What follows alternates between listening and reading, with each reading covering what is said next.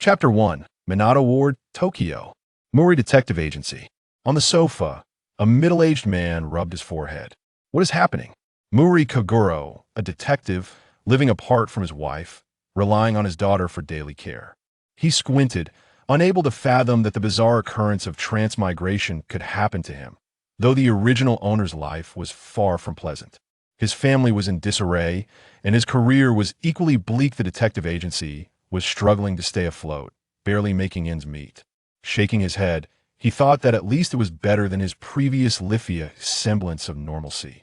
As he gazed at the already darkening sky, a frown creased his brow. He recalled that his daughter, Mouri Ran, seemed to be out on a date with her childhood friend, Kudo Shinichi. It was already dark. Why hadn't she returned yet? The original owner's memories held no fondness for Kudo Shinichi rivals in the same profession, especially since he was barely scraping by, while the other was a young prodigy, hailed as the savior of Japanese law enforcement, the Sherlock Holmes of the Heisei era. In this world, detectives held a different status than in his previous life. Of course, this referred to renowned detectives. Those like Mouri Kogoro, who remained obscure, were not included. Ring, ring, ring. At that moment, the telephone rang. Mouri Kogoro picked up the receiver, and an anxious voice came through. Your daughter has been kidnapped by a man in black. The address is Yayocho, the Tani residence. It's a large house, easy to find. What is the commission fee? If you find her, I can offer 1 million yen. All right, he'll be there immediately. Mouri Kogoro hung up the phone, swiftly grabbing his suit as he hurried out the door. Such a rare and significant case could not be missed. The original owner had a penchant for alcohol and gambling, lacking in detective skills, burdened with myriad troubles. Living in dire straits, the immediate priority was to earn money. There was no other choice. I am now the impoverished Mouri Kogoro. Just as he stepped outside, he encountered his daughter, Mouri Ran. The high school girl appeared exceedingly graceful, standing beside a bespectacled young boy. Kudo Shinichi adent come. Even if they weren't dating, it was rather careless of him not to accompany Mouri Ran home. Dad, it's so late. Where are you going? Are you drinking? Or playing mahjong? Or, Mouri Ran inquired as soon as she saw Mouri Kogoro. Mouri Kogoro felt a twinge of embarrassment. He was failing as a father. His image before his daughter was dismal. He interrupted Mouri Ran, saying, I have a case to attend to. The daughter of a company president has been kidnapped by a man in black, and I must rush over. With that, he hailed a taxi by the roadside, instructing to the Tani residence in Yayocho. I hear it's a large estate. I know that place, the taxi driver nodded, setting off. Mouri Kogoro thought to himself that the Tani family was quite well known locally. He turned to Mouri Ran and the little boy, asking, How did you come along? Mouri Ran sheepishly replied, It wasn't me, it was him who insisted. The young boy exclaimed excitedly, Wow. A car! A car! Mouri Kogoro realized that the boy had indeed dragged Mouri Ran into the taxi, likely driven by childish excitement. Seeing the taxi now on the highway, he knew it was too late to make them get out. So he said, Fine, come with me, but keep an eye on this child. Don't let him cause any trouble. I understand, Dad. Mouri Ran was aware that such antics would complicate her father's work. During the ride, Mouri Kogoro inquired a bit about the boy. The child's name was Edogawa Conan, a relative of Dr. Agasa. Mouri Kogoro recognized Dr. Agasa, who lived next door to Kudo Shinichi. He was an inventor, though Mouri Kogoro rarely interacted with him. As for the boy named Conan, Mouri Kogoro paid him little mind, closing his eyes to rest. This was a habit from his previous life, a way to maintain his energy for any eventualities. It was a kidnapping case, and the information at hand was scant. It could prove quite troublesome. Tani residence, Minato Ward. The house was indeed grand, featuring a large courtyard, an extravagant sight in the densely populated Tokyo. Upon entering, he met the owner, President Tani, a stern-looking middle-aged man, who appeared quite anxious. Accompanying him was an elderly man resembling a butler, along with several servants. After introductions were made, Mouri Kogoro received a photograph of the missing girl, Tani Akiko, from President Tani. She was a remarkably beautiful little girl, smiling broadly while holding a dog. Mouri Kogoro began to inquire. Your only daughter, Tani Akiko, age 10, was kidnapped by a man dressed entirely in black, correct? Yes, it was my butler who witnessed it. President Tanny barked at the butler behind him. Isn't that right, Asu? Butler Asu replied, yes, yes, sir. Mouri Kogoro glanced at President Tanny and Butler Asu. It was clear that President Tanny was furious about his daughter's abduction, and naturally, the butler bore the brunt of his ire. He took out a notepad and pen, quickly jotting down notes as he looked toward Butler Asu, asking, are there any other witnesses? Butler Asu replied, no. When everyone heard the cries and rushed over, the culprit had already fled. Mouri Kogoro noted this down and continued, could you describe the kidnapper in more detail? At the same time, he noticed that the boy named Edogawa Conan was also fervently taking notes. This child. Nevertheless, Mouri Kogoro had no time to attend to the boy. He was intently listening to Butler As's account. It was too dark at the time. I couldn't see the face of the man in black, Butler Asu stated. Mouri Kogoro pressed further, please elaborate on the situation at that moment. All right. Butler Asu said. The young lady returned home after school and was playing in the courtyard. Suddenly, from the corner of the courtyard, a man in black sprang out, seizing the young lady and holding her at knife point. He told me to inform the master that if he wanted the young lady to return safely, he must shut down the company for a month. If the police were involved, the young lad's life would be in jeopardy. After making his demands, he climbed that tree and escaped with the young lady. Butler Asu pointed to a tree in the courtyard. Mouri Kogoro's gaze shifted to the tree. Situated close to the courtyard's edge, it was indeed plausible that an escape could be made from there. Carrying a little girl, this kidnapper seemed to possess considerable physical prowess, indicating he was no ordinary foe. By the tree, several dogs barked fiercely. Was the kidnapper so audacious? Even if it were an acquaintance committing the crime, one would think they would choose a more secure location. He turned his gaze back to Butler Asu. Filled with suspicion, was he truly the only eyewitness? When did you all arrive? Did you hear anything? Mouri Kogoro questioned the servants. When we arrived, it was about 10 seconds after hearing the cries. We only saw Butler Asu shouting, and no other sound were heard, a maid replied. Mouri Kogoro nodded. All right. Without further ado, he approached the tree, and immediately the dogs began to bark loudly. Butler Asu, did you hear those dogs barking? Mouri Kogoro fixed his gaze on Butler Asu, exclaiming, you're lying. If the culprit truly escaped from here, how could the others not hear the dogs barking? Did that man in black really exist? You were the one who kidnapped Akiko, weren't you? Butler Asu appeared flustered, stammering too. Thud! He dropped to his knees. Mouri Kogoro looked down at Butler Asu, commanding, speak. Where is young Lady Akiko? At that moment, he exuded an air of authority, his detective demeanor imposing. Not only Butler Asu, but even the others felt a wave of tension, their hearts racing. Meanwhile, the young boy, Edogawa Conan, who had been diligently taking notes, found his pen had come to an unexpected halt. He gazed at Mouri Kogoro in disbelief. Could this uncle truly be so formidable? Edogawa Conan appeared to be a mere child, yet in truth, he was the high school detective Kudo Shinichi, transformed into a young boy due to a mysterious poison administered by a man in black. Though he had known Mouri Kogoro for some time, the former Mouri Kogoro had been exceedingly mediocre, scarcely deserving of his attention now. However, it seemed he had misjudged him. I'm sorry. The young lady is at a nearby restaurant, Butler Asu confessed, looking quite defeated. Asu, President Tanny exclaimed, visibly enraged. Mouri Kogoro continued to press Butler Asu. Were you the only kidnapper? Yes. Is she locked in a room at the restaurant? Yes. Kogoro Mouri turned to President Gu and said, first, call the hotel and instruct the staff to ensure the safety of Miss Ko. Though the butler also appeared quite flustered, he likely spoke the truth nevertheless. It was prudent to prioritize the safety of the hostage. You are absolutely right. President Gu nodded vigorously. The butler also relayed the hotel's phone number, and President Gu made the call, requesting the hotel staff to locate Ko. Meanwhile, Kogoro Mouri inquired of the butler, why did you feign the kidnapping of Miss Ko? Surely, you must have a reason for such an act. The butler also bowed his head and replied, this was Miss Ko's idea. Since the master has been preoccupied with work, he has little time to spend with her.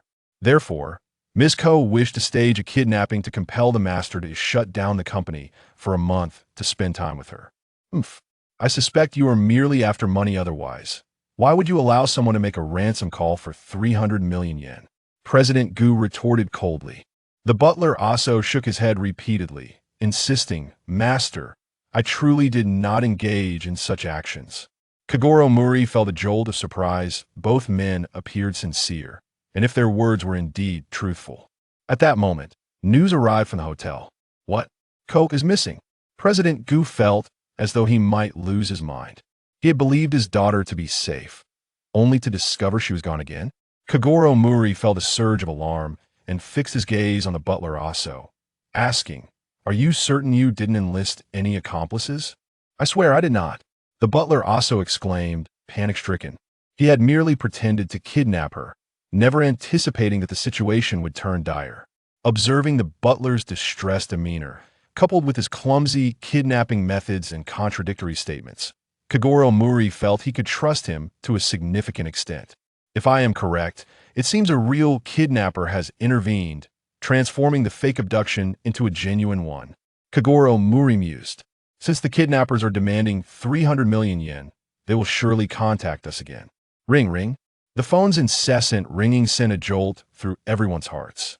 Kogoro Mouri urged, Once you answer the call, converse with the kidnappers as I have instructed. He retrieved a pen and notepad, signaling President Gu to pick up the phone. Sweat dripped from President Gu's palms as he answered the call. 300 million yen. Are you ready? Came the voice from the other end. Kogoro Mouri scribbled on the notepad. Who are you? Who are you? President Gu asked nervously. What do you mean? Did I not just call you? I'm the one who has kidnapped your daughter. The kidnapper's voice rasped ominously. Kogoro Mouri wrote, Is my daughter safe? I want to hear Ko's voice. Following Kogoro Mouri's instructions, President Gu engaged in conversation with the kidnapper. True to his position as a corporate president, despite his daughter's abduction and his mounting anxiety, he managed to maintain a semblance of composure. Of course, this was largely due to Kogoro Mouri's presence. Though his arrival had been brief, the detective's formidable skills instilled a sense of reassurance in President Gu. Dad, help! Cried the young girl's voice from the phone. Ko! President Gu exclaimed, his urgency causing him to overlook Kogoro Mouri's written words. Hey, I am not a patient person. If you do not prepare the 300 million yen quickly, I will kill your daughter. The kidnapper's voice dripped with menace. Kogoro Mouri's expression grew serious as he continued to write. At that moment, President Gu regained his composure and wrote as Kogoro Mouri instructed. Where are you? I will prepare the money for delivery. Then, the little girl's voice echoed from the phone. Daddy, I'm in the school warehouse. I don't know where it is, but there's a huge chimney outside. Ko! President Gu's heart raced with desperation upon hearing his daughter's cries. The kidnapper retorted, TCH. I will contact you again shortly. Hurry and prepare the money. Ko! President Gu shouted, but the call had already been disconnected.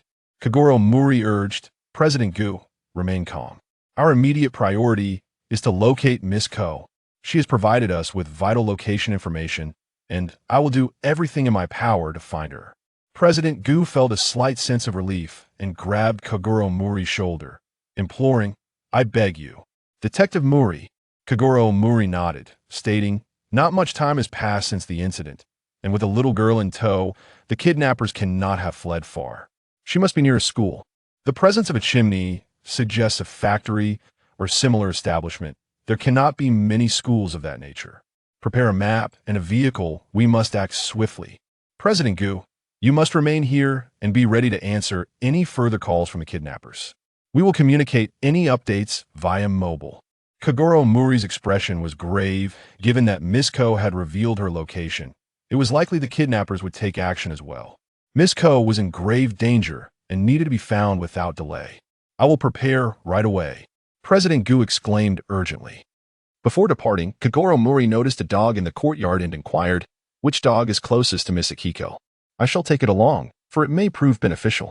Although the dog was not a trained one, its keen sense of smell might enable it to locate its owner if they were within close proximity. Since the Tanaka family possessed a map, Kogoro Mouri climbed into the car belonging to Mr. Tanaka and set off. Kogoro Mouri gazed at the map. instructing the driver to head towards a certain school. Once the vehicle set off, he shifted his attention to the side where Ran Mouri and Conan Edogawa sat. You were the one who insisted on bringing Ran into the car again, weren't you? Surely, you do not wish to ride along once more? Kogoro Mouri remarked. Eyeing the young boy, Conan's heart raced. Under Kogoro's scrutinizing gaze, he felt as though his thoughts were laid bare. I've had a passion for detective games since childhood, which is why I wanted to observe you in action, Uncle Mouri, Conan quickly replied, his mind racing. Kogoro Mouri remarked, I see. No wonder I noticed you taking notes just now. May I take a look at your notes? Conan, feeling somewhat apprehensive, cautiously retrieved his notebook and handed it over to Kogoro Mouri. Kogoro Mouri perused the records, narrowing his eyes as he remarked, well documented. It appears you possess considerable potential as a detective. Conan felt a wave of relief wash over him. It seemed he had successfully concealed his true identity. After all, who could possibly suspect that I am Shinichi Kudo returned to his youthful form? Ultimately, it is a phenomenon that defies scientific explanation. API call failed with status code 429. Error. Code. For 29. Message. Resource has been exhausted. E.g. check quota. Status. Resource exhausted. Kogoro Mouri alighted from his vehicle, accompanied by his dog, in search of the elusive Kuki Junko. However, the dog exhibited no discernible response, indicating that they were clearly not in the right location. Subsequently, they scoured each of the 5 designated schools, yet the whereabouts of Kuki Junko remained a mystery. Had they ventured in the wrong direction? A sense of unease gripped Kogoro Mouri as he contemplated the peculiarities of this initial assignment. He recalled the details provided by Miss Kuki, a school, a chimney. Suddenly, his gaze fell upon a towering edifice that loomed in the darkness, resembling an enormous chimney standing upright. Of course, Kogoro Mouri exclaimed, realization dawning upon him. So that's it. Conan chimed in almost simultaneously. Kogoro Mouri turned to Conan, who at that moment was diverting his gaze from the towering building. Their eyes met. Kogoro narrowed his eyes while Conan appeared somewhat anxious. This child possesses an uncanny intellect, Kogoro mused, pondering the boy's tender age. Although he sensed that the child was extraordinary, the urgency to locate Miss Yuki Takagi weighed heavily on his mind. Without further delay, he instructed the driver to proceed swiftly towards the school. If all went as anticipated, Yuki should be there. Upon their arrival at the institution, the dog, having just been escorted out of the vehicle by Kogoro, erupted into a frenzy of barking and darted ahead. Follow it. Kogoro Mouri's expression brightened with joy. Had he finally found the place? The dog moved swiftly, and though Kogoro managed to keep up, his once remarkable physique had diminished with age. Now in his middle years and burdened by the vices of smoking and drinking, he was far from his former self. He glanced at Ran Mouri, a delicate young girl, who seemed to effortlessly outpace him. As for Conan, the child lagged far behind. Hardly worthy of attention, the dog arrived at a warehouse, and Ran Mouri charged at the door. Bang! The heavy door swung open with a crash, followed by several shouts from within. At this moment, Kogoro Mouri had just arrived at the entrance. A man screamed as he was hurled out, rolling several times before collapsing on the ground, groaning and unable to rise. In a mere few seconds, he had been knocked out. It dawned on him that Ran Mouri was a master of karate and the champion of the Kanto High School. API call failed with status code 429. Error. Code. For 29. Message. Resource has been exhausted, e.g. check quota. Status. Resource exhausted. Kogoro Mouri promptly dialed a phone number to inform President Gu about Miss Gu Jingzi's safety, requesting him to come and pick her up. Subsequently, he contacted the police to report the situation and asked them to come and apprehend the kidnappers. After concluding the call, Conan, with his short legs, arrived on the scene. Has the person been rescued? He asked, observing Gu Jingzi being escorted out of the warehouse by Ran Mouri, feeling a profound sense of relief.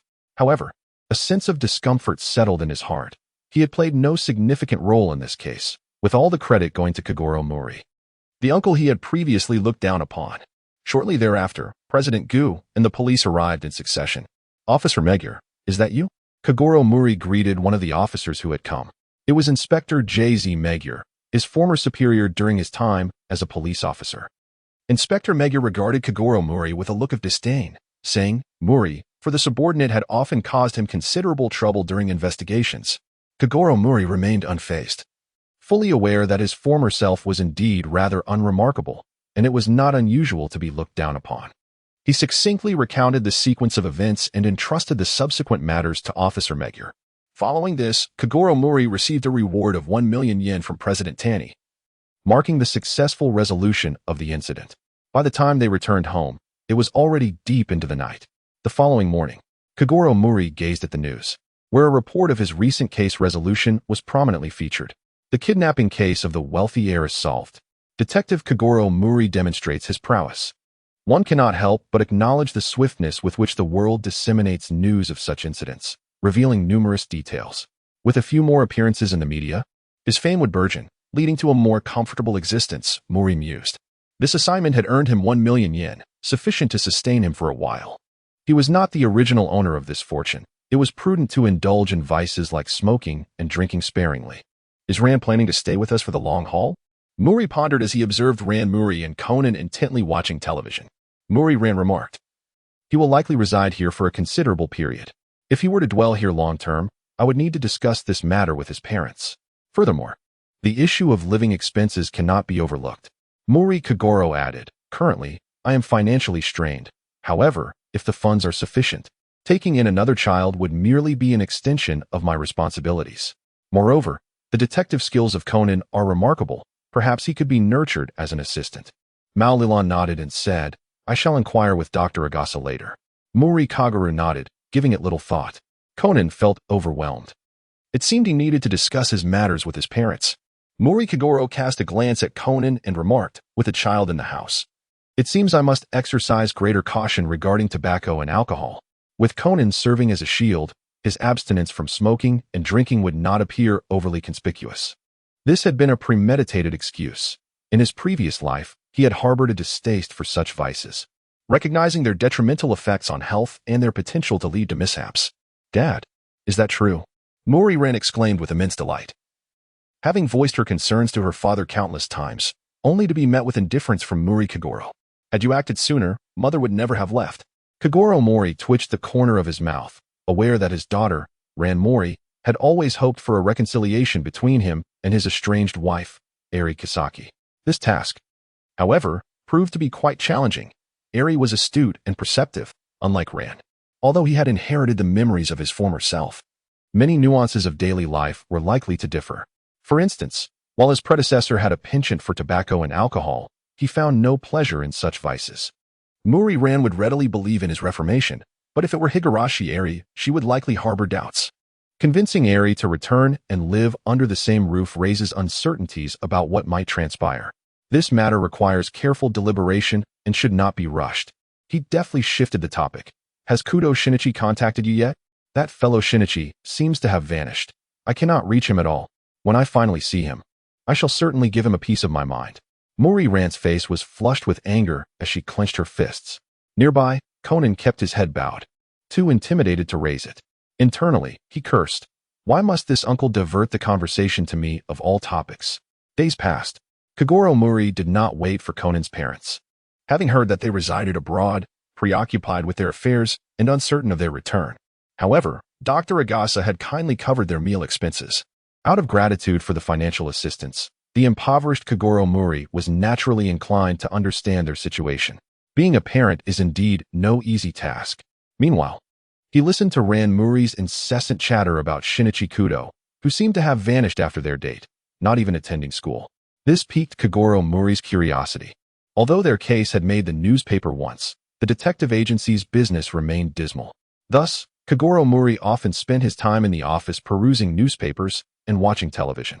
He found satisfaction in such a routine, relishing the leisurely moments that his previous life lacked. Of course, he sought to forget about financial concerns. He contemplated whether he should investigate Shinichi Kudo, especially given his unease about his daughter Ran's erratic behavior. One evening, Kogoro Mouri was watching television. A singing program was airing, and the melodious voices filled the room, providing him immense pleasure. The enchanting idol, Yoko Okino, was performing, even in his current state. Kogoro Mouri could not deny her captivating charm. It was no wonder she had begun to be hailed as a national idol. Just then, the doorbell rang. Kogoro Mouri lowered the volume and proceeded to open the door. "This is the Mouri Detective Agency. How may I assist you?" he inquired. The visitor, whose face was largely obscured by a hat, replied, I have a matter I would like your assistance with." The voice was vaguely familiar to him. "Oh." Kogoro Mouri's expression shifted as he exclaimed, "Are you Yoko Naya?" The woman removed her hat, revealing her exquisite features, and affirmed, "Indeed, I am." Kogoro Mouri gazed at the program being broadcasted and remarked, "I am currently watching the show you appeared on. It seems to have been pre-recorded. What brings you to our home?" At that moment, Ran Mouri rushed over, her expression one of astonishment. Kogoro Mouri turned to Ran Mouri and remarked, "It seems a visitor has come to commission us. Should we not offer them tea?" He ushered Yoko Okino into the room, accompanied by a man. "Are you Yoko's manager?" Kogoro inquired with curiosity. The man nodded and replied, "Indeed, I am Yoko's manager, Eiichi Yamagishi."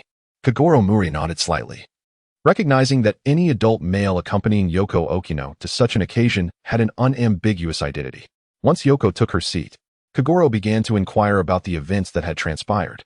Individuals of Yoko's stature typically made an effort to avoid appearing in a detective agency. "Are you saying that you have been followed and monitored?" Kogoro raised an eyebrow and remarked, "Since you have come to me, it cannot be due to the likes of reporters, can it? For an idol of Yoko's caliber, being pursued by reporters is quite commonplace. If there comes a day when she is not followed, that would be a true cause for concern, implying a decline in popularity. Indeed, lately, I have had an unsettling feeling, as if I am being watched," Yoko confessed. "Upon returning home, I discovered that the furniture had been rearranged, and I received a plethora of photographs of me taken without my knowledge. Just yesterday, while walking home at night, someone followed me. I am truly frightened. So frightened. At this rate, I can hardly sleep at night." Seeing Yoko in such a state of panic, Kogoro felt a sense of urgency himself. "Rest assured, I will investigate thoroughly and unearth this stalker. If possible, we would prefer that you conduct a discreet investigation," interjected her manager, Eiichi Yamagishi. "Should this matter come to light, it would tarnish her image." "I understand. I shall handle this matter confidentially. Please trust in my professionalism," Kogoro assured them earnestly. Both Yoko and Eiichi nodded appreciatively. "Thank you so much," they expressed in unison. "Of course. However, regarding fees." Kogoro's lips curled into a slight smile. Eiichi replied, "How about a commission fee of 500,000 yen?" "Agreed, but I require a 20% deposit in advance, 100,000 yen, Kogoro said with a grin. "Will that be in cash or card?" Eiichi promptly paid the 100,000 yen via card. "I shall now proceed to investigate Miss Okino's residence. You two may enjoy your dinner in the meantime," Kogoro instructed Ran and Conan as he turned away. At this moment, Ran Mouri inquired, "Father, may I go?" "You wish to go?" Kogoro Mouri responded with a hint of surprise, as it was unusual for Ran to interrupt him during his commissions. "I am so eager to see the home of a youthful idol and discover what it is like." Ran turned to Conan and said, "Conan, don't you want to see it too?" Conan replied, his expression reflecting a sense of puzzlement. Kogoro Mouri cast a fleeting glance at the two individuals, his eyes shimmering momentarily, and remarked, "It is indeed possible, yet it must not interfere with my duties in any way." Mouri Ran exhibited some peculiar behavior, seemingly intent on taking Conan along. Mouri Kogoro did not oppose this. He wished to test Conan's capabilities to determine whether he could serve as his assistant. Thus, he decided to bring both Mouri Ran and Conan on this excursion. They arrived at the residence of Ayako Nakanishi, located within an imposing apartment building. Ascending to the 25th floor via the elevator, they were greeted by a panoramic view from the corridor windows, truly a splendid location. However, upon Ayako Nakanishi opening the door to her home, her expression shifted to one of sheer terror as she exclaimed, what had transpired? Mouri Kogoro's demeanor altered subtly. He detected a familiar scent, the unmistakable odor of blood. He rushed to the threshold and beheld a man collapsed in a pool of crimson.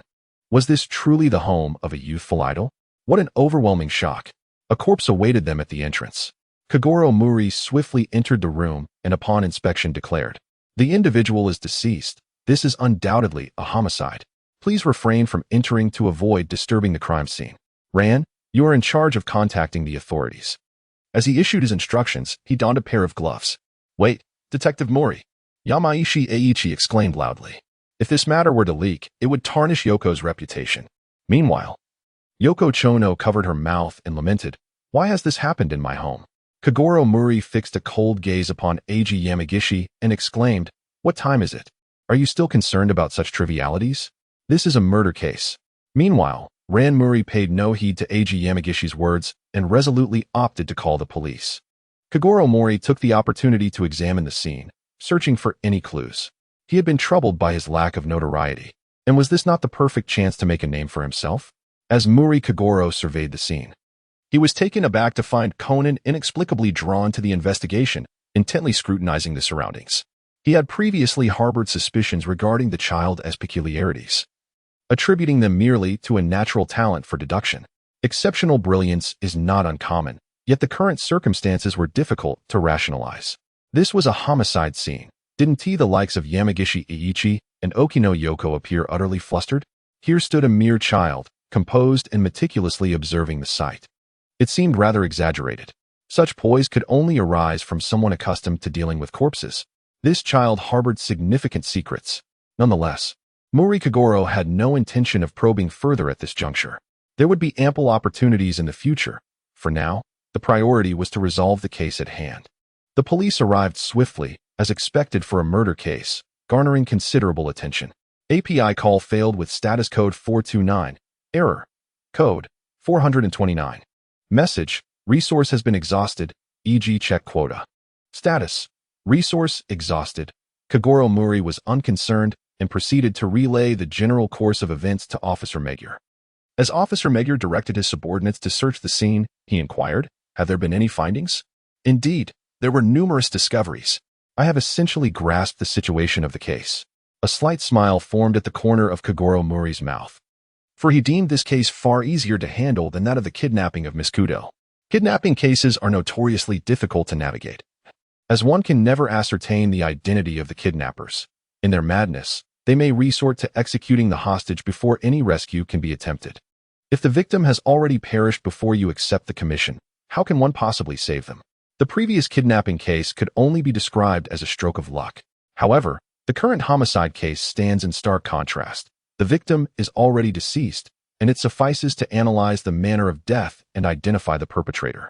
Conan stared at Kogoro Mouri in astonishment, unable to fathom how he could arrive at conclusions so swiftly. I have yet to untangle my thoughts.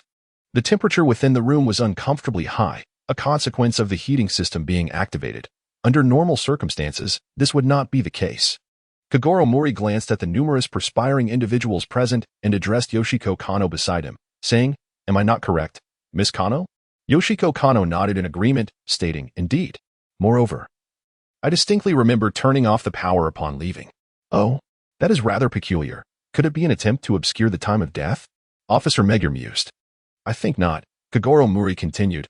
"Although it may not be apparent, there are traces of water around the corpse." Amidst the disorderly room, there stood a neatly arranged chair, placed right beside the body. Why is that?" Officer Magyar queried, perplexed. "Observe that the deceased was stabbed in the back.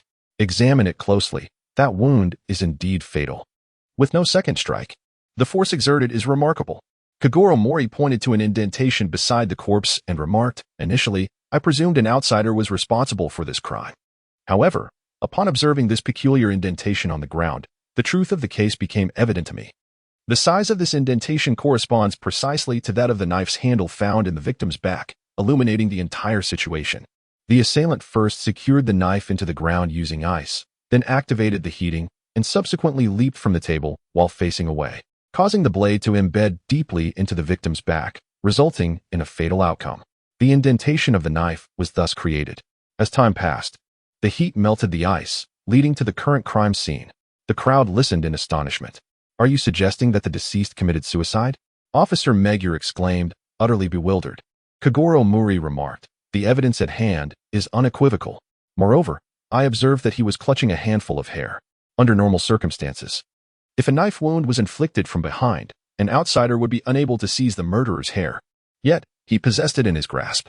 The color of the hair resembles that of Miss Yoko's, which is a blatant attempt to frame her. May I inquire, Miss Yoko, do you recognize the deceased? Why would he resort to his own demise to implicate you? This is not merely a matter of ordinary animosity. I must say, this individual who chose to take his own life is truly exceptional. A typical person could scarcely conceive of such a method of suicide to cast blame. With such intellect, why squander it on self-destruction?" Kogoro Mouri gazed intently at Yoko Okino, an air of authority emanating from him. In that moment, his detective aura enveloped the entire room, causing everyone to hold their breath in anticipation. Yoko, trembling as she looked at the deceased, confessed, "I recognize him. He was my boyfriend during high school, Akira Fujiwara." Yoko. Ryuki Yamagishi interjected sharply, aware that for a national idol like Yoko Okino, any revelation of a former relationship could lead to public scrutiny. Tomorrow's front-page headlines were virtually guaranteed. "I'm so sorry, Mr. Yamagishi," Yoko exclaimed. "I can no longer keep this a secret. Could it be that your severed ties led him to harbor resentment against you? Perhaps even to frame you?" Officer Magyar proposed. "If so, a motive for suicide and framing emerges." "No, it was he who ended things in high school," Yoko denied vehemently. "However, once I achieved fame, he began to harass me, demanding that I return to him." To escape, Kogoro Mouri furrowed his brow and remarked, "If he were the one to have cast you aside, he surely would not pursue you so relentlessly, let alone frame you with his demise." He then directed his gaze towards Eiichi Yamagishi. With a countenance full of remorse, Yamagishi confessed, "It is entirely my fault. In truth, I implored him to part ways with Yoko to prevent any hindrance to her career." Upon hearing this, everyone was struck with realization. The case had become fundamentally clear, and what remained was merely to tie up loose ends. Kogoro Mouri picked up an earring from beneath the sofa and inquired, "Miss Yoko, is this yours?" "No." Yoko Tsukino replied after a moment of careful consideration, "This belongs to Yuko." "Yuko?" Kogoro Mouri expressed his confusion. Yoko Tsukino explained, "Yuko Aki's is a peer of mine. We debuted around the same time. We often work together, which is why I recognize her earring. But how did Yuko's earring end up in my room?" Mouri Kogoro's eyes sparkled with realization as he exclaimed, "Miss Yoko, have you forgotten the true purpose of my visit? I am here to assist you in identifying the stalker. Your room is in disarray. Fujikawa Akihiro aims to frame you. There is no need for such chaos. It is the stalker who typically exhibits this behavior. Do you have any previous grievances with her?" Yamagishi Eiichi remarked, "I have heard that Ikezawa Yuko harbors resentment towards Yoko for having her role in a television drama snatched away. Thus, it seems reasonable to conclude that the stalker is indeed her," Mouri Kogoro asserted. At that moment, Officer Magyar interjected, "We have examined the surveillance footage. Prior to the incident, aside from the deceased Fujikawa Akihiro, another woman entered and exited the apartment. It appears to be Ikezawa Yuko. I shall summon her now to assist with the investigation." Although Mouri Kogoro deduced that it was a case of suicide, and the evidence appeared to support this theory, the police would not easily dismiss other lingering suspicions. Kogoro Mouri remained indifferent, fully aware that Officer Magyar's trust in him was still insufficient. It was no easy task to clear the unreliable impression of his past. Soon, Yuko Ikezawa was summoned, clad in a coat, and upon her arrival, she exclaimed, "I do resent Yoko for stealing the lead role in the drama. But I have never been here." "Then how do you explain this earring?" "The building's surveillance also captured someone resembling you." Mouri raised an eyebrow. Compared to resolving the murder case effortlessly, tracking down the perpetrator was his true assignment. "This earring is indeed mine, but who knows how it ended up here? As for the surveillance, resemblance does not equate to certainty." Yuko Ikezawa retorted loudly, "Is that why you called me here? Humph. How boring. I need to use the restroom." With that, she strode directly towards the facilities. "This woman is truly troublesome." Officer Magyar frowned.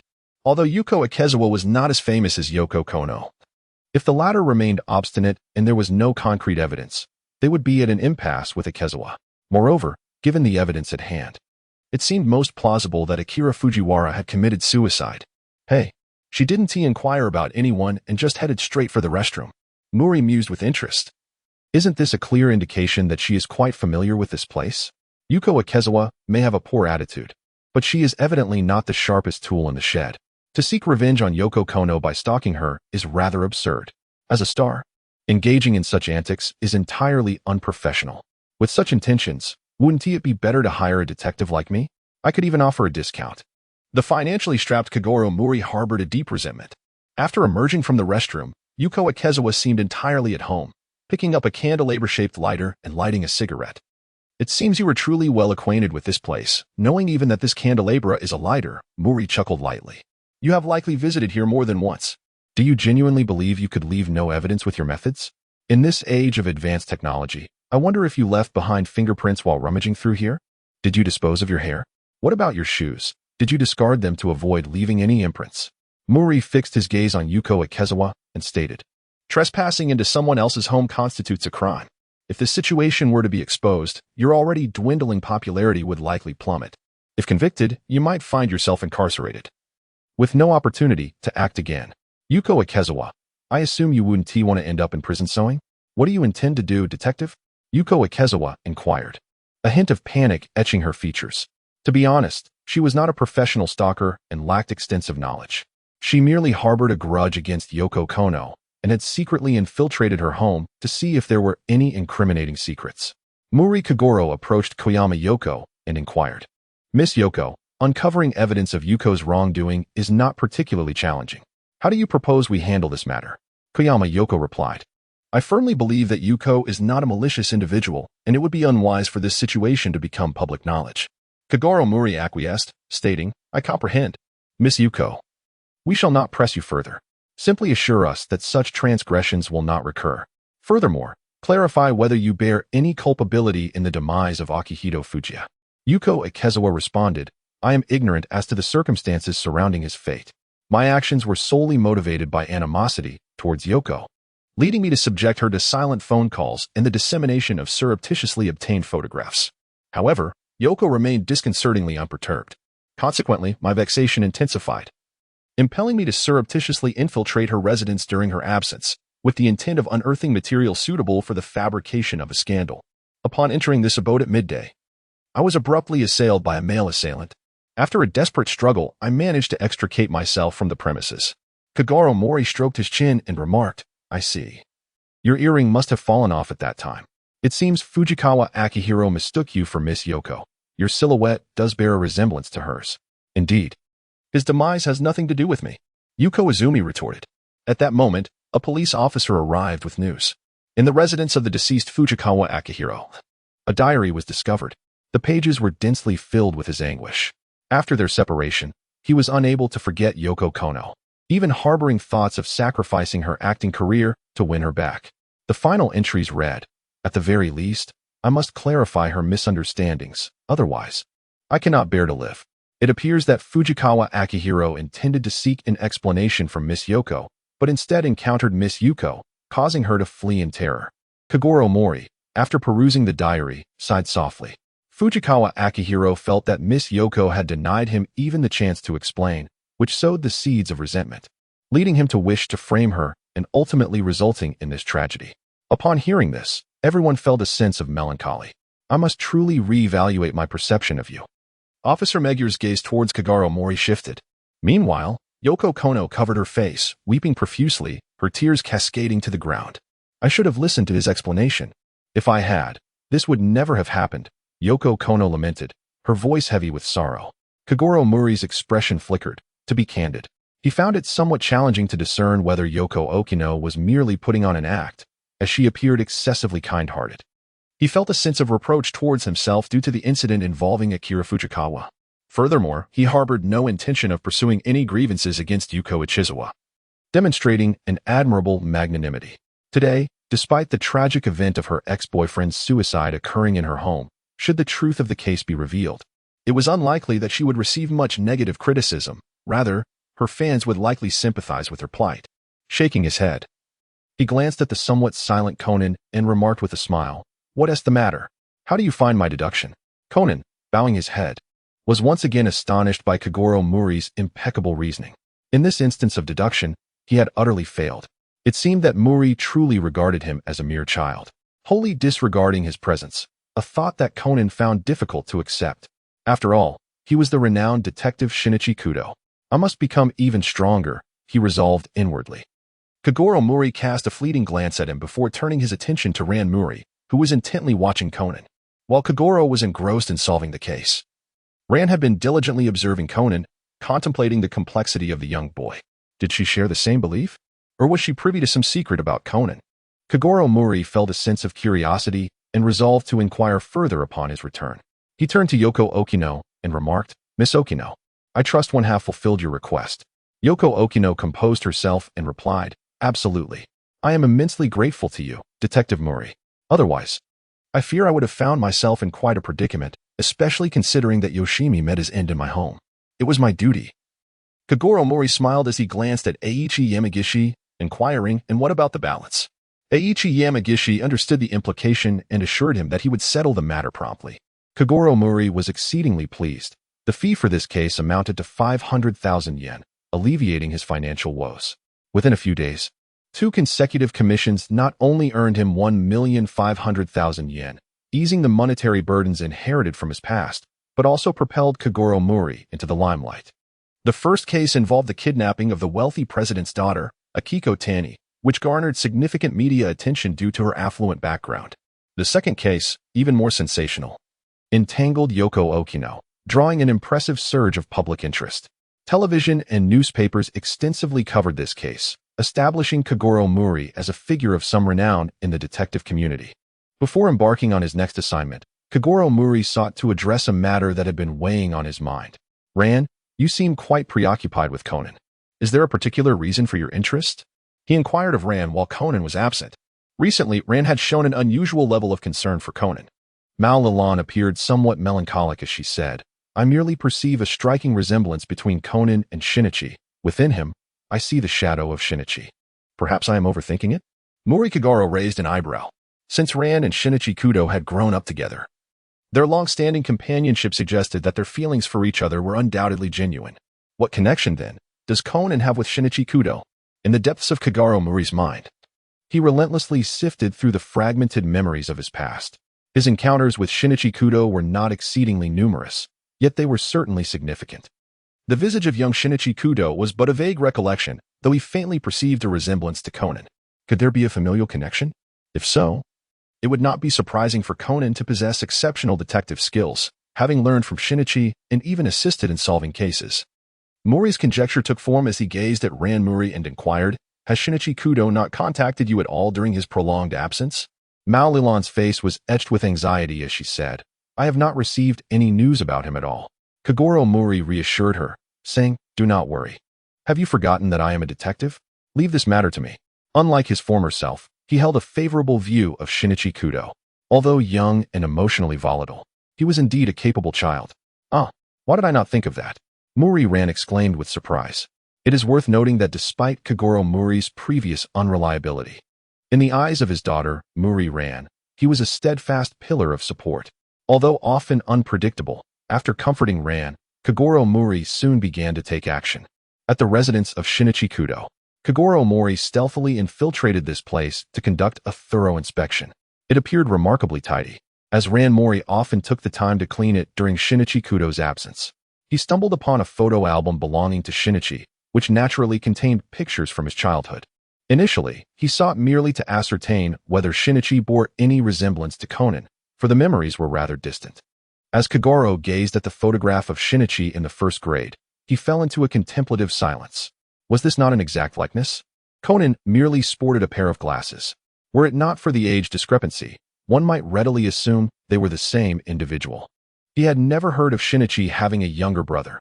If that were the case, given Ran's relationship with Shinichi, she would certainly be aware of it. Kogoro furrowed his brow in concern. He continued to search, discovering within the wardrobe that one of the cabinets was missing its garments. The absence of the childhood clothes deepened Kogoro's frown. He recalled Conan's attire, none of which appeared new.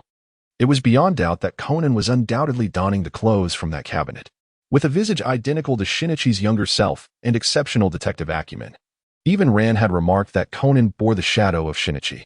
Kogoro began to feel that his thoughts might be veering into the realm of the absurd. Even though Shinichi had vanished, to assert that Conan was Shinichi was indeed a remarkable proposition. Yet, contemplating Conan's usual demeanor, he certainly did not resemble an elementary school student. Kogoro Mouri took out a childhood photograph of Shinichi Kudo, carefully returned the items in the room to their original places, and then departed. Mouri Detective Agency. The night had fallen, yet Mouri Kogoro did not immediately confront Conan.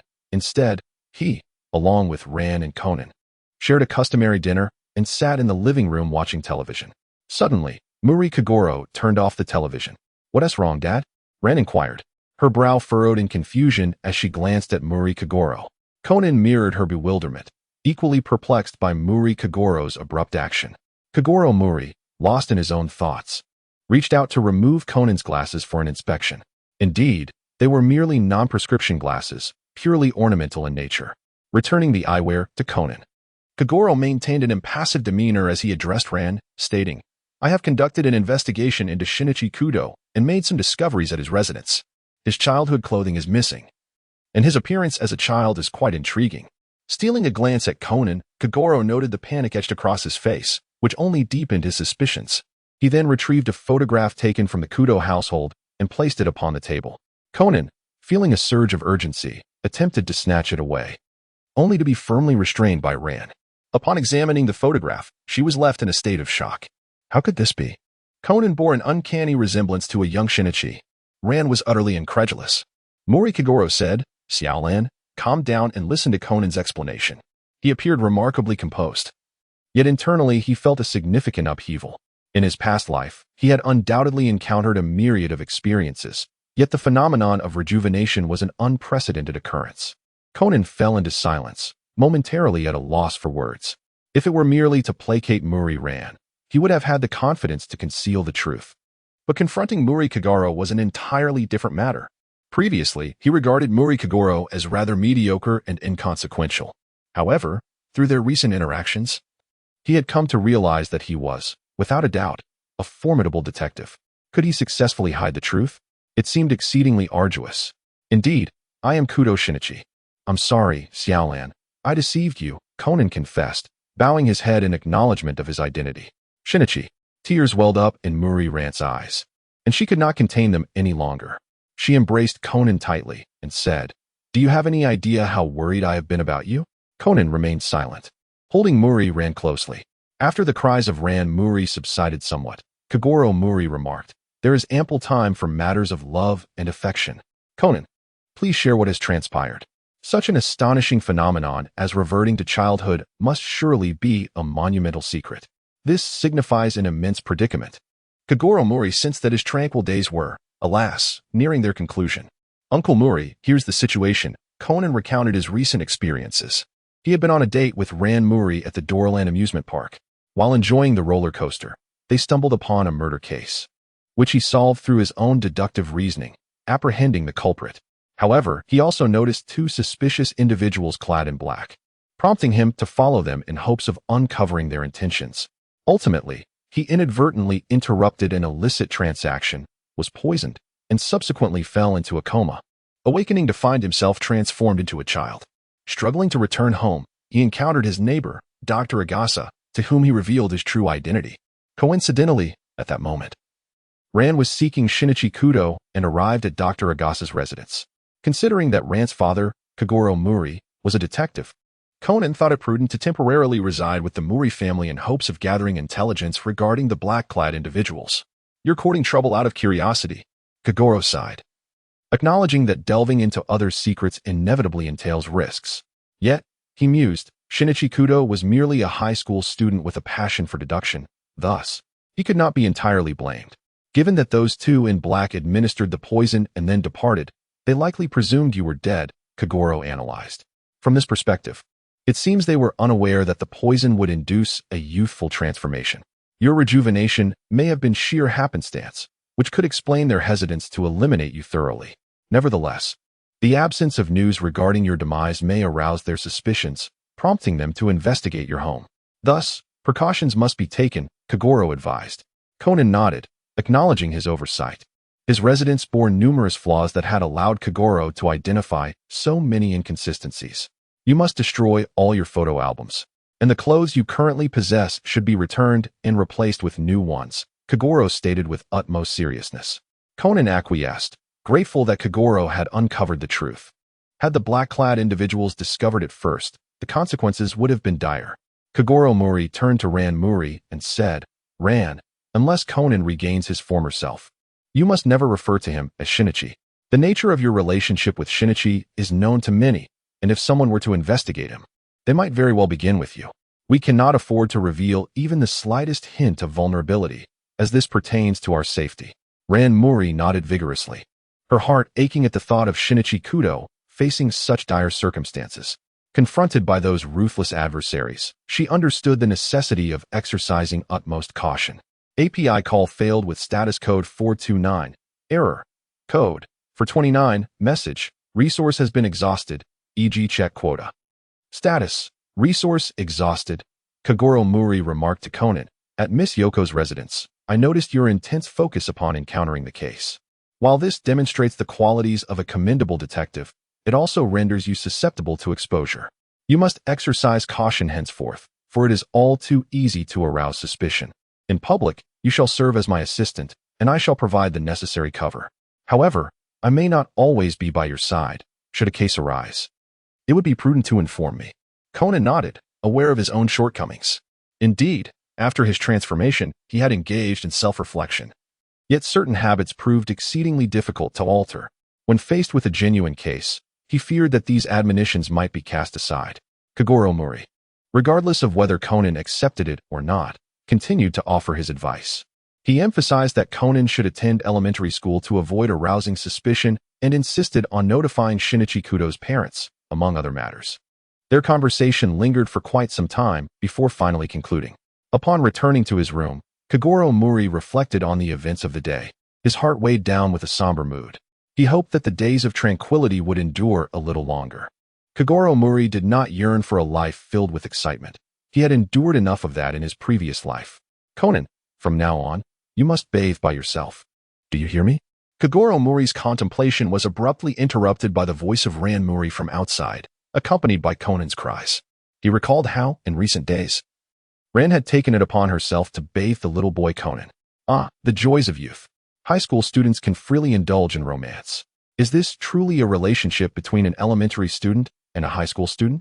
A smile graced Kogoro Mouri's lips. Even if tumultuous storms may lie ahead, should one not relish the tranquility of the present? Early the next morning, he had intended to assist Conan with his enrollment in elementary school and to purchase some clothing. But a visitor arrived instead. It was a middle-aged man wearing glasses, exuding an air of sophistication. "Good day, are you Detective Mouri?" the visitor inquired. Kogoro Mouri nodded and said, "Indeed, it is I. How may I address you? Do you have a request?" The man smiled and replied, "I am Abe Utaka. I have come to seek your assistance in tracking a certain individual for 3 days." Kogoro Mouri furrowed his brow and inquired, "Do you require me to capture any of his secrets?" Following and discreetly photographing individuals is a routine task for most detectives, often constituting the very essence of their work. However, Kogoro Mouri held a disdain for such assignments, deeming them rather trivial.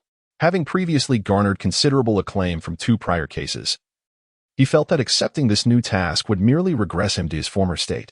There was no necessity to uncover any extraordinary secrets. A mere collection of candid photographs would suffice. Observing the impassive expression on Kogoro Mouri's face, Toyo Abe chuckled and stated, "The fee for this commission is 500,000 yen. Kogoro Mouri's expression softened as he inquired, "May I ask whom you would like me to follow?" Abio Toyo, well prepared, produced a photograph and began to elaborate on the target. After listening, Kogoro Mouri felt that the situation was not particularly challenging. He chuckled and said, "Our detective agency requires a 20% deposit." "No problem," replied Toyofumi Abe without hesitation. The commission was swiftly established, and after collecting the deposit, Kogoro Mouri sent Toyofumi Abe on his way. He gazed at the photograph, which depicted their target, Masaki Negishi, with a commission to attend to. He naturally had no time to assist Conan. He summoned Conan and informed him of the commission, advising him to consult Professor Agasa regarding enrollment and clothing. What could Conan say? He could only obediently seek out Professor Agasa. From Monday onward, Kogoro Mouri began to trail Masaki Negishi. For 2 consecutive days, everything seemed to be proceeding smoothly. On the 3rd day of surveillance, Kogoro Mouri stealthily captured a photograph of Masaki Negishi indulging in a meal, his brow furrowing in contemplation. Throughout Monday and Tuesday, Negishi had utilized his right hand for eating, yet today he was employing his left. Upon closer inspection, Mouri discerned that even Negishi's gestures and demeanor exhibited subtle alterations. Is it a counterfeit? Mouri swiftly grasped the crux of the matter. After 3 days of tracking, there was no need to uncover any secrets. Yet the commission fee amounted to a staggering 500,000 yen. Hey, Kogoro Mouri began to comprehend that he had been manipulated, though he remained uncertain of the other party's intentions. He could choose to terminate the commission, yet that would likely result in the forfeiture of the final payment. Nonetheless, he resigned himself to being used. The thought of the 40,000 yen payment reignited his spirits. The 3rd day swiftly passed, seemingly devoid of any disturbances. The surveillance concluded, and several days later, Toyo Abe arrived at his door. Kogoro Mouri handed over the secretly taken photographs to Toyofumi Abe, who expressed his gratitude while settling the remaining payment. As he watched Abe depart, Mouri secured the sum of 400,000 yen. He then opened another drawer, revealing an additional set of photographs. Over the past 3 days, he had captured various images and made backups, hoping that no issues would arise. Mouri silently mused to himself, regardless of the circumstances. He had finally escaped the clutches of poverty. With 3 consecutive commissions, each from affluent clients, he had filled the void of his previous struggles. The prospect of brighter days was no longer distant. API call failed with status code 429, error, code, for 29, message, resource has been exhausted, e.g. check quota. Status, resource exhausted. Kogoro Mouri raised an eyebrow, for he harbored suspicions regarding this tracking assignment. After trailing the subject for 3 days, the last day saw a replacement of the one being followed. There surely lay some intrigue beneath the surface. As it stands, this indeed appears to be the case. It is plausible that Toyo Abe has orchestrated a plot to eliminate Masaki Negishi. Alternatively, it could be that the two are colluding in some endeavor, culminating in a violent confrontation where Masaki Negishi met his demise. Kogoro Mouri's mind whirled with various possibilities, resolutely dismissing the notion that this was mere coincidence. Nevertheless, he did not dwell on the matter too heavily. The truth would inevitably come to light. The sum of 500,000 yen paid for tracking Masaki Negishi was no trifling matter, and now that Negishi was deceased, he would undoubtedly be drawn into the ensuing complications. Such a lucrative assignment was no easy task, without keeping Kogoro Mouri waiting long. The following day the phone at the Mouri Detective Agency rang. It was none other than his old acquaintance, Officer Megure, calling in regard to the case of Masaki Negishi's death. Mr. Toyo Abe has already been summoned? You require my assistance in the investigation? Very well. I shall head over immediately. Kogoro Mouri hung up the phone, took the backup photographs with him, and prepared to leave. Malilan was preparing to cook when she observed the scene and inquired, "What is happening? Father, are you heading out? Will you return for dinner?" Conan also looked at Mouri Kogoro with a puzzled expression. "It concerns a case. I must make a trip to the police station. I have already gathered some clues and will be back in time for dinner," declared Mouri Kogoro. Upon hearing about the case, Conan's spirits lifted. But the latter part of the statement immediately dampened his enthusiasm. Given his understanding of Mouri Kogoro, the resolution of the case seemed almost certain. One could only wonder which unfortunate soul had crossed paths with Mouri Kogoro. Shortly thereafter, Mouri Kogoro arrived at the Tokyo Metropolitan Police Department. After announcing his arrival, Officer Megure escorted him into the precinct. "Mouri, my dear brother, you have finally arrived," Officer Megure exclaimed, as if he had spotted a savior. "According to the suspect Abe Yutaka, from Monday to Wednesday, you were tailing the deceased Negishi Masaki. Is that true?" "Indeed, that is accurate," Mouri Kogoro replied, his expression grim. "I have seen the news of Negishi Masaki's demise on television, and I found it quite peculiar that such a coincidence would occur. Officer Megure, could you enlighten me on the developments of the case?" They entered the interrogation room, where they encountered Abe Yutaka. "No problem. I was just about to seek your assistance," Officer Megure stated. "Mr. Abe Yutaka is the primary suspect in this case. His company is in debt to the tune of 300 million yen, while Negishi Masaki held an insurance policy with Mr. Abe as the beneficiary, amounting to 500 million yen. Should Mr. Abe receive the insurance payout, he would not only clear his debts, but also reap a substantial profit." Kogoro Mouri's eyebrows twitched, a clear indication of the gravity of the situation. This was undoubtedly a scheme to defraud the insurance. "Officer, please do not wrongfully accuse me. I have been a close friend of his for 20 years. This is merely a game between us," he stated, glancing towards Toyo Abe, who stood not far away. Once, while sharing drinks, he remarked that at the age of 42, we were both growing old.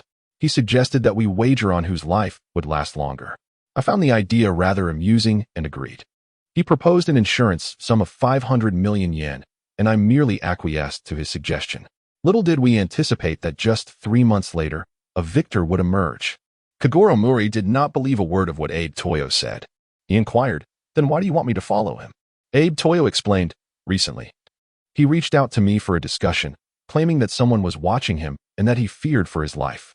Initially, I thought he was jesting, yet his demeanor suggested he was earnest. Hence, I became quite concerned and sought your assistance, Mr. Mouri, to investigate him for 3 days." Kogoro Mouri addressed Officer Megure, inquiring, "If there is suspicion surrounding Mr. Abe Toyo, why is it that we remain unable to incriminate him? To speak frankly, it is evident to any discerning individual that Mr. Abe Toyo is indeed suspect, and he is, most likely, the perpetrator." I find it hard to believe that the police have not conducted a thorough investigation. Officer Magyar then handed some photographs to Kogoro Mouri, stating, "The body of Masaki Negishi was discovered on a Thursday during the fire festival in Akihibara. Prior to that, you had been trailing him throughout Wednesday evening. This indicates that the assailant struck between Wednesday night and Thursday evening. However, Mr. Aide Toyo was with his company employees on an excursion from Wednesday morning until Friday evening." Kogoro Mouri surveyed the numerous photographs before him, including those taken during his surveillance period. It seemed unnecessary to retrieve the backup photos he held. "Are you using my tracking commission as your alibi?" Kogoro Mouri glared at Toyo Abe, his face contorted with anger. "Are you underestimating me, Kogoro Mouri?" Toyo Abe retorted, Detective Mouri, do you not even trust the evidence you provided yourself? Are you intent on framing me?" Kogoro Mouri remarked, "It is not that I wish to wrong you, but rather that you possess an abundance of suspicious elements surrounding you. During your recent trip to Kyushu, you captured an excessive number of photographs, particularly during the critical intervals of Wednesday evening and Thursday evening, when the crime may have occurred. You played mahjong with your colleagues throughout Wednesday night and spent Thursday daytime leisurely sightseeing via public transport, accumulating dozens of photos. One might mistakenly believe you were preparing for a photography exhibition. Moreover, every one of your pictures features a clock. It appears you have meticulously planned to utilize these images as evidence of your innocence." Officer Magyar also harbored doubts regarding Toyo Abe but could not restrain himself from saying, "Mouri, while he certainly seems highly suspicious, the only period during which he was unaccompanied is the 2 hours he claims to have napped on Thursday morning. In that brief span of time, it would be impossible for him to travel back and forth between Gunma, where the body was discovered, and Kyushu, where he was visiting." Toyo Abe wore a smug expression, for this was precisely his stratagem. To employ the renowned detective Kogoro Mouri as a means to exonerate himself was truly a clever plan. Kogoro Mouri coldly fixed his gaze upon Toyo Abe. "Do you truly believe you have outsmarted me? Do you think my reputation is merely a fade? The moment I learned of Masaki Negishi's demise, I began to harbor suspicions about you. Examine closely the photographs I took while shadowing Masaki Yamagishi. What differences can you discern between him on Monday, Tuesday, and Wednesday?" Officer Mugirumo was the first to react, pointing at the photographs. "On the first 2 days, he dined using his right hand, yet on the final day, he utilized his left. These are not the same individual." His eyes bore into Abe, filled with a fierce intensity, as he finally uncovered the flaw in the ruse. "Mr. Abe, the murderer is indeed you. Masaki Negishi was killed on Tuesday night, was he not? The very eve of your journey." Kogoro Mouri continued sharply. "The following day, you arranged for someone who closely resembled Masaki Negishi to impersonate him, leading me to believe he was still alive on Wednesday. Subsequently, everything unfolded as per your design, with the corpse being discovered on Wednesday evening. By then, the body had been charred beyond recognition, making it impossible to ascertain the time of death. Using the photographs I took while tailing Negishi, the police would logically deduce the time of death to be between Wednesday night and Thursday night. Thus, on Friday night, you could return, pretending to be completely unaware of the events. Alas, a single oversight has unraveled your scheme. You found someone to replace Masaki Negishi, yet you chose a left-handed individual. Indeed, your greatest miscalculation was underestimating me, Kogoro Mouri." The formidable aura of Detective Kogoro Mouri left Abo Toyo in a state of disarray. The meticulously crafted alibi he devised crumbled before him, and he had initially prepared to escape Japan with compensation in hand. Yet, now all was lost. However, being a man capable of eliminating even a friend of 20 years, Abo Toyo coldly retorted, "Although my alibi has been dismantled, you possess no evidence of my guilt. You cannot convict me." Officer Magyar fixed his gaze upon Abo Toyo, seething with anger. "I shall unearth the evidence of your crime and bring you to justice." "Humph. If you have the capability, then present your evidence." At this moment, Abo Toyo felt a renewed sense of composure, convinced that he had not yet been defeated. Kogoro Mouri chuckled softly and remarked, "Ah, Mr. Abe Toyo, I have heard that your company is burdened with a debt of 300 million yen, relentlessly pursued by creditors, to the point of desperation. It is indeed tragic that you would resort to eliminating an old friend of 20 years. Now, without an alibi, you find yourself a suspect. Do not even entertain the notion of leaving behind any evidence, lest you be convicted on the spot. Even if you evade immediate capture, should you manage to secure bail, the insurance company will likely withhold any compensation. With no means to repay, how do you suppose your creditors will treat you? Those merciless debt collectors are far less forgiving than the police. Will you choose to repent within the confines of a prison cell, undergoing reform, or face the relentless pursuit of those who would drain you to the bone outside? What a harrowing dilemma it is. How will you decide? Officer Magyar gazed at Kogoro Mouri in astonishment, as if encountering him for the first time. Are you a devil? He pondered. Gulp. Abe Toyo swallowed hard. Haunted by visions of his creditors' faces, a wave of despair washing over him. At that moment, some old wounds throbbed painfully, inflicted by those brutal collectors. It was the unbearable pressure of their intimidation that had driven him to the madness of murdering his dear friend, Masaki Negishi. He had once believed that all suffering would cease, only to find himself plummeting into a deeper abyss. He understood that if word of his insolvency reached them, the moment he stepped out of the police station, he would surely be targeted once more, with torment looming ever closer. In such light, prison seemed almost a sanctuary. I confess it all. Please, send me to prison, I beg you, he implored. Subsequently, Abe Toyo divulged every detail of his crime, the location of the weapon, and everything else, fearing the police might not convict him. To be honest, even Officer Magyar what API call failed with status code 429, error, code 429. Message, resource has been exhausted, e.g. check quota. Status, resource exhausted, Kogoro Mouri departed from the police headquarters, hailing a taxi that whisked him back to the Mouri Detective Agency. Upon his arrival home, he found that Ran had just finished preparing dinner. What impeccable timing. Right at mealtime. Kogoro chuckled. In contrast to the thrill of solving cases, he relished the tranquility of daily life. During dinner, Conan inquired about the details of the case. API call failed with status code 429, error, code 429, message, resource has been exhausted, e.g. check quota. Status, resource exhausted, API call failed with status code 429, error, code 429, message, resource has been exhausted, e.g. check quota. Status, resource exhausted. Kogoro Mouri pondered whether, if the previous incarnation had been tracked, it might have yielded some discoveries.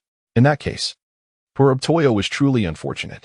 All right, you two, discussing the case even while eating, exclaimed Ran Mouri, glaring at them. Conan promptly fell silent, obediently focusing on his meal. Ever since Ran learned that he was actually Shinichi Kudo reverted to childhood, she often thought about assisting him with his baths, directing harsh words at him with a ferocity tenfold greater than before. He dared not provoke Ran, for that would only lead to greater misfortune. Mouri Kogoro swiftly consumed his meal, promptly satiating his hunger, and reclined on the sofa, stating, I understand that you are not particularly interested in detective reasoning, but the circumstances are unique, and it would be beneficial for you to learn a bit more. Conan may at any moment attract unwanted attention, yet he remains engrossed in his deductions, unwilling to abandon a case. When I am not by his side, I must rely on your assistance. In emergencies, he can take refuge behind you, employing your voice to deduce, thus avoiding suspicion. I do not expect you to reach the standards of a seasoned detective, but at the very least, you should grasp some fundamental detective knowledge. Otherwise, you may find yourself unable to maintain the aide, ultimately leading to exposure, which would be quite troublesome.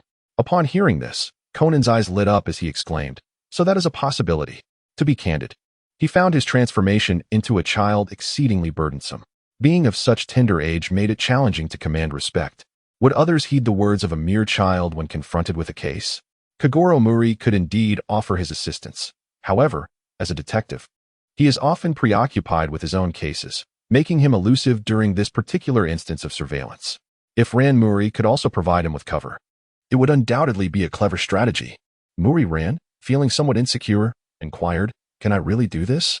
To be honest, when she recalled the astute deductions made by Mouri Kogoro and Kudo Shinichi during their investigations, she felt her own intellect to be lacking. Be confident. Your mother and I are both quite clever. Our daughter cannot possibly be lacking in intelligence. Mouri Kogoro reassured her. Mother? Father, when will you bring her back? Mouri Ran exclaimed, suddenly reminded of her mother, Eri Kisaki. I really need to use the restroom. I'll be right back. Mouri Kogoro rose swiftly and vanished in the blink of an eye. Conan observed Mouri Ran, who was still seething with anger, as she devoured her meal with increasing fervor. Despite her outburst directed at Mouri Kogoro, triggered by memories of her mother, Eri Kisaki, which interrupted his attempts at persuasion, she later embarked on a quest to acquire some reasoning skills. It must be said that she is not devoid of intelligence. She learns rather quickly. Of course, her innate talent for deduction is not particularly high. However, both Mouri Kogoro and Conan are not overly concerned, as long as she grasps the foundational knowledge and provides cover. There is no expectation for Mouri Ran to truly become a detective. Anyone can assume the role of a detective, but to emerge as an exceptional one is a formidable challenge. Not only Conan, but even Mouri Kogoro, with 2 lifetimes of experience and dual memories, finds himself feeling the inadequacy of knowledge. After all, one may encounter a plethora of cases necessitating a diverse range of knowledge. Moreover, mere retention of information is insufficient. One must also comprehend its application. When faced with a case, intuition often plays a crucial role. Every truly outstanding detective is a genius in reasoning. As for Mouri Ran, Kogoro Mouri acknowledges the opponent's martial prowess, yet his deductive talent remains unobserved for the time being. Following the resolution of the case involving the murder of Masaki Negishi, Kogoro Mouri's reputation has soared to even greater heights. Television and newspapers have extensively covered the story, highlighting that the profession of detective in this world is unparalleled compared to that of previous eras. Detective Kogoro Mouri solves another homicide. The self-important criminal cannot escape the discerning gaze of Kogoro Mouri. Is another renowned detective emerging? Kogoro Mouri's formidable rise continues. Recently, Kogoro Mouri has been experiencing an exhilarating sense of euphoria. This is hardly surprising, considering that he has solved 3 major cases within just 10 days. The first involved the kidnapping of a wealthy heiress, followed by 2 murder cases. The first murder victim was the former boyfriend of the national idol, Yoko Chiya, whose death was cunningly disguised as a suicide. The subsequent case involved the killer, Toyo Abe, and the victim, Masaki Negishi, both of whom were company presidents with a certain degree of renown, entangled in a web of debt amounting to hundreds of millions of yen and insurance claims. These cases are undoubtedly influential, and Mouri's rapid resolution of them has indeed propelled him to the zenith of his career, garnering considerable attention in a short span of time. Now, as a celebrated detective, Kogoro Mouri enjoys a leisurely lifestyle. Although a few individuals have approached his detective agency seeking assistance, he has turned down all requests. He has no desire to take on mundane cases, particularly those involving the search for lost pets. Does he not deserve better than such indignities? It is certainly not due to the insufficient monetary compensation. Mao Lilan has entered high school, while Conan has already begun his first year of elementary school. Kogoro Mouri, having spent an extended period at the detective agency, found himself with ample leisure time, prompting him to embark on a journey of physical fitness. In his previous life, his combat prowess was formidable, and in this current existence, he remains equally adept, if not surpassing his former capabilities in certain aspects. It appears that the potential for strength in this world is significantly elevated, as evidenced by the occasional displays of power exhibited by Ran Mouri, the karate champion from Kanto High School, which leave him astounded. Mouri Kogoro also endeavored to exercise at home, his body now at the age of 38, marking the onset of middle age. Yet, aside from his prolonged inactivity, he faced no other issues. Once a judo master, coupled with the memories of his previous life, he found his training to be remarkably effective. The strength he possessed was somewhat beyond imagination. As he gazed at his hands, he felt a sense of wonder. Indeed, as he resumed his training, he believed he could surpass 10 versions of himself from his past life. Thus commenced Mouri Kogoro's journey of self-improvement. He attentively followed various news reports, noting the similarities and numerous differences between this world and his former one, which he needed to comprehend thoroughly. Among the aspects that concerned him greatly was the alarmingly high crime rate in this world. Robberies, kidnappings, murders, an endless list. The police were overwhelmed, often requiring the assistance of detectives. Solving cases fell within the jurisdiction of the police, yet such elevated crime rates naturally led to widespread public discontent. Detectives merely offered assistance, which significantly enhanced their reputation. Furthermore, this world boasted a considerable number of individuals who delighted in reasoning and deduction, thus elevating the status of detectives far beyond that of Mouri Kogoro in his previous life. Suddenly, his attention was drawn to a newspaper article reporting a case, a heist of a 1 billion yen cash transport vehicle. The robbers had managed to escape? They were not apprehended? Mouri Kogoro murmured to himself. This world, indeed, seemed perilous. It was imperative to enhance his physical prowess without delay. After several days of training, a visitor arrived. She was a somewhat awkward young woman wearing glasses. Kogoro Mouri led the young woman into his home, where Ran Mouri served tea. "Please, detective, I implore you to help me find my father," the young woman exclaimed, a hint of agitation in her voice. Kogoro Mouri rubbed his nose and inquired, "Now? Please explain what exactly is happening?"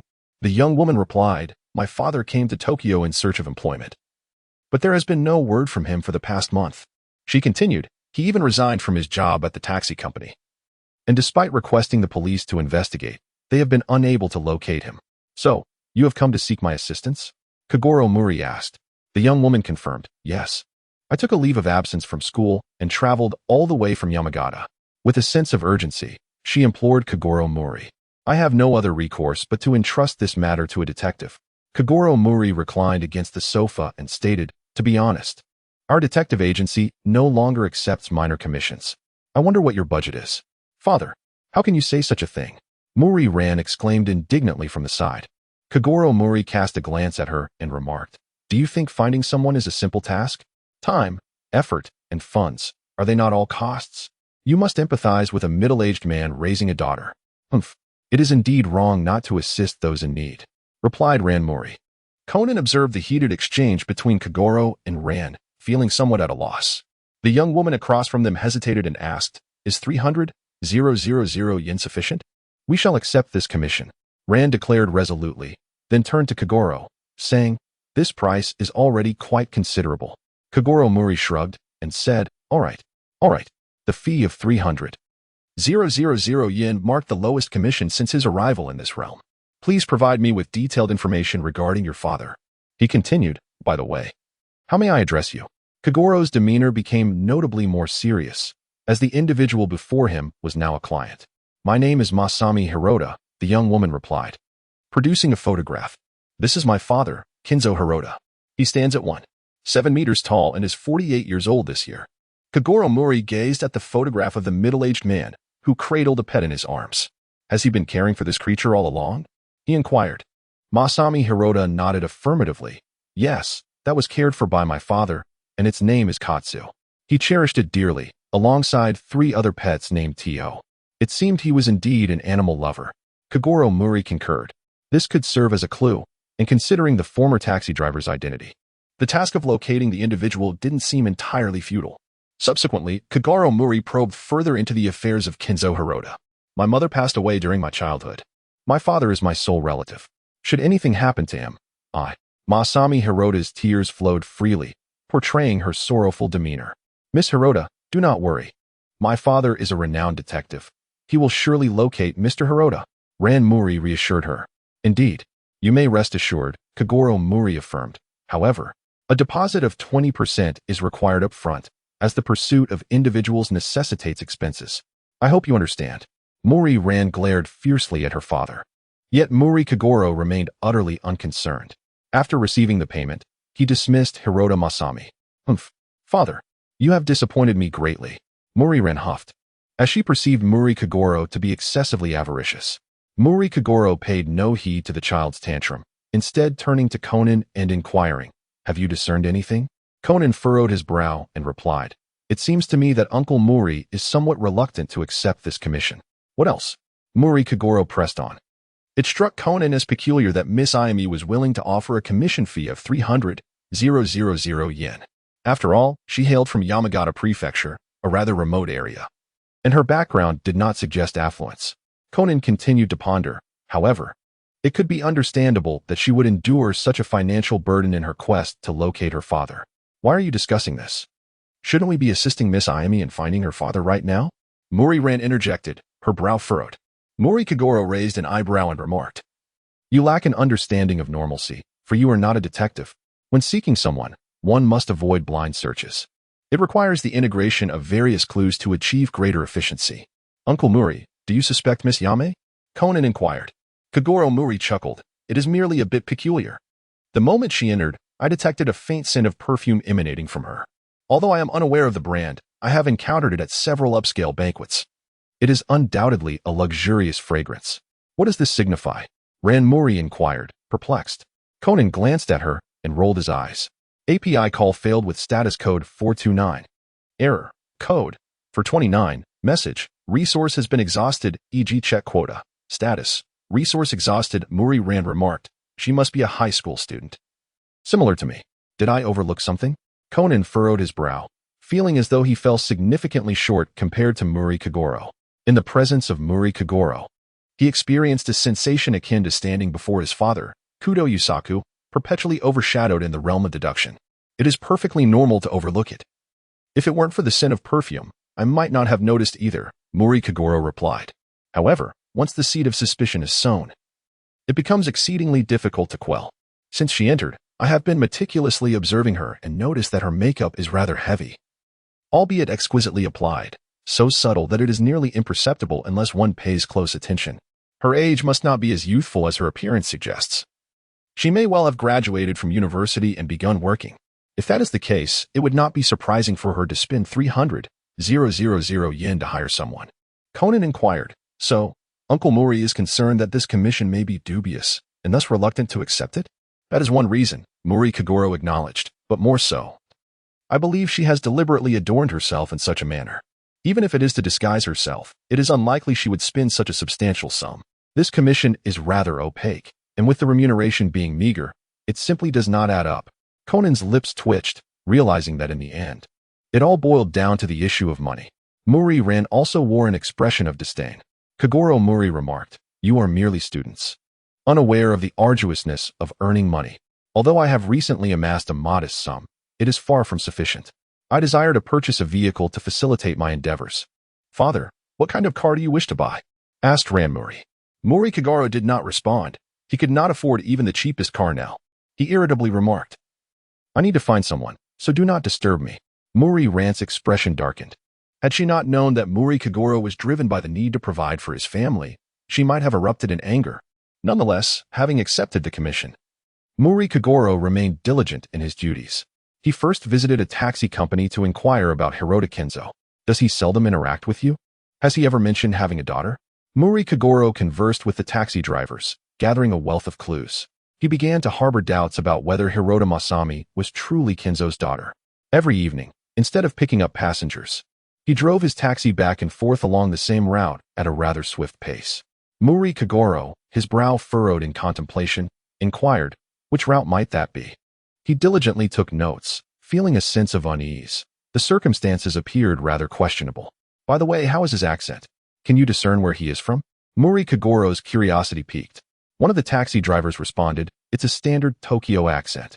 Mouri Kogoro remained silent for a moment before breaking into a smile, expressing his gratitude for the assistance. He chose not to seek out anyone further and instead returned directly to the detective agency, sifting through various news articles. Upon encountering one particular piece, he fell into a contemplative silence. The headline read, 1 billion yen armored truck heist. The location of the robbery coincided with the route that Kenta Hirota traversed during the evening when he was off duty. Mouri Kogoro murmured to himself, and he hastily resigned just before the incident. Kenta Hirota was evidently preparing for the heist. Although he had suspected that this case was fraught with issues, he had not anticipated it to be such a significant opportunity presented to him. Hirota Masami's web of lies indicated that she was most likely not Kenta Hirota's daughter, but rather one of the robbers. Exercising caution, he refrained from acting impulsively. Instead, he opened the window to discreetly observe the street below. Noticing the absence of any watchers, he stepped outside, making his way directly to the Tokyo Metropolitan Police Department. Before long, he encountered an old acquaintance, Officer Magyar. "What? You have leads on the 1 billion yen armored truck heist?" Officer Magyar exclaimed, his face a mask of astonishment. To be frank, this case had been under their constant scrutiny at the precinct, yet they had yielded no substantial leads, leaving the entire police department in a state of frustration. Kogoro Mouri did not keep in suspense. He revealed that he had been commissioned by Masami Hirota to locate Kenzo Hirota and unexpectedly discovered that Kenzo Hirota might be the very criminal involved in the robbery case. "Is this truly the case? Let us meet with Police Superintendent Odajirai." Officer Magyar, upon hearing Kogoro Mouri's words, recognized the significance of this lead and immediately responded. Kogoro Mouri's expression shifted with a jolt. He was once a police officer in this very precinct and was well aware of who Inspector Odakiri was. As mentioned by Inspector Magyar, Odakiri Minoru, the chief inspector of the Tokyo Metropolitan Police Department, also held the position of head of the Criminal Investigation Division. He was, of course, Magyar's direct superior and, in times past, Mouri's superior as well. Kogoro Mouri excelled during his time at the police academy, achieving an unparalleled record of hitting the bullseye with all 20 shots during his first shooting practice. a feat that remains unbroken to this day, marking him as a legend of the academy. Upon joining the police force, he garnered significant attention and recognition. The resignation of Kogoro Mouri has left Odajirai Tasher profoundly disheartened. As he prepares to meet his former superior, Mouri finds himself plagued by a sense of unease. It is not every day that one has the opportunity to meet such a distinguished figure as the chief of police. After Officer Magyar relayed the necessary information, Mouri was finally ushered into the chief's office, where he encountered Odajirai. The chief, a formidable middle-aged man, fixed his gaze upon Mouri and remarked, "Mouri, it has been quite some time. I am grateful for the clues you provided this time." Kogoro Mouri chuckled, "Chief Inspector, you flatter me. I merely did what any concerned citizen ought to do." Tasher Odajirai replied, "Mouri, I have been hearing quite a bit about you lately. Your assistance has been invaluable to the police department, and you even provided crucial leads this time. Have you considered returning to the force? It has been so many years since I resigned. I have grown accustomed to a leisurely life. I fear I would struggle to adapt to the rigors of police discipline." Kogoro Mouri responded. He yearned for a tranquil existence and had no desire to become a police officer, tirelessly pursuing cases day and night. In this world, where crime rates were alarmingly high, the life of a police officer was indeed arduous. The life of a detective, however, was rather agreeable. It was a role he excelled in, offering a generous salary and ample leisure time. What a pity. Tasher Odajirai refrained from further persuasion, having previously urged Kogoro Mouri numerous times when he had resigned. At that moment, Officer Magyar interjected, "This time, Mouri has provided valuable intelligence. Why not invite him to assist in investigating this case and apprehending those robbers? Mouri, would you be willing to lend a hand?" Tasher Odajirai turned his gaze toward Kogoro Mouri. Kogoro Mouri chuckled, "I would be most delighted. This robbery case involves a substantial sum of money, and if he could assist in solving it, his reputation would undoubtedly soar, potentially leading to more significant commissions in the future." To be candid, he was not particularly keen on small assignments, as he deemed them a waste of time and energy. Thus, "You shall temporarily serve as a consultant for the Tokyo Metropolitan Police Department, aiding Inspector Magyar in resolving this case," suggested Toshiro Odaki. As the chief inspector of the Tokyo Metropolitan Police, engaging a consultant merely required the signing of a document. Kogoro Mouri immediately commenced his investigation, seeking detailed information about the case from Officer Magyar. The crime was perpetrated by 3 individuals, whose meticulously crafted plan allowed them to escape swiftly after executing the heist, leaving behind scant clues. "Let us examine the bank records for any recently departed employees," Kogoro Mouri suggested. "These robbers must have conducted thorough reconnaissance, likely familiarizing themselves with the bank's cash transport schedule, and there is a significant possibility that they had previously infiltrated the bank." "Understood." Officer Magyar promptly nodded, instructing his team to take action. Kogoro Mouri stated, "Let us proceed to my detective agency and set up a perimeter nearby. I will inform Masami Ogata to come to my residence, at which point we shall execute the apprehension. Once we capture her, we can follow the trail and ensnare the remaining robbers in one fell swoop." Officer Magyar appeared invigorated by this plan. Mouri Kogoro shook his head and remarked, "This may prove quite challenging. The individual that Hirota Masami seeks, Hirota Kenzo, is likely the driver among the robbers. However, her pursuit of him suggests that internal strife may have erupted within the gang. Rather than concealing herself, Hirota Masami has taken the audacious step of hiring a detective to locate him, as the 10 billion yen may very well be in Hirota Kenzo's possession." Officer Magyar, struck by this revelation, held Mouri Kogoro in even higher esteem. The detective had deduced so many clues in such a short span of time, leaving him feeling inadequate by comparison. Given that Hirota Kenzo may have secretly hoarded the stolen funds, it is plausible that others among the robbers are also seeking him. "Let us monitor the taxi company to see if anyone else, like myself, is in search of Hirota Kenzo," Mouri Kogoro added. Officer Magyar found this reasoning sound and promptly set to work. As Kogoro Mouri and Officer Magyar journeyed towards the detective agency, they received news regarding the bank that had been robbed of its cash transport. Indeed, there was a recently resigned employee, a 25-year-old woman named Masami Hirota. How despicable. She must be one of the robbers. Officer Magyar exclaimed furiously, expressing his disdain for these criminals who acted with impunity, infiltrating the bank and orchestrating a heist on the cash transport, a scheme that had evidently been long in the making. Soon, they arrived near the Mouri detective agency, where the others concealed themselves, while Kogoro Mouri entered the agency alone. Kogoro Mouri directly dialed Masami Hirota's phone, informing her that he had located Kinzo Hirota's whereabouts and requested her to come over. "Thank you, Detective Mouri. I will be there shortly," came Masami Hirota's voice from the other end of the line. API call failed with status code 429, error, code, for 29, message, resource has been exhausted, e.g. check quota. Status, resource exhausted. Kogoro Mouri gestured to Officer Megure, who was concealed in the shadows of the street, indicating towards Masami Ogata. Immediately, under Officer Megure's command, several policemen surged forward, apprehending Masami Ogata on the spot and placing handcuffs upon her. Observing from above, Mouri raised an eyebrow at the seemingly unresisting Masami Ogata. This operation had been meticulously orchestrated with multiple layers of preparation. The officers who approached her were merely the initial wave, with armed police surrounding the area and snipers lurking in the shadows. Such a meticulous plan for apprehending a criminal who had stolen 1 billion yen. Was this not somewhat anticlimactic? One would have expected a more formidable adversary. Nevertheless, this development would expedite the resolution of the case. Mouri descended the stairs and beheld Masami Ogata being escorted to the police car.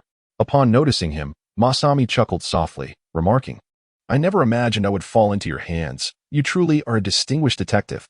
Kogoro Mouri narrowed his eyes and inquired, "Did you intentionally get caught to seek my assistance in finding someone?" "Who knows?" responded Masami Hirota as she was escorted into the police vehicle, bound for the Metropolitan Police Department. Kogoro Mouri and Officer Megure were in a separate vehicle, pursuing the suspect. "What's the matter, Kogoro? You apprehended the criminal. Yet you seem rather unenthusiastic," Officer Megure inquired. Kogoro Mouri remarked, "Can you not see it yet, Officer Megure? She has deliberately fallen into my hands.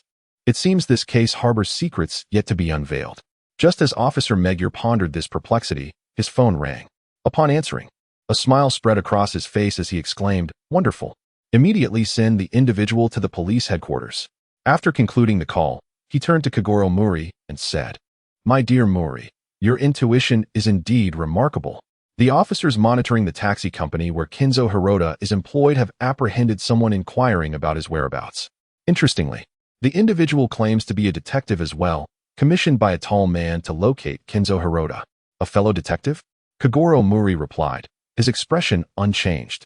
Among the 3 robbers reported, one was indeed a tall man. "I hope to glean some clues from this detective." Officer Megure responded, "With your assistance, my dear Mouri. I am confident that this case will soon be resolved." Kogoro Mouri chuckled silently. To be frank, Officer Megure's abilities cannot be deemed inferior, yet they hardly stand out. The criminals of this world possess far more sophisticated methods than those of previous eras. Often, a mere sense of justice proves insufficient to bring them to justice. Upon entering the Metropolitan Police headquarters, the police immediately commenced their interrogation. The detective apprehended by the taxi company was also brought in for questioning. Both individuals cooperated fully, and their testimonies aligned. Hiring another detective to investigate the tall man associated with Kinzo Hirota revealed him to be one of the robbers. Kinzo Hirota had embezzled 1 billion yen, prompting both Masami Hirota and the tall man to search for him. "Oh, that tall man claims to be Kinzo Hirota's brother?" He even provided information regarding Kinzo Hirota's penchant for horse racing to the detective. As Kogoro Mouri absorbed the latest intelligence, his eyes narrowed in contemplation. The other detective had already agreed to assist in apprehending the tall man, employing a strategy akin to Kogoro Mouri's approach in capturing Masami Hirota by leveraging Kinzo Hirota's whereabouts. While that aspect posed little challenge, locating Kinzo Hirota proved more arduous. He flipped through the records in his notebook, scrutinizing the various leads concerning Kinzo Hirota. The taxi driver, fond of horse racing, had noted 4 names that seemed vaguely familiar to him. In a flash of inspiration, he rearranged the names and deduced the 4-character phrase HKT. No wonder it sounded familiar. Was it not the name of a renowned racehorse? Having frequently wagered on horse races in his past, Kogoro Mouri could easily recall it. "Officer Megure, please investigate the racetracks associated with the horse named HKT. Kinzo Hirota may be lurking there," Kogoro Mouri suggested. Officer Megure, placing immense trust in Kogoro Mouri, promptly instructed the officers to undertake this task before inquiring about the reasoning behind his suggestion. Mouri Kogoro candidly expressed his conjecture. Officer Megure regarded Mouri with a somewhat peculiar expression and remarked, "Mouri, my dear fellow, you seem quite knowledgeable about horse racing. Gambling on horses is not a commendable pursuit. Do not allow yourself to become ensnared." Mouri Kogoro replied, "You are absolutely correct, Officer Magyar. That is precisely why I have resolved to abstain." He appeared to be a willing learner. The police acted swiftly. The towering suspect was successfully apprehended. And news emerged from the racetrack indicating that Kinzo Hirota was a frequent visitor there, a regular patron. In truth, the operation proceeded without significant hurdles. Kinzo Hirota was located and captured without incident, and the 1 billion yen was duly recovered. Everything unfolded seamlessly, eliciting a look of delight from Mouri Kogoro.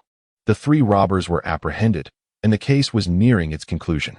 However, at that moment, Officer Magyar approached with a somewhat strange demeanor, stating, "Mouri, my dear fellow, it appears that Masami Hirota has crucial information to disclose, but she insists on sharing it solely with you."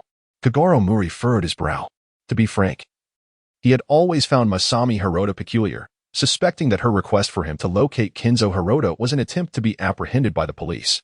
Such individuals were clearly trouble, and Kogoro Mouri was reluctant to become overly entangled in the matter. "Do you wish for me to go?" he inquired, casting a glance at Officer Magyar. Officer Magyar nodded and replied, "This case is not straightforward. They do not seem like the type capable of orchestrating such a plot. I believe it would be prudent for you to pay a visit. Is there a hidden mastermind at play?" Kogoro Mouri found himself in a quandary. Yet he nodded in acquiescence. Very well. He had already intervened in the case, assisting the police in apprehending the trio of robbers, and retreating now would be ill-advised. Should there indeed be a puppet master behind the scenes, it was likely that the reckoning would fall upon him. Although he was reluctant, it was prudent to ascertain the identity of his adversary should he inadvertently offend someone. In the interrogation room, only Kogoro Mouri and Masami Hirota remained, as the others had exited. This arrangement was at Masami Hirota's behest, clearly indicative of her mistrust towards the other officers. Kogoro Mouri gazed at Masami Hirota. Although she was dressed in youthful attire, her makeup was evidently poorly applied, giving her a much more mature appearance. She had rushed over, lacking the time to adequately disguise herself. "Pray tell, what trouble do you intend to bring my way?" Kogoro Mouri remarked with a hint of irritation. Masami Hirota, with an expression of genuine remorse, replied, "It seems I cannot hide anything from you, Detective Mouri. Truth be told, I did not wish for it to come to this. But I find it difficult to trust anyone else. That organization is exceedingly powerful. There may well be their affiliates within this very police precinct." Mouri Kogoro's eyebrows twitched, as he found himself embroiled in matters concerning a mysterious organization capable of infiltrating the police. Is this truly the extent of their audacity? If such an organization exists, what relevance does it hold for me? Mouri Kogoro lamented. "I place my trust only in you, the Detective Mouri, who can apprehend me," said Akiko Hirota. "Now, reveal to me the name of this organization," Mouri Kogoro inquired. Confronting the inevitable, he resolved to face the challenge head-on. Indeed, he yearned for a tranquil existence. Yet when avoidance was no longer an option, he harbored no fear. Unbeknownst to Akiko Hirota, Mouri Kogoro had undergone a transformation as she divulged the intelligence regarding the organization. All members don black attire, and the core members are known by names inspired by spirits? Mouri Kogoro probed further. "You are merely an outer member, and this robbery was executed under their orders? You seek 1 billion yen to secure your and your sister's release from this organization?" His brow furrowed as memory surfaced of Conan shrinking due to being poisoned by 2 men in black. "I possess limited knowledge," Akiko Hirota confessed. "But this organization is indeed terrifying. Within it, have you encountered a cold man with silver hair? He is accompanied by a robust henchman," Mouri Kogoro queried. Recognizing them as the very assailants who attacked Kudo Shinichi, regrettably, Kudo's understanding of them was woefully insufficient. A sense of dread enveloped Akiko Hirota as she replied, "They are formal members of the organization Gin and Vodka. This robbery was ordered by them. I share this with you in hopes that you will inform trustworthy high-ranking police officials. Although we 3 are merely outer members, once we fall into the hands of the police, they will not turn a blind eye. We have become pawns, potentially facing assassination. I wish to survive, and I do not desire for the police to encounter any peril." Kogoro Mouri sighed. "Indeed, this is a tremendous predicament. Please wait a moment. I shall summon someone. This is the highest authority I can notify within the police force. If he cannot be trusted either, then I am at a loss." He promptly exited to find assistance, and shortly thereafter, Kogoro Mouri returned accompanied by Motohiro Odajirai. "I am the Chief Inspector of the Tokyo Metropolitan Police," Odajirai stated directly. "I have heard of the organization you mentioned, the Black Organization. Please share any information you possess. You can trust me." Our police force will protect you and make every effort to rescue your sister. Odajirai's demeanor was serious and unyielding, given his esteemed reputation. Kogoro Mouri held him in high regard, placing significant trust in him. In truth, if that organization had infiltrated this individual, it would imply that there was no officer within the Tokyo Metropolitan Police who could be deemed trustworthy, for any intelligence obtained would ultimately have to be reported, eventually reaching Odajirai himself. Masami Kurata was equally forthright, recounting all that she knew to Odajirai without hesitation. API call failed with status code 429, error, code 429. Message, resource has been exhausted, e.g. check quota. Status, resource exhausted, API call failed with status code 429, error, code 429. Message, resource has been exhausted, e.g. check quota. Status, resource exhausted. Kogoro Mouri chuckled. It is merely a fortuitous coincidence. I shall keep the matters regarding that organization confidential. You were a police officer in the past, so I need not elaborate further. You have thwarted their schemes this time, so exercise caution in the days to come. Shinji Otaki remarked. Kogoro Mouri spoke with a serious demeanor, assuring, I will be cautious. To be frank, he truly wished to avoid any entanglement with the Black Organization. However, it appeared he had already found himself in conflict with them, and reconciliation seemed unlikely. Conan needed the antidote to revert to Shinichi Kudo, his future father-in-law, which made it difficult for him to remain indifferent. The recent heist of 10 billion yen had directly disrupted one of the Black Organization schemes, since it was merely assigned to peripheral members. The organization likely did not regard this robbery as significant, perhaps delaying any imminent confrontation, Mouri contemplated. Yet, he understood that even if he managed to evade trouble this time, a collision was ultimately inevitable. Conan represented an insurmountable obstacle, unless he truly chose to disregard the child. Although his time in this new world was brief, the peaceful existence had gradually enveloped him. Kogoro Mouri had come to accept his current identity. The inheritance of his predecessor's memories was, in essence, a fusion of both lives, though the former's experiences predominated. With Toshiro Odajirai providing protection, there was no need for Mouri to worry about Akemi Miyano. He would be better off concerning himself. Should the Black Organization decide to take action against him, he would need to be vigilant in his response. After leaving the police headquarters, Kogoro Mouri returned to the detective agency. By this time, evening had fallen. He had called ahead to inform Ran Mouri to prepare dinner, as it was just the right hour. Dad, did something happen? Ran inquired. In general, Kogoro Mouri does not return home at such a late hour. Well, most of the time, he is often at home awaiting assignments. Kogoro Mouri remarked. The commission from Miss Masami Hirota has been fulfilled. Have you located her father? Ran Mouri beamed with joy. Although Kogoro had expressed concerns regarding Masami Hirota, she remained steadfast in her belief in her and harbored hopes that Masami would reunite with her father. Kogoro Mouri smirked and remarked, Kentaro Hirota has been located, but he is not her father.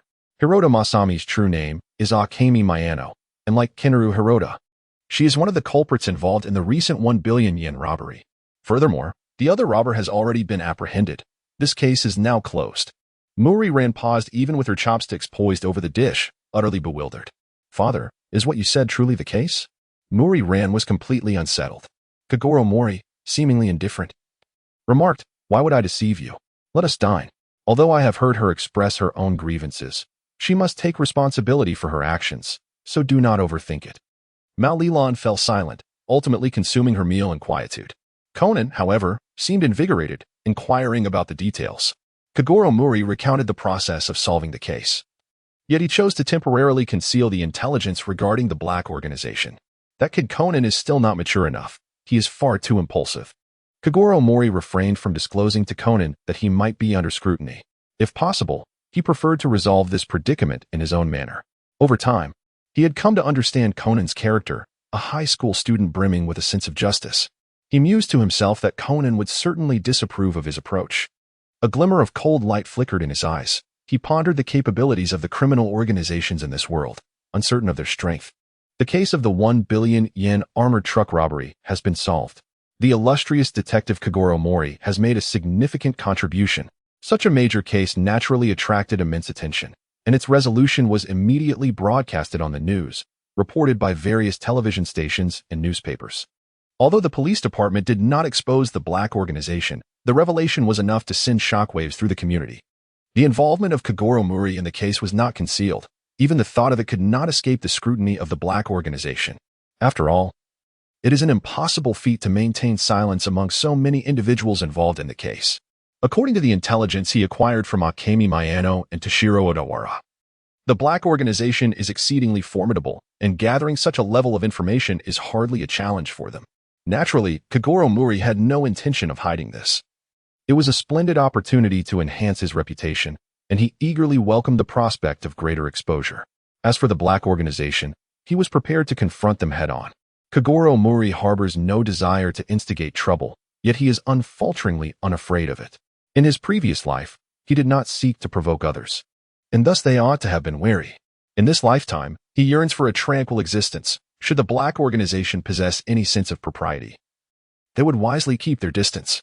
However, should they dare to intrude upon his peace, Kogoro Mouri will not hesitate to respond. Kogoro Mouri awaited a potential assault from the black organization, yet time passed without any sign of their arrival. Instead, a notification from the Metropolitan Police Department summoned him, requesting his presence to collect the bounty for the resolution of a 1 billion yen robbery case. As a temporary consultant, he had played a pivotal role, and naturally, the police would offer some remuneration. The bank, too, would provide a reward, having successfully recovered the 1 billion yen. The total bounty amounted to 1 million yen, a sum contributed by both the police and the bank. Additionally, there was a remaining payment of 240,000 yen from Akemi Miyano as commission. Unexpectedly, Kogoro Mouri sighed, his emotions in turmoil. Officer Megure remarked that although she had also been captured, Mouri's successful identification of Kenzo Hirota indeed fulfilled her request. Kogoro Mouri nodded, uttering no further words. There was no rationale in rejecting money that came knocking at his door. In truth, the troubles inflicted upon him by the other party rendered this some woefully inadequate as recompense. Nevertheless, with a commission fee of 300,000 yen and a bounty of 1,000,000 yen, amounting to a total of 1,300,000 yen, he felt as though he was finally on the path to prosperity. Kogoro Mouri's spirits were buoyed. Kogoro Mouri waited for several days without receiving any retaliation from the black organization, leading him to believe that they would not strike in the near future. It was quite normal for the actions of peripheral members to be overlooked. Nonetheless, Kogoro did not allow himself to relax. Instead, he intensified his training. The martial prowess of this world was far superior to that of his previous life, and he recognized that there was ample room for improvement. His body had, after all, grown weak from a lack of exercise. However, with diligent training and the memories of 2 lifetimes, his strength was rapidly increasing. On that particular evening, both members of the Mouri household appeared somewhat anxious. Has Shinichi not returned yet? Ran Mouri inquired with a hint of worry. I called Dr. Igasa, and he said he hasn't seen Shinichi today. Mouri Kogoro exclaimed, haven't I already mentioned it? Do not utter the name Shinichi again. If it falls into the ears of those with ill intentions, it could spell trouble. Conan is missing. We can simply search for him. After all, is there not a renowned detective present here? Mouri Ran nodded and said, Father, I apologize. Conan's disappearance has left me somewhat disoriented. I must remain calm and vigilant at all times. Mouri Kogoro replied, rest assured, I will find him. Although he appeared composed, anxiety gnawed at his heart. He feared that it might be the work of the black organization. Why would they target Conan instead of me? Surely, Conan must not have revealed himself. Is he being used as leverage against me? Mouri Kogoro's thoughts raced. This tactic seems rather simplistic. To be honest, he had refrained from sharing information about the black organization with Mouri Ran and Conan. Besides his desire to handle the situation on his own, he believed that their ignorance would render events more natural. 2 individuals unaware of the truth would likely remain untouched by the black organization. After all, Mouri Kogoro's public persona is merely that of a detective. Although he once served as a police officer and possesses certain skills, he knows that for a formidable criminal organization, a direct elimination would suffice. In his previous life, Kogoro Mouri encountered numerous criminal organizations capable of infiltrating the police force. An organization whose peripheral members could orchestrate a heist amounting to 1 billion yen must undoubtedly be formidable. Frankly speaking, such a level of organization operates with a methodical approach and would likely refrain from capturing Conan as a means of intimidation. After all, Conan merely resides temporarily in the Mouri household. If they were to apprehend anyone, it would be Ran Mouri. Although capturing Ran would also be rather low. as threatening women and children implies a lack of confidence in confronting Kogoro Mouri directly, much like when a criminal gang is encircled by the police. The strong will break through the encirclement with sheer force, while the weak resort to taking hostages as leverage. I will call the school to inquire whether they have any information on the situation, Kogoro Mouri declared. Malilan promptly initiated a phone call, and soon enough, news emerged. In addition to Conan, there were reports of other students who had gone missing, with their parents also contacting the school and having filed police reports. Kogoro Mouri remained somewhat pensive. This situation hardly resembled the actions of a formidable criminal organization. He promptly dialed Officer Megur's phone number to report Conan's disappearance and to inquire about the other missing students.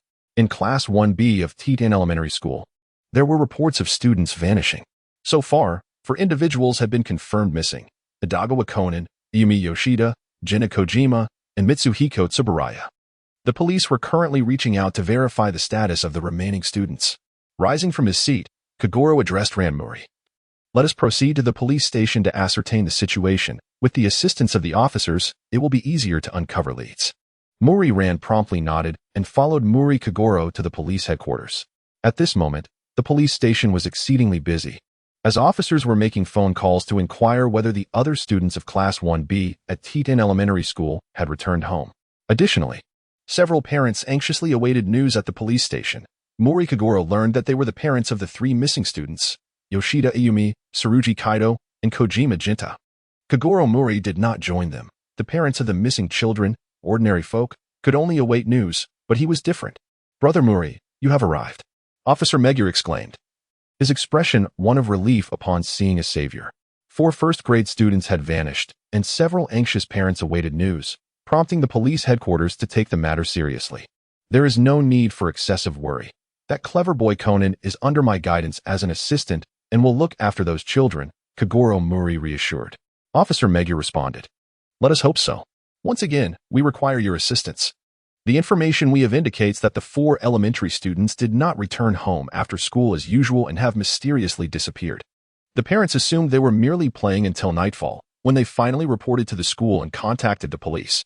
After listening, Kogoro Mouri displayed a contemplative expression and said, "So, Conan's homeroom teacher has also arrived? Allow me to meet her." Officer Megur nodded and instructed someone to bring Conan's homeroom teacher over. Kobayashi Sumiko, a young teacher with short hair, appeared. "You are the famous detective Kogoro Mouri," Kobayashi Sumiko exclaimed in astonishment upon seeing him. Mouri Kogoro nodded and said, "It is I. Conan is currently residing in my home. I have come regarding his disappearance. How may I assist you?"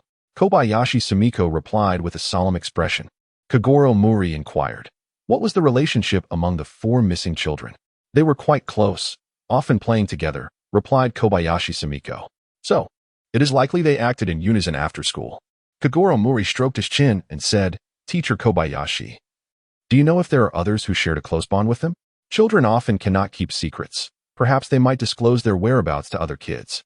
Kogoro Mouri remarked to Officer Megur, "Have the police who made the call inquire among the students about any recent hot topics at school. It may reveal their intended destination." Teacher Kobayashi mentioned several children's names, and the police swiftly made inquiries, yielding fruitful results. Rumors circulated among the students regarding the old Western-style mansion in Yatsuya.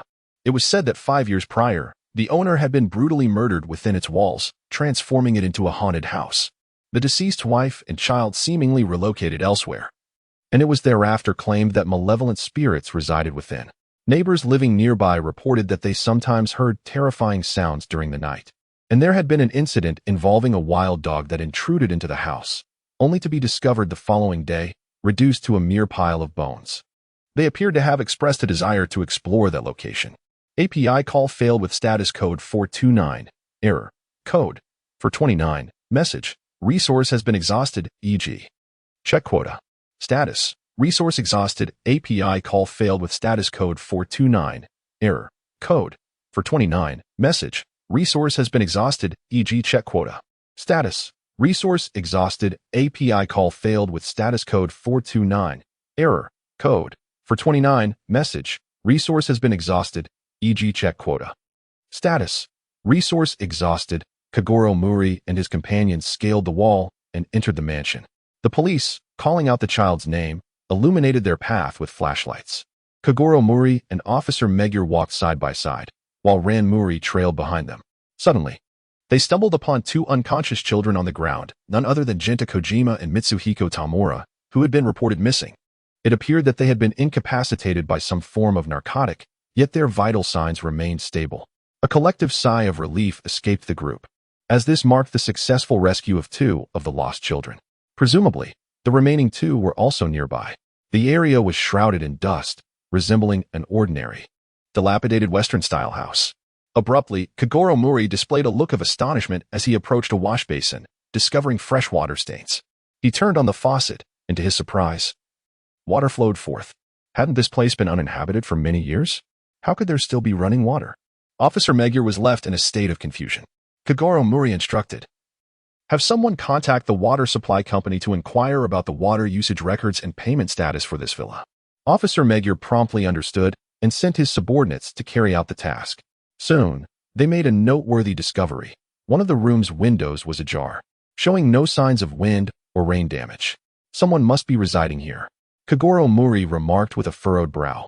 At that moment, the officer who had consulted the water company reported back that the old villa had maintained consistent water usage records, with payments being made regularly. Before long, they stumbled upon an open basement, from which light was emanating. Kogoro Mouri cast a glance at the basement door, secured by a leather strap. He recognized it as the suspenders worn by Conan, rumored to be a creation of Dr. Agasa, known for their remarkable elasticity. Dr. Agasa has an uncanny penchant for inventing peculiar contraptions. Kogoro Mouri and Officer Magyar swiftly descended into the basement. In the dim light, a metal cage stood, imprisoning a man who appeared almost primal. Conan and a young girl named Ayumi Yoshida stood in the corridor, where before them knelt a weeping woman with long hair. Mouri Kogoro, upon seeing Conan, inquired, "Pray tell, what is the matter?" Officer Magyar stood there, utterly dumbfounded. Maulilon fixed her gaze intently on Conan. Although Conan's heart raced with anxiety, he mustered the courage to speak. "Uncle Mouri, we ventured here for exploration and inadvertently stumbled upon this basement, where we discovered this mother and child residing." The officer listened intently as the wild man in the cage suddenly bellowed, "It was I who killed my father. It was an unfortunate accident that led to his demise." Kogoro Mouri, with a sudden flash of insight, grasped the truth of the matter. "Is this how it unfolded?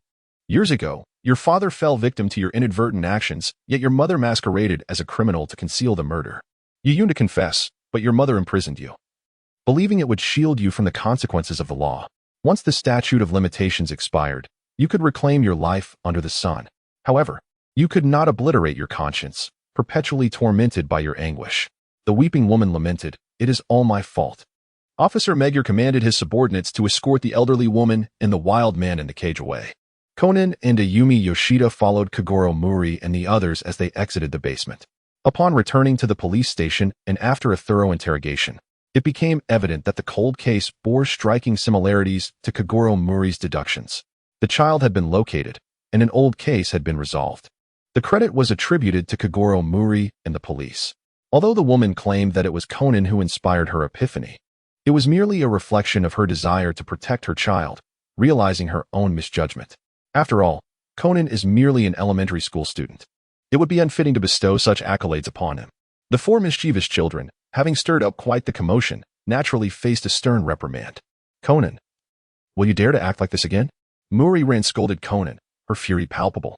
With his head bowed and eyes rolling, Conan, whose true identity is Shinichi Kudo, silently endured her admonition. Ran was well aware of his secret, yet seized this opportunity, while the other children faced their reprimand, to vent her frustration on him. Had it been another time, he might have retorted, but in the presence of so many at the police station, he could only suppress his response. Kogoro Mouri, undeterred by the happenings around him, engaged in light-hearted banter with Officer Magyar. After several parents had exhausted their reprimands, they finally departed with their children, persuaded by the police's gentle coaxing. Kogoro Mouri also bid farewell to Officer Magyar and returned to the Mouri Detective Agency. Upon arriving home, a palpable silence enveloped the trio. "Conan, it is not my intention to scold you. I am genuinely concerned for your well-being," remarked Ran Mouri. What could Conan possibly say in response? He simply uttered, "I am sorry. I, too, did not anticipate such an unforeseen incident." Kogoro Mouri declared, "Very well. Let us discuss this after we have satisfied our hunger." After such a commotion, it was already deep into the night, and everyone's stomachs were growling with hunger. Mouri Ran casually prepared some noodles, and everyone hurriedly filled their stomachs. This was indeed an unexpected occurrence, but to prevent such incidents from happening in the future, I will assist you in purchasing mobile phones, which will make communication more convenient, Mouri Kogoro stated. Now he had a bit of wealth, and providing each family member with a phone was certainly feasible. Well, Conan, you'll have to take responsibility for the cost of your own phone. Mouri Kogoro suddenly recalled that Kudo Yusaku was far wealthier than he was. Conan rolled his eyes and replied, "All right, I understand." Kogoro Mouri gazed at the two individuals, hesitating for a moment before speaking. "There is something I had not disclosed to you before, but it seems it is no longer relevant." He then recounted the matter concerning Akemi Mayano and her connection to the Black organization. What? They actually have information. Conan nearly leapt from his seat, overwhelmed with exhilaration. Kogoro Mouri exclaimed, "Calm down. What can rashness possibly change? You truly need to alter your disposition. The more a matter pertains to your concerns, the more composed you must remain. Otherwise, making erroneous judgments will lead to regret that arrives too late. I have been awaiting their appearance during this time." At that point, Inspector Otaki will also extend his assistance. Perhaps we could uncover their missteps. However, it seems they harbor no intention of retaliation. Conan gazed at Kogoro Mouri and confessed, "I was too agitated. I apologize." He felt a pang of disappointment, realizing that returning to his high school self would require further patience. Subsequently, Kogoro Mouri and Conan engaged in an analysis of the Black organization's situation. Throughout this exchange, Ran Mouri remained silent, feeling utterly helpless, as if she could offer no assistance. Kogoro Mouri and Conan had not reached any definitive conclusions. After all, their understanding of the Black organization was rather limited. According to Chief Inspector Odajirai, the Japanese police had long been vigilant regarding this enigmatic group, yet their inability to eradicate it attested to its formidable nature. The two of them found themselves with scant options, left only to bide their time for the right opportunity. The following day, Kogoro Mouri found himself once again gracing the pages of the newspapers. In contemporary times, he had become a familiar figure on both television and in print, his notoriety growing in tandem with the number of cases he successfully solved. This time, he had cracked 2 cases simultaneously: the mysterious disappearances of 4 elementary school students and an old murder case, which garnered considerable attention. Accustomed to making headlines, Kogoro Mouri was well aware of the plethora of criminal incidents unfolding in the war. Mouri Ran and Conan followed suit. The commission was rather unremarkable, merely a request to locate an ancient painting. However, the reward was a substantial 500,000 yen, prompting Mouri Kogoro to accept the task. Although he encountered some difficulties during the endeavor, he ultimately succeeded in locating the sought-after artwork, albeit at the expense of considerable time. Unfortunately, the vessel that had brought us here had already departed, and we found ourselves stranded. This is quite troublesome. Mouri Kogoro furrowed his brow. The remote location of this island meant that if we were to wait for the next boat, we might be marooned for 3 to 4 days. Just then, a middle-aged man passed by and inquired, "Did you miss the boat? If you don't mind, you may join us on our return trip to Tokyo." Kogoro Mouri felt somewhat embarrassed and said, "Will this trouble you?" The middle-aged man replied, "It is only natural to assist one another when away from home." Seeing the other's eagerness to help, Kogoro Mouri decided not to decline any further. Though he could tolerate being stranded for 3 or 4 days, he was concerned about Ran and Conan needing to attend school. They followed the middle-aged man to his vessel. Kogoro Mouri gazed at the luxurious yacht before him, somewhat astonished. This seemingly ordinary middle-aged man appeared to be quite extraordinary. The Kanemoto family. Mouri Kogoro had a slight understanding that the individuals aboard the cruise ship were all members of the same family. The middle-aged man was named Kabamoto Kitaro, the vice president of Kabamoto Construction, known for his amiable disposition, albeit a somewhat timid demeanor. As the ship set sail, Mouri Kogoro, Mouri Ran, and Conan stood at the bow, enjoying the refreshing sea breeze. With the wind caressing their faces, the trio felt an overwhelming sense of joy. "What a stroke of luck to be aboard such a luxurious cruise," exclaimed Mouri Ran. "It seems we've turned misfortune into fortune," Conan remarked. Kogoro Mouri remarked, "Fortunately, we encountered kind-hearted individuals. Otherwise, our return may not have been so swift. This is someone else's domain. Let us refrain from causing any disturbances to avoid displeasing the owner." Both Malilan and Conan nodded. Suddenly, they noticed a young woman with long hair nearby, shedding tears. Malilan inquired with concern, "Miss, are you all right?" "I'm fine," the young woman replied, wiping away her tears. I just suddenly remembered my parents who passed away in a car accident last year. Oh. Mao Lilan felt a twinge of curiosity. The young woman continued, I truly wish they could see me in this dress today. A dress? Both Mao Lilan and Conan were intrigued. Kogoro Mouri observed in silence, refraining from interjecting. What is the matter, Natsuki?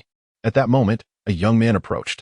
A young woman leaned in, wrapping her arms around the young man's shoulders, and cheerfully exclaimed, Today marks our joyous occasion. Hey, the young man replied, slightly bashful. Such great joy, Ran Mouri remarked, her expression one of intrigue. The young woman introduced herself, I am Natsuki Hatamoto, and this is my husband, Takehiko Hatamoto. Just this morning, we celebrated our wedding on Hatamoto Island. Is that so? Congratulations to you both. Ran Mouri beamed. But why did you choose to hold the ceremony on Hatamoto Island? Natsuki responded, that island predominantly belongs to the Hatamoto family, and it is a site where we honor our ancestors. It is a family tradition that weddings must be held on this island. Ah, Ran Mouri exclaimed, understanding dawning upon her. Kogoro Mouri listened intently, deep in thought. Prior to his visit, he had conducted an investigation into this island and was well aware of the significant connection between the Takamatsu Island and the Takamatsu family. The individual who had commissioned him to locate the ancient painting was a high-ranking member of the Takamatsu group. What a troublesome situation this is. Not far away. An elderly man bellowed, Isn't the ship chartered by our Takamatsu family? Why are you allowing outsiders aboard? Yes, my apologies. The one being reprimanded was Takamatsu Beru, who, in a subdued tone, explained, I noticed they were about to miss the boat, so I took the liberty of allowing them on. The old man cast a cold glare towards Kogoro Mouri before addressing Takamatsu Beru, saying, You certainly have some audacity. You made a decision without my consent. That's not the case at all, Takamatsu Beru defended himself. Yet the old man continued his scolding, insisting, You clearly do not regard me at all. API call failed with status code 429. Error. Code. 429. Message. Resource has been exhausted, e.g. check quota. Status. Resource exhausted. Kogoro Mouri furrowed his brow, recalling his research on the Kanemoto group. The chairman, Kanemoto Hozu, was a venerable 72 years of age and also the head of the Kanemoto family. He appeared to be a man of traditional values. Do not mind the slight awkwardness of Kanemoto Natsuki, who remarked, My grandfather has been emotionally unstable since the wedding began. Indeed, after tasting my culinary creations, a middle-aged man approached. Kanemoto Natsuki gazed at the newcomer and said, Uncle Shuji, I had long known that my father despised Western cuisine. Yet I never expected him to become so enraged. The middle-aged man sighed lightly. He was Kanemoto Shuji, the second son of Kanemoto Hozu. He recalled his father's disparaging remarks about the Western dishes he had prepared. Such fare is only fit to be fed to pigs. Mouri Kogoro observed from the side, sensing the family's dynamics were rather precarious. Katamoto Shoji remarked, Perhaps my culinary skills are still lacking. As a French cuisine chef, he felt disheartened by his father's critique of his cooking. Not at all. Katamoto Natsu interjected, Uncle's dishes are truly delicious. Katamoto Shoji then glanced at the flower adorning Katamoto Takashi's lapel and inquired, Oh, handsome, what is this corsage? This was pinned on by Natsu after the wedding, Takashi replied. Natsu added, Since childhood, I have dreamed of gifting this flower, which only blooms on Katamoto Island, to the person I cherish most. Her face radiated joy, clearly smitten by love. I must say, I am truly impressed, Katamoto Shoji remarked. Kogoro Mouri listened intently to their conversation while surveying his surroundings, when suddenly he caught sight of a youthful artist. This young man was fixated on the direction of Natsukawa. At that moment, Gozo Kitamoto was beside the young artist, lamenting. I am useless, and my son is no better. All day long, he merely dabbles in painting, showing no promise. Even as my child, he does not heed my words. It's a dream that cannot be realized. He should abandon it sooner rather than later. Beside him, Bara Kitamoto wore a grim expression. For the young man was his only son, Ikaru Kitamoto. Gozo Kitamoto paid no mind to Baru's thoughts as he called out to Takehiko. Hey, Takehiko. Ikaru responded, Yes. I have something to discuss with you. Come to my room later, Gozo instructed. Ikaru nodded affirmatively. All right. Gozo then strode toward the cabin, quickly disappearing from sight. Darling, please endure just a while longer, a woman said as she approached Bara Kitamoto. Father is getting old and won't live much longer. Once he passes, the Kitamoto group and family fortune will all be yours. She was Mariko Kitamoto, Gozo's eldest daughter and Baru's wife. It may not be that simple, aunt. A short-haired woman smoking a cigarette interjected. She approached and added, Last night, Butler Suzuki revealed some insider information regarding how grandfather plans to handle the company and assets.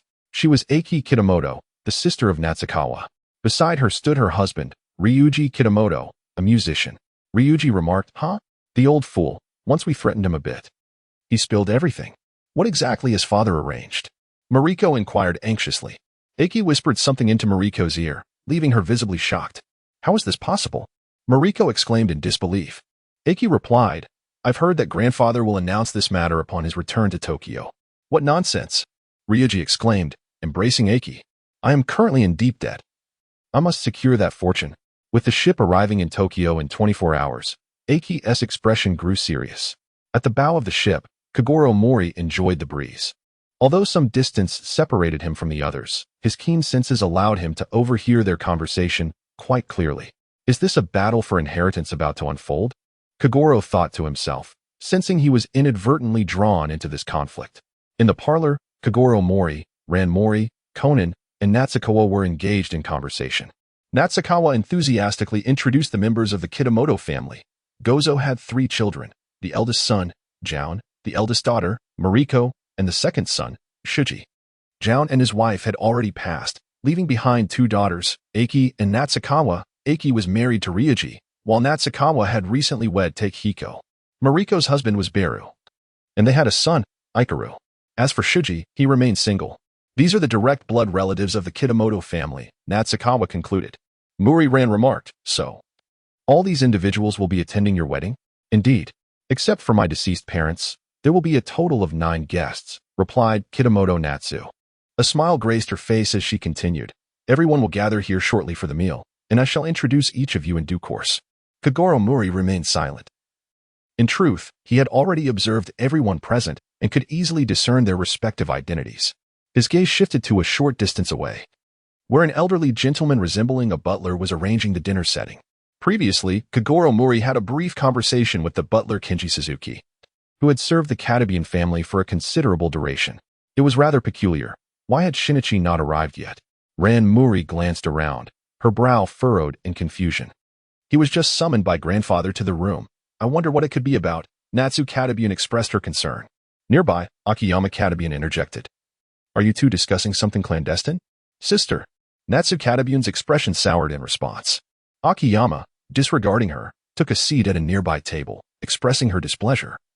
"That Ryoma fellow is taking his sweet time washing his hands. So slow." "Ah, is father not here yet?" asked Shoji Katabian, who had just arrived. Butler Kenji Suzuki replied. "He should be arriving shortly." At that moment, Akiyama finally spotted her tardy husband and remarked, "You really are dragging your feet." "I'm sorry." Ryoma Katabian replied. "Nasu, do you have someone you admire?" she inquired of Ran Mouri. Mouri Ran's face flushed as she furtively cast a glance at Conan, unsure of how to respond. Conan, on the other hand, perked up his ears. "Ahem." Mouri Kogoro interjected. "Ran is feeling shy, so let us not press further." I understand. Hatamoto Natsu chuckled. "By the way, I haven't inquired about what you do for a living, Uncle Mouri." "Oh, did I not mention it?" "I am a detective," Mouri Kogoro replied with a smile. Upon hearing this, the members of the Hatamoto family turned pale. "What is the matter with everyone?" Mouri Ran asked, puzzled. "Shoo. It's because my grandfather despises detectives," Hatamoto Natsu whispered. "He claims that those who follow others and pry into their privacy are the most despicable.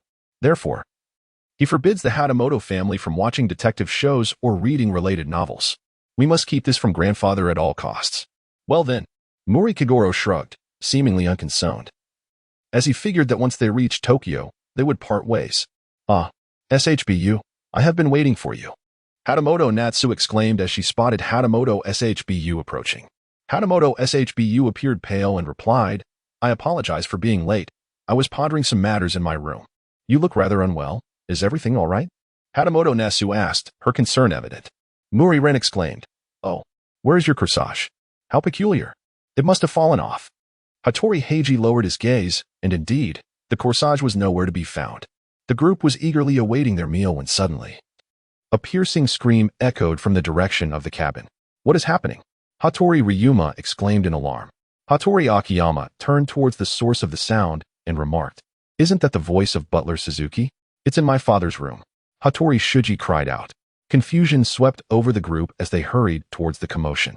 Upon arrival, they found butler Suzuki Kinji collapsed on the floor, his expression one of shock as he stared towards the open door of Hattori Guzu's room, exclaiming, "Heavens! Suzuki! What has transpired?" Hattori Shuji inquired. In a state of daze, Suzuki Kinji was unable to respond. As they approached the doorway, their eyes widened in horror at the sight within the room. There lay the head of the Hattori family, Hattori Guzu, sprawled in a pool of blood. Kogoro Mouri swiftly approached and, after examination, declared, "There is no pulse. He is dead. To think this insufferable old man has met his end in such a manner." The others, upon hearing Mouri's words, were utterly astonished. "Impossible. Grandfather!" cried Natsuki, attempting to enter the room. "Do not enter," Mouri barked. "No one is permitted to enter this room without my consent. This is a crime scene." His expression was stern as he began to meticulously examine the corpse. After a short while, he paused and stated, "The jaw has yet to stiffen, the pupils are beginning to constrict, and the body temperature has already dropped. Considering all the evidence, it is likely that Lord HZ was murdered approximately 40 to 50 minutes ago." When a detective takes action, the results are indeed extraordinary. Aki, the flag bearer, remarked, showing no signs of sorrow whatsoever. Ran remarked, "My father was once a detective in the homicide division." "Were you the first to discover the scene, Butler Suzuki?" Kogoro turned his gaze towards Suzuki Kinji. Suzuki Kinji replied, "Yes, indeed. At the time of the victim's murder, which was around 8 p.m., where were you?" Kogoro inquired. Suzuki Kinji responded, "Around 8 p.m., I was in the dining room, preparing for the meal." "You are not lying, are you?" Hatamoto Ryoma questioned skeptically. "That is the truth," Suzuki Kinji insisted. "If you do not believe me, you may inquire with the other servants." "Indeed. At that time, the butler was indeed busy at our table, correct, Natsu?" Ran interjected. Natsu Hatamoto nodded in affirmation. "Yes. When you discovered the body, the room was locked, was it not?" Kogoro asked. Suzuki Kinji affirmed. "Yes." "What was the locking situation of this room?" Kogoro pressed on. As Suzuki Kinji retrieved the key, he explained, "Once this room is locked from the inside, one cannot enter without this key." "Are there any other spare keys for this room?" Kogoro queried. "No, there is only this one key, which I requested from the master after boarding," Suzuki Kinji replied. Kogoro Mouri furrowed his brow and remarked, "The window of the room is shut tight, and the only entrance has been locked. Therefore, it is impossible for anyone to have intruded from the outside. In other words, this room is a completely sealed chamber." "A sealed chamber?" Ryoma Katabune exclaimed in astonishment. "Are you suggesting that no one could have entered?" Akiyama Kadahashi inquired. "Could it possibly be suicide? How could he take his own life?" Natsuki Katabune cried out. "Humph. Are you unaware? It is said that this old man has committed numerous heinous acts," Ryoma Katabune asserted. "He must have intended to take this opportunity of your marriage to conclude matters and seek atonement." "Brother-in-law," Natsuki Katabune exclaimed in disbelief. "Uncle Shoji, I don't believe that old man would act in such a manner," Shoji Katabune responded, shaking his head. "Is that truly the case?" Mariko Katabune questioned, her expression revealing doubt. Both Shoji and Mariko, being the offspring of Kazuhiko Katabune, were quite familiar with their father and found it hard to believe that he would resort to suicide. Indeed, Kazuhiko has done many unspeakable deeds. Yet, given his disposition, he would not repent even in death, let alone contemplate suicide as a form of atonement. It is certainly not suicide. Kogoro Mouri surveyed the scene, declaring he was stabbed in the abdomen and bled to death. However, there is no sign of any weapon here, which is illogical. Could it have been a sharp piece of ice or something similar? Ryoma Katabune suggested. Isn't it often mentioned in detective novels? After a while, ice would melt away and disappear. Would someone intending to take their own life go to such lengths? Kogoro Mouri responded, somewhat speechless. This must be the old man's prank, Akiyama Kadahashi asserted. He has orchestrated this to cast suspicion upon the Katabune family members present, as he despises them. She glanced at Natsuki, adding, of course. That does not include you, Natsuki. Sister, Natsuki Katabune called out. Uncle Shoji nodded in agreement. Yes, that does make sense. He was well aware of Kazuhiko's sentiments. With the exception of Natsuki, every other family member was loathed by him. Uncle Shoji, you too must agree. Natsuki Katabune insisted, unable to bear it any longer. Ryoma Katabune chuckled. Suicide. That wicked old man must have chosen to end his own life. API call failed with status code 429. Error. Code 429. Message. Resource has been exhausted, e.g. check quota. Status. Resource exhausted. Kogoro Mouri remarked, if Lord Takamoto had committed suicide while the door was closed, it would have obscured the threshold, leaving no bloodstains. It appears he was murdered with the door ajar. If my conjecture holds true, he was likely stabbed outside. And in a desperate attempt to evade his assailant, he fled inside and locked the door, ultimately succumbing to his injuries. This scenario accounts for the sealed nature of the room, the absence of the murder weapon, and the bloodstains on the threshold, thus providing rational explanations for all the anomalies. Upon hearing this, the crowd nodded in agreement, finding his reasoning compelling. Since this is a homicide, a murderer must exist. Kogoro Mouri scanned the assembly and continued. The incident occurred around 8 p.m., coinciding with the time everyone was preparing to dine. Myself, Ran, Conan, and Natsuki have been seated at the dining table since approximately 7:30, rendering us incapable of committing the crime. Meanwhile, Butler Suzuki was arranging the tableware in the dining room. Therefore, it is evident that the perpetrator must be among those of you who were not present in the dining area at that time.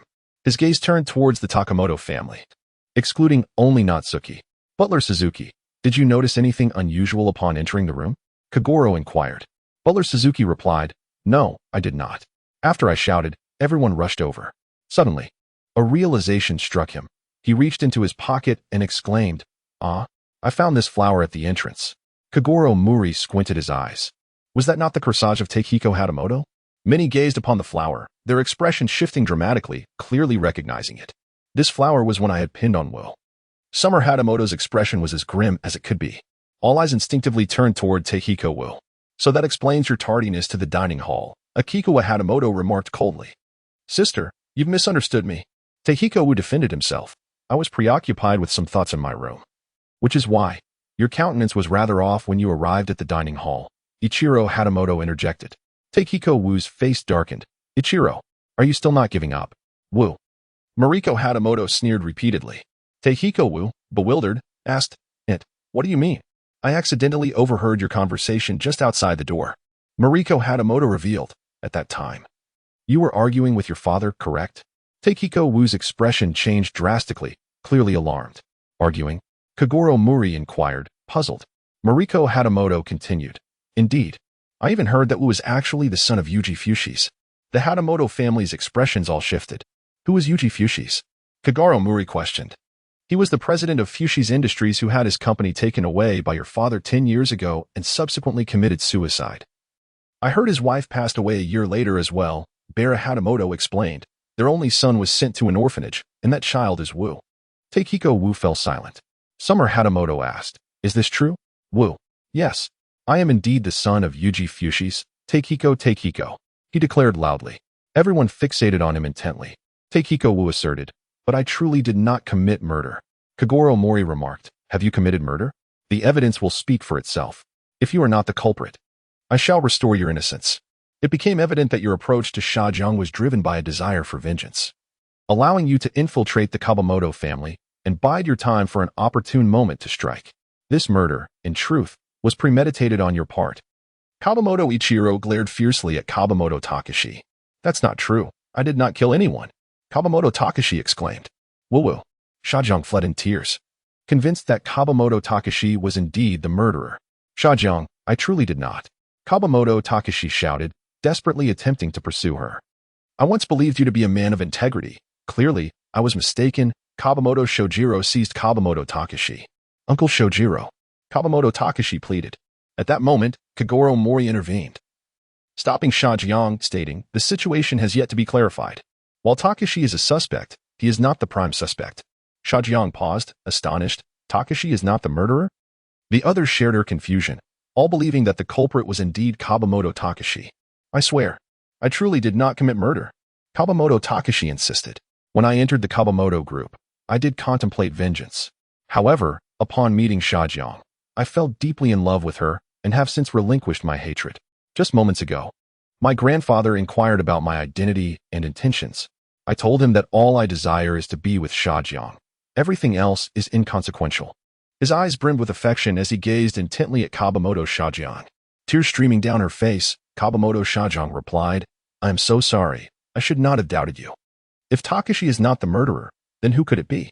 Kabamoto Shojiro released his hold on Kabamoto Takashi, allowing him to embrace Kabamoto's Shajiang. Kogoro Mouri remarked, "Butler Suzuki, this boutonniere was found at the entrance, was it not?" "Indeed," replied Kenji Suzuki. "API call failed with status code 429. Error. Code 429. Message, resource has been exhausted, e.g. check quota. Status, resource exhausted, API call failed with status code 429. Error. Code 429. Message, resource has been exhausted, e.g. check quota. Status, resource exhausted," Kogoro Mouri remarked, even after dining on Western cuisine. It is uncommon to leave behind breadcrumbs. However, one individual present bears such remnants. Who could it be? Questioned Koichi Takamoto, perplexed. Kogoro Mouri pointed at Ichiro Katamoto and remarked, "Of course, it is Ichiro Katamoto, the one studying fine arts. When creating charcoal drawings, he often utilizes bread to retouch his work.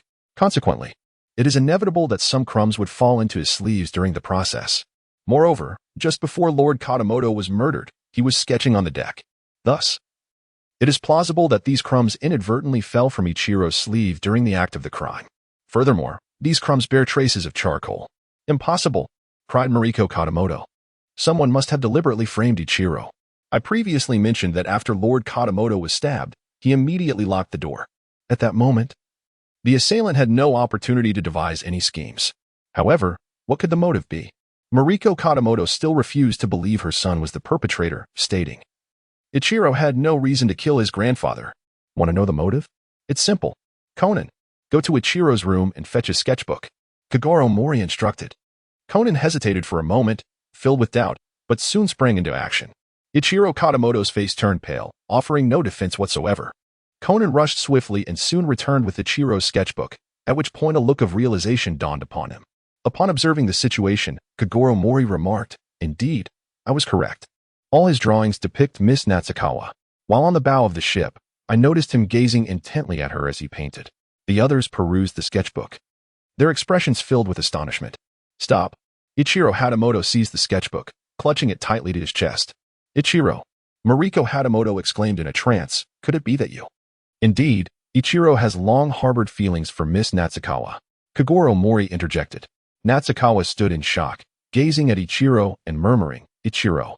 The butler, Kenji Suzuki, added, "Although young Master Ichiro lacks the courage to confess his feelings to Miss Natsukawa, he once implored his grandfather to permit a union with her, only to be met with a refusal. Indeed, Ichiro declared, however, my grandfather outright dismissed me, asserting that I, like a toad, could not aspire to court a swan. Shortly thereafter, as if to mock my aspirations, he arranged the betrothal of Natsukawa and Kobu.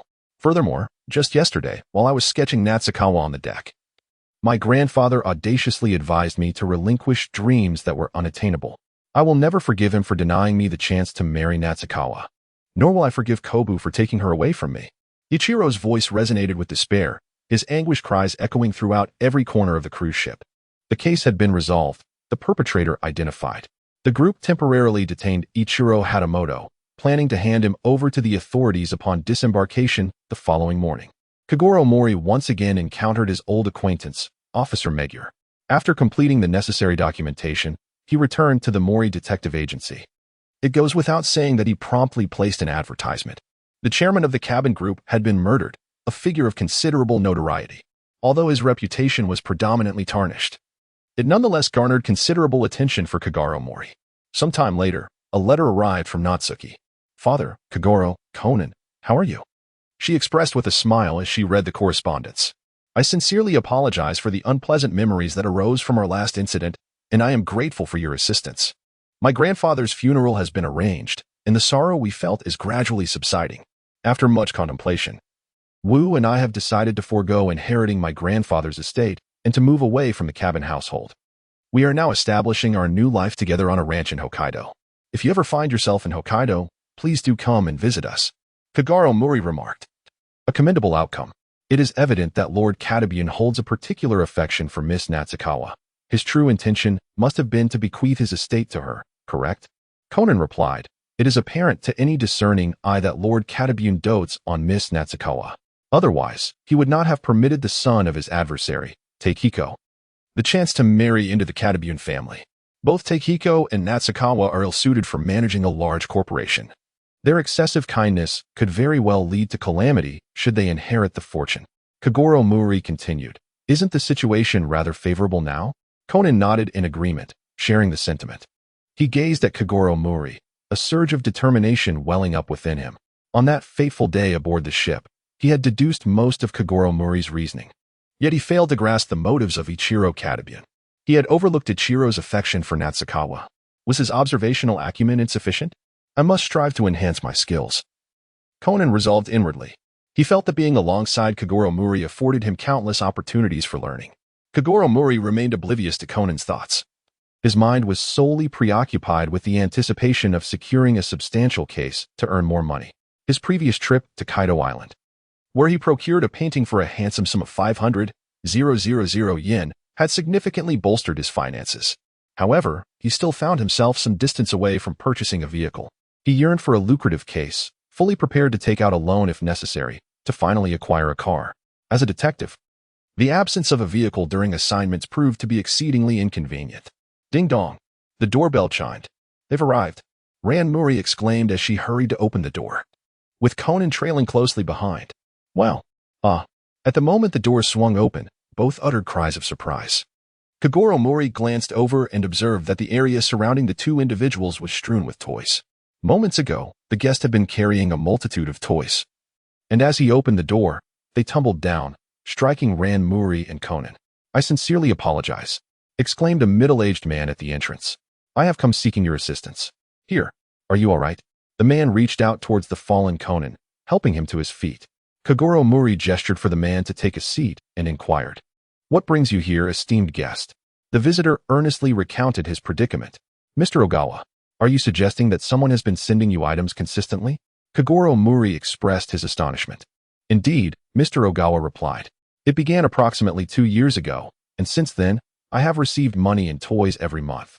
Both the sender's address and name are fabricated, and I am deeply concerned about their intentions. Kogoro Mouri inquired, is it money and toys? Do you have children? Indeed, I have a 5-year-old son, Mr. Ogawa replied. Could it be that a familiar acquaintance is secretly gifting toys to your child? Kogoro pondered. No, Mr. Ogawa responded, I have already inquired among friends and family. They are all unaware of this matter. Thus far, how much has been sent? Kogoro asked. 1 million yen each month, totaling 25 million yen, Mr. Ogawa stated. 25 million? Kogoro exclaimed in astonishment. This is quite extraordinary. Mysterious money arriving in such large sums is certainly irregular. Initially indifferent, Kogoro Mouri suddenly became alert. He had recently declined many ordinary requests. However, the substantial amount in this case piqued his interest. This is quite troubling, Mr. Ogawa, he declared. Mr. Ogawa nodded in agreement. Indeed, that is why I sought your assistance, Detective Mouri. If it were merely toys sent to my child each month, we would gladly accept them. However, such a significant sum of unknown origin is something we would refuse to accept. The identity of the sender remains a mystery, and we have no means to return it. This indeed presents a challenge. Fear not, for I, Kogoro Mouri, am a renowned detective. Assisting you will pose no issue, he assured. Mr. Ogawa, this request is rather complex. May I inquire as to the fee you can provide? Mr. Ogawa replied. How about 50 yen? 1 million yen? Kogoro insisted. Mr. Ogawa, someone is bestowing such a large sum upon you for a significant reason. This issue may well be beyond the police's capability. It is up to me. Very well. 1 million it shall be. Mr. Ogawa gritted his teeth. To be frank, 100 yen was not an insignificant amount for him. However, having already received 25 million from another, his sensitivity to monetary values had diminished. Excellent. Kogoro Mouri smiled. Let us start with a deposit of 200,000. Kogoro Mouri, with a face full of anticipation, produced a PS machine. Mr. Ogawa promptly swiped his card for 200,000 yen. The commission was officially established. Kogoro Mouri, with a solemn expression, inquired, Mr. Ogawa, you are a surgeon, aren't you? Oh, did I mention that? Mr. Ogawa replied. Kogoro Mouri remarked.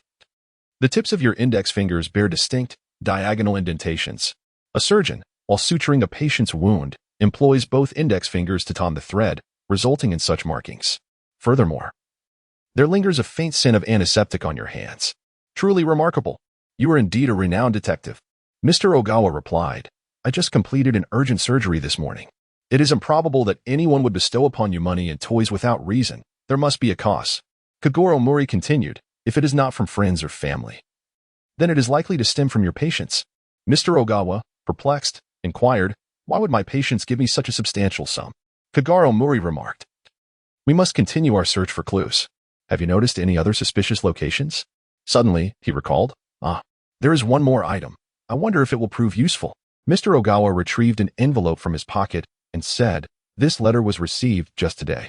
Kogoro Mouri took the package and upon opening it, discovered a sum of money along with a letter. A total of 25 million yen had been dispersed, and the exchange was to commence. Will there be any toys included this time? Kogoro furrowed his brow and inquired. Mr. Ogawa replied, no. Ordinarily, toys and money are sent together in larger parcels.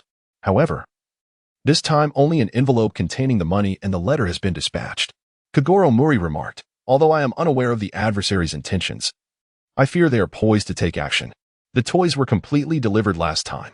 25 million yen has also been dispatched this time. Uncle Mouri, there are no black barcodes on these boxes. Conan, engrossed in tinkering with the toys, interjected at that moment. Mouri Kogoro, upon receiving a prompt from Conan, swiftly grasped the situation and remarked, most of the products should bear barcodes. These toys do not, indicating they are likely outdated. Many of them are significantly damaged. Conan added, indeed, the toys that were sent are mostly flawed or broken. Mr. Ogawa interjected, is it possible that the person sending these items can only afford second-hand toys for my son? Absolutely not. That individual sends a sum of 1 million yen each month. They are certainly not incapable of purchasing new toys. Mouri Kogoro replied, the sender is deliberately choosing to send you second-hand or antiquated toys along with a substantial amount of money. But what could be the motive behind such actions? Mr. Ogawa pondered in confusion. Mouri Kogoro remarked, we must ascertain the reason. First, let us engage with these toys. What? Mr. Ogawa responded, somewhat perplexed. Kogoro Mouri remarked, the clues are rather sparse. We must continue to gather intelligence. Some toys may contain saved data, and perhaps these old toys will yield discoveries. Upon hearing this, Mr. Ogawa suddenly realized, and the four began to examine and play with the toys. Tomoya Ajino? Kogoro Mouri said as he opened a game and spotted a name in the saved data.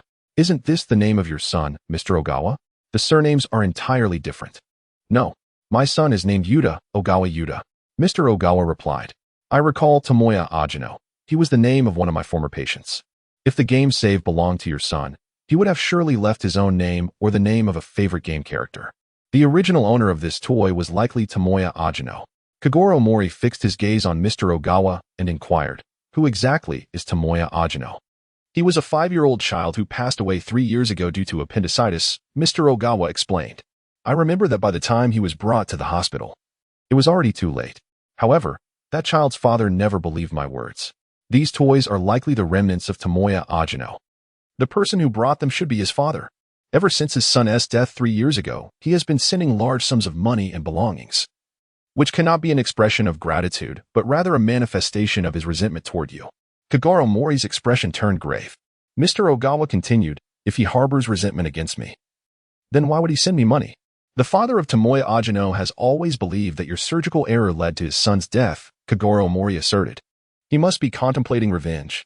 For 3 years, he has been sending money and toys, not necessarily targeting you directly, but perhaps aiming at your son. The hatred stemming from the loss of his child. Kogoro Mouri hastily inquired, where is your son now? He is still at school, Mr. Ogawa replied. Kogoro Mouri remarked, call the school and instruct the teachers to keep a close watch on him. If it is not you coming to pick him up, no one else shall take him away.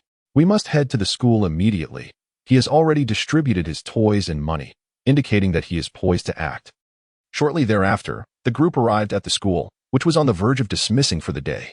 That man is none other than Tomoya Ajino's father, Mr. Ogawa pointed towards the entrance, indicating a middle-aged man wearing a hat. Kogoro Mouri remarked, he is indeed a pitiable soul. I shall approach him and see if we can resolve this matter. Frankly speaking, the individual has not yet committed a genuine crime. All that exists thus far are mere conjectures. Therefore, it is impossible to convict him, unless we employ Mr. Ogawa's son as bait, seizing him in the act of his father's wrongdoing. However, using a child as bait is far from appropriate, and it is even more reprehensible to use a client's son in such a manner. Should any misfortune arise, Kogoro Mouri could not bear the consequences. I will go and speak with him. Mr. Ogawa hastily made his way over. Mouri, Kogoro, and the others naturally followed suit. Mr. Ajino, we are well aware of your schemes. Mr. Okawa stated bluntly, I regret the loss of your child all those years ago, but the message arrived far too late. If you seek vengeance, direct it at me and spare my son from your wrath. Silence. Mr. Ajino's father interjected.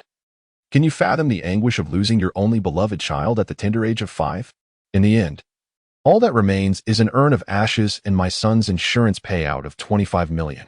Kogoro Mouri suddenly realized. So you offered 25 million yen. Indeed.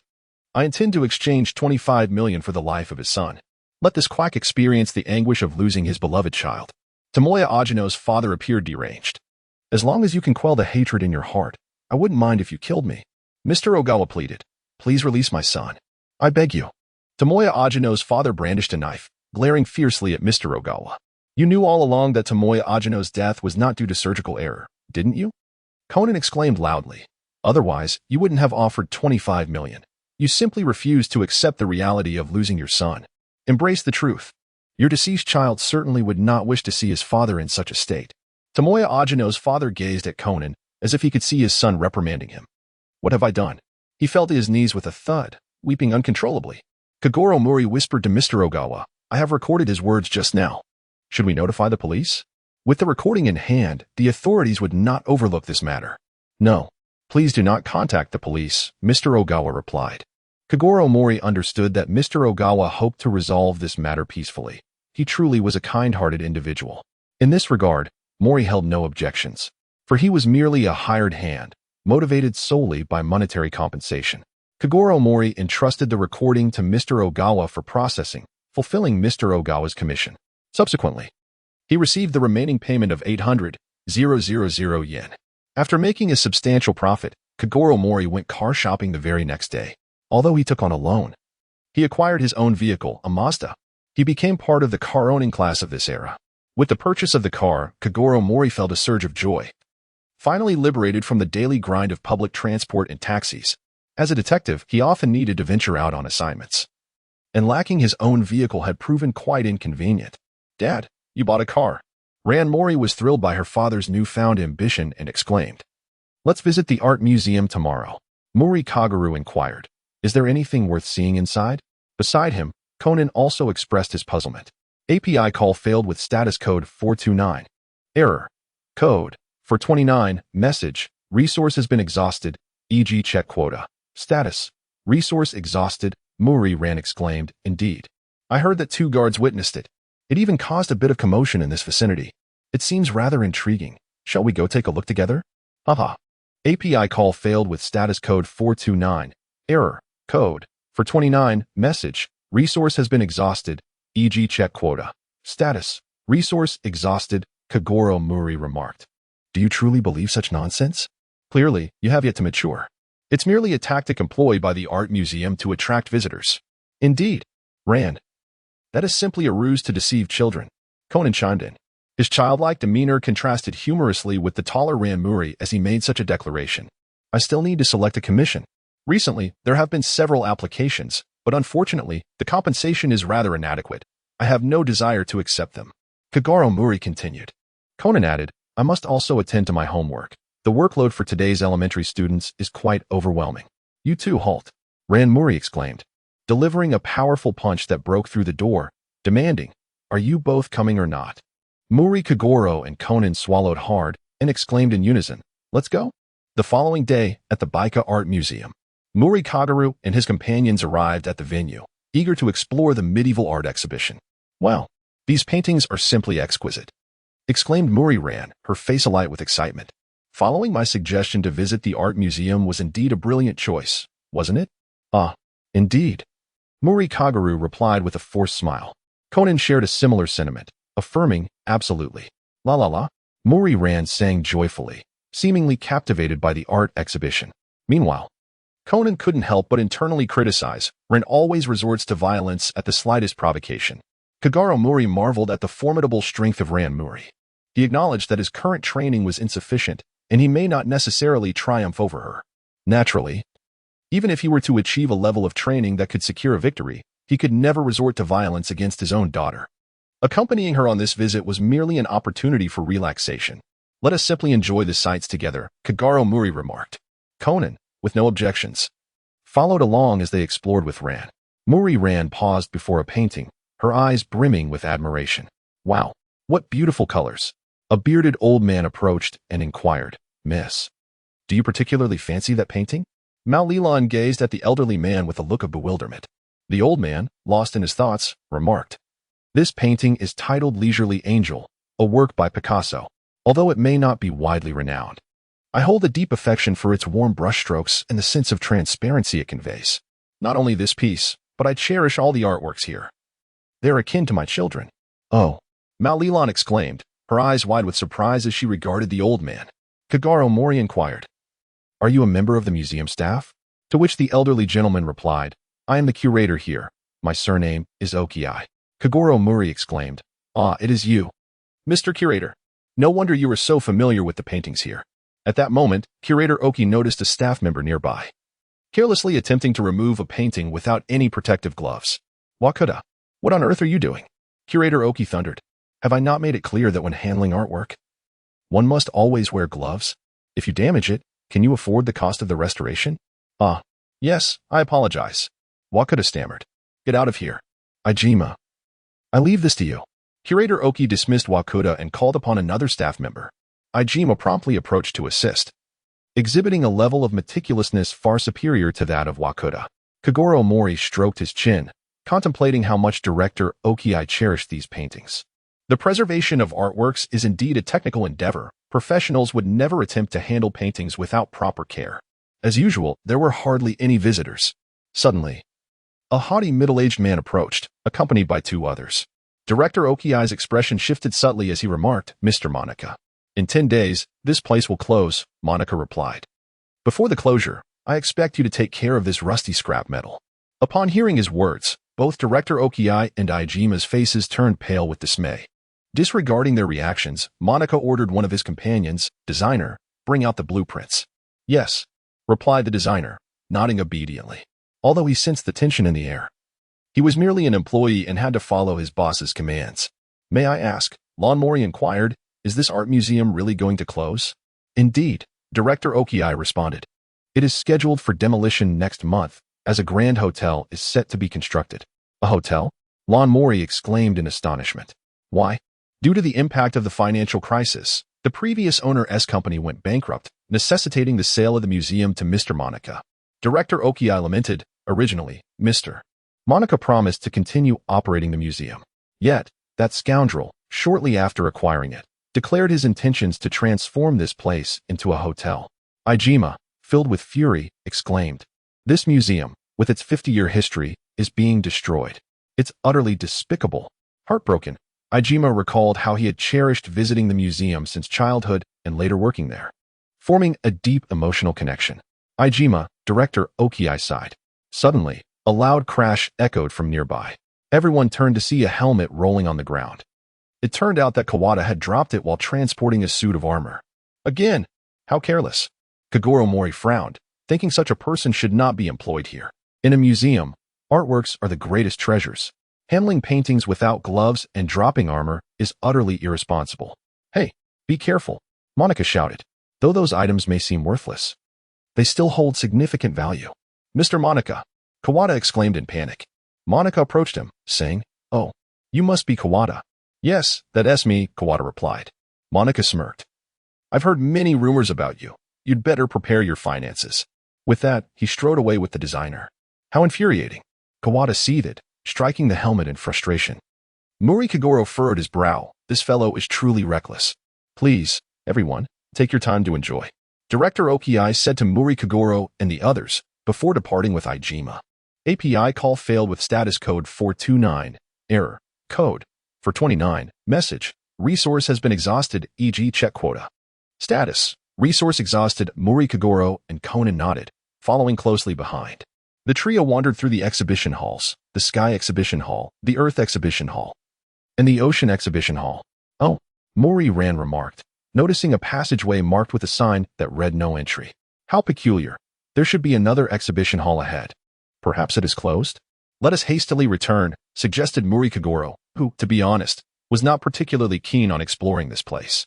Subsequently, they continued their tour in other areas as twilight gradually approached. Sigh. Conan reclined on a chair, letting out a weary exhale. Kogoro Mouri sat nearby, appearing somewhat dispirited, and remarked, "I am so tired." "Let's return," Conan suggested. Kogoro Mouri nodded and remarked, "I am feeling rather hungry as well. You two are utterly useless." Ran Mouri cast a glance at the two ineffectual men and turned her head, only to discover that the no-entry sign that had previously hung in the last exhibition area had vanished. Could it be that it has reopened? Since we are here, we might as well take a look around. What? Kogoro Mouri and Conan had initially thought they were heading back, but to their surprise, they were to continue exploring. Mouri Ran remarked with a cold smile, "If you choose not to return, then I suppose it will be your responsibility to prepare dinner." Kogoro Mouri and Conan silently lamented. What a despicable act. They naturally followed along with sincerity, hoping to be spared the burden of cooking. "I wonder what theme this exhibition hall encompasses." Mouri Ran inquired with great interest. Beyond the sky, the earth, and the ocean, what else could there be? Kogoro Mouri expressed his own confusion.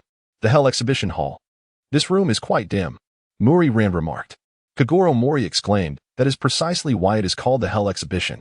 "Well," Ran Mouri gasped as she gazed upon a massive painting, exclaiming, "What an enormous canvas. It truly resembles a scene from hell. This artwork is titled Heaven's Retribution. It depicts the valiant knight subduing the demons." Drip, drip. The sound of water droplets echoed, drawing the attention of the trio toward its source. Ah, ah, ah. Ran Mouri screamed, and understandably so, for there was a figure impaled upon the wall. Kogoro Mouri furrowed his brow and said, "Call the police." Upon uttering these words, he promptly seized his phone and dialed the emergency number. He then instructed the staff to secure the scene. Shortly thereafter, the police arrived. "What happened?" "You were the first to discover it again," Officer Meguer remarked, glancing at Kogoro Mouri with a hint of sarcasm. Kogoro Mouri shrugged and exclaimed, "I don't want this either." "Officer Meguer." At the crime scene, a considerable crowd had gathered. Director Okiai gazed at the deceased and remarked, "It's truly Manager Monica." "Indeed. The victim was the unscrupulous owner, Monica. Did you see the perpetrator?" Officer Meguer inquired. Director Okiai shook his head and replied, "No, officer. Perhaps the surveillance camera captured the assailant." At that moment, Ijima pointed towards a monitor, stating, "We typically use recordings for surveillance." "Ah?" Officer Meguer responded. "Let us take a look." The group proceeded to the security room. "Ah, found it. Found it. Hee. This murderer is truly foolish, unaware that he was caught on camera." A smile appeared on Officer Meguer's face, as he believed this case could be solved without involving Kogoro Mouri. "Ah, it's Manager Monica. He seems to be searching for someone. Come forth, perpetrator. I want to see your face clearly." API call failed with status code 429. Error. Code 429. Message. Resource has been exhausted, e.g. check quota. Status. Resource exhausted, Kogoro Mouri stated. "Indeed. That painting is called Heaven's Wrath. Perhaps the murderer adopted this method in an attempt to emulate the artwork. Yet, isn't the perpetrator exceedingly audacious? Should this scene have been witnessed by any visitors, it would have undoubtedly incited a commotion." Officer Meguer remarked, "So, are you suggesting that the no-entry sign placed in the corridor at the crime scene was deliberately positioned by the murderer?" Kogoro Mouri raised an eyebrow. Officer Meguer, perplexed, inquired, "What? Is that so?" "Ran, the time we saw the sign was around 4 p.m., correct?" Kogoro Mouri turned to Ran. "Yes," Ran Mouri replied. "However, when we returned after 5 p.m., it had been removed. From the surveillance footage, it appeared the incident occurred around 4:30 p.m. Officer Meguer concluded, "I believe that sign was indeed placed by the murderer. The perpetrator must have strategically positioned it to avoid detection and then concealed themselves in the exhibition hall wearing armor. As soon as the owner, Mr. Jinzhong, arrived for his appointment, they seized the opportunity to strike. This implies that the murderer possessed an intimate knowledge of the sign's placement, the location of the armor, and the crime scene itself. Thus, it stands to reason that the culprit is among the staff of this art museum." Officer Meguer's gaze fixated on Director Okiai, Ijima, and Kawada. "Look, what is Mr. Jinzhong doing?" Kogoro Mouri rewound the surveillance video. The onlookers gathered to observe. After the murderer struck the first blow, they inadvertently fell before Mr. Jinzhong. It seemed Mr. Jinzhong had noticed something. He tore a label from the wall and picked up a pen from the table. It appeared he was writing something. Did he throw away the pen? What about the paper? He was holding it. Could that paper still be in Mr. Jinzhong's possession? Officer Meguer exclaimed. Everyone hurried to the Hell exhibition hall. Indeed, there is, reported the officer in charge of the inspection. We found this paper in the victim's hand. Oh, how splendid. Officer Magyar took the paper, asking, "Are you certain no one else touched the body?" "Yes, no one besides the police has come into contact with it," the officer confirmed. Officer Magyar unfolded the paper and saw 2 characters written on it. Kawada. What? Kawada, who had been nearby, gasped in shock. How could my name be there? Huh. In an effort to evade the surveillance cameras, you donned the armor, yet the deceased recognized you, Officer Magyar remarked. Kawada shouted, "No, it wasn't me. You must be mistaken. Cease your pretense. The surveillance footage clearly shows the murderer did not touch this paper. Furthermore, no one has interfered with the body since its discovery," Officer Magyar asserted. Thus, this is the last testament of Mr. Jinjung before his demise. The name inscribed here must belong to the murderer. If it isn't you, then pray tell. Where were you around 4:30 p.m. when the crime occurred? Officer Magyar scrutinized Kawada, leaving no doubt that he was the prime suspect. Kawada responded, "At that time, I was alone in the office, attending to tasks assigned by the director. Indeed, I did request him to handle certain matters," Director Okiai interjected. Officer Magyar continued, "Thus, no one can corroborate your presence in the office." "Wait a moment," Kawada hastily exclaimed. "I had no motive to kill Mr. Jinjo. Your attempts at obfuscation are futile." "Kawada." Ijima stepped forward. Kawada looked at Ijima in surprise. "Ijima, you secretly took the artworks from here to sell them, and recently that scandal came to light." Ijima stated, "Mr. Jinjong was demanding a hefty compensation from you, was he not? Is that true?" Officer Magyar asked. "If so, a motive for the crime emerges." "Indeed, under normal circumstances, such an act would warrant immediate dismissal. However, the director claimed the museum would be closing in 10 days, which is why he allowed him to remain." Kawada's face turned ashen, feeling as though he had fallen into a river from which he could not cleanse himself. Even so, such actions are utterly unacceptable. Ijima fixed his gaze on Kawada. "But this incident has nothing to do with the case." Kawada protested loudly, "I am not the murderer." "Enough. I have dispatched my subordinates to locate that armor," Officer Magyar declared. "If found, the case will become clearer." "Officer Magyar, here is a ballpoint pen." Kogoro Mouri, while inspecting the scene, stumbled upon a pen. "Thank you, my friend." Officer Magyar picked up the pen, noting, "It bears a distinctive mark." "Ah," Director Okiai exclaimed. "That was a commemorative pin specially made for our museum's 50th anniversary. All museum staff possess one." Click. Officer Magyar pressed the pen's tip, causing it to extend, and began writing in a notebook. Then, it seems someone left it here and forgot to take it. Yes, the color and thickness matched that of the note. It must be the pen used by the deceased. Listen, send it for authentication immediately. An officer nodded in compliance with Officer Magyar's directive. At that moment, another officer reported, "Chief, we found the armor in Kawada's safe." "You found it?"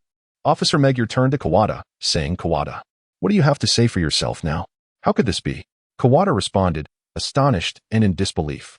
Kogoro Mouri approached, gazing at the armor, which was stained with blood. "It wasn't me. This is a misunderstanding." Wada exclaimed, "I did not commit the murder." Officer Muro stated, "Then how do you explain the bloodied armor discovered in your safe?" Wada was at a loss for words. "The answer is quite simple," Officer Muro continued, "because Wada, you are the murderer. You arranged a meeting with Mr. Monica and lay in wait within this exhibition room, ready to strike when he arrived unsuspectingly. To evade the surveillance cameras, you deliberately donned the armor. However," he added with a smirk, "the cameras captured another crucial piece of evidence, the note that Mr. Monica tore from the wall after recognizing you. The footage shows that the murderer never touched that paper. Furthermore, after the body was discovered, no one else had touched it. Thus, it is indeed Mr. Monica's last testament, and inscribed upon it must be the name of the killer. Moreover, you lack an alibi." Wada protested, "That is because I was alone in the office, attending to the tasks assigned by the curator." Wada, "Indeed, I asked you to assist me with certain matters, but I never instructed you to commit murder," exclaimed Curator Okiai. "Curator, it wasn't me," Wada cried in panic. At this moment, Kogoro Mouri approached the armor and lamented, "What a pity. This precious piece of art has been marred by blood." "No, that is merely a decorative replica," replied Ida. At that moment, Mouri recalled the scene from earlier when Wada had knocked over the armor and Director Okiai had not reprimanded him. "Indeed, this is the very piece that Wada moved during the day." Ida continued, "The murderer donned the replica armor to protect the genuine article." Moreover, Ida added, It seems that the other artworks were deliberately arranged to escape harm. Is that truly the case? Mouri mused. I have discerned the identity of the real culprit. Kogoro. You suspect Wada as the perpetrator? Officer Megure observed Mouri's unusual silence today. It is not him, Mouri said regretfully. There were indeed labels on the wall at the crime scene, yet no paintings were hung. The culprit must have removed them beforehand to prevent any blood from staining the artworks. Furthermore, considering the methodical mimicry of a renowned painting used in this heinous act, the assailant must possess a profound reverence for art. It was a staff member from the museum who murdered Mr. Nakamura and cunningly framed Wada. Am I not correct? Director Okiai? Kogoro, you suspect Director Okiai? Officer Megure exclaimed in astonishment. Kogoro Mouri proclaimed, indeed. If Wada is not the murderer but rather the victim of a frame-up, then the person who orchestrated this deception must ensure that Wada has no alibi. The only individual capable of achieving this is Director Okiai, who called Wada to assist him in the office. All eyes turned towards Director Okiai, revealing expressions of disbelief. Director, are you the one who has framed me? Wada shouted. Why would you do such a thing? API call failed with status code 429. Error. Code. For 29. Message. Resource has been exhausted. E.g. check quota. Status. Resource exhausted, Kogoro Mouri remarked. Officer Megure, let us revisit the surveillance footage. The truth shall be unveiled. He led Officer Megure and the others back to the security room, rewinding the recording to the moment the crime transpired. Observe. What do you make of the expression on the manager's face when he received the label paper? Such astonishment. Kogoro Mouri pointed at the footage. Officer Megure responded, indeed. It is rather peculiar. What could have prompted such a reaction? Kogoro Mouri remarked. Officer Megure, do take a closer look at that label bearing the name of the perpetrator. The note? Officer Megure scrutinized it once more, exclaiming in astonishment, there are faint traces above the writing, as though someone attempted to erase it. Indeed, Officer Megure. Those characters were not penned by the owner of the shop, but rather by the culprit. Kogoro Mouri continued, the shop owner must have intended to obliterate those words. Yet, why would the shop owner tear that label? Officer Megure inquired. Mouri Kagata remarked, the murderer merely needed to say to Mr. Monica, take a look at the label behind you, for it bears the name of the culprit. However, when Mr. Monica tore it off, he discovered that it did not reveal the murderer's name, but rather the name Kawada. Astonished, Mr. Monica attempted to use the ballpoint pen on the table to erase the name and inscribe the true identity of the culprit, the individual who had invited him to the exhibition hall. Yet, the pen refused to write. This was due to the fact that the murderer had deliberately placed an inkless pen there. The scratches on the paper must have been made at that moment. Officer Megure suddenly understood. I see now. This explains why Mr. Monica later discarded that pen and attempted to crumple the paper with his hands. Indeed, the murderer cleverly employed silent surveillance footage and an unresponsive pen to create a deceptive illusion that diverged from reality. This is the insidious scheme of the perpetrator. One must concede that Director Okiai's methods are exceedingly astute. An ordinary person would never perceive the truth. However, the pen we just discovered is capable of writing. Officer Megure exclaimed. API call failed with status code 429. Error. Code. For 29. Message. Resource has been exhausted, e.g. check quota. Status. Resource exhausted, Kogoro Mouri remarked. It must have been during the exchange that the murderer, in a moment of carelessness, forgot to remove the ink cartridge and left it on the ground. There must have been numerous opportunities for the swap, especially given the peculiar method of murder. With the victim's body pierced through the throat by a sword and affixed to the wall, a rather rare technique, those who arrived at the scene would undoubtedly have their attention drawn to the corpse, providing the murderer with a perfect opportunity. Director Okiai, you mentioned that all employees possess this particular model of ballpoint pen, which means you must have one as well. Could you produce your own pen and attempt to write? Director Okiai retrieved a pen and replied, there's no need to try. It indeed cannot write. Officer Megure, however, was not swayed by his words. Taking the pen, he attempted to write and confirmed its inability to produce any ink. Director Okiai, the time of the incident was approximately 4:30 p.m. Do you have an alibi? Officer Megure inquired. Although the evidence appeared unfavorable for Director Okiai, he could still exonerate himself if he provided an alibi. At that moment, Director Okiai stated, I was awaiting a meeting with someone, clad in armor, standing in this exhibition room, anticipating the arrival of that heartless fiend, the owner of the true middle. Everyone gazed at Director Okiai in astonishment. He continued, what transpired next was precisely as you, dear detective, described. Who would have thought I would encounter you, the renowned detective? My failure to recognize your identity was my greatest downfall. Kogoro Mouri remarked, your technique is indeed exquisite. You deliberately allowed the surveillance camera to capture the details of the crime, did you not? You intended for Mr. Monica to recognize you, timing your fall perfectly before him, determining the placement of the labels and the positioning of the pin, all while considering Mr. Monica's character. You meticulously calculated how these actions would be portrayed by the surveillance footage, practicing repeatedly here. Recently, there have been rumors of a walking suit of armor seen by the guards late at night, and that figure is none other than you, Director Okiai. Director Okiai sighed and admitted, indeed, though I am aware that such actions are foolish, everything I have done is to eliminate him. He is a demon, willing to destroy this sacred art museum for his own selfish gain, to seize the artworks I hold dear. Thus, I seized this opportunity to punish Kawada for daring to sell these precious pieces without authorization. Kawada lowered his head in submission. Kogoro Mouri remarked, thus, you imitated that painting and murdered boss Monica, framing Wakata to express the retribution they deserved. However, unlike the painting, you too have faced divine retribution. Director Okiai shook his head and replied, no, everything parallels that painting. Do you know its true meaning? The noble knight, though he subdued the demon, simultaneously endured the taint of evil blood, signifying his own corruption by malevolent spirits. This implies that after taking a life, I too transformed into a demon, ultimately unable to escape retribution. Therefore, my deceit cannot evade your righteous gaze. This serves as the quintessential example of that painting. With Director Okiai's confession, the case reached its conclusion. The murderer, Director Okiai, and the art trafficker, Wakata, were taken away. Although the case was resolved, Kogoro Mouri felt little joy, for he empathized with Director Okiai's plight. Yet, as a detective, he could not turn a blind eye to the case. Moreover, even if he refrained from unraveling it, with Conan present, Director Okiai could not evade justice. Kogoro Mouri has consistently observed Conan's actions at the crime scene, noting that the latter even returned to the security room to review the footage, likely having uncovered some discrepancies. If he had chosen to remain silent, it is probable that Conan would have emerged to solve the case, a scenario that Mouri would prefer to avoid. Through his ongoing observations, Kogoro Mouri has come to recognize the child's remarkable deductive abilities. It can only be said that the timing of Director Okiai's crime was exceedingly unfortunate. Had he chosen a different day to commit the act, the outcome might have been entirely different. The following day, Kogoro Mouri once again made headlines. The renowned detective Kogoro Mouri solves a peculiar case. The Art Museum murder incident. The deduction of renowned detective Kogoro Mouri. It goes without saying that this was a report on the murder case at the Art Museum from the previous day. The media in this world is indeed astoundingly well informed. How splendid! The Art Museum can continue its operations. Ran Mouri has noticed another piece of information.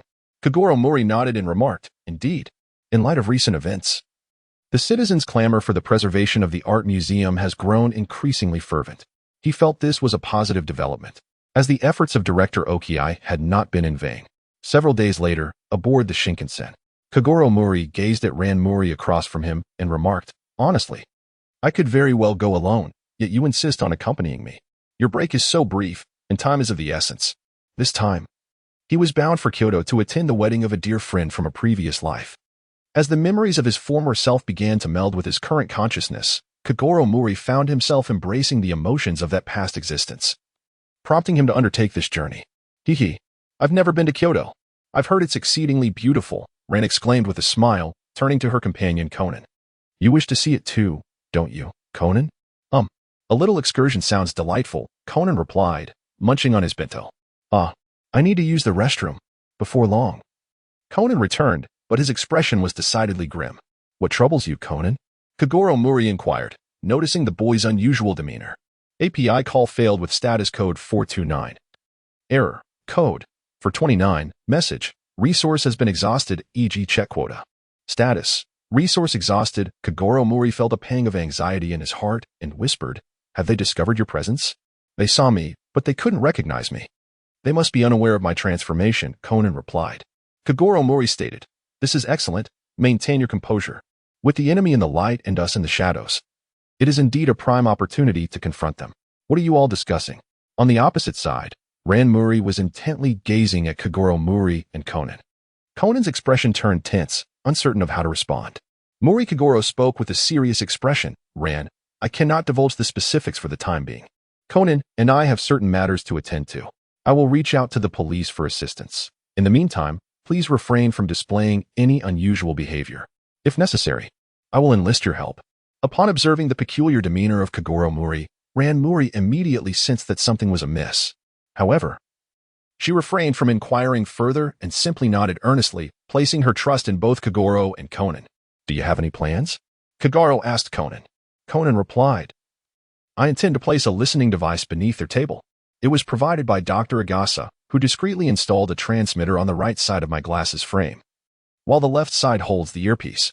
By adjusting this dial to synchronize the frequency, a special sound wave will stimulate the eardrum. However, it is imperative to wear the glasses to hear it. Kogoro Mouri squinted and remarked, the inventions of Dr. Agasa are truly remarkable. He recalled the various ingenious gadgets that adorned Conan, recognizing Dr. Agasa as a formidable inventor. When we vacate our seats, we shall seize the opportunity to pass by. Being a child has its undeniable advantages, Kogoro asserted. Conan nodded in agreement, acknowledging the merit of such a position. Which two individuals are you referring to? I shall go and identify them, Kogoro inquired. Conan discreetly pointed towards two figures clad in black. Not far from them, the pair donned dark suits and black hats. Indeed, they are dressed entirely in black. Kogoro Mouri retrieved his mobile phone and replaced the SIM card. As he dialed a number, he casually walked past two men clad in black. Out of the corner of his eye, he discreetly glanced at them, recalling the information Akemi Mayano had shared that day. The silver-haired man was likely Jin, while the other burly figure must be Vodka. As he passed by the two, the call connected. Hello, is this Mouri speaking? Came a voice from the other end. Mouri, Kogoro murmured. It is I, Inspector Odajirai. Indeed. The recipient of his call was none other than Inspector Toshiro Odajirai of the Tokyo Metropolitan Police Department. During the notorious heist involving 10 billion yen, Mayano Akemi had divulged to both him and Inspector Odajirai the secrets she had uncovered regarding the enigmatic organization cloaked in black. Kogoro Mouri unraveled the robbery case, thwarting the plans of the black organization. Although it was merely a task assigned to a peripheral member, he could still be subject to retaliation from the organization. Motohiro Odajirai presented Kogoro Mouri with a telephone card, informing him that in the event of an emergency, he could utilize this card to reach out for assistance. Kogoro Mouri accepted it at the time, yet he had no intention of using it. Instead, he wished to resolve matters in his own way. Unfortunately, the black organization did not retaliate against him during that period, so the phone card remained in use. Now, however, Kogoro Mouri has chosen to employ it. On the Shinkansen, with an overwhelming number of passengers, he realizes that eliminating gin and vodka without alarming others is nearly impossible. Thus, it would be more beneficial to grant a merit to Motokichi Oda. What transpired? Did he encounter them? Oda inquired. Kogoro Mouri remarked, it is gin and vodka, the very formal members of the two organizations mentioned by Akemi Mayano.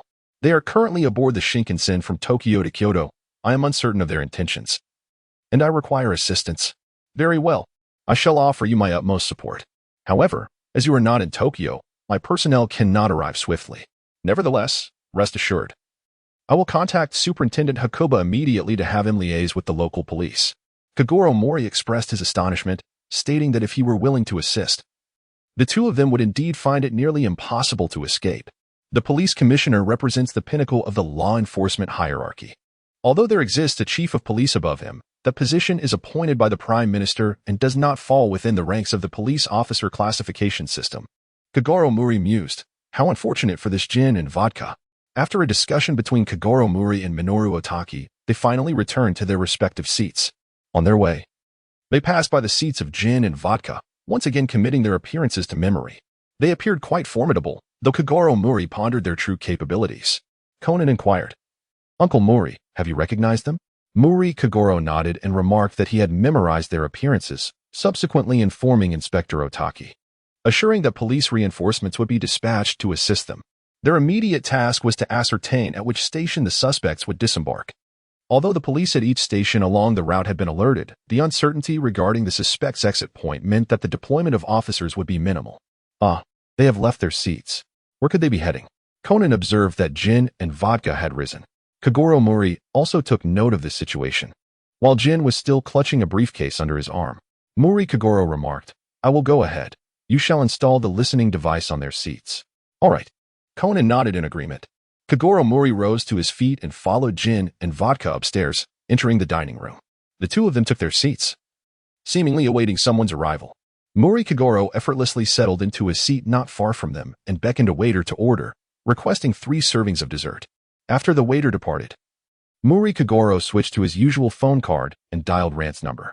"Ran, where is Conan?" Mouri Kogoro inquired. API call failed with status code 429. Error. Code. For 29. Message. Resource has been exhausted, e.g. check quota. Status. Resource exhausted, Kogoro Mouri remarked, in the second floor dining area. "I have ordered dessert for you. Once you have completed your tasks, join Ran and me for a delightful treat." "All right," Conan replied. Shortly thereafter, the waiter delivered the desserts, and both Ran Mouri and Conan ascended to the second floor. Kogoro Mouri beckoned to the two, saying, "Over here. Come and eat. I chose this. Let us see how it tastes," he remarked with a smile. Although Mao Lilan was unaware of the plan, she could not shake off a feeling of anxiety and whispered, "Father, are those 2 men in black villains? Could they be the ones responsible for Conan's transformation?"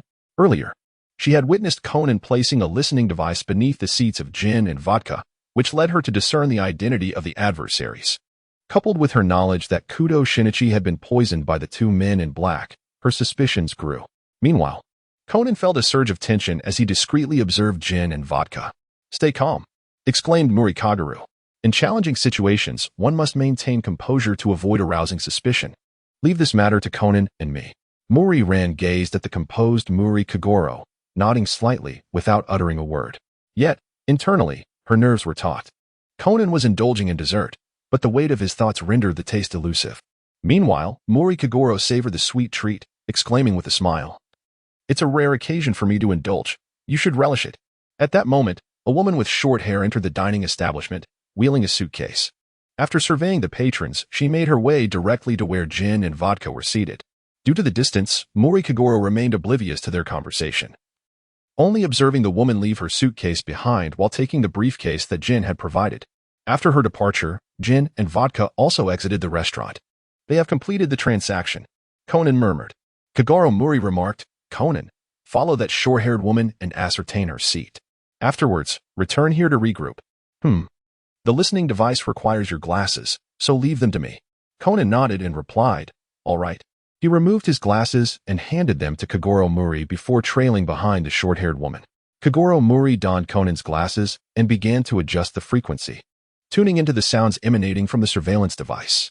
He had no intention of returning to his seat too soon, otherwise, he might arouse the suspicions of gin and vodka. With the bug planted, there was no need to shadow them constantly. The sounds relayed through the earpiece were initially chaotic, predominantly footsteps from those passing by gin and vodka's table. Soon, however, clearer voices emerged. "Ah, finally, I can smoke," a coarse voice exclaimed. "Aha, what a delightful transaction." "Brother, shoo, keep your voice down, vodka," came another voice, unmistakably that of Jin.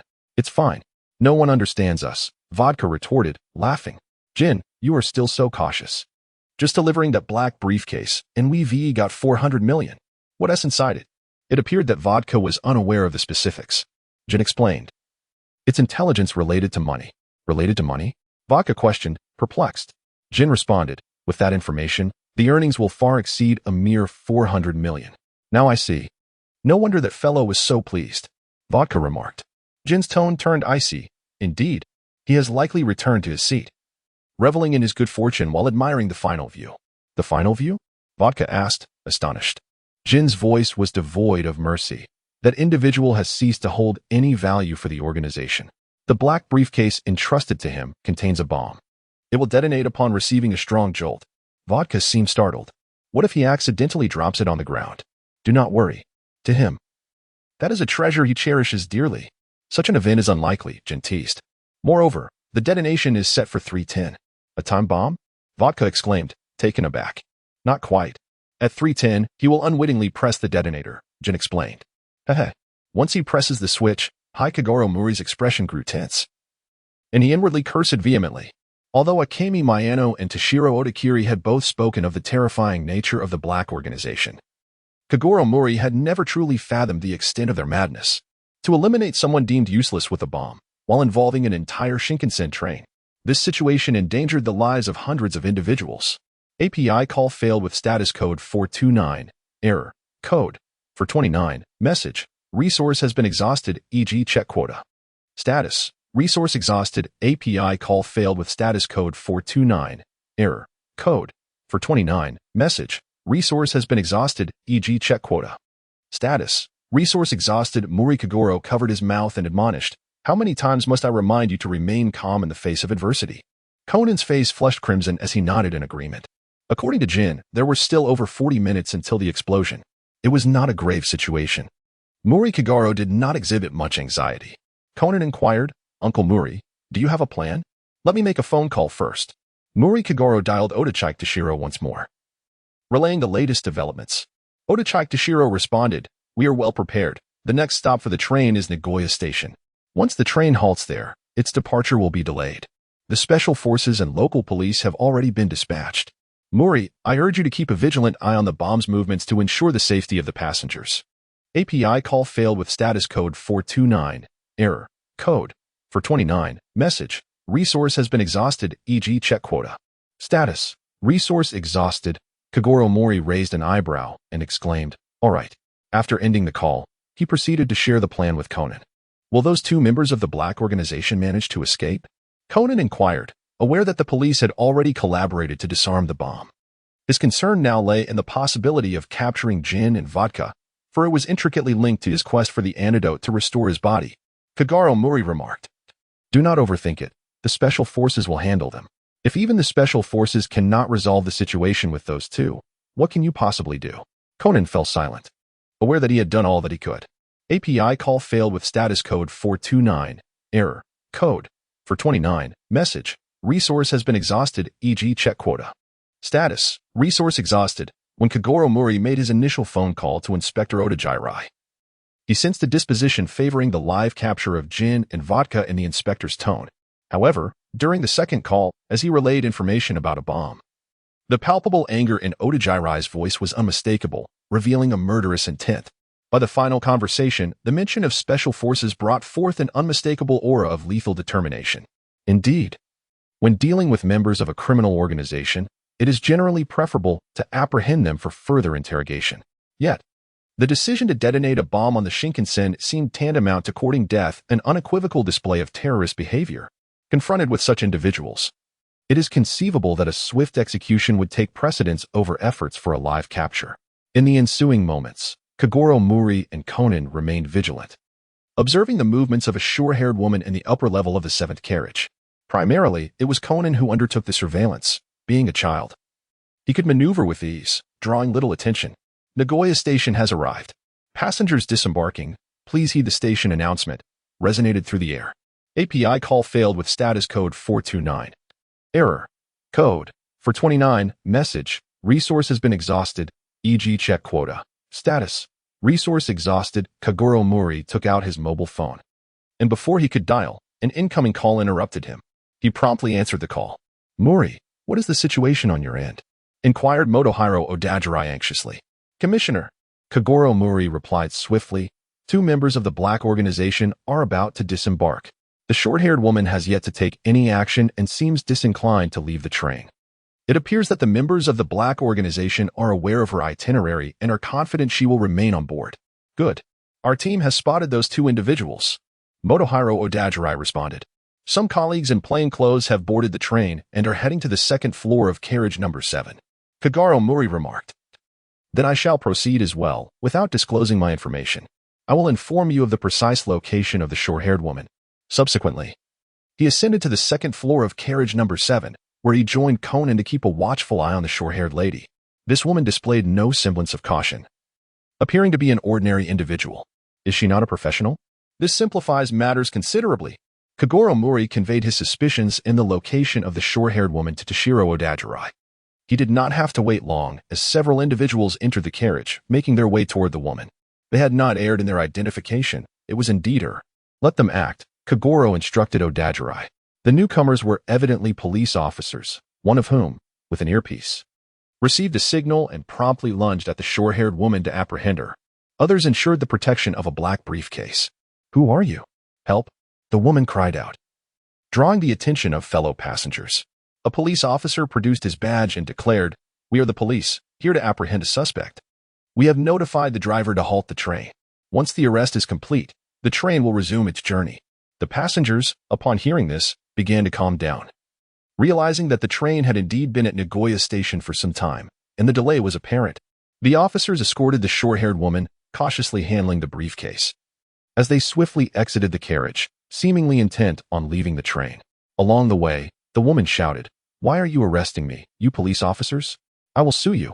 The train's announcement resonated. "We have encountered a minor issue, causing a slight delay, but we are now resuming operations." This quelled some passengers who had become aware of the late departure and were inquiring about the cause. As the train set off once more, Kogoro Mouri and Conan joined Ran Mouri in the dining car before returning to their seats. At that moment, Toshiro Odajirai's voice came through on the phone. "Mouri." The short-haired woman is utterly clueless. She was merely informed to call at 3:10 p.m. to inquire about the password for the briefcase. The bomb is not a timed device, yet the perpetrators were certain it would detonate at 3:10 p.m. Thus, it is inferred that the call would serve as the trigger for the explosion. To be on the safe side, I instructed my colleagues to place the bomb in a secure area and subsequently made that call. Indeed, it triggered the explosion, and the bomb threat has been averted. API call failed with status code 429, error, code, 429, message, resource has been exhausted, e.g. check quota. Status, resource exhausted. Mouri Kogoro's heart skipped a beat. Astonishingly, even under the meticulously prepared circumstances of the Special Forces, he had managed to turn the tables, taking down one adversary and injuring several others. Those two individuals were indeed formidable, although he remained unaware of the exact prowess of the Special Forces members. He was certain they were far superior to ordinary police officers. The official members of the Black Organization possessed strength beyond his expectations, indicating that they were no ordinary criminal syndicate. He had dealt a significant blow to the Black Organization this time. Yet he could not help but wonder if they would catch wind of it and retaliate. "Commissioner, please discontinue this phone card. It would be prudent to switch to a new one for future communications," Mouri Kogoro advised, concerned that this number might be traced. "Understood. I am truly grateful for your assistance. Without it, the train explosion would have undoubtedly resulted in severe casualties," Odajirai Toshiro replied. After a brief conversation, they concluded the call. Meanwhile, Conan had been watching intently, filled with anticipation. API call failed with status code 429, error, code, 429, message, resource has been exhausted, e.g. check quota. Status, resource exhausted. Mouri Ran had previously refrained from disturbing Mouri Kogoro and Conan. At this moment, she could not help but exclaim, "Father, is it possible that Conan cannot recover? What are you all so anxious about? A criminal organization like the Black Organization surely has numerous members. Losing two merely means finding replacements." Mouri Kogoro responded, "Moreover, both gin and vodka often take matters into their own hands, engaging in transactions personally. They are evidently enforcers. Within such a criminal organization, they are merely henchmen. The death of two henchmen is inconsequential. The true higher-ups are undoubtedly pulling the strings from the shadows, making them exceedingly difficult to encounter." Upon hearing this, Conan nodded in agreement. Indeed, during my two encounters with them, they were both involved in direct transactions, indicating that their rank is likely not very high. API call failed with status code 429, error, code, 429, message, resource has been exhausted, e.g. check quota. Status, resource exhausted. After soothing the two individuals, Kogoro Mouri refrained from further comments. To be candid, he was uncertain about the standing of gin and vodka within the Black Organization. However, as he had stated, even if two henchmen were to perish, it would not significantly harm the Black Organization. As long as the true leaders remained, recruiting more henchmen would be a trivial endeavor. They were seated on a train, surrounded by numerous passengers, and therefore chose not to delve further into discussions concerning the Black Organization. Mouri Ran cast aside her worries, eagerly anticipating the journey to Kyoto. Shortly thereafter, they arrived in Kyoto and successfully attended the wedding of Mouri Kogoro's friend. That very night, the three hastily returned, as both Mouri Ran and Conan had school the following day. This was also the reason Mouri Kogoro initially opposed their accompaniment. The schedule was exceedingly tight. Upon returning to Tokyo, Mouri Kogoro came across a news report. Terrorists attempted to bomb a Shinkansen train.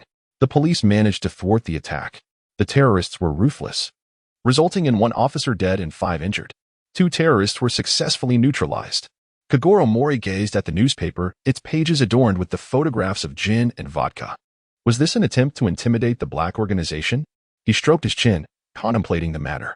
Indeed, an incident like the bombing of the Shinkansen, even if unsuccessful, would surely have sent a shiver down the spine of the police. Several days later, as the fervor surrounding the event began to wane, Kogoro Mouri visited the police station to meet with Toshiro Otaki and acquire a new SIM card. This collaboration proved to be satisfactory. The reports intentionally omitted any mention of Kogoro Mouri, striving to prevent drawing the attention of the black organization towards him. This situation was markedly different from the recent heist of 1 billion yen. The black organization had lost 2 of its formal members. Should Kogoro Mouri's involvement be revealed, it could very well invite retaliation. After obtaining a new SIM card, Kogoro Mouri did not hastily depart from the police station.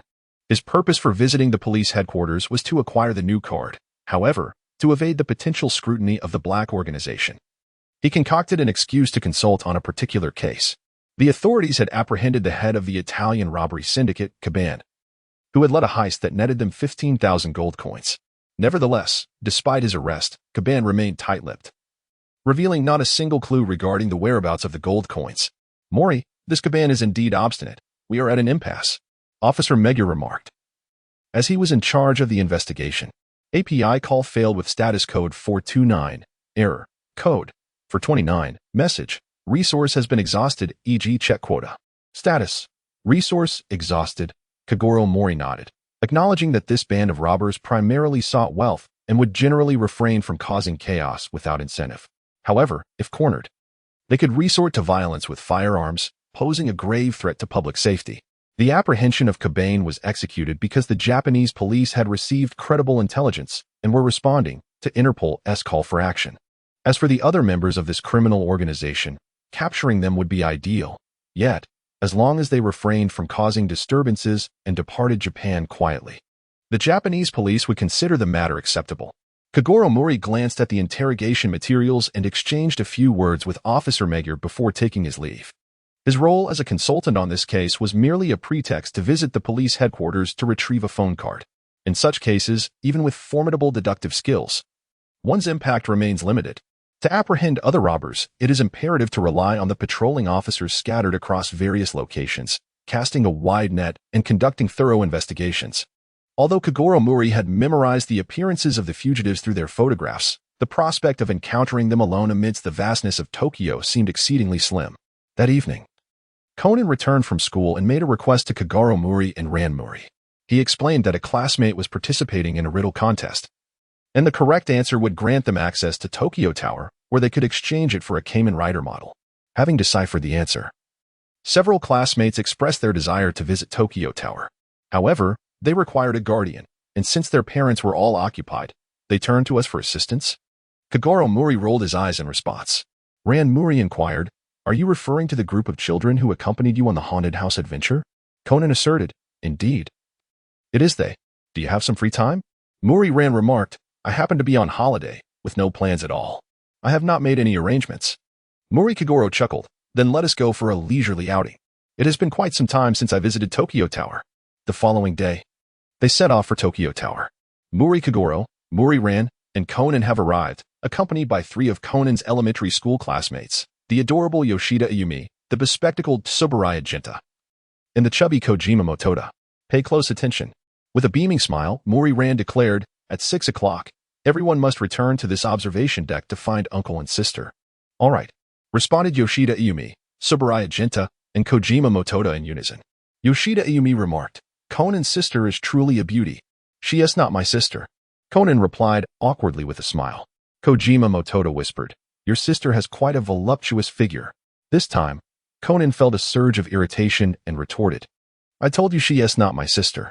Meanwhile, he silently criticized, "What a lecher," peering at Ran indiscriminately. Kogoro Mouri observed the children from a distance, not paying them much heed. Although the chubby one appeared to gaze at Ran with a lecherous glint, he seemed rather dim-witted and posed no real threat. Of course, the most crucial factor was that with Ran's capabilities, she had nothing to fear from such lecherous individuals. "All right, let us swiftly change into the masked superhero model and then head to the model exhibition," declared Jenna Kojima. Malilan cautioned, "Be careful and don't wander off." "Understood," the 3 children replied before dashing away. Conan followed suit. Mouri Kogoro squinted slightly, observing that Conan, the young boy, seemed to have integrated somewhat into his elementary school life. In Conan's heart, he should be playing with this child. Yet, from the perspective of Mouri Kogoro, as an elder, was not Conan himself also a child? The responsibility of caring for the young ones primarily fell to Mouri Ran, while Mouri Kogoro preferred to relish the scenic views. He was savoring this tranquil moment, his mood remarkably buoyant. It was uncertain how much time had passed when the commotion from Mouri Ran and the other children grew noticeably louder. Kogoro Mouri, filled with perplexity, approached the scene. What? The model has vanished? Genta Kojima exclaimed anxiously. Ayumi Yoshida added, Indeed. Before I went to the restroom, I had placed the model inside my bag. However, upon exiting, it was nowhere to be found. On the ground lay a bag identical to hers, yet its contents were not her own. This suggests that someone must have taken it by mistake. Ran Mouri remarked. Hearing this, Ayumi Yoshida cried out, How could this be? Genta Kojima then declared, Let us examine what is inside this bag. He proceeded to rummage through the contents of the bag on the ground. Kogoro Mouri delivered a sharp blow to the top of the boy's head, exclaiming, Did your parents never teach you not to rummage through other people's belongings? Genta Kojima protested, a large bump forming on his head, his expression one of utter grievance. Kogoro Mouri paid him no heed. Considering it merely a lesson for the man who leered at Ran, he suggested, Let us seek out the staff and announce the lost item over the loudspeaker. We shall retrieve it in due course. Then let us hurry. The children exclaimed in unison. Even Genta Kojima, seizing the opportunity to recover the masked hero, momentarily forgot his discomfort. Excuse me. At that moment, a man approached. He was a long-haired individual wearing glasses and carrying a bag. Ayumi Yoshida pointed at the bag in his possession and exclaimed, That is my bag. It appeared he was the one who had mistakenly taken it. And they promptly exchanged their belongings. How splendid. The masked hero. Ayumi beamed at the recovered treasure. The long-haired man apologized, saying, I truly apologize for the mix-up. I mistakenly took your bag in my haste. I didn't mean to cause you any trouble. No, not at all. Ran Mouri replied with a smile. Kogoro Mouri watched as the long-haired man departed, then took out his phone and dialed Officer Magyar. Is there something amiss, Mouri? Officer Magyar inquired. Kogoro Mouri declared. I have discovered the whereabouts of the members of the Italian robbery gang. They are located at Tokyo Tower. Arrange for the surrounding officers to be dispatched and ensure their identities are concealed. Understood. I will head there immediately. Officer Magyar responded. To be honest, he initially believed that Kogoro Mouri would not be of much assistance in this case, yet he was astonished that Mouri had managed to locate the suspects. Perhaps this renowned detective had uncovered some clue and deduced their location. Luck? Unthinkable. This was a detective of great renown. It must be the result of astute reasoning. He left Ran to entertain the children while he discreetly followed the member of the Italian gang. Soon, he witnessed this individual meet with two others. All three were gathered, making it the perfect opportunity to apprehend them. A smile spread across Kogoro Mouri's face as he realized that the fleeing robbers had all appeared before him. Naturally, he had no intention of personally capturing them. Although he possessed the confidence to do so, it was unnecessary. The other officers also needed to achieve their own accolades. As a detective, his role was to assist in reasoning through the case. If he were to personally apprehend the criminals, wouldn't that render the police entirely superfluous? Kogoro Mouri conveyed new intelligence to Officer Magyar. Shortly thereafter, he noticed a gathering of several individuals discreetly surrounding three members of a robbery gang. Among them were a few familiar faces, police officers he had previously encountered. As fate would have it, the three criminals were effortlessly apprehended. At that moment, Officer Magyar appeared. Approaching Kogoro Mouri and expressing his gratitude. Thank you, my dear Mouri. By the way, how did you manage to find them? It was merely luck, Kogoro Mouri replied. Officer Magyar responded, Is it too inconvenient to share? I understand. Kogoro Mouri felt somewhat speechless, pondering what was truly understood. It was merely a stroke of luck. Officer Magyar soon took his leave, escorting the members of the robbery gang back to the police headquarters alongside other officers. Kogoro Mouri, having returned the children to their respective homes, had just arrived back at the Mouri Detective Agency when he received a call from Officer Magyar. The three newly apprehended bandits claimed ignorance of the whereabouts of the gold coins. However, we have discovered a treasure map, albeit we lack the means to decipher it. Would it be possible for you, dear Mouri, to visit the police headquarters? Upon hearing this, Kogoro Mouri responded, Very well. I shall head over at once. The band of robbers had stolen 1,500 gold coins from a bank in Italy a year prior, a sum valued at approximately 600 million yen. If recovered, a substantial reward would undoubtedly await. This opportunity must not be overlooked. Officer Magyar had informed him that in addition to seeking his assistance, there was also a desire to express gratitude. After all, without his intervention, the three robbers would not have been apprehended, nor would the treasure map have been uncovered. Shortly thereafter, Kogoro Mouri arrived at the Metropolitan Police Department, where Officer Magyar had been eagerly anticipating his arrival, promptly handing over the treasure map to him. "Ah, this is merely a photocopy," he noted. The department had made multiple copies, and at that moment, officers were already dispatched to search for the gold coins. Kogoro Mouri took a glance and discovered 7 patterns from top to bottom. Beside the penultimate pattern were 3 letters, oro, oro, which means gold in Italian. "No wonder you all regard this as a treasure map," Kogoro Mouri remarked. Officer Magyar inquired, "I wonder, Kogoro, can you decipher it?" "The first pattern resembles a tower. Those 3 robbers are likely to appear at Tokyo Tower today, presumably in search of gold coins." Kogoro Mouri chuckled. "However, they will find no fortune today. I see a moon beside it. Perhaps they need to wait until nightfall to uncover the clues. They have chosen the wrong time." Officer Magyar enlightened. "So that is how it is? No wonder we, the police, have been unable to locate anything." The first pattern, representing Tokyo Tower, was easily deduced. And yet the police sought the gold coins in vain. As darkness approached, Kogoro Mouri suggested, "Officer Magyar, let us head there together." Naturally, Officer Magyar was eager to comply, and they set off together. Shortly thereafter, Kogoro Mouri returned to Tokyo Tower. In the glow of the night, they beheld the tower, its neon lights radiating an enchanting brilliance. Kogoro Mouri produced a treasure map and remarked, "The neon lights of Tokyo Tower at night resemble the design depicted here. What a splendid riddle it is. Does the next pattern resemble a rooftop?"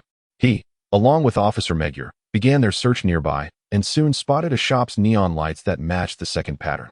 The third design was an inverted triangle, the fourth depicted a tie, the fifth illustrated a circle adorned with a pentagram, and the sixth bore resemblance to the Japanese character for sun. They quickly identified the neon lights corresponding to these patterns, leaving only the final design, a fish, yet to be found. Despite their diligent search, it remained elusive. Officer Magyar expressed his confusion, pondering how it could be so difficult to locate, especially since they had successfully identified the previous symbols. Suddenly, Kogoro Mouri chuckled. "Ah, the sixth pattern bears the inscription Oro beside the sun symbol. It seems that we must search at this location to uncover the clue. Officer Magyar, let us investigate this site."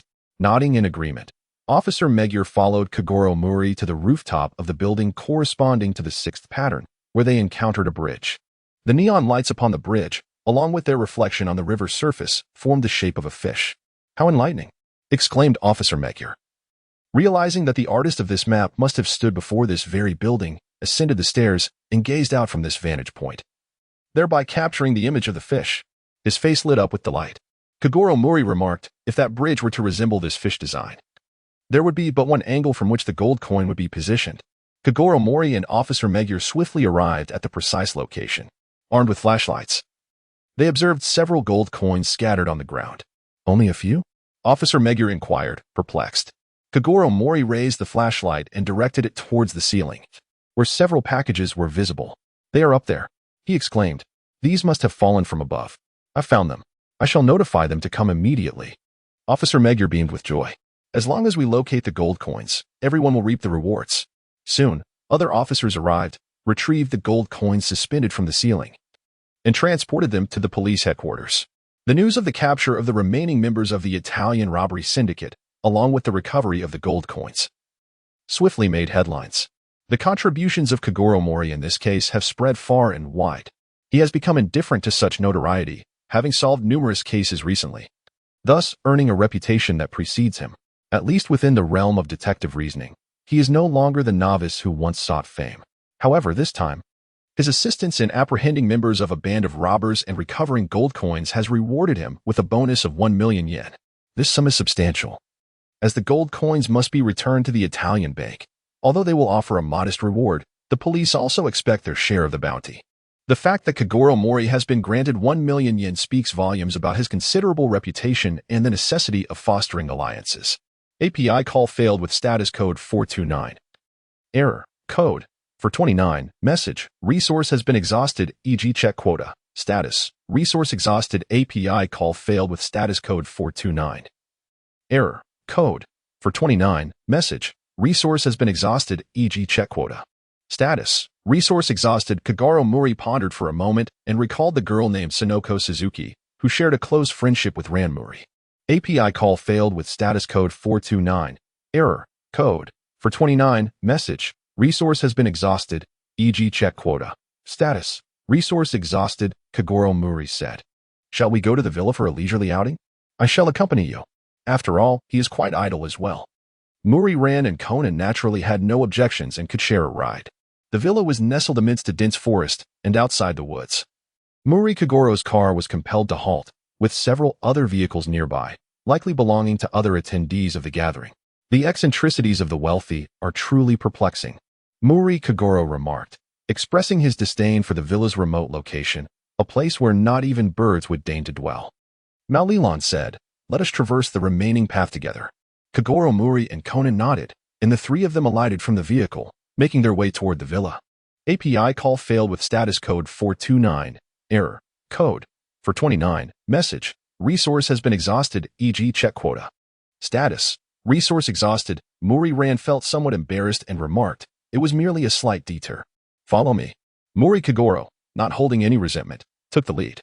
Under his guidance, they soon arrived at a suspension bridge, and not far ahead stood a villa, unmistakably their destination. Father, you truly are remarkable, Mouri Ran exclaimed with a smile. Kogoro Mouri remarked, it's a trivial matter. Let us hasten, for we must have arrived late. As they approached the suspension bridge, they discerned an individual ahead. Oh, that person must also be heading to the villa, Ran Mouri observed. Conan replied, indeed, that seems likely.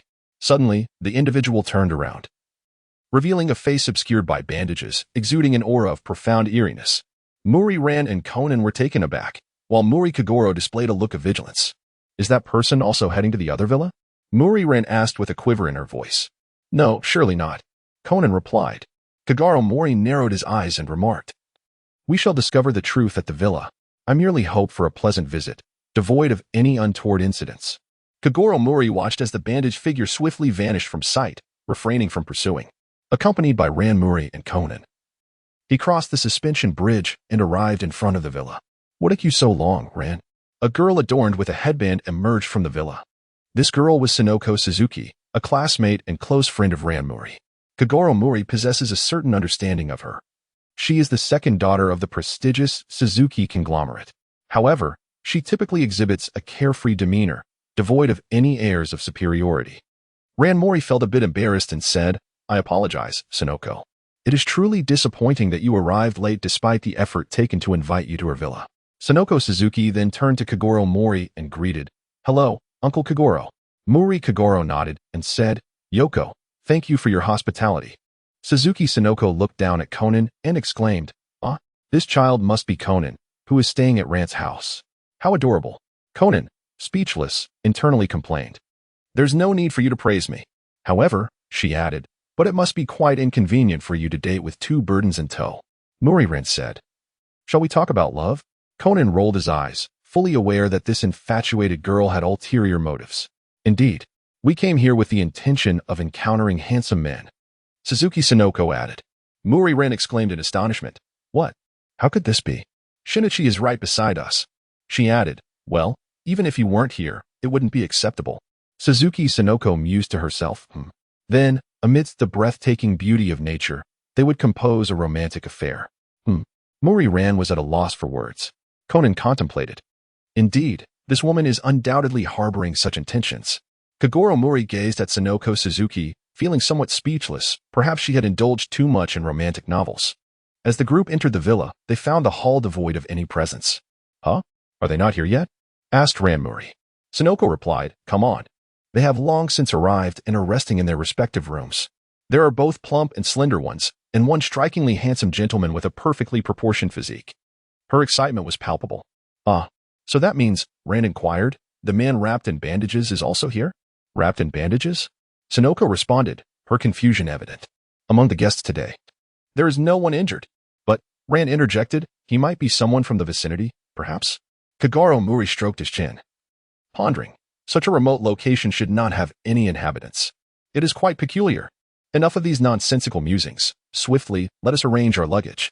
Your rooms are on the second floor, Yoko Suzuki remarked. Mouri Ran exclaimed, oh, very well. Wait a moment. You merely mentioned the second floor. Yet there are numerous rooms up there. After parting ways with Suzuki Sonoko and ascending the staircase, she pondered, which room belongs to us?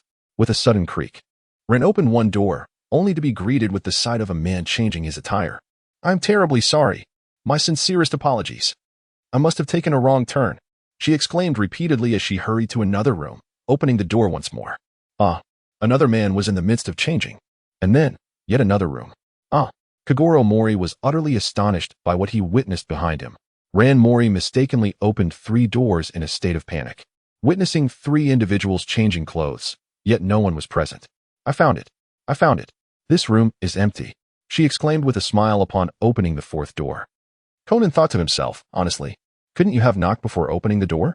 Kogoro Mouri approached the 5th door, knocked softly but received no response before he opened it, revealing an empty room. Let us reside in this one, he suggested to Conan, who nodded in agreement. All right. As dusk settled, the group had gathered in the hall, taking their seats. In addition to Kogoro Mouri, Ran Mouri, Conan, and Sonoko Suzuki, there were 5 others present. Oh, I see. You all were members of the same club, Ran Mouri exclaimed with a smile. Indeed. Everyone here is part of my sister's university film study club, Sonoko added, explaining that the 5 were particularly close friends who convened every 2 years. Allow me to introduce this gentleman, the star of our group, Oda. Sonoko continued. Oda Masaru. 24 years old and currently an importer of automobiles, indeed possessed striking good looks. Hi. He greeted Kogoro and the others, casually smoking a cigarette. This is Kakutani, a photographer. He has previously handled all the stunt photography. Sonoko continued with the introductions. Kakutani Hiroki, holding a camera, chimed in. Hello everyone. At 25. He was currently an editor for a film magazine. Sonoko pointed to a portly gentleman. This is Takahashi, who is in charge of props. Hello everyone. I'm Takahashi Ryuichi. 25 years old and currently employed at a food company, he introduced himself. Next, Sonoko introduced her sister. This is my sister, responsible for costume design. She is currently on the lookout for a husband. A blushing Suzuki Ayako, 24 years old and a graduate student, shyly responded, Oh, come on. Finally, Sonoko introduced the last member. This is Ikeda Chikako, who handles film direction and screenwriting. She has even served as the president of the film study club. Mouri Ran suddenly became excited and exclaimed, Is she the screenwriter Chikako Ikeda of the currently showing Aoi Kingdom? Indeed. That was her work during her university days, and it stands as her debut masterpiece, replied Suzuki Ayako with a smile. Chikako Ikeda chuckled. Let us not dwell on the past. Have you completed the script for your next film? Inquired Oda Katsumaki. Miss Ikeda, would you please say a few words to our audience? Urged Kakutani Hiroki, raising his camera to capture the moment. Chikako Ikeda responded, Oh, come on. Stop fooling around. Kakutani remained unchanged, still infatuated with photography. Oda Katsumaki remarked, Kakutani, you will never give that up, will you? Haha, that is one habit I can never shake off. Kakutani replied with a laugh. By the way, Takahashi, you've put on some weight, haven't you? He turned to Takahashi Ryuichi. Takahashi Ryuichi patted his belly and said, Well, I must be around 100 kilograms now. The camera can barely fit you. Oda Katsumaki joked. Hee. Suzuki Ayako laughed, with all of you around. I can't help but reminisce about our university days, especially if Atsuko, huh? Kakutani Hiroki expressed surprise at this topic. If that incident hadn't occurred, Atsuko would definitely be here. Suzuki Ayako's expression turned somber. The others were taken aback by her words. Kogoro Mouri raised an eyebrow, sensing an unusual atmosphere. Dundunko? Ran Mouri and Conan displayed expressions of confusion. Stop talking. Chika Ikeda suddenly stood up and exclaimed, Let us not mention Dunko any longer. Ayako Suzuki murmured in agreement. Chika Ikeda continued. Everyone has taken the time out of their busy schedules to come here for a vacation. Let us not bring up that person who passed away 2 years ago. It's quite disheartening. I'm so sorry. Ayako Suzuki responded. Humph. Truly befitting of a celebrity. Your tone has changed, remarked Masaru Oda. What did you say? Chika Ikeda's expression darkened. All right, you too, Ayako Suzuki interjected. I'll go prepare dinner now. Everyone should take a moment to relax. Then I will go repair the roof. The weather forecast mentioned it will rain later this evening, said Ryo Takahashi. Thank you for your help. I truly appreciate it. Please be careful. Ayako Suzuki expressed her gratitude. Ryo Takahashi ascended the stairs, declaring, I will. Such tasks could indeed only be handled by Takahashi, who was responsible for the props. Hiroki Kakutani suggested to Kogoro Mouri and the others. Shall we play some cards? Sure. Kogoro Mouri and the others nodded in agreement. The earlier somber atmosphere had dissipated, and this felt much more appropriate. At that moment, Chika Ikeda abruptly stood up and walked towards the door. Hey, Chika, where are you going? Hiroki Kakutani inquired. Going for a walk. Chika Ikeda replied. Wait, didn't T. Takahashi say it would rain? Kakutani, neglecting the card game, rushed outside, calling Chika. Kogoro Mouri was at a loss for words. It seemed that there was no need to continue with the game. Splash. Soon, the sound of rain began to fall. Ah, it is truly raining, Ran Mouri remarked. In this way, we cannot enjoy the beautiful green leaves. Ran, what do you think of him? Sonoko Suzuki inquired, pointing at Katsudo Oda. Huh? Ran Mouri responded. Are you referring to Oda? Indeed. Sonoko replied. I can't shake the feeling that he is both cool and handsome. He is truly my type. Oh, Ran Mouri said, unimpressed. Conan rolled his eyes. Is that so? Kogoro Mouri sat nearby, observing the young individuals engage in discussions about romance, finding it rather amusing. Ah, by the way, where has your new arrival gone? Sonoko Suzuki inquired. Ran Mouri cast a furtive glance at Conan, who merely scratched his nose. It was indeed a pity he did not join us. Sonoko lamented. I wonder if you would accompany me for a stroll? Suddenly, Masaru Oda approached. Sonoko clasped her hands tightly over her chest and replied, Of course, I would love to. In any case, do me the honor. Masaru then positioned himself in front of Ran and executed a wall push. Oh. Both Sonoko and Conan gasped in surprise. This is not right. You have mistaken your target. But it's raining outside. The wall pushed Ran gently declined. Masaru seemed oblivious, asserting, Isn't a stroll in the rain far more romantic? Conan muttered under his breath. What a fool. Sonoko also thought, what is Lan doing? I was the one who noticed him first. Shall we go? Masaru insisted, pulling Ran towards the exit. Oh. Ran found herself momentarily at a loss for how to refuse, as she was drawn out. Unforgivable. Both Conan and Sonoko exchanged glances filled with menace and rushed after them. API call failed with status code 429. Error. Code. For 29. Message. Resource has been exhausted, e.g. check quota. Status. Resource exhausted. Kogoro Mouri shook his head and chose to return to his room for rest. Time passed unmeasured until the loud conversations from downstairs roused him from his slumber. He descended the staircase to find everyone gathered in the hall. Katsu Oda expressed his confusion. The man wrapped in bandages? Indeed. He attacked Ran in the forest, replied Sonoko Suzuki. That can't be possible, protested Chikako Ikeda. Huh, did you not see? Were you three not also in the forest? Sonoko pointed out. Katsu Oda remarked. I was preoccupied with locating the frightened Ran and had no time to focus on anything else. Conan silently fumed, feeling possessive of Ran's name, wondering who granted them the liberty to speak so intimately of her. We didn't see him either, Hiroki Katakawa said, turning to Chikako. Isn't that right, Chikako? I had no intention of strolling with you. You insisted on tagging along. Chikako retorted. Besides, you vanished afterwards, Hiroki argued. I returned for my umbrella because of the rain. He explained. Humph. I suspect you hurried back out of fear of the thunder. Chikako shot back. Chikako. Hiroki exclaimed in frustration, unable to articulate his thoughts. Enough already. You too. Ayako Suzuki intervened. Humph. Katsu Oda remarked. Those two are nearing their end. Ran and Conan exchanged puzzled glances at his words. Kogoro Mouri had been listening to their conversation, and he seemed to grasp the situation somewhat.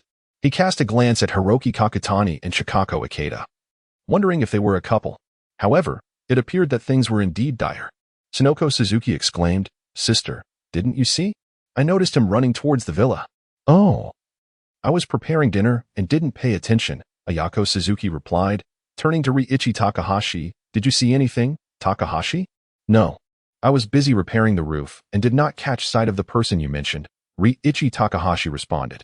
However, on my way to the villa, I did encounter someone by the suspension bridge.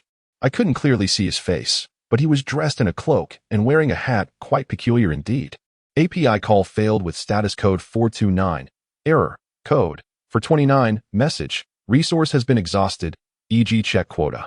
Status. Resource exhausted, Mouri Ran remarked. Indeed, it is he. The man who attacked me is the one on the suspension bridge, isn't he, Conan? Yes. Conan replied affirmatively. When we arrived, We also encountered that individual on the bridge. Oda Masaru added, I spotted a man in a black cloak beside the villa when I got here. I witnessed him as well. Kadoya Hiroki interjected, though I did not see his face. I assumed he was a local resident. No, that cannot be the case.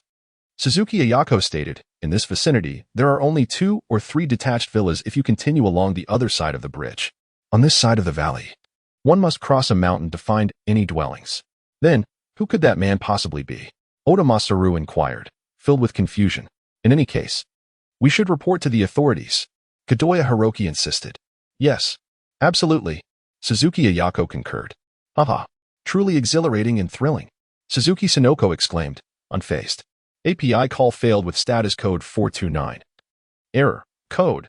For 29. Message. Resource has been exhausted, e.g. check quota. Status. Resource exhausted upon hearing this. Ran Mouri couldn't help but roll her eyes. Conan internally thought, what a daydream. What? The phone is unreachable? The exclamation drew everyone's attention within the room. Everything seemed fine at noon. How could this happen? A flustered Ayako Suzuki exclaimed. Perhaps the rain has disrupted the lines? Suggested Katsumiki Oda. Could it be that the bandage man severed the lines? Takahashi Ryuichi seemed to recall something, exclaiming, oh no, as he dashed outside.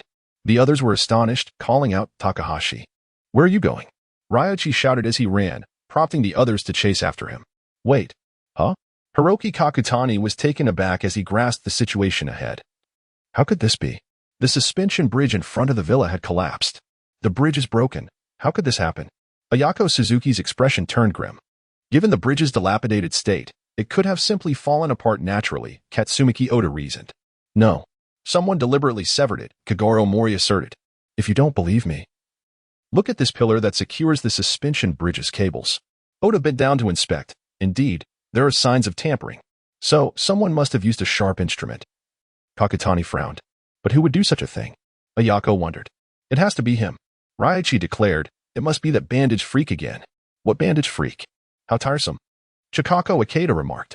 In my view, whether it's Ran being attacked, the phone lines going dead, or the bridge's collapse, it all seems to be a ploy by that individual to frighten us for amusement. He must have been preparing to toy with us all along. Chikako, Ayako responded. In any case, with the bridge severed, the residents on this side of the valley would have to traverse the mountains to find help. Given the late hour, they would have to wait until tomorrow morning to descend together, Chikako concluded. Who knows, the bandage man they were so fervently discussing might still be hiding in the forest. Maintaining her composure, she was the first to return inside.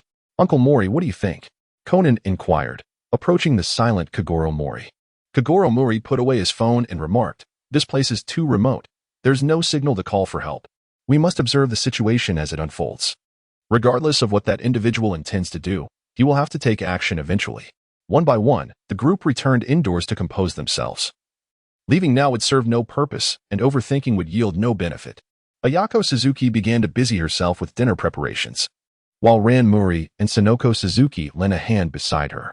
Ran, I truly apologize for making you help out, Ayako Suzuki said. Mouri Ran remarked, it's nothing at all. I frequently handle household chores at home. How unfortunate. A splendid gathering has turned into this. Suzuki Ayako wore a melancholic expression. Suzuki Sonoko interjected, by the way, it's all your fault for bringing up that matter. Is it about Atsuko? Conan inquired, his curiosity piqued regarding the incident. Huh. Suzuki Ayako glanced at Conan. What exactly transpired 2 years ago? Conan persisted in his questioning. Mouri Ran exclaimed, Conan, don't speak too much. After a moment of silence, Suzuki Ayako finally said, 2 years ago, Atsuko committed suicide. Suicide. Both Mouri Ran and Conan responded in shock. She was also a member of our film study club, but one day, she suddenly hanged herself. Suzuki Ayako continued, since then, we have not met again. It turns out everyone had such strong feelings for each other.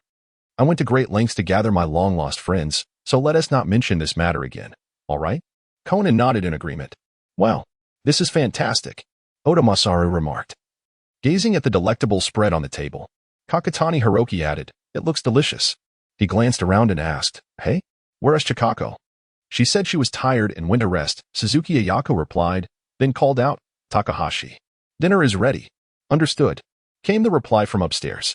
Suzuki Ayako inquired. Is the roof repaired? Almost done. Takahashi Ryuichi answered. Kakutani Hiroki continued taking pictures, saying, come on, Smile for the camera. Takahashi, hurry down. The food is getting cold. Oda Masaru urged. Who? Suddenly, Takahashi Raichi exclaimed from upstairs. Who is there?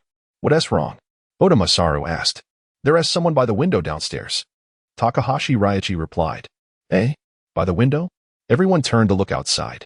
In a fleeting moment, they caught sight of the bandaged figure and Chikako, startling everyone. Is that the bandaged figure? Oda Masaru shouted. What does he want with Chikako? Suzuki Ayako asked anxiously. Chikako. Kakutani Hiroki rushed to open the window. Oda Masaru joined him, but by then, there was no sign of anyone outside. Damn it. It's so dark and raining. Where could they have gone? This is truly terrible. Chikako. Kakutani Hiroki called out in desperation. What will he do to Chikako? Suzuki Ayako pondered, her heart racing. Oda Masaru, feeling a surge of urgency, suddenly turned around. Eh? At that moment, Conan had swiftly grabbed a flashlight and dashed out of the house. Conan. Everyone exclaimed in surprise. All right. Let us follow this little guy. Oda Masaru declared. You girls lock the door and wait here. He shouted up to Takahashi Raichi. Takahashi. What are you doing? Hurry up. I want to go too. Takahashi Raichi protested. The group hurried through the forest. Wait for me. Puffed Takahashi Raichi, lagging behind. Idiot. Move faster. Oda Masaru scolded. Foot. Conan suddenly shouted. There's a bloody foot. He had spotted a gruesome sight ahead. Could it be that Chikako has already? Oda Masaru's expression darkened. Ah, there is a hand here too. Takahashi Raichi cried out. All right. Everyone split up and search. Oda Masaru instructed. Conan interjected. That is absolutely not allowed. Splitting up will only increase the danger. Enough. Be quiet. Oda Masaru yelled in frustration. Chikako. Kakutani Hiroki exclaimed as he spotted her. Wake up. Wake up. But as he lifted her, her head fell limply to the side. Akata Chikako is dead. Everyone was stunned. The person who had just been alive and with them moments ago was now gone, leaving them all in disbelief and sorrow. Kogoro Mouri remained amidst the crowd, enveloped in a contemplative silence. The lifeless body lay untouched as the onlookers awaited the arrival of the police to handle the grim situation. With heavy hearts, they retreated to the house while Mouri lingered at the rear, keenly observing the assembly. His gaze fixated particularly upon Raichi Takahashi, and with the aid of his flashlight, he discerned the faint footprints left behind, a look of dawning realization crossing his face. Upon returning to the house, Mouri ascended to the second floor without delay, where he spotted two slender indentations by the window, suggesting that something had once been bound there. What? Chikako is dead. Moments earlier, Ayako Suzuki, Sonoko Suzuki, and Ran Mouri, who had remained inside, were struck with shock upon learning of Chikako's tragic fate. Yes, she was murdered, and in a particularly gruesome manner. Hiroki Kakutani remarked. Ayako Suzuki wept, exclaiming, How could this happen? As for her remains, I have temporarily covered them with a coat, Kakutani added. Mouri Ran lamented. Why did Chikako fall victim to such malevolence? It is all my fault. If only I had refrained from organizing this gathering. Suzuki Ayako, filled with remorse, sobbed. Whoa. This is not your fault. No one could have foreseen such an event. Kakutani Hiroki asserted. Ultimately, the true culprit behind this calamity is that bandaged man. He is a ruthless murderer. What shall we do if he strikes again? Suzuki Sonoko replied, As long as we secure the doors and windows, we shall be safe. It is her own carelessness that led Chikako to roam about so late. Oda Masaru interjected, Enough. Let us forget her and prioritize rest. Kakutani Hiroki retorted angrily. You cannot be serious, Oda. Oda has a point. It is indeed quite late, Suzuki Ayako remarked. Everyone, please check the doors and windows once more and retire for the night. We shall report to the authorities come dawn. Tap, tap, tap. Kogoro Mouri descended from the upper floor, declaring, There is no need for haste. We must first unearth the culprit. Otherwise, how can one find peace in slumber? Father, do you know who the perpetrator is? Asked Ran Mouri. Ah, I almost forgot that Uncle Mouri is a detective. Suzuki Sonoko exclaimed. What? Oda Masaru and others were taken aback. Kogoro Mouri had kept a remarkably low profile at this gathering, and the rest only knew that he bore the surname Mouri and was the father of Ran. Kogoro Mouri casually remarked, I have yet to properly introduce myself. I am Kogoro Mouri, a detective. You are that renowned detective, exclaimed Oda Masaru and the others in astonishment. Kogoro Mouri remarked, It is merely a trifling reputation. I initially came here for leisure, only to find myself amidst a murder case. Hiroki Kakutani inquired, Have you already discerned the identity of the murderer, Detective Mouri? Could it be that the bandaged figure is someone we are acquainted with? Mouri Kogoro exclaimed, Indeed. This individual is among us. Who could it be? And what could possibly motivate such actions? Suzuki Ayako expressed her disbelief. API call failed with status code 429. Error. Code. For 29. Message. Resource has been exhausted. E.g. Check quota. Status. Resource exhausted, Kogoro Mouri remarked. This is the most perplexing aspect of the killer's modus operandi. Had I not been predisposed to suspect that the culprit was among us from the very beginning, I too might have fallen victim to his deception. The bandaged man and Chikako were outside the window. In the darkness, and separated by glass, we could scarcely discern their features. In truth, everything outside has been deliberately orchestrated by the murderer to mislead us. What exactly is going on? The crowd listened, utterly bewildered. Kogoro Mouri remarked, the murderer deliberately directed our attention outside, while he was on the second floor, manipulating a dummy disguised as the bandaged man with a piano wire, brandishing the severed head of Chikako. This illusion led us to believe that she had been abducted by the bandaged figure. As we pursued, he dawdled, first retrieving the dummy and Chikako's head before hastily following us. Are you suggesting that Takahashi is the murderer? Masaru Oda exclaimed in shock. Others caught on as well. It was Takahashi Ryoichi, who had first spotted the bandaged man and prompted everyone to look outside from the second floor. Detective Mouri, do not slander me. I did not kill Chikako. Takahashi Ryoichi protested. Kogoro Mouri remarked, do not rush to defend yourself. First, remove your coat so that we may examine your physique. Upon hearing this, Ryoichi Takahashi's expression changed dramatically. Detective Mouri, what do you mean by this? Questioned Masaru Oda, filled with confusion. Kogoro Mouri remarked, I have been keeping a close watch on you all. While outside, I noticed something unusual about Takahashi's footprints. The rain has made the ground muddy, and everyone else's footprints are quite distinct. The depth of each print correlates with their weight. Yet Takahashi's footprints differ in depth from when he set out and when he returned, particularly upon his return, despite his claim of weighing 100 kilograms. His prints were shallower than mine. Could he be a ninja? Clearly, he is not as heavy as he claims. Initially, when he concealed Chikako's head, it was not very apparent. However, in the woods, when he discarded Chikako's head, he was completely exposed. All eyes turned toward Takahashi, awaiting him to remove his jacket as proof. He fell silent and confessed, Indeed, I was the one who killed Chikako. He revealed the contents of his coat, which included a cloak, bandages, and a deflated mannequin, stained with what appeared to be blood, likely from Chikako's head. Why did you kill Chikako? Hiroki Kakutani demanded angrily, with the others fixated on him. I did all of this for Atsuko, to avenge her, Ryuichi Takahashi shouted. The crowd expressed their confusion. Ryuichi continued. The usually cheerful Atsuko suddenly lost hope. Don't you find that strange? One day, in the club office, she secretly showed me a novel she had written, her eyes sparkling with dreams of becoming an author. Yet, she unexpectedly hanged herself. The reason behind it became clear when I watched Chikako's film, The Azure Kingdom, currently in theaters. The Azure Kingdom? Ayako Suzuki exclaimed in surprise. Could it be? Katsu Oda inquired. Indeed. The plot of Chikako's debut work, The Azure Kingdom, is almost identical to the Azure Kingdom that Atsuko shared with me. Ryuichi gritted his teeth. Could it be that Chikako? Ayako Suzuki expressed disbelief. She plagiarized Atsuko's work? Katsu Oda was equally astonished. Yes.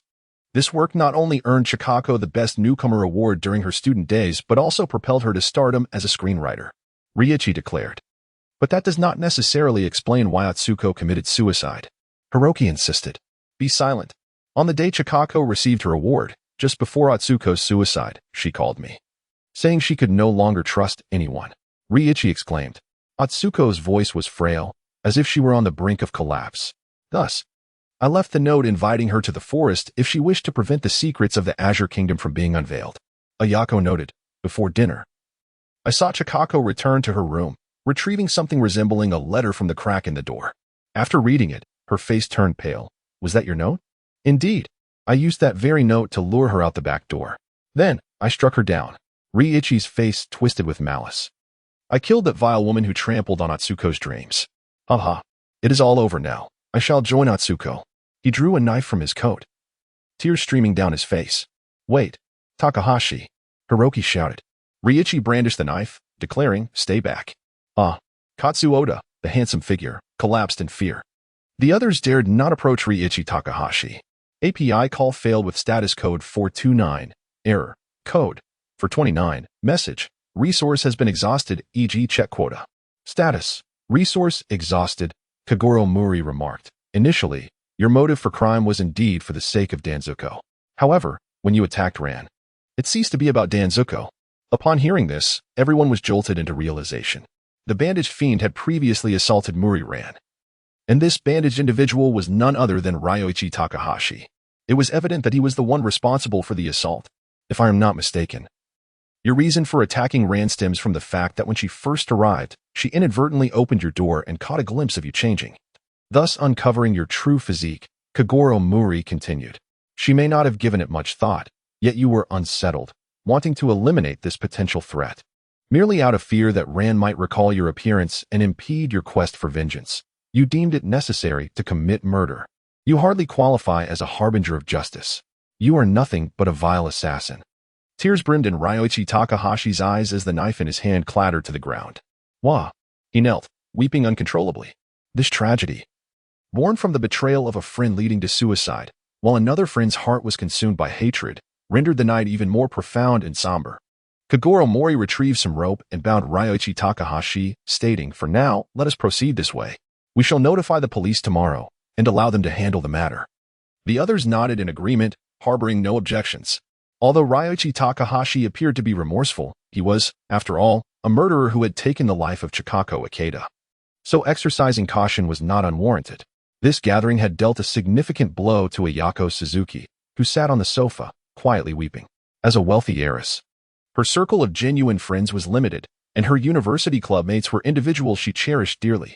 The tragic death of Atsuko had caused their relationships to plummet, resulting in their estrangement, and it had taken her great effort to reunite them for this occasion. Little did she anticipate that Chikako Ikeda would lose her life as a consequence, and Ryoichi Takahashi would become a murderer, rendering future gatherings impossible. The sole consolation, perhaps, lay in uncovering the truth behind Atsuko's demise. The group remained in the hall, awaiting dawn. Subsequently, they traversed a mountain and reported to the local residents, bringing the situation to a close. On the drive home, Conan could not help but exclaim, "Once again, I have been outdone by you." Each time a case arose, he secretly competed with Kogoro Mouri, hoping to unearth the culprit sooner, yet he was always outpaced by Mouri. Mouri Kogoro remarked, "Your competitive spirit is truly remarkable. I am determined to catch up and surpass you." Conan, filled with enthusiasm, responded. Mouri Kogoro smiled silently. As Mouri Ran observed the harmonious interaction among the three, a smile graced her lips.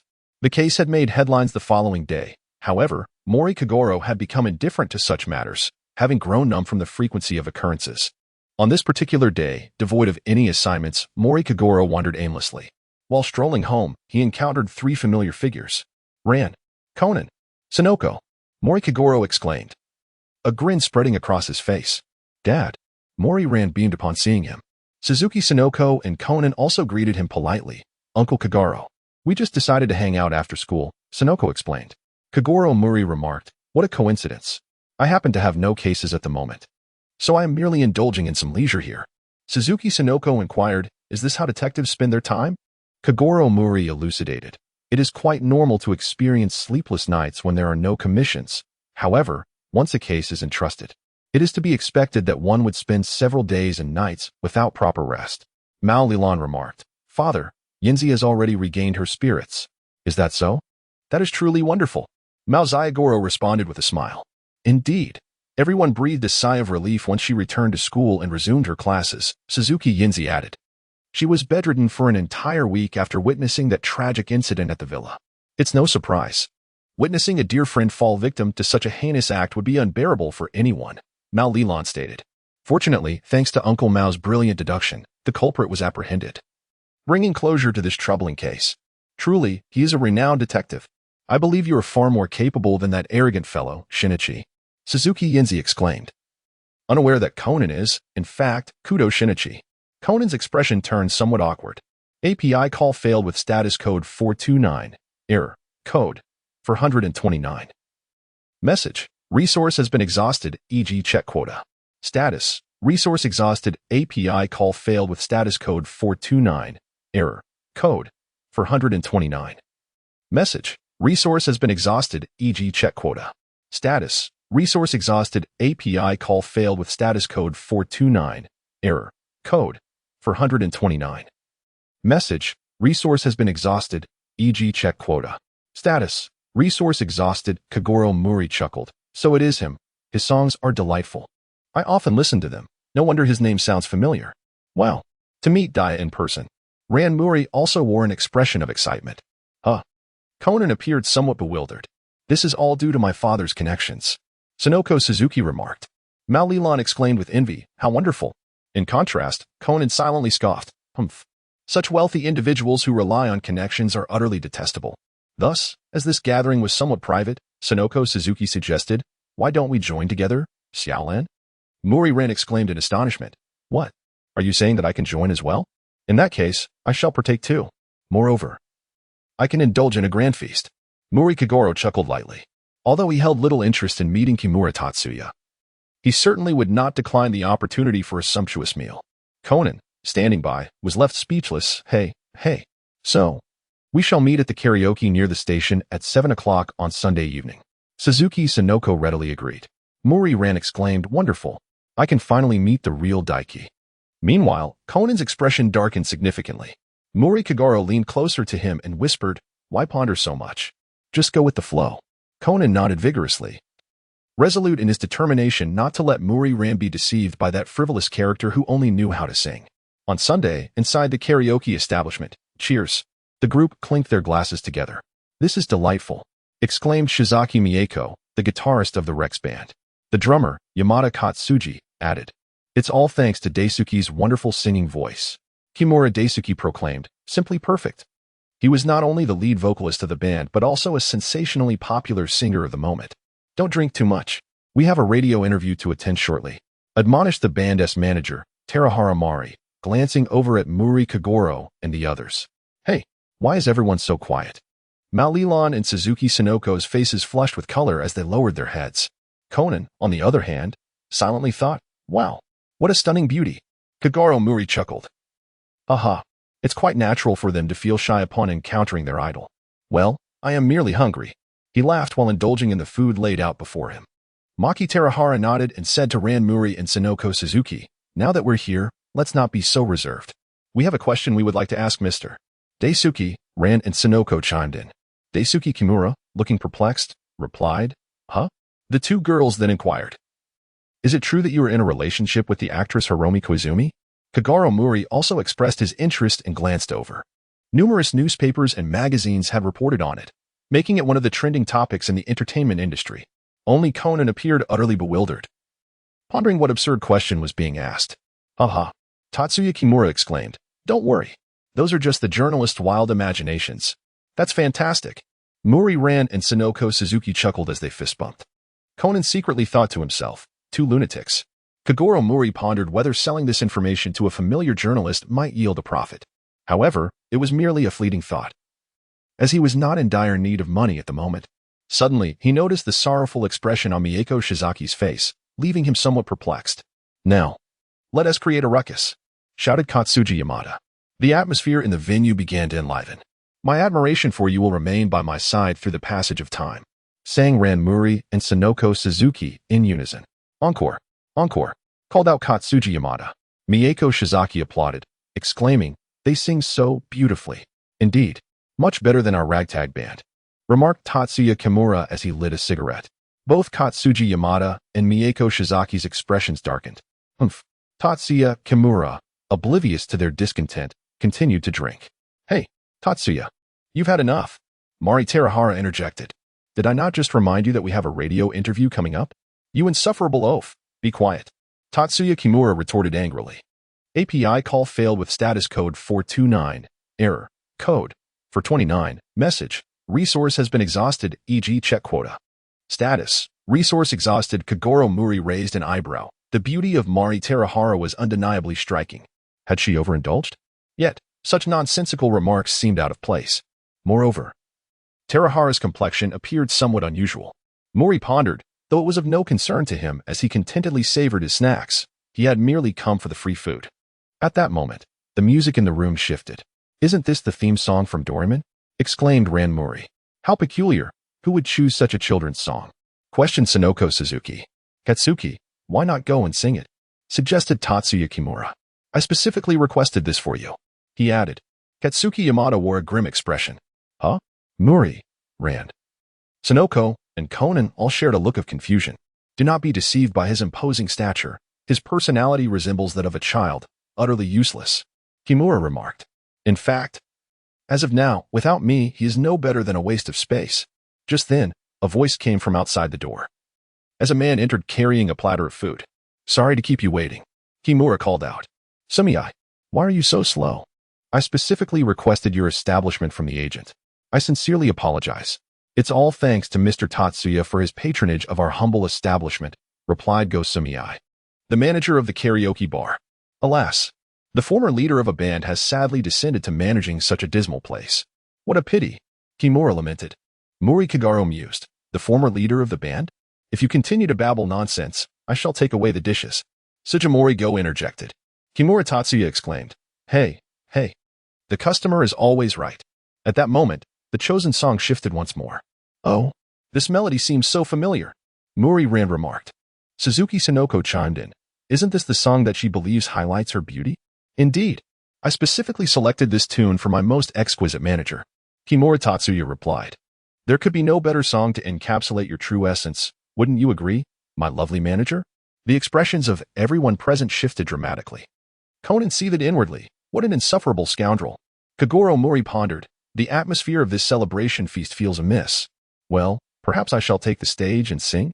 Mariko Terahara stood up and prepared to perform.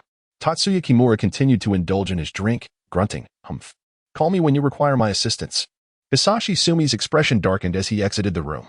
She believed herself to be strikingly beautiful, yet in truth, only her silhouette possessed any allure. Meanwhile, Mariko Terahara began to sing. Mouri Ran exclaimed, wow, what a wonderful voice. Conan observed Tatsuya Kimura, inwardly contemplating, damn it, what on earth does this guy intend to do? As he approached, he noticed that Kimura's expression appeared profoundly sorrowful. Kogoro Mouri appeared to be deep in thought, as the relationships among these individuals seemed far more complex than they initially appeared. Hey, kid, why don't you give it a try too? Tatsuya Kimura suggested to Conan. No, I can't. Conan replied. Don't worry. I can teach you the tricks of singing. Kimura chuckled. At that moment, it was Emiko Shizaki's turn to sing. Why does that sister sound so sorrowful while singing the song you requested? Conan inquired. Kimura explained. Well, it's probably because I'm leaving this band. What? You're leaving the Rex band? Sonoko Suzuki exclaimed in surprise. Yes. After this tour, I will be quitting. Everyone in the band has known about it for some time now, Kimura responded. Humph. It's all because of these people. The drummer is clumsy. The guitarist never seems to mature, and the manager loves to put on airs. I've long wanted to leave this hopeless band. Sonoko fell silent. API call failed with status code 429. Error. Code. 429. Message. Resource has been exhausted, e.g. check quota. Status. Resource exhausted. Kogoro Mouri mused to himself. This is indeed a significant piece of news. Tatsuya Kimura is departing from the Rex band. If this information were to leak, it would undoubtedly make headlines. At that moment, the song transitioned. Isn't this my own song? Tatsuya Kimura inquired. Who requested this? It's getting late, Tatsuya. If you don't hurry, the radio announcement will be missed, Mari Terahara urged. Enough of your chatter. Don't dampen my enthusiasm for singing, Tatsuya retorted. With no choice left, Mari decided to make a call, requesting the radio station to delay the announcement. She exited the room to inform the station. Humph. Tatsuya Kimura discarded his jacket carelessly, declaring, come on. Enjoy my song, The Goddess Drenched in Red. Lost in his own world, Tatsuya sang passionately, his voice soaring with the beauty of his hit song, The Goddess Drenched in Red. The audience listened intently, captivated by the enchanting melody. Kogoro Mouri ceased his consumption, reclining upon the sofa as he listened to the melodious strains of song. Haha, how did I perform? As the final note faded, Tatsuya Kimura returned to the gathering. Mouri Ran and Suzuki Sonoko expressed their admiration, exclaiming, your singing was truly exceptional. Hey Kaki, toss me a sushi too. Kimura Tatsuya called out to Yamada Kaki, who was enjoying sushi across the table. Yamada Kaki threw one over. Thanks. Kimura Tatsuya caught it in one hand and began to eat. Tatsuya, are you really not singing anymore? Mouri Ran inquired. Kimura Tatsuya reassured her, don't worry. I'm merely working on a personal album. The title track is already written. Just as he was halfway through his sentence, blood suddenly spurted from his mouth. Cough, cough. Kimura Tatsuya continued to cough up blood, a sight both alarming and distressing. What's wrong with you? Mouri-ran exclaimed in panic. Shibasaki Mieko also gasped. Tatsuya? As Kimura Tatsuya collapsed to the ground, everyone was struck with fear. Quick! Call an ambulance! Mouri Kogoro shouted. Mouri-ran exclaimed. All right. I'm on my way. Meanwhile, Conan observed beside Kimura Tatsuya, exclaiming, There's no time left. API call failed with status code 429.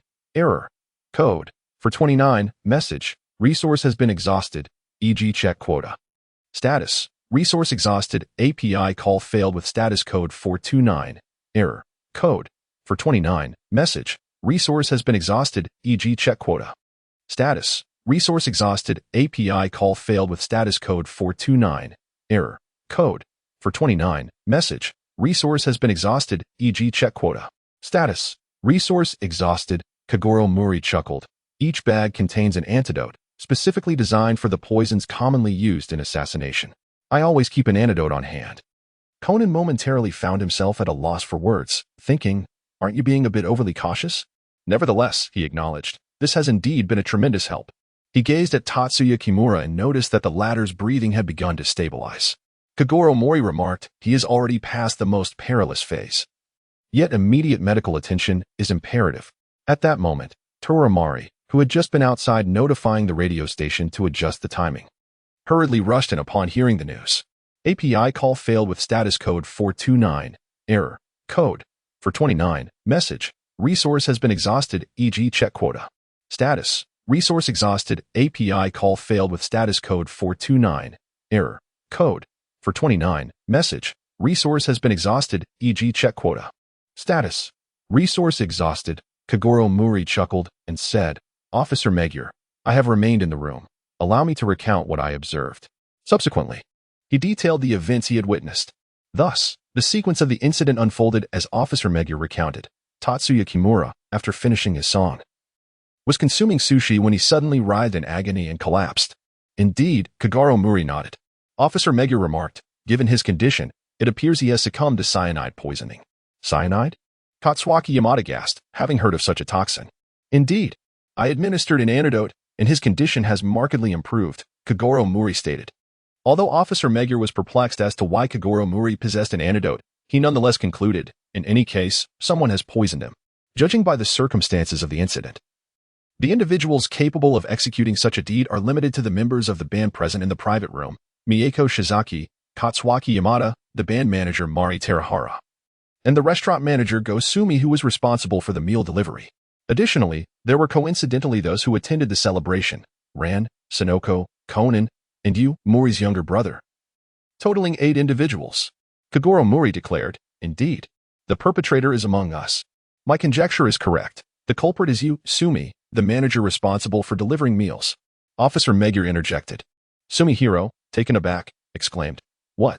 The victim, Tatsuya Kimura, once shared a rock band with you, yet he was the only one lured away by a record company, subsequently rising to fame as the lead vocalist of a now popular band.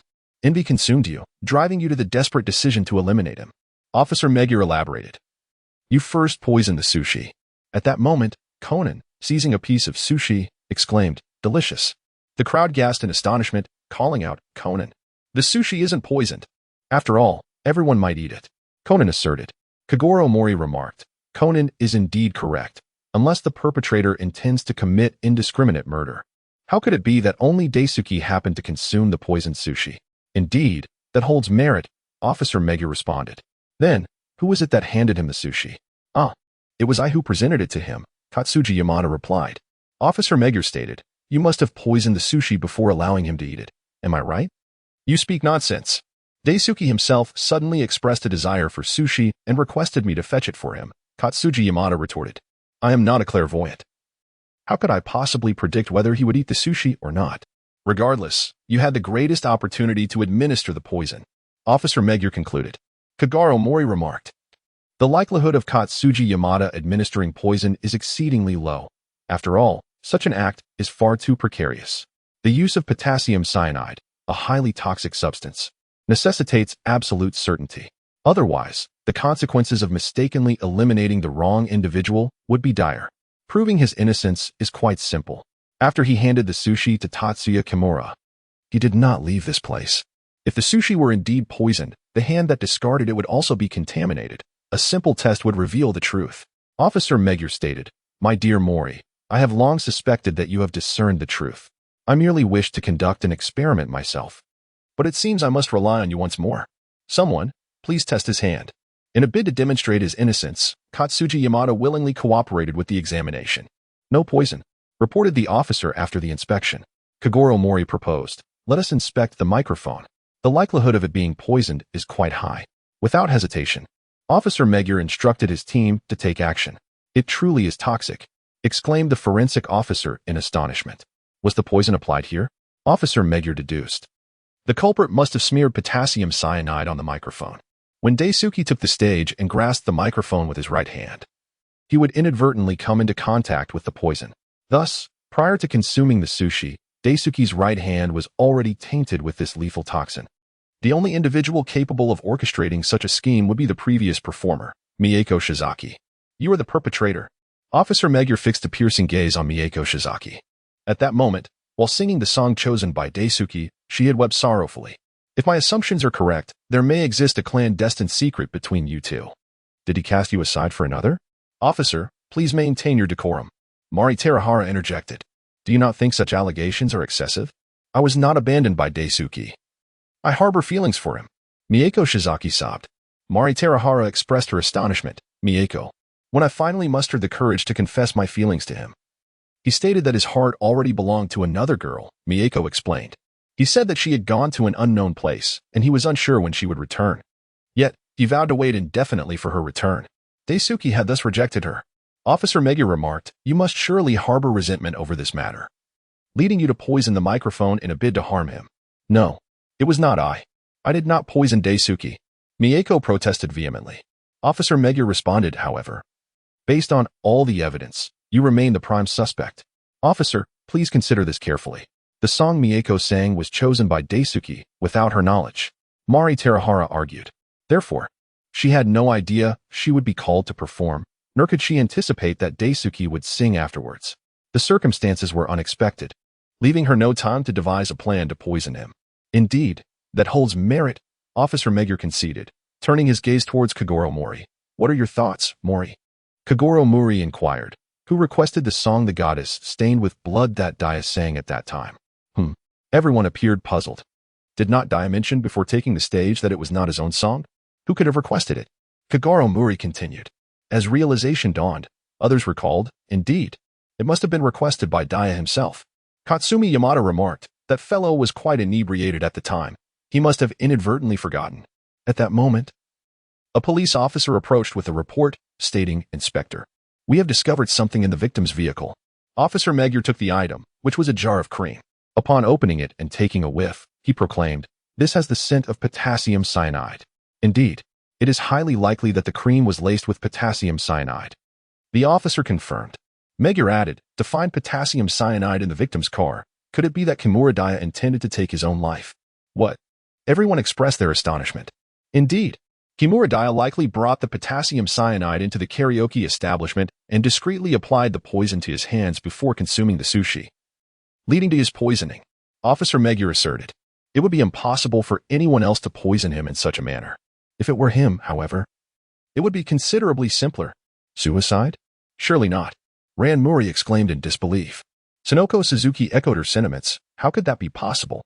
That guy has been particularly restless lately."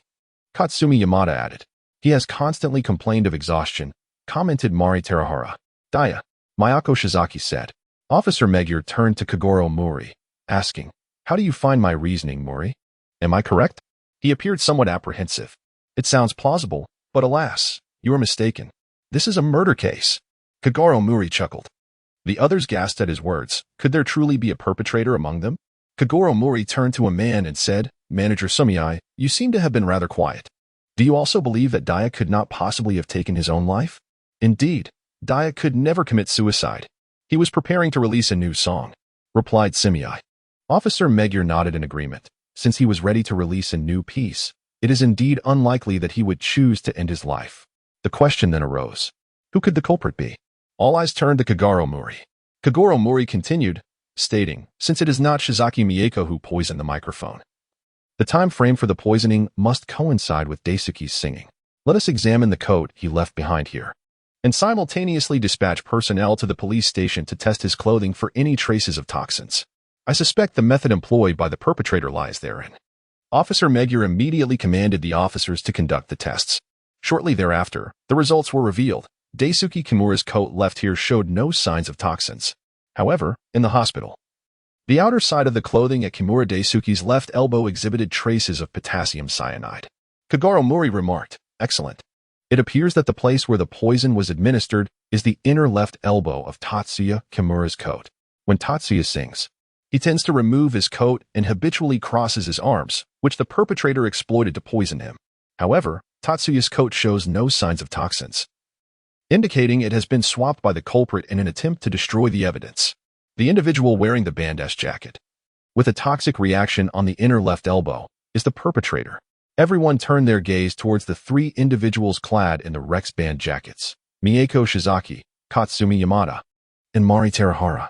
Mieko Shizaki and Katsumi Yamada promptly removed their jackets for the officers, but Mari Terahara's demeanor was notably somber. Under the scrutiny of all present, she reluctantly took off her jacket. The results were swift. It was revealed that Mari Terahara's jacket exhibited a toxic reaction to potassium cyanide on the inner left elbow. Furthermore, a lighter was discovered within the pocket of the jacket, as reported by the officers. Kogoro Mouri gazed at the lighter and remarked, it is identical to the one used by Daisuke. It must bear his fingerprints. Mari Terahara, do you plead guilty?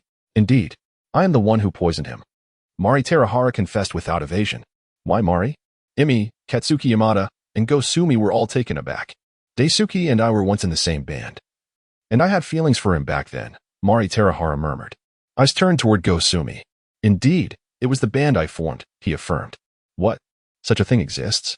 For many, including Emi and Katsuki Yamada, this was the first they had heard of it.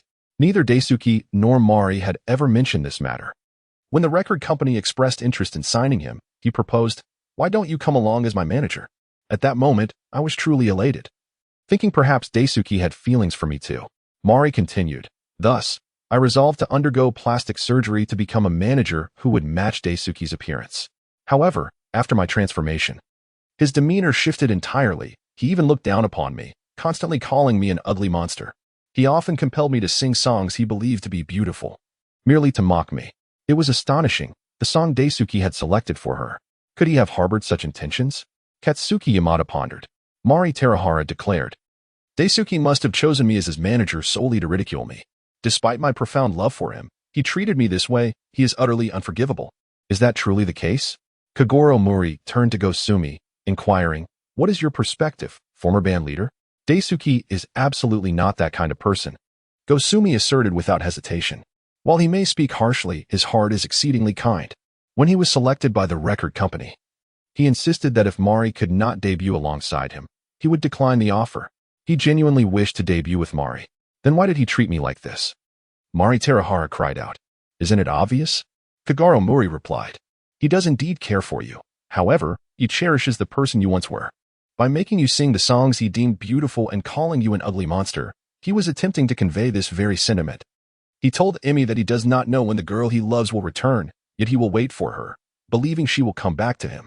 He has been longing for you to rediscover your original self. Gosumi addressed Mari Terahara. I too believe this to be the truth. Here is a photograph he gave me, with a message on the back, a confession of love for the girl he adores. He often speaks of you, wondering why you care so much about the opinions of others. Why must you alter your true appearance for me? However, Daisuke never conveyed this to me. Mari Terahara felt her mind spinning. Had she misunderstood everything? He is indeed a man of few words. Yet he must fervently wish to see you regain your innocent nature, Gosumi remarked. How could it be that Daisuke? Mari Terahara stammered, realizing that the girl Daisuke adored was none other than the manager beside her. Emi interjected, Daisuke has also mentioned your relationship. Gosumi informed Emi and Katsuki Yamada. Due to the president's insistence, he had to leave the band to promote his solo album, and he was concerned that you both might become despondent. Emi responded thus. Daisuke resorted to sarcasm to ignite our fighting spirit, Katsuki Yamada added. Just then, an officer arrived with news from the hospital. Kima Daisuke has been successfully resuscitated. Kogoro Mouri remarked, if there are doubts, then one should inquire with the person involved. They hastened to the hospital, where Tatsuya Kimura, though exceedingly weak, had regained consciousness. Upon questioning, it became evident that Tatsuya Kimura's thoughts mirrored Kogoro Mouri's deductions precisely. Tatsuya, I am so sorry. Mari Terahara knelt on the ground, weeping profusely. Tatsuya Kimura replied, it is all my fault. I should have clarified everything with you long ago. Kogoro Mouri gazed at this peculiar pair, rendered somewhat speechless. Tatsuya Kimura, a man of opaque demeanor, clearly harbored feelings for Mari Terahara yet chose to humiliate her instead. He treated Mieko Shizaki and Katsuji Yamada in much the same manner, eager to encourage them, yet deliberately resorting to mockery. Such behavior was truly disheartening for Kogoro Mouri to witness. Mari Terahara, you are implicated in attempted murder. Please accompany us, Officer Megure stated. Though this tale of affection is profoundly moving, Mari Terahara has indeed committed a crime and must face the consequences. Even if Tatsuya Kimura opts to forgive Mari Terahara, her sentence shall not be overly lenient, and her release will not come swiftly. With the case reaching this juncture, it can be deemed resolved. After completing his testimony, Kogoro Mouri departed with Conan and Ran Mouri. On their way home, Ran lamented, it is truly a pity that they clearly harbor affections for one another. How wonderful it would have been had they expressed their feelings sooner. Conan nodded in agreement, recognizing that Terahara Mari would undoubtedly face sentencing, and it seemed they would be separated for a considerable duration. API call failed with status code 429. Error. Code. For 29. Message. Resource has been exhausted, e.g. Check quota. Status. Resource exhausted. Mouri Ran and Conan's faces flushed with color. Father, what are you talking about? Mouri Ran exclaimed. Conan, on the other hand, remained silent, too apprehensive to speak. API call failed with status code 429. Error. Code. For 29. Message. Resource has been exhausted, e.g. Check quota. Status. Resource exhausted. API call failed with status code 429. Error. Code. For 29. Message. Resource has been exhausted, e.g. check quota. Status. Resource exhausted. Kogoro Mouri inquired, are you two looking to stir up trouble? Amidst their jovial bickering, the group returned to the Mouri Detective Agency. On this particular day, the telephone rang within the agency, and Kogoro Mouri answered the call. Hello? This is the Mouri Detective Agency. A somewhat familiar male voice came through the line. Kogoro. It's me, Yusaku Kudo. Oh, Yusaku. It's been quite a while since we last connected after you went abroad. Kogoro Mouri responded with a smile. Yusaku Kudo continued. I've been quite busy. I apologize for that. I understand. Kogoro Mouri remarked. I wonder what prompted your call this time. It's about Shinichi. Yukiko and I are genuinely worried about him, and we wish to bring him to America. Shinichi? It has been ages since I last saw him. My daughter mentioned that he has been missing for some time now, Kogoro Mouri replied. Yusaku Kudo chuckled. Kogoro, your cautiousness puts my mind at ease. What do you mean by that? Kogoro Mouri asked, puzzled. Since Yusaki moved to America, they had scarcely kept in touch, making it difficult to ascertain whether the person on the other end was indeed the genuine Yusaku Kudo, if it were the black organization testing him.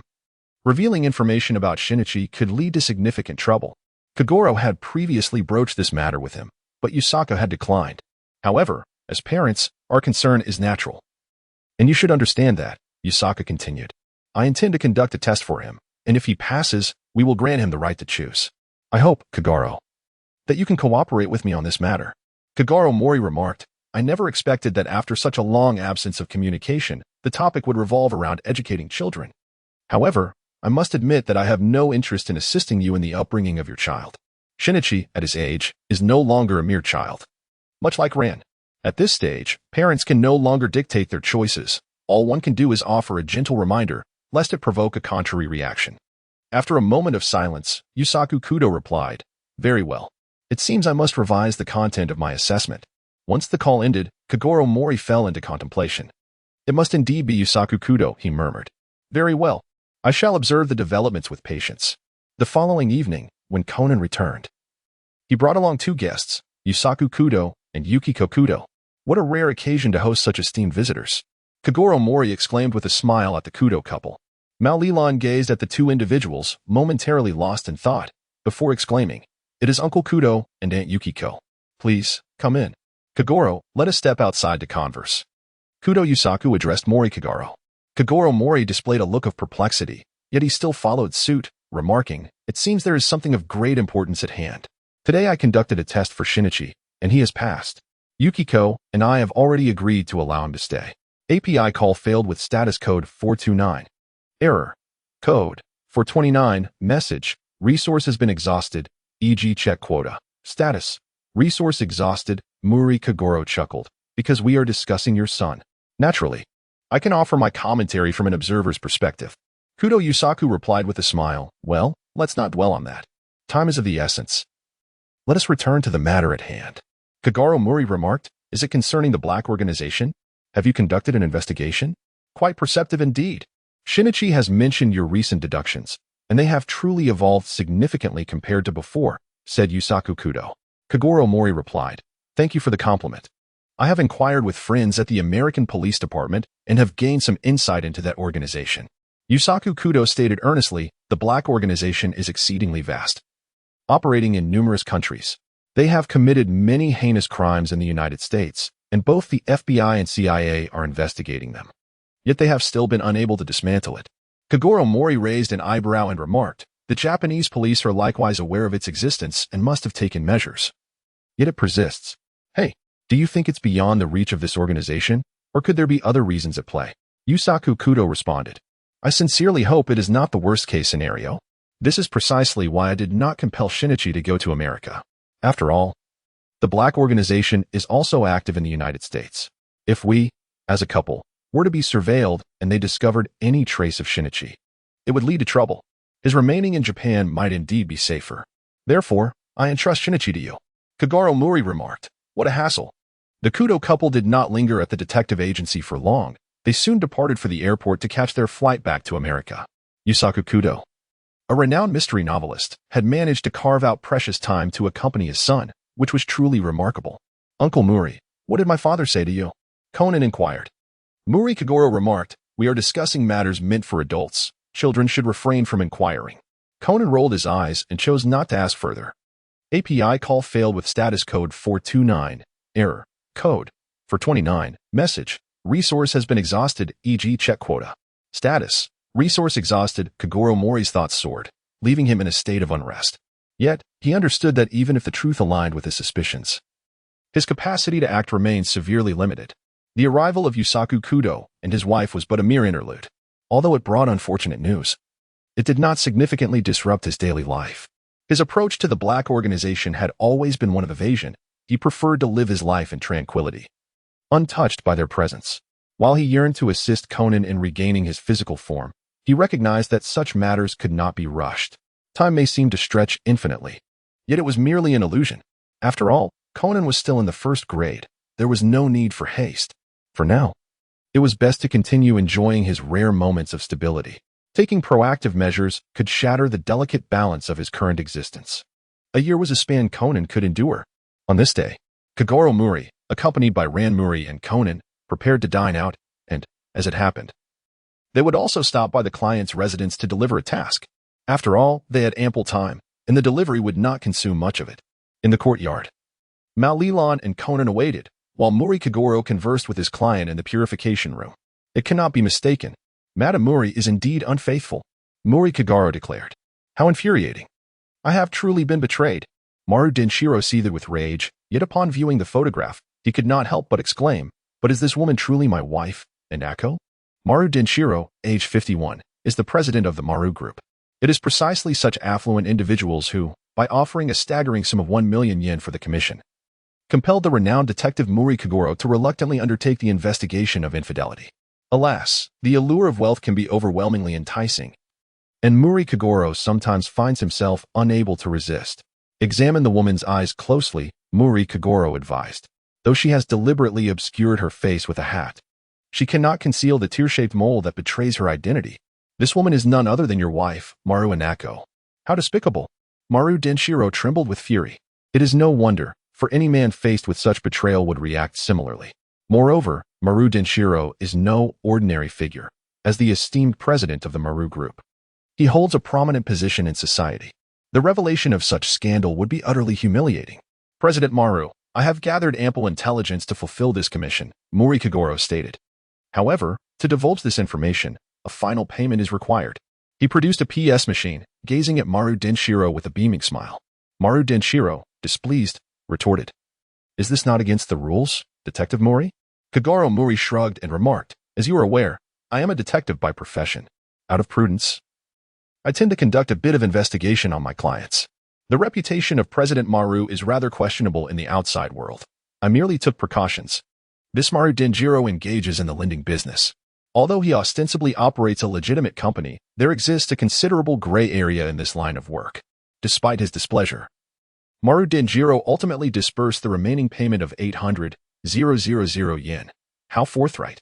Kogoro Mouri chuckled. Truly, President Maru lives up to his name. I have misjudged your character. Now, do share what you know. However, Maru Denjiro had little time to indulge in Kogoro Mouri's idle chatter. Mouri Kogoro remarked, "Your wife meets with this fellow 3 times a week." "What? She meets this man 3 times a day?" Maru Denjiro exclaimed in furious disbelief. His anger was understandable.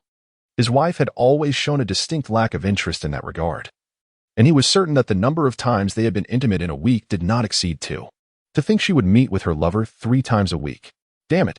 Maru Denjiro's eyes glinted with a murderous intensity as he questioned, "Who on earth is this scoundrel?"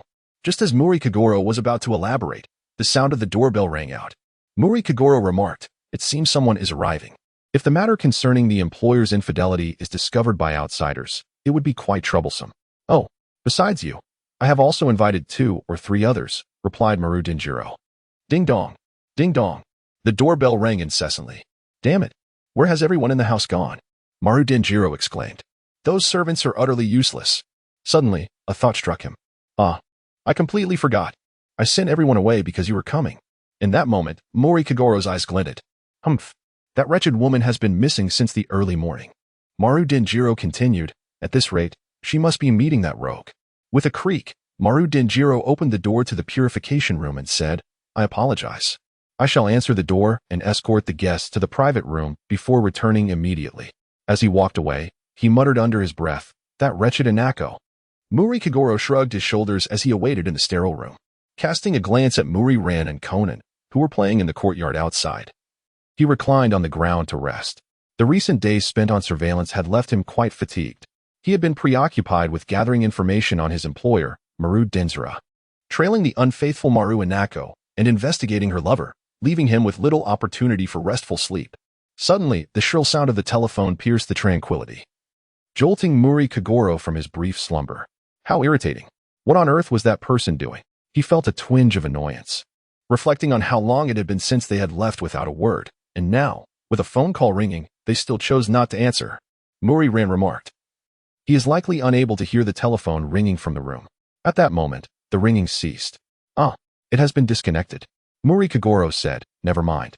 I shall inform him of the call upon his return." He was not particularly concerned and resumed his brief slumber. During his rest, he seemed to perceive a distant sound, reminiscent of a tapping or scraping of some sort.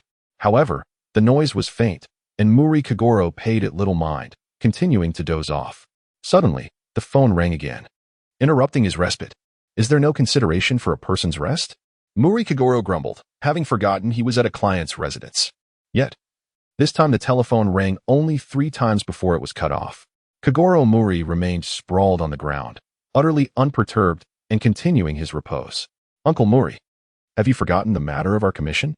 Conan remarked, observing the now soundly sleeping Kogoro. Mouri Ran remarked, "My father has been working tirelessly these past few days. He must be utterly exhausted." Just then, the telephone rang again. Mouri Kogoro finally stirred from his slumber. He felt considerably more alert and cast a glance towards the source of the ringing. After 3 rings, the call was abruptly disconnected once more. Kogoro Mouri glanced at his watch, furrowing his brow. 2 hours had already elapsed, and yet, there was still no sign of Jiro Maruden. Could something have gone awry? It was not unreasonable for Kogoro Mouri to be concerned. Ever since his unexpected journey through time, he had frequently found himself entangled in mysteries. He opened the door and stepped out of the purification room, only to be confronted by several startled servants. The servants gasped in shock upon seeing him, their startled cries echoing in the air. At that moment, Ran Mouri and Conan, alerted by the commotion, rushed over from the garden. "What happened?" Ran inquired. Kogoro Mouri exclaimed, "I too wish to know. Who are you people? A servant observed the three individuals questioning Kogoro Mouri. Kogoro remarked, "We are guests invited by President Maru. You must be the servants here, correct?" "Indeed." The servants nodded in agreement. At that moment, a beautiful woman approached and inquired, "What is the commotion about?" "Madam," the servants exclaimed as they hurried towards her. Kogoro naturally noticed the other person, Maru Inoko, the wife of Maru Denjiro. During this period, he had been investigating her infidelity. As soon as we entered, we spotted this individual lurking suspiciously within the house. A servant fixed his gaze upon Kogoro and spoke. Maru Inoko exclaimed in astonishment, "What? We are guests of President Maru, and we have been waiting for him here. Seeing him will confirm our identities." Kogoro preferred not to engage in further conversation with Maru Inoko. With a look of suspicion in her eyes, she inquired, "Where is my husband at this moment?" "He has gone to the private room and has not returned," Kogoro replied honestly. "Kumi, Saori, please summon the master." Maru Inoko commanded the two servants. The servants nodded and hurried towards the private room. Soon, a scream echoed from the direction of the private room, clear enough for us to hear. It was the cry of a servant. Ran was taken aback. Kogoro Mouri inquired, "Could something have transpired in the solitary room?" A sense of foreboding washed over him. The crowd hurriedly rushed forward, asking, "What happened?" The servant, who had arrived a moment earlier, exclaimed in astonishment. Upon their arrival, Kogoro Mouri and his companions were met with a shocking scene. Inside the solitary room, they beheld the lifeless body of Maru Denjiro, gruesomely impaled upon the wall by a sword. The walls were riddled with countless knife marks, evoking a sense of dread. "Ran, quickly call the police," Kogoro Mouri commanded, ensuring that no one else entered the crime scene. The police arrived swiftly, led by Officer Magyar. The deceased, Maru Denjiro, age 51, met his end from a single thrust of a katana piercing through his chest. Officer Magyar deduced, given the chaotic state of the room, the numerous blade marks, and the injuries on the victim, it appears he fought fiercely with the assailant before succumbing to his wounds. However, what could have brought a katana here? Maru Inoko replied, "Oh, that was merely a decorative piece my husband kept. He has always been passionate about kendo and is even a third-degree black belt." "Impressive," Officer Magyar remarked. This implies that the murderer must also be a skilled practitioner of kendo. He turned to Kogoro Mouri and asked, "By the way, you were at the scene before the incident occurred. Did you notice anyone suspicious?" Kogoro, feeling somewhat embarrassed, replied, "I was instructed by President Maru to stay in the room and wait for him. I spent most of the time asleep and truly did not see anyone suspicious." "I did see a suspicious visitor," Conan interjected at that moment. Officer Magyar's eyes lit up. "Really?" It was surprising that a child could be more reliable than Kogoro Mouri at such a critical time. "Yes," Conan affirmed. "The uncle who was murdered entered the room with that person and never came out again. The back door of the room was also ajar. So the murderer must be that individual who slipped away after committing the crime." Officer Magyar inquired, "Did you see the face of the assailant?" "No. I was by the pond, and the surrounding trees were dense. I could only see their feet," Conan explained. "Indeed," Officer Magyar concluded. "The assailant must have had a prior arrangement with the victim and is well-versed in kendo." "Officer." At that moment, an officer reported, "There is a notebook on the deceased." Officer Magyar took the notebook and examined it. It is filled with scheduled appointments, and today, there are 4 individuals listed for meetings. Kogoro Mouri, Yuji Suwa, Kiya Hitano, and Makoto Akutsu. "He indeed mentioned that he had arranged to meet 2 or 3 others besides myself," declared Kogoro Mouri. "Officer, this individual is lurking suspiciously at the entrance." An officer escorted someone inside. "What?" exclaimed Officer Magyar. "I did not," protested the newcomer, who wore glasses. "Ah," cried Maridako, "Mr. Hitano." She addressed Officer Magyar, saying, "Officer, this gentleman is my husband's attending physician. He comes weekly to conduct routine examinations for my husband, who suffers from diabetes, and today is no exception." "So, the name written in this notebook is Kiya Hitano," Officer Magyar remarked. "That is indeed me," affirmed Dr. Hitano. "What is going on?" shouted another individual. "Do you have any idea who I am?" Another person was brought in by the officers outside. "I am the master sculptor, Akutsu," he declared. "Akutsu? Makoto Akutsu?" Officer Magyar inquired. "Indeed. I had a prior engagement with the host here," responded Makoto Akutsu. Ignoring him, Officer Magyar noted, of the 4 individuals recorded in the notebook, 3 have now arrived. Since the perpetrator has already been here, they will not return. Thus, the culprit must be this individual, Yuji Suwa. What is all this commotion about? At that moment, another person entered. Kogoro Mouri squinted and remarked, "You wouldn't be Suwa Yuji, would you?" "Ah, yes, I am," Suwa Yuji replied. Officer Megure inquired, "You are here too?" With all four visitors gathered, who could the murderer be? Mouri Kogoro grasped Suwa Yuji's hand firmly and said, "Mr. Suwa, you are well versed in the way of the sword, are you not? How could you possibly know?" Suwa Yuji inquired. Mouri Kogoro chuckled. "I almost forgot to introduce myself. My name is Mouri Kogoro, and I am a detective." Those who were previously unaware of Mouri Kogoro's identity now displayed expressions of astonishment. During this period, Mouri Kogoro had undoubtedly become a prominent figure in the realm of news. After all, his frequency of appearances in the media was extraordinarily high, and many had heard of his reputation. Maru Inako gazed at Mouri Kogoro, her expression somewhat unpleasant. As someone embroiled in an extramarital affair, she acutely sensed that her husband had invited this detective for the purpose of investigating her. However, she pondered, what could he have uncovered? Wait, wasn't my husband deceased? In that case, there is nothing to worry about. Kogoro Mouri remarked to Yuji Suwa, "There is a faint scar on your left hand, precisely between your thumb and index finger. Those who practice the art of swordsmanship often grip the scabbard with their thumb and index finger when sheathing their swords. In the process of retracting the blade, it is not uncommon to inadvertently cut oneself in that area. Hence, I surmise that you possess knowledge of the sword arts." Officer Makuro approached to examine, exclaiming, "Ah, indeed." Yuji Suwa replied, "This is an old wound from my early days of training when I was still a novice. However, I have since established my own kendo dojo and am no longer the inexperienced practitioner I once was. Mr. Maru, the owner of this establishment, frequently visits my dojo to practice. Nevertheless, I am here today to return a loan to him." Kogoro Mouri, with a profound expression, stated, "President Maru has been murdered, and the police suspect that the assailant may be a master of kendo." "What? Such a thing has occurred?" Yuji Suwa exclaimed in astonishment. The other visitors, Kiya Hitano and Makoto Akutsu, also displayed expressions of shock. Upon arriving at the secluded room, they gazed upon the crime scene, utterly dumbfounded. "Mr. Maru," Yuji Suwa called out. "Who could have done this?" Kiya Hitano inquired. Makoto Akutsu appeared so terrified that he was rendered speechless. According to the testimonies of Kogoro Mouri, Ran, and Conan, who were guests at the deceased's home when the crime transpired, someone had visited the deceased around 3 p.m. After ushering the guest inside, the deceased did not emerge again. Officer Megure remarked. Approximately 2 hours later, the returning housekeeper discovered the body of the deceased. Based on this deduction, the time of the murder is estimated to have occurred between 3 p.m. and 5 p.m. The culprit is likely one of the 4 individuals who were scheduled to meet with the deceased today. "This is nonsense," Makoto Akutsu protested. "It wasn't me," Kiya Hitano added. Officer Megure furrowed his brow and turned to Kogoro Mouri, asking, "Mouri, have you made any discoveries?" API call failed with status code 429. Error. Code 429. Message. Resource has been exhausted, e.g. check quota. Status. Resource exhausted, Kogoro Mouri remarked. Observe the photograph on the wall.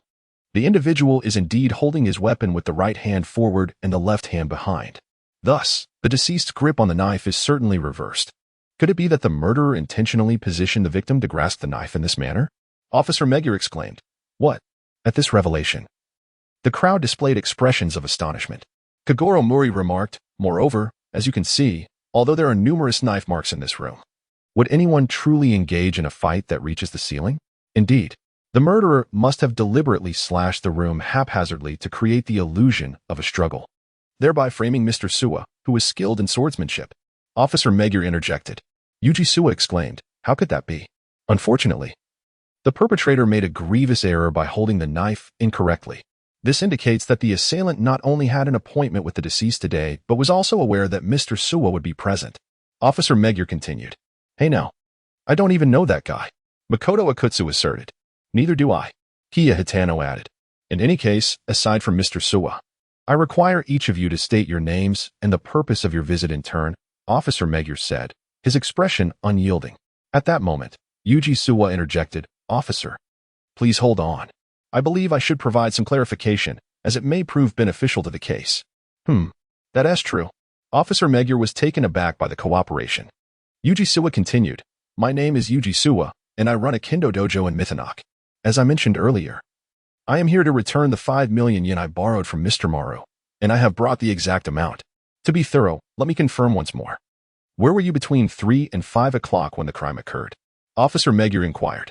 Well, at that time, I should have been meditating alone at the dojo. Yuji Suwa replied. Can anyone vouch for your whereabouts? Officer Megure pressed. No. Yuji Suwa shook his head. That is acceptable. We shall move on to the next. Is it my turn? Makoto Akutsu said.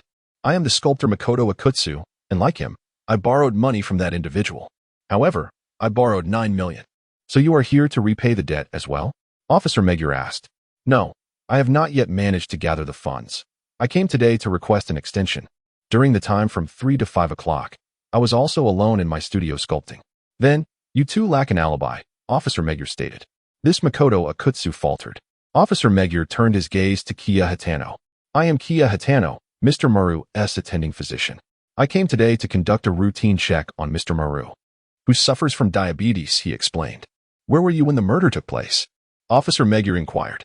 Well, Kiya Hitano stammered, struggling to articulate his thoughts. At that moment, Conan was sniffing around an individual. Mouri Kogoro glanced over and remarked, Conan, do you perceive it? Conan, feeling somewhat awkward, replied in a hushed tone, Indeed, I do. The fragrance on Dr. Hitano and Mrs. Maru is identical. Mouri Kogoro spoke softly. Am I not investigating her affair? Her lover is none other than the esteemed Hotaro Kiya. Upon hearing this, Conan understood the situation. Meanwhile, Hotaro Kiya was responding to Officer Megure's inquiries. What? You were watching a movie? Officer Megure exclaimed in surprise. Hotaro Kiya replied, Yes, indeed. I was watching a film in Ginza around 3 p.m. Officer Megure was somewhat speechless, a doctor skipping work to watch a movie. Hotaro Kiya defended himself. I often resort to this pastime to alleviate my boredom. What film did you watch? Mouri Kogoro suddenly inquired. Hotaro Kiya pondered. Which film was it? I doubt you even know what was playing at that time. Mouri Kogoro scoffed. Speak. Where exactly did you go? Officer Megure interjected, Mr. Hotaro. What is the meaning of this? Are you attempting to deceive me? Hotaro Kiya appeared flustered, at a loss for words. Speak up. Officer Megure demanded. Where were you at the time of the murder? Hotaro Kiya, sweating profusely, lowered his head in silence. Officer Megure continued. You cannot articulate it, can you? Then you will accompany me to the station. He seized Hotaro Kiya, seemingly intent on detaining him. Hotaro Kiya looked anxious. Officer, please wait. Maru Natsuko suddenly called out. Officer Megure looked puzzled. Mrs. Maru? Mr. Hotaro is innocent. Maru Natsuko declared through gritted teeth, from noon until evening. He was with me at the Mahana Luxury Hotel. Officer Megure expressed his astonishment. The hotel? Maru Natsuko continued. Do you not understand? He is my lover. One must admit. This woman was quite bold to state it outright. Of course, this was likely connected to the death of Maru Denzaburo. After all, with her husband deceased, she was beyond reproach. What? The lady is having an affair? The servants stirred in commotion. Others were equally astonished. This was indeed sensational news. Officer Megure scrutinized the pair. Very well. I shall send someone to investigate whether you were truly at the hotel during that time. We both had alibis, Maru Natsuko admitted awkwardly. Officer Megure frowned. Then we cannot dismiss your suspicions, as you may have colluded. Moreover, your affair may suggest a motive for seeking his fortune. Thus, you two could have conspired to commit murder and frame Mr. Suwa. What? Both Maru Natsuko and Hotaro Kiya gasped in shock. Officer Megure then turned his attention to Mouri Kogoro. Mouri, it is your turn.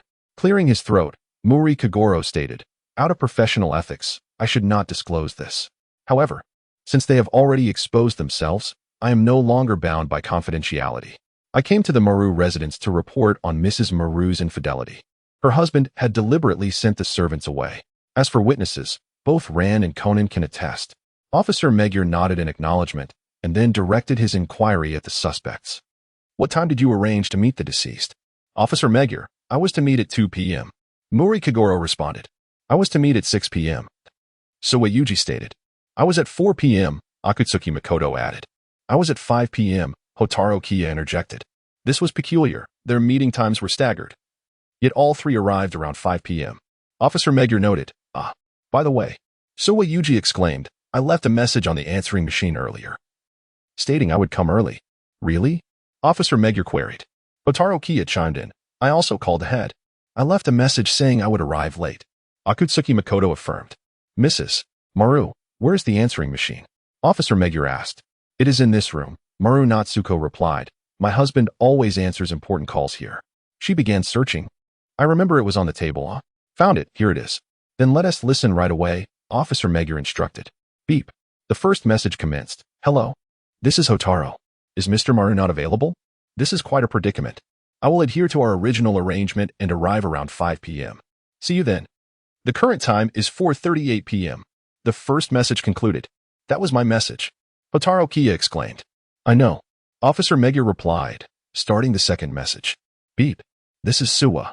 We were originally set to meet at 6 p.m., but I wish to arrive early to prepare for next month's Kendo grading. I'll see you soon. The current time is 4:41 p.m. Officer Magyar prepared to listen to the third message. Beep. But there was no further message. Eh? Akutsuki Makoto looked surprised. Officer Magyar remarked, Mr. Akutsuki, there is no message from you. Strange. I distinctly left a message. Akutsuki Makoto insisted. Officer Magyar expressed skepticism. Oh really? I wouldn't lie. I remember saying, I will arrive late, and I will certainly repay you. But if you dare sell that item, I will not be merciful. Akutsuki Makoto insisted. Officer Magyar's suspicions deepened. Not merciful. What was that item? It was a masterpiece by my master. The last time I was here it was in this room. Akutsuki Makoto said, scanning the area. Ah, I found it. It is the dragon sculpture. He sighed in relief. Thankfully, it is unharmed.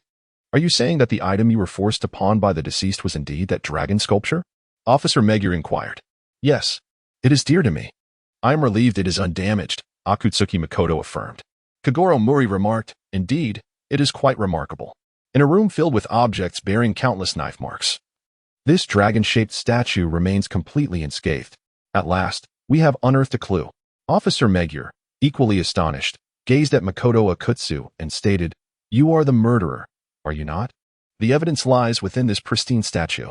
You intentionally vandalized the room and placed the knife in the deceased's hand, creating the illusion that the victim had faced the assailant in life. Your aim was to frame the skilled swordsman, Mr. Suwa, to exonerate yourself. Alas, you have erred in two significant ways. First, you reversed the grip on the knife. The second mistake was your reluctance to harm this dragon sculpture. You hold it in higher regard than your own life. And thus, even as you ravaged the room, you could not bear to inflict a scratch upon this masterpiece. Unjust. Makoto Akutsu exclaimed anxiously, This is merely a coincidence. Then why deceive us by claiming there was a message on the answering machine? Officer Magyar countered. I did not lie. I truly left a message. Akutsu insisted. However, the answering machine only recorded calls from Mr. Hitano at 4:38 and Mr. Suwa at 4:41. There is no third call, Officer Magyar asserted, replaying the messages, confirming there were indeed only two. No matter how you listen, there is no message from you. Your fabrications are transparent. Confess swiftly. Officer Magyar's icy demeanor suggested he had already concluded that Akutsu was the culprit. Impossible. No. Akutsu protested in disbelief. Officer Magyar, scrutinizing the defiant Akutsu, inquired, What time did you call? It should have been before the agreed time, that is, prior to 4 o'clock. I heard from Kogoro Mouri and the others that a call was received at the crime scene, ringing for an extended period without being answered. Were you present at that moment, concocting this lie? Preposterous. Akutsu bellowed, I did not deceive you. I genuinely left a message that I would arrive late. And I shall repay the money. But if you dare sell that sculpture, I will ensure your demise. His voice abruptly halted. The others exchanged glances. Sensing the gravity of his words, realizing he had indeed contemplated murder, Akutsu, recognizing his slip, stated, Officer, consider this. If I were the murderer, I would have taken the dragon sculpture and hidden it at home. Humph. Perhaps you have taken something else. Officer Magyar retorted, turning to Madame Maridako. Madam, are there any other valuable items in this house? Yes. There are keys to the safe in the cabinet. She rushed over, only to exclaim in astonishment, Oh dear. The keys are missing. A wave of surprise rippled through the group. Had something truly vanished? Could it be that you? Officer Magyar cast a skeptical glance at Akutsu. Akutsu, on the verge of tears, protested, This is utterly unfounded. Madame Maridako continued rummaging through the drawers, eventually exclaiming, Ah, I found them. They were in another drawer. Enough of this. Officer Magyar expressed his exasperation. How strange, Madame Maridako remarked. My husband usually keeps them in this drawer. Kogoro Mouri has been closely observing the developments of the case. At this moment, his expression shifted as he commanded, Please step back, Madame Maru. Although Maru Inada was puzzled, she nonetheless took a step back.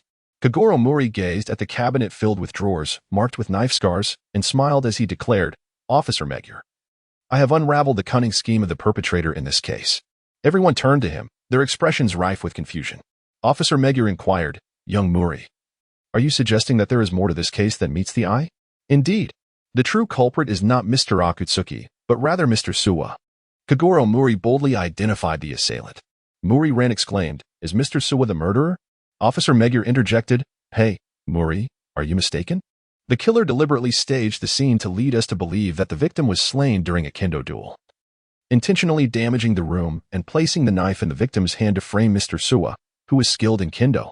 "Indeed, father," Mouri Ran added. The knife marks in the room were clearly fabricated. More importantly, the victim's grip on the knife was entirely incorrect. It is inconceivable that Mr. Suwa, a master of kendo, could have made such a blunder. API call failed with status code 429. Error. Code 429. Message. Resource has been exhausted, e.g. check quota. Status. Resource exhausted, Kogoro Mouri remarked. Indeed. He is truly cunning. By creating excessive knife marks within the room and reversing the grip of the knife, he aimed solely to secure an escape route for himself. Consequently, everyone would assume it was a scheme to frame Mr. Suwa, allowing him to evade culpability and extricate himself from suspicion. For who would ever conceive that someone might plot to implicate themselves in such a manner? "Humph," retorted Yuji Suwa. "Detective Mouri, you certainly have a penchant for jest. Those are merely your conjectures. What evidence is there to suggest that I am responsible?" Officer Magyar interjected, "Indeed, Mouri-san. Moreover, what of that carved artifact? In this room, utterly ravaged, how is it that the dragon-shaped sculpture remains unscathed? That item belonged to Mr. Akutsuki and was forcibly taken by his creditors, the very deceased. In this room, battered and bruised, the dragon sculpture stands undamaged, which clearly implicates Mr. Akutsuki as the perpetrator."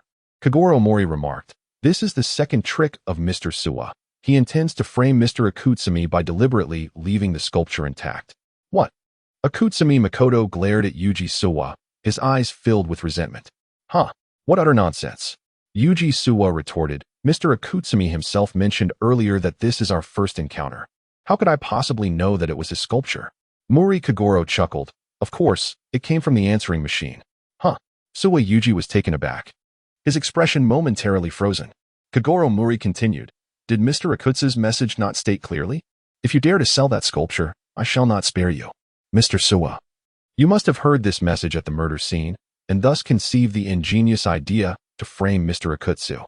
Officer Magyar remarked, "However, we cannot ascertain whether that message truly exists. It could merely be Mr. Akutsu's unilateral assertion. Perhaps Mr. Suwa rewound the tape, erased it, and recorded his own message." Kogoro Mouri responded, "In this case, Mr. Akutsu lacks an alibi for the time of the incident. Wait a moment, I did leave a message on the answering machine. But prior to me, Dr. Hitano also left a message." Yuji Suwa interjected, "Then he too bears suspicion of murder." Dr. Hitano's face turned pale. "Why am I being dragged into this again?" "No, your message differs significantly from his," Kogoro Mouri asserted. "In other words, you inadvertently confessed to being the murderer in your message." Everyone was taken aback. API call failed with status code 429. Error. Code 429. Message. Resource has been exhausted, e.g. check quota. Status. Resource exhausted. API call failed with status code 429. Error. Code 429. Message. Resource has been exhausted, e.g. check quota. Status. Resource exhausted. Kogoro Mouri remarked, "Mr. Suwa has long been aware that President Mouri was at home, and indeed knew that President Mouri had already passed away, his body lying in this very room." Detective Mouri, you have truly disappointed me. Yuji Suwa remained silent for a moment before responding. "It is a pity that the newspapers laud you as the foremost detective of our time. What many do not know is that when I previously arranged a meeting with Mr. Mouri, he mentioned he had other visitors scheduled between 4 and 5 o'clock. Thus, I believed that arriving earlier would pose no issue, as he would undoubtedly be at home for his 5 o'clock appointment. Then why did you arrive ahead of time?" Officer Magyar inquired, already harboring suspicions toward Yuji Suwa. "I thought it would be prudent to return his money early." Yuji Suwa replied. "So, what say you, Detective Mouri? Do you still harbor doubts about my innocence?" "I do not doubt you. I am absolutely certain that you are the murderer," Kogoro Mouri stated bluntly. The others were taken aback, exclaiming, "What?" They could not comprehend why Kogoro Mouri was so resolutely convinced that Yuji Suwa was the culprit.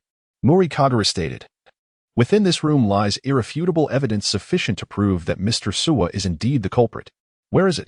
Inquired Officer Magyar. Kogoro Mouri remarked. The room is riddled with knife marks, not to indicate a struggle, but to conceal something. Conceal what? Officer Magyar inquired with great curiosity. It is the knife marks on that cabinet. Kogoro Mouri unveiled the mystery. Yuji Suwa's face turned pale. He realized that all his efforts had been in vain. If you observe closely, some of the knife marks are disconnected, are they not? Kogoro Mouri approached the cabinet. Indeed, Officer Magyar confirmed. This was a deliberate act by the murderer, which also explained why Mrs. Maru, when searching for the key, found it absent from its original drawer. Kogoro Mouri proposed. Let us engage in this puzzle game. With remarkable speed, he rearranged the drawers, and a name boldly emerged. All eyes turned towards Yuji Suwa. For the engraved name was his. This was likely inscribed by Mr. Maru in his dying breath, while Mr. Suwa was preoccupied with listening to Mr. Akutsuki's voicemail. Kogoro Mouri explained. Subsequently, Mr. Suwa hastily scrambled the order of the drawers to obscure the inscription. Yet, if this cabinet bore the sole knife marks in the room, others would undoubtedly raise suspicions. Hence, he resorted to further chaos, wreaking havoc throughout the room to ensure this evidence vanished from sight. Yuji Suwa fell into silence. However, Kogoro, my dear fellow, there was no need for him to commit murder. He was prepared to repay, was he not? Officer Magyar gazed at Yuji Suwa, perplexed as to what his motive for the crime could possibly be. Kogoro Mouri remarked, it appears we are facing a situation with Mr. Akutsu. The collateral used for the loan carries the risk of being sold, or it may have already been sold. Officer Magyar responded. Did he not come to repay the loan on time? Kogoro Mouri remarked nonchalantly, President Maru's reputation outside is rather unsavory. He disregards rules. Selling off collateral without a second thought, such acts are mere trifles to him. When he came to assign the task, he was indeed apprehensive that Maru Denjiro might default and refuse to pay the remaining balance, which compelled him to insist on upfront payment. Alas, Denjiro paid the due amount only to be murdered by Suwa Yuji, leaving him oblivious to the identity of the one who betrayed him. Nevertheless, Kogoro Mouri had already received the final payment, and the tragedy that befell the other party was no longer his concern. In truth, he felt quite relieved that he had insisted on the advance payment. Otherwise, after Denjiro's demise, Maru Anako might have been reluctant to settle the investigation fee regarding her own infidelity. I understand now, Officer Magyar exclaimed, realizing he had momentarily failed to grasp the situation. Denjiro's murder had led him to subconsciously categorize the killer as the villain, not considering that the initial victim might have been the opposite. Indeed, the reason lay in the knife I had to pawn for a loan. Suwa Yuji explained. Officer Magyar lifted a knife from the display, inquiring. Could it be this very knife? Humph. What is this mere broken knife? Suwa Yuji retorted.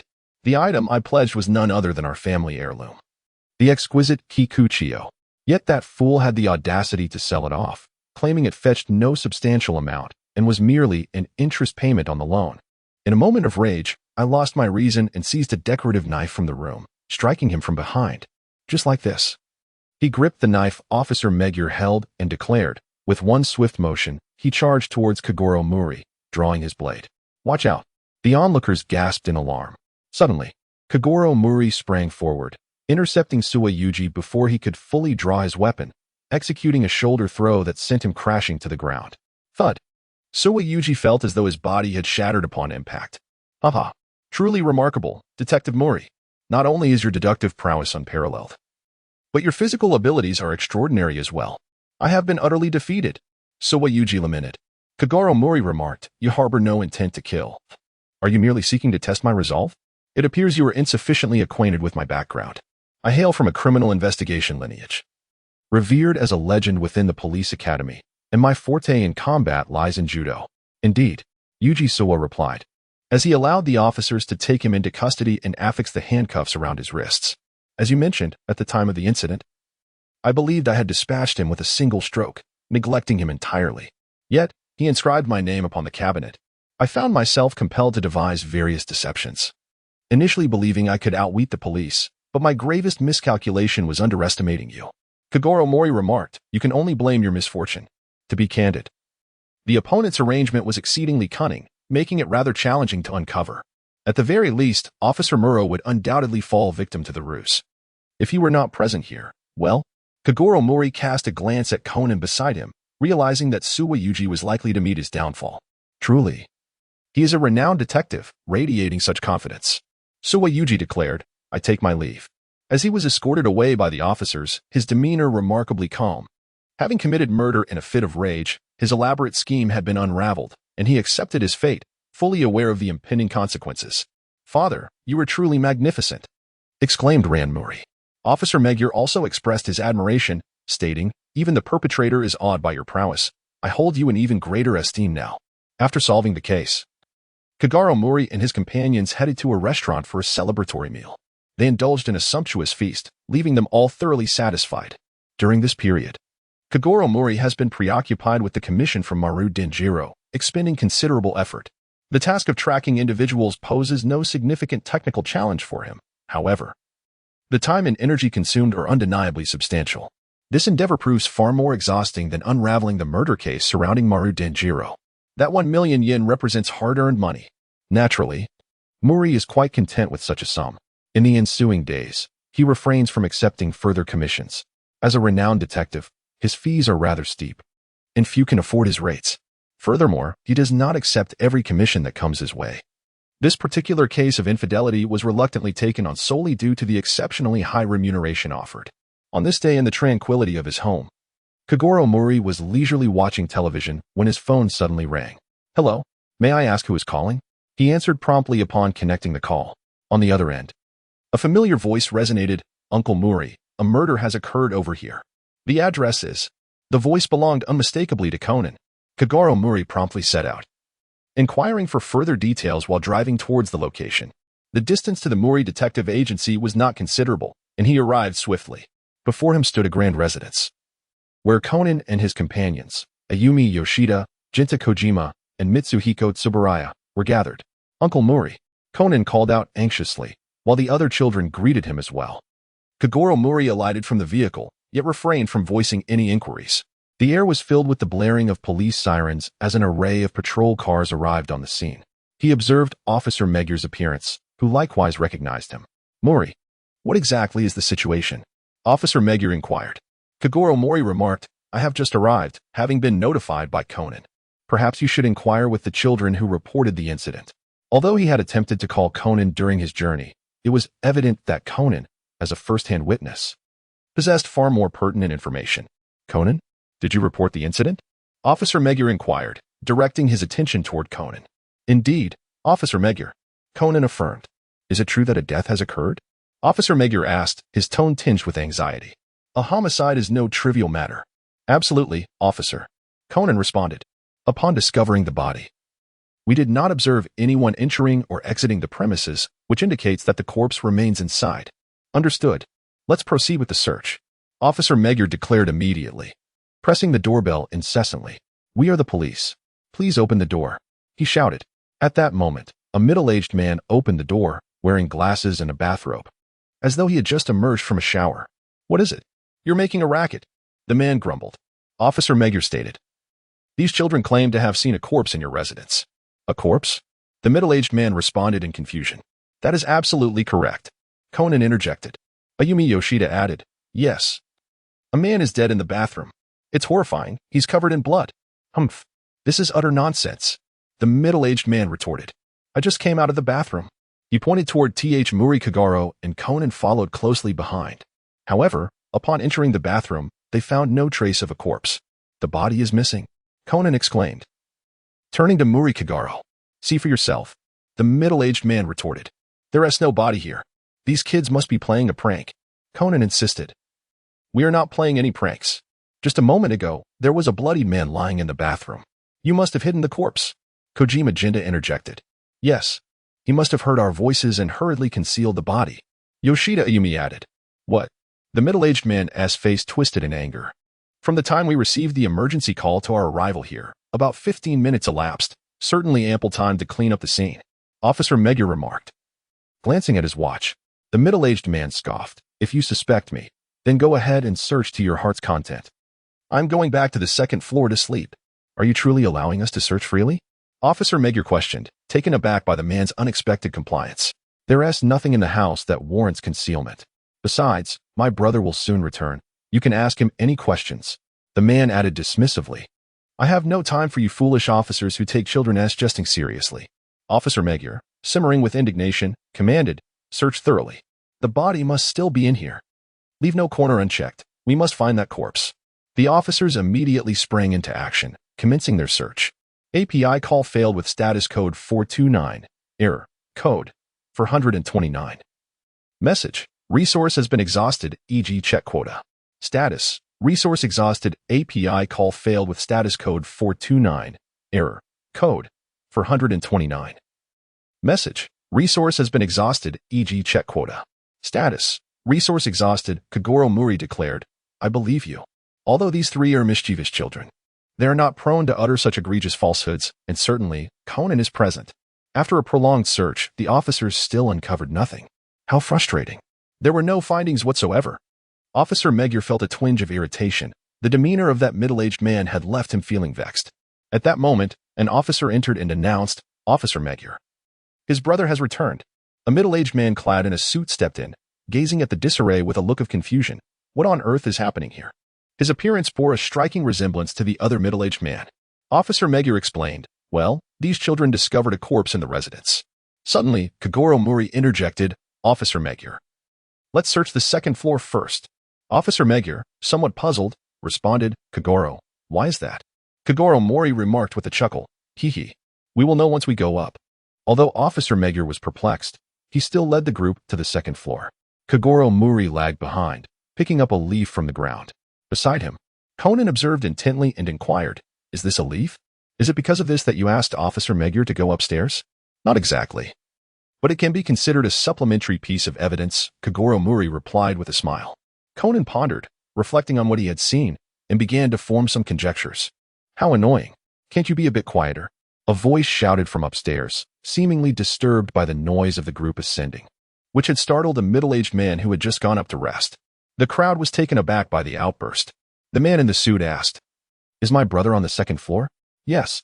He seems quite upset. Officer Magyar responded. May I inquire about your brother's profession? The suited man replied. My brother is a freelance writer, so he often stays home to write. He then handed Officer Magyar a business card, adding, by the way, this is my card. Takahashi Tomofumi, you work at a securities company. Do you both reside in this house? Officer Magyar questioned. Yes, but I purchased this house. He is merely staying temporarily. Takahashi Tomofumi explained. Let us proceed to your brother's room, Kogoro Mouri suggested with a smile. Who is this? Takahashi Tomofumi inquired. Kogoro Mouri was not clad in a police uniform. I am Kogoro Mouri, a detective, he proclaimed with great significance. Tanaka Tomofumi trembled slightly and inquired. Are you the renowned detective Kogoro Mouri? His feet instinctively came to a halt. What is the matter? Is there an issue? Kogoro Mouri's smile broadened. Tanaka Tomofumi, striving to maintain his composure, replied, No, let us proceed. Is there something troubling him, Officer Magyar? He asked. Mouri Kogoro chuckled. Officer Magyar, did you not notice? Officer Magyar awkwardly smiled. Indeed, he had failed to discern anything. Knock, knock. Tanaka Tomofumi called out, Brother, may I come in? Without waiting for a response. He pushed the door open and entered. The others observed that the television was on, and the middle-aged man from earlier was seated before it, his head resting on his hand, eyes closed. Ah, come in. Tanaka Tomofumi shouted, he-yes in a deep slumber, as everyone stepped inside. They were greeted by a sparse room, with minimal furnishings and virtually no hiding spots. The officers had already begun inspecting the cabinets. Indeed, the room was quite bare. Officer Magyar found no points of suspicion. Tanaka Tomofumi remarked, My brother prefers to keep his room neat and tidy. Kogoro Mouri drew back the curtains and remarked, Gazing at the towering tree outside, the tree in your yard is quite tall. Tanaka Tomofumi remained silent. It seems I have touched upon a crucial point. Now, allow me to commence my deduction. Kogoro Mouri declared with a serious expression. Officer Magyar, invigorated, exclaimed, Are we finally about to begin the reasoning, Kogoro? Mouri Kogoro found himself at a loss for words. Dear officer, do exercise some intellect. Today, the murderer was in the bathroom, having just slain the victim and contemplating how to dispose of the body when he was discovered by Conan and his companions. Indeed, while they ventured out to alert the authorities, he managed to handle the corpse and then brazenly presented himself before us.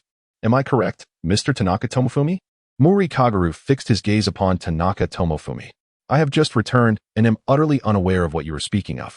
I did not commit murder, insisted Tanaka Tomofumi. Officer Megure interjected, how could the perpetrator possibly be him? Is it not his elder brother? Certainly not, proclaimed Mouri Kogoro. He presented his business card with utter sincerity, undoubtedly utilizing his true identity. A false identity? What do you mean? Officer Megure inquired, increasingly perplexed. Kogoro Mouri declared, open the door and allow us to enter, permitting us to conduct a thorough search. The two brothers who had led us upstairs were, in fact, the same individual, this very Tanaka Tamaharu before us. Huh. Everyone was taken aback. Only Tanaka Tamaharu's complexion turned ashen, realizing that his true identity had been unveiled. Officer Megure gazed at the figure slumbering in the chair, clad in a bathrobe, and inquired, then who is he? Undoubtedly, he is the deceased. Kogoro Mouri replied, Tanaka Tamaharu murdered his elder brother, positioning him here to feign a peaceful slumber. He then masqueraded as his sibling to lure us into the house. Feigning anger, he instructed us to search at our leisure. Meanwhile, he returned to this room, utilized the tree outside to escape, and pretended to re-enter from outside to interact with us. Had we not discerned that the brother seated in the chair was a corpse, we might have overlooked the true perpetrator. Only a few children reported the incident, and the police might have dismissed it as mere folly, thereby neglecting a diligent investigation. This was your intention, was it not, Tanaka Tamaharu? At that moment, Officer Megure approached Tanaka Tamaharu's brother, feeling for a pulse on his neck. There was none, and the body had long since grown cold. He remarked, Kogoro, when did you make this discovery? Kogoro Mouri remarked, I noticed it as soon as he returned from outside. Why? Where did I expose a flaw? Finally, Tanaka Tomofumi could no longer contain himself and spoke up. Kogoro Mouri remarked, when you disposed of the body and cleansed the bathroom, you undoubtedly employed an abundance of cleaning agents to remove the bloodstains. To mask this scent, you pretended to have just finished a shower, enveloped in the fragrance of body wash. You hastily exited in order to re-enter from outside before we could ascend and discover the corpse, thus controlling the situation. Consequently, you did not have the opportunity to eliminate the scent of the body wash from your person. Upon your return, I detected that familiar aroma, indicative of someone who has just bathed. Moreover, after your return, a leaf fell from your trousers. Mouri retrieved a leaf and continued. This leaf must belong to the tree outside. You must have inadvertently brushed against it while climbing. So it was, Tanaka Tomofumi despaired. Officer Megure inquired, earlier. As we ascended the stairs, we heard your brother cursing. What was that all about? It was the voice from an answering machine. Kogoro Mouri explained. He orchestrated a ruse using the answering machine and his mobile phone tucked in his pocket. First, he recorded that cursing onto the answering machine, then programmed the speed dial on his phone and silenced the ringtone. While we were making our way upstairs, he pressed the speed dial to call home, activating the answering machine. This made it sound as if the brother on the second floor was the one cursing. Oh, I see. Officer Megure acknowledged. Tanaka API call failed with status code 429. Error. Code. For 29. Message. Resource has been exhausted. E.g. check quota. Status. Resource exhausted. Kogoro Mouri gazed at the incessantly confessing Tamahisa Tanaka, feeling somewhat speechless. You deceive once, and you reveal everything. You possess such a timid nature, yet are capable of committing murder with such ruthlessness? After Kogoro Mouri concluded his deductions, the remainder was naturally entrusted to Officer Megure. Following this incident, the children lost their desire to play outside. Kogoro Mouri escorted Conan away, leaving the three mischievous children in the care of the police, who would return them home. Conan, in the event of a similar situation next time, please notify me just as you did this time, Kogoro said to Conan, who was seated in the passenger seat. Conan nodded in agreement, I understand. His youthful guise, while occasionally advantageous for certain actions, inherently lacked the persuasive power required in dealings with the authorities, making Kogoro far more suitable for such interactions. Nonetheless, understanding the circumstances did not equate to satisfaction. Have there been any updates regarding the Black organization recently? Conan could not help but inquire in the end. API call failed with status code 429. Error. Code. For 29. Message. Resource has been exhausted, e.g. check quota. Status. Resource exhausted, Mouri Kogoro said. Conan, you must exercise patience. How long have you been in this state? Consider it a trial. If after a year you have yet to discover a way to restore yourself, we shall take the initiative to seek out the Black organization and assist you in regaining your body. He too did not wish for Conan to remain in this predicament indefinitely. He held a deep sense of admiration for the boy, yet understood that some matters require a measured approach. Kogoro Mouri yearned for a year of tranquility, Was that too much to ask? Upon hearing this, Conan expressed his gratitude, saying, "Thank you, Uncle Mouri." Having spent considerable time with Kogoro, Conan had gleaned some understanding of his sentiments. He was aware that Kogoro did not wish to confront the Black Organization. Their previous encounters had merely been serendipitous, leading to unavoidable confrontations. Now, however, the promise was made that a year hence, they would actively seek out the Black Organization to assist in his recovery. "Well, I consider you family. So don't be so formal with me." Kogoro chuckled. "I do this not for you, but for Ran." At this, Conan felt a flush of warmth on his cheeks. They had both been quite busy lately and hadn't had the chance to enjoy an outing together. "Let us plan a trip for the next holiday," Kogoro suggested. "That sounds great. Ran will be thrilled," Conan replied. After sharing their travel plans with Ran, she, as Conan had predicted, was exceedingly delighted. They then spent the day discussing potential destinations and travel strategies. Even before their journey had commenced, both Kogoro and Conan found themselves quite fatigued. Attention, dear viewers. Open your eyes wide. The ceremonial fire has been ignited on the other side of the mountain. The broadcast announced the commencement of the Saitama Prefecture's Grand Festival, an event of significant importance. At that moment, Kogoro, Ran, and Conan were present, immersed in the festivities. "Wow, it's lit. It's lit." The atmosphere was electric, with the crowd erupting in exuberant cheers. API call failed with status code 429, error, code, 429, message, resource has been exhausted, e.g. check quota. Status, resource exhausted, Kogoro Mouri exclaimed. "What a spectacle." "Conan, do you know? This festival lights up the 3 mountain peaks in succession, forming the characters for heaven, down, and one, to pray for a bountiful harvest this year," Ran Mouri said. Conan gazed at the distant mountains and remarked, "I recall a similar festival in Kyoto." "Indeed. It is quite delightful to occasionally venture out and experience life beyond our usual confines." Kogoro Mouri appeared remarkably at ease. Having taken on numerous significant cases, he had resolved the mess left behind by his past indulgences in alcohol and gambling. He had paid off the car loan, and his remaining savings were substantial, allowing him to relish life without the previous burdens. Though the prospect of confronting the Black Organization loomed in the future due to Conan's situation, he granted himself a year of respite. This year, he intended to savor life to the fullest.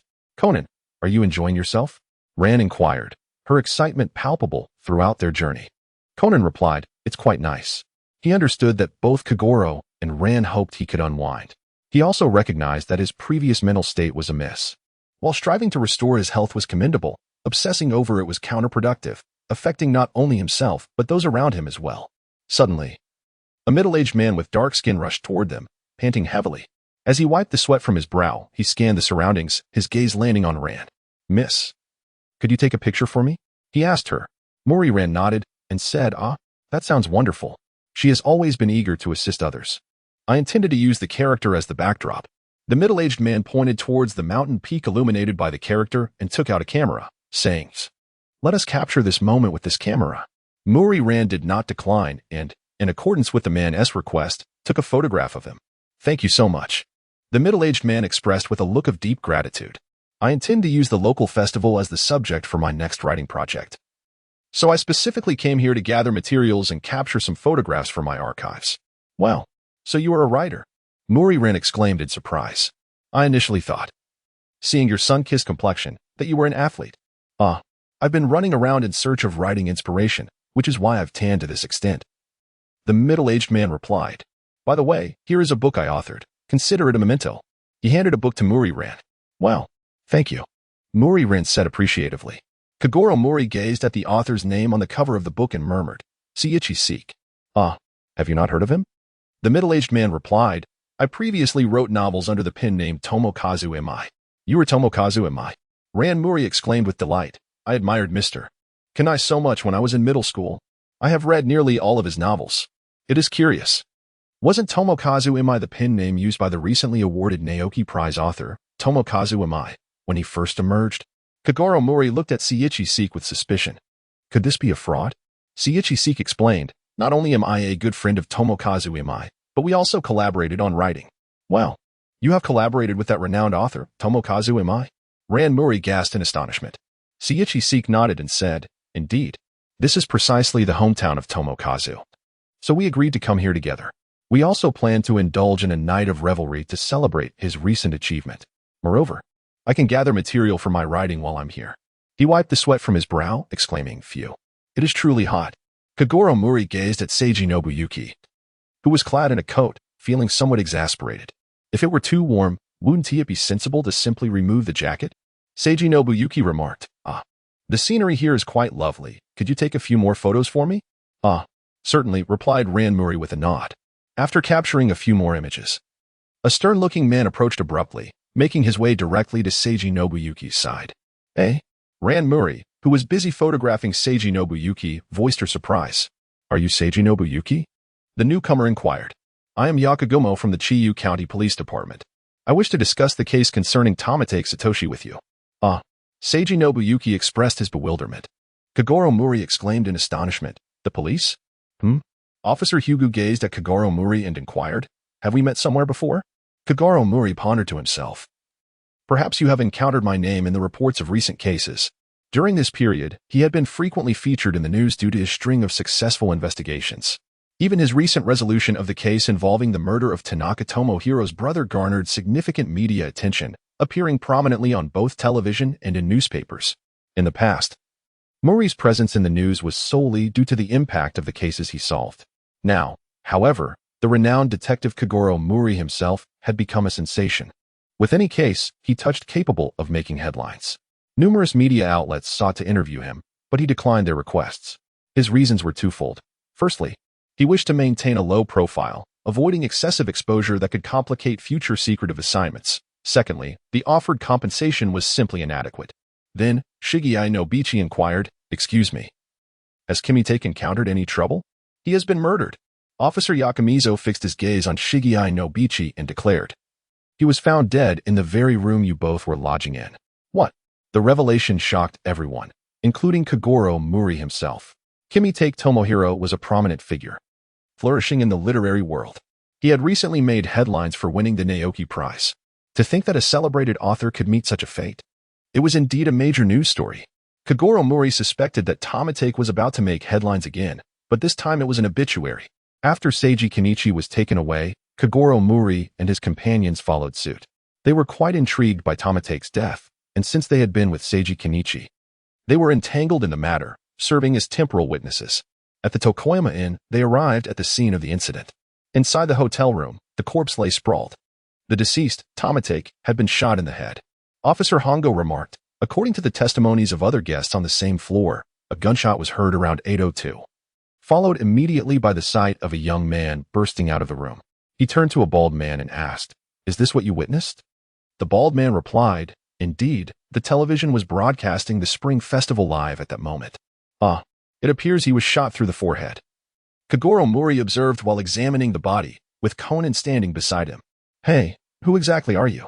Officer Hongo inquired, astonished. He had only known that Kogoro Mouri and his companions were associated with Seiji Kenichi, but witnessing their fearless approach to the corpse was rather unusual. "I am a detective." Kogoro Mouri continued to scrutinize the body. "A detective?" Officer Hongo suddenly recalled something and exclaimed with delight. "Could it be that you are the renowned detective Kogoro Mouri, famous for solving perplexing cases?" Kogoro Mouri nodded and replied, "Indeed, it is I." Upon hearing this, Seiji Nobu's expression fluctuated unpredictably. "I have thoroughly read about the entire process of your investigations in the newspapers." Officer Horigome, with a look of admiration, grasped Kogoro Mouri's hand and exclaimed, "I truly admire you." Kogoro Mouri was somewhat bewildered. Although he had noted that Officer Hekago had recognized him upon their first meeting, he had not anticipated that the officer was an ardent admirer. "Feel free to examine the scene at your leisure, and perhaps offer us some invaluable insights for our investigation," Officer Hekago stated. Kogoro Mouri found this quite beneficial. Although detectives hold a prestigious position in this world and many police officers rely on their expertise, not all officers share this sentiment.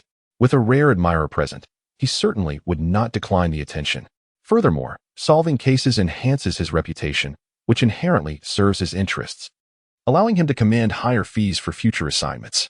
While he may not be as financially constrained as before, he certainly does not disdain the prospect of increased earnings. API call failed with status code 429, error, code, 429, message, resource has been exhausted, e.g. check quota, status, resource-exhausted Kogoro Mouri remarked. Although the deceased wallet is missing and the room appears to have been ransacked, suggesting a motive rooted in theft. I do not believe this to be a case of robbery gone awry. I concur, Officer Hekagomo responded. Mr. Shirke, who shared the room with the deceased, is indeed a prime suspect. Certainly. This indicates the involvement of an acquaintance. Kogoro Mouri nodded in agreement.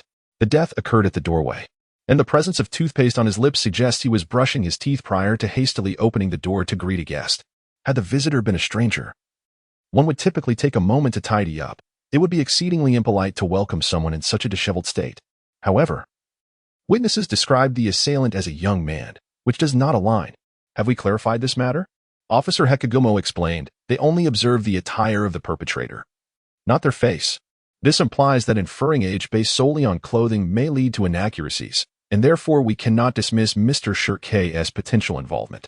Kogoro Mouri concluded, ultimately, Shirke Nobichi has become the prime suspect. Pray, let us not jest. After the shot was fired, did that man not flee the room around 8 o'clock? Nobichi Shirke interjected, at that time, I was not even within the inn, for I have been present at the grand festival of the world's finest since 8 o'clock. Kogoro Mouri squinted his eyes. An alibi? Perhaps I've been used. How intriguing. Kogoro Mouri recalled a previous incident in which he had been manipulated into serving as a witness. It involved a case concerning a man named Toyo Abe who had murdered his friend, Masaki Negishi, in a scheme to defraud 500 million yen in insurance money. At that time, Toyo Abe specifically sought out the newly renowned Kogoro Mouri to follow Masaki Negishi, even employing an accomplice to impersonate him midway through, thereby attempting to exploit Mouri as a temporal witness. Ultimately, the plan backfired, as Mouri discerned the flaws in Abe's scheme. Was he now faced with a similar case? It appeared that the perpetrator had not intentionally sought to exploit him. It was merely a coincidence that Ran Mouri had taken a photograph. Of course, these were merely conjectures for the moment. What? Officer Yakugumo frowned, astonished to discover an alibi. I encountered Mr. Mouri right there. Nabakazuki glanced at Kogoro Mouri and inquired. Is that correct? Indeed. Kogoro Mouri nodded. However, when I met you, it was already the latter part of the festival. I had been present at the scene since the very beginning. If you doubt my word, you may develop this roll of film.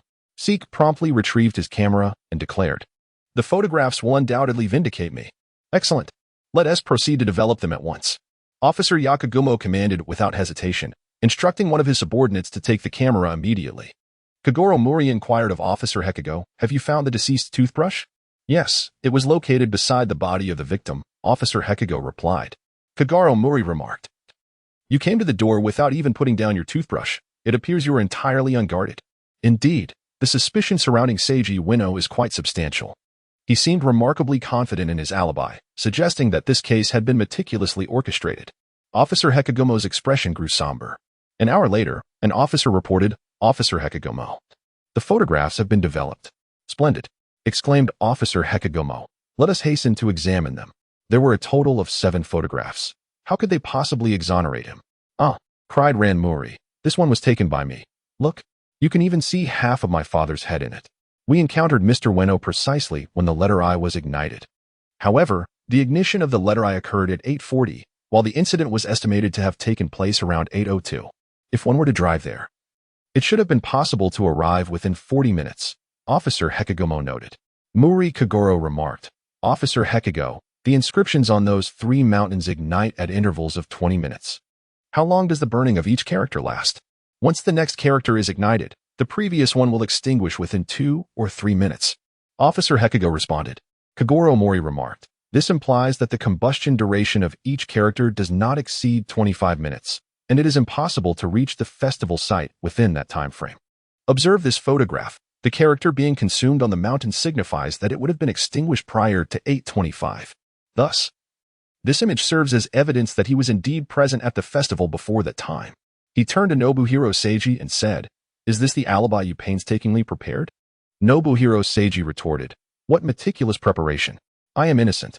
He questioned whether the photograph might have been tampered with. Officer Yakugumo replied, if one is adept in photographic techniques, it is conceivable to employ methods like multiple exposures to fabricate a convincing scene. Come now. I handed the entire camera over to you. Nobuhiro Seiji insisted. Moreover, that was an instant camera. How could one manipulate it? Officer Yakagumo directed his gaze towards the returning officer and inquired, "Wasn't it you who took it for development?" The officer affirmed, "We inspected it before processing, and there were no signs of tampering on either the camera or the film." "See," Nobuhiro Seiji exclaimed. "If I am to be suspected simply because I am friends with Imai and we share a room, that is utterly unreasonable." Officer Yakagumo's expression darkened. He believed the culprit to be Nobuhiro Seiji, yet the latter possessed an alibi. Kogoro Mouri exclaimed, "Indeed. How did you know he was at the festival venue? What led you to this conclusion?" Officer Yakamizo displayed a look of bewilderment. Kogoro Mouri remarked, "Otherwise, how could you have directly rushed to the festival venue to find him?" "It is because I inquired at the hotel front desk," replied Officer Yakamizo. "The front desk informed me that Mr. Yoshii left around 7:30 to attend the festival." "How could you know the time so precisely?" Mouri raised an eyebrow. Yakamizu continued, "This fellow kept asking the front desk for the time. It would be difficult for anyone not to remember him." "Humph." Yoshii retorted, "Of course, I needed to clarify the time. I had to arrive at the venue before 8:20 to see that character. Coincidentally, I forgot to wear my watch today." Yakamizu countered, "Enough of that. Everything you do seems deliberately crafted to prove your absence." "Hey, stop framing me," Yoshii exclaimed. "Do not forget, the crime scene not only lacked Mr. Kintake's wallet but was also ransacked. What else can this be but a robbery?" Mouri Kogoro remarked, "Upon your arrival here, you were solely preoccupied with conversing with the police, neglecting to inspect your belongings even once. Are you not also residing in this place? Do you not harbor concerns regarding the potential theft of your possessions? This defies logic. However, if you are indeed the culprit, then it is you who has ransacked the place. Thus, you are aware that your belongings remain intact, rendering an inspection unnecessary. This makes sense. It is difficult not to cast suspicion upon you." Seiki Nobu, visibly distressed, replied, "I was so consumed with worry over my friend's murder that I completely forgot to check my belongings. I suppose I ought to rectify that immediately." With that, he began to rummage through his things, exclaiming, "Oh, it appears that I have not lost anything. Perhaps it is due to the fact that I did not bring anything of significant value." Conan Edogawa and Officer Hugo exchanged glances filled with skepticism as they regarded Seiji Seiki. It must be said that Seiji Seiki was shrouded in suspicion. Had he not possessed an alibi, he would have already faced arrest. "Mr. Imotake," a voice exclaimed, capturing everyone's attention. A man entered, approaching the corpse, and said, "How could this happen?" "Who are you?" asked Conan Edogawa. "I am Yamada, the chief editor of the monthly literary era. Upon hearing this dreadful news, I rushed here immediately." The man lamented, his voice heavy with sorrow. "I cannot believe this is indeed true. Imotake is currently serializing a work entitled The Legend of the Sword and Valor in the Literary Era," Seiji Seiki added. Kogoro Mouri remarked, "Is it not that immensely popular novel that began serialization a year ago? The Legend of the Sword Hero, a tale even I have heard of." "Ah, could it be that you are Mr. Seek?" Editor-in-Chief Yamada turned his gaze towards Seek Nobuyuki. Seek nodded affirmatively. "Indeed, that is I." "Then what brings you here?" Editor-in-Chief Yamada inquired, puzzled. "Alas, I originally traveled a great distance to congratulate Kamatake on his recent award, intending to raise a toast in celebration. Little did I anticipate such an occurrence," Seek Nobuyuki lamented. By the way, Kamatake had mentioned that the deadline for the Legend of the Sword Hero was fast approaching. Yet he has not penned a single word. "Ah, tomorrow is Mr. Kamatake's deadline," Editor-in-Chief Yamada exclaimed. "It's over. Even if we were to enlist other writers, it would be too late. But where can we find substitute works in such a short time?" "Well then," Seek Nobuyuki said, retrieving a stack of manuscript pages from his luggage, "perhaps you might consider this draft?" Mouri Kogoro, Officer Hugo, and Conan were all left astounded. "Are you not rather audacious in revealing your motive for the crime so blatantly?" Mouri Kogoro gazed at Seiji Nobuyuki, feeling a sense of condescension directed towards him. After all, he was a renowned detective with an illustrious reputation. Was it too much to expect a semblance of respect in his presence? This blatant disregard ignited even the typically laid-back Mouri Kogoro's ire. Editor Yamada took the manuscript and began to peruse it, inquiring, "What is this?" "This is an early work of mine," Seiji replied. "I intended to seek guidance from Kimitake, so I brought it along." Seiji continued, "I wonder if this manuscript is sufficient to substitute for Kimitake's work? You have previously collaborated with Mr. Kimitake, and we have complete confidence in your writing." Editor Yamada chuckled. "When we initially decided to serialize Mr. Kimitake's works, your esteemed name was also among the candidates. However," Seiji hesitated, "this piece is a sequel to a lengthy novel." "Oh," Editor Yamada exclaimed, "if it is convenient for you, Might we? Kogoro Mouri naturally felt a surge of indignation as he perused the photograph repeatedly. The alibi hinged upon this very image, and the clue undoubtedly lay within its confines. Suddenly, his gaze sharpened, and he made a significant discovery. "I apologize. I am quite busy and truly must take my leave," declared Seiichi Yashiki. "No, you cannot leave," Inspector Hekigo retorted, gripping Seiichi Yashiki's shoulder firmly. Seiichi shook off the inspector's hand, exclaiming, "You are rather tedious. If you continue in this manner, I shall lodge a complaint for infringing upon my personal freedom. You are a suspect," Inspector Hekigo stated bluntly. Seiichi replied, "Are you daft? How many times must I repeat myself?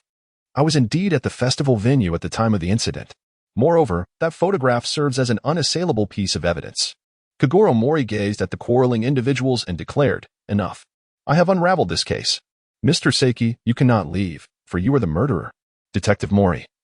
"Do not speak recklessly," Mr. Seiki retorted. "How could I possibly be the culprit?" Mr. Imotake collapsed at the threshold of the room. Having been shot by the assailant when he opened the door, caught unawares by a knock, Kogoro Mouri began his deductions, stating, "Mr. Imotake had not only tooth powder at his lips, but his toothbrush also lay beside him. He must have been in the midst of brushing his teeth when he went to answer the door, indicating that he was likely familiar with the visitor." Shortly after the gunshot rang out, a young man was observed fleeing from the room by the other residents on the same floor. "Exactly," Mr. Seiki exclaimed. "That young man is the true murderer." Kogoro Mouri stared at Nobuyuki Seiji and said, "Have you considered this? After the gunshot, that man fled immediately. If it were a case of robbery and murder, how could he have had the time to create such disorder in the room in such a brief interval? If one were to ransack the room, there would be no time to search for a wallet. Thus, the murderer must have deliberately disheveled the room prior to killing the victim. The only person capable of executing such a scheme is you, Mr. Seiji, who shared the room with the victim." "Indeed," Officer Hugo interjected. "He is the most likely suspect to have concealed his actions from the deceased. The one with the greatest motive must be the very individual who shared the dormitory with the victim. It is undoubtedly him. Attempting to extricate himself from suspicion by orchestrating these deceptions, is it not, Detective Mouri?" "The circumstances at the scene were decidedly unfavorable for me," Nobuyuki Seiji stubbornly retorted, "however. Regardless of your assertions, you possess no concrete evidence to incriminate me, and I also have an alibi.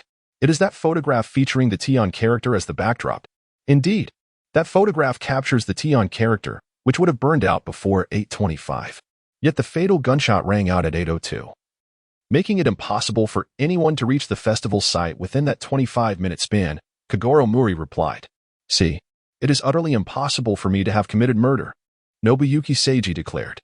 "While on the surface, that photograph seems to affirm your innocence," Kogoro Mouri continued, "the truth is, that photograph was not taken today." "What?" The expressions of those present shifted dramatically. Kogoro Mouri remarked, "That must be the photograph you captured with that very camera during the grand festival of the world. Afterward, you stowed it away until today, when you requested the assistance of the casually encountered Ran to take some pictures. Thus, of the 7 photographs, all but the first were taken today, coupled with your identical attire. It is only natural for others to assume these images were all captured on the same day during the festival, even in the sweltering heat. You refused to shed your outer garment, as you desired your appearance in the photographs to remain consistent. Moreover, you deliberately drew attention with the gunfire, boldly fleeing in plain sight, all for the sake of that photograph. For if the timing of the crime remains ambiguous, that photograph would fail to substantiate anything." Sage Nobuhito responded, Detective Mouri, your imagination is so vivid that even I, as a writer, am thoroughly impressed. You claim that photograph was taken previously? Then produce the evidence." Kogoro Mouri declared, "Of course I possess evidence." "What?" Seiji Nobuyuki exclaimed in astonishment. "Please observe carefully." Kogoro Mouri pointed at the photographs. In these 2 images, the wrist of the individual in the photograph on the right exhibits signs of sun exposure. However, the wrist in the photograph on the left, which you have consistently emphasized as your alibi, appears remarkably fair, devoid of any tan marks. If both photographs were taken on the same day, such discrepancies would be impossible. At the time of that older photograph, you likely had yet to adopt the habit of wearing a watch. Officer Yakamiza fixed his gaze upon Seiji Nobuyuki, asserting, "In fact, this must be an old photograph taken over a year ago." "Not quite so long. It was taken last year." Upon realizing that his ruse had been uncovered, Seiji Nobuyuki ceased his resistance and confessed, I resolved over a year ago to eliminate Kimitake. I aim to usurp him and ascend as the FO Mouri. Kogoro and his companions remained silent. They were unaware of the feud between the two riders. Jin Takazaki had already passed away, unable to refute or acknowledge the claims made against him. However, the immutable truth remains that Saikai no Bichi orchestrated this heinous murder, claiming Jin Takazaki's life. Even if Saikai no Bichi's assertions were entirely accurate, he must still face the judgment of the law. At Tokoyama Station, Mouri Kogoro and his friends prepared to board the train back to Tokyo. Officer Yakugumo and his team arrived to bid them farewell. "We owe the successful apprehension of the murderer to you, Mr. Mouri." Officer Yakugumo expressed his gratitude. The other officers also wore expressions of sincere appreciation. It could be said that Mouri Kogoro had significantly enhanced his reputation within the Saitama Prefectural Police Department. API call failed with status code 429. Error. Code 429. Message. Resource has been exhausted, e.g. check quota. Status. Resource exhausted. Kogoro Mouri smiled and said, "Farewell, everyone. Officer Yakugumo, should you visit Tokyo, do not hesitate to inform me. I would be delighted to show you the splendid sights of the city. Farewell." The officers waved as they bid farewell to Kogoro Mouri and his companions aboard the train. Kogoro Mouri gazed at Ran Mouri and Conan, exclaiming, "Who would have thought that a rare vacation would lead us to a case?" "Indeed. Moreover, the deceased is none other than Mr. Imatake," Ran replied, her expression tinged with melancholy. Mr. Imatake and Mr. Seek shared the same pen name in their youth and must have been very good friends. How could it have ended in such a tragic manner? Mouri Kogoro sighed softly. Such is the world of adults. Maintaining a pure friendship is indeed a formidable challenge. Is love the same? Has it vanished simply because you and mother have grown up? Mouri Ran gazed intently at Mouri Kogoro. Kogoro Mouri found himself momentarily at a loss for words. "Ran, my dear, some matters concerning adults are simply too intricate to explain. It would be best if you did not concern yourself with them," he replied. "Do not evade the issue," Ran insisted, pressing further. Kogoro Mouri rubbed his neck and exclaimed, "This is terrible. After a whole day of play and now encountering a case, I am utterly exhausted. I need to rest." He reclined in his chair, promptly closing his eyes. "Is he pretending to be asleep?" Conan chuckled. Observing Kogoro Mouri pushed to such an extent, he found the situation rather amusing. Mouri Ran could not take any action against her father. Instead, she directed her inquiries towards Conan, saying, "Conan, tell me, does love cease to exist upon becoming an adult?" Conan was taken aback, replying, "I'm not an adult. I wouldn't know. Please don't ask me." Haha. Mouri Kogoro, pretending to be asleep, could not help but chuckle. Amidst the cheerful laughter, they successfully returned to Tokyo. The following day, the news of Tamatake's demise was extensively reported. Naturally, Mouri Kogoro's resolution of the murder case garnered significant attention, earning him great renown. However, he remained unconcerned, despite encountering a case during this journey. It was overall quite a delightful experience. One day, Kogoro Mouri received a letter, inscribed with the words that on the next full moon night, shadows will once again vanish on Moon Shadow Island, and he was requested to investigate this matter. The letter was signed by Keiji Aso. "Is this a commission?" Kogoro Mouri furrowed his brow and set it aside. Such commissions, where the client remains unseen and not a single yen is presented, hardly piqued his interest. As his reputation grew, so did the number of individuals seeking his services, leading to numerous rejections of commissions. Many were well aware that this renowned detective charged a hefty fee. For intriguing assignments, he might lower his rate slightly, but for those he wished to decline, he would inflate the price. For instance, when he assisted in the investigation of Maru Denzaburo's wife's infidelity, the fee soared to 1 million yen, a price he set for commissions he was reluctant to accept. He paid little heed to this commission letter. However, several days later, a phone call came through. With only 2 days remaining until the full moon, a voice on the other end declared, "A sum of 500,000 yen has been transferred to your account. Please make it a point to come. I am Keiji Aso from Moon Shadow Island." Kogoro Mouri inquired, "What kind of request is it?" Yet, on the other end, the call had been disconnected. Kogoro Mouri felt somewhat speechless. It was, after all, his inaugural encounter with such an unusual commission. Upon checking his bank account, he discovered a verifiable deposit of 500,000 yen. Was this an advance payment for the commission? Although Mouri was elated at the prospect of receiving a substantial sum, he was acutely aware that such a request was likely anything but straightforward. He made his way to the ferry bound for Tsukikage Island. Kogoro Mouri gazed into the distance at the remote island, exclaiming, "Goodness, this island is exceedingly secluded." To be frank, had it not been for the generous fee and the fact that the client had paid in full, he would have likely refrained from venturing here. After all, this commission appeared rather peculiar. Perhaps the client believed that this place was too isolated for you to come, which is why they settled the fee in advance, Conan suggested. API call failed with status code 429. Error. Code. For 29. Message. Resource has been exhausted, e.g. check quota. Status. Resource exhausted. API call failed with status code 429. Error. Code. For 29. Message. Resource has been exhausted, e.g. check quota. Status. Resource exhausted. Kogoro Mouri smiled and exclaimed, "You have surprisingly guessed my thoughts. Regardless, having accepted the payment, we shall investigate for a day. If we yield fruitful results, splendid. If not, we shall simply return home." "Father, isn't this a tad lacking in professional ethics?" Mouri Ran retorted. "This is a staggering 500,000 yen.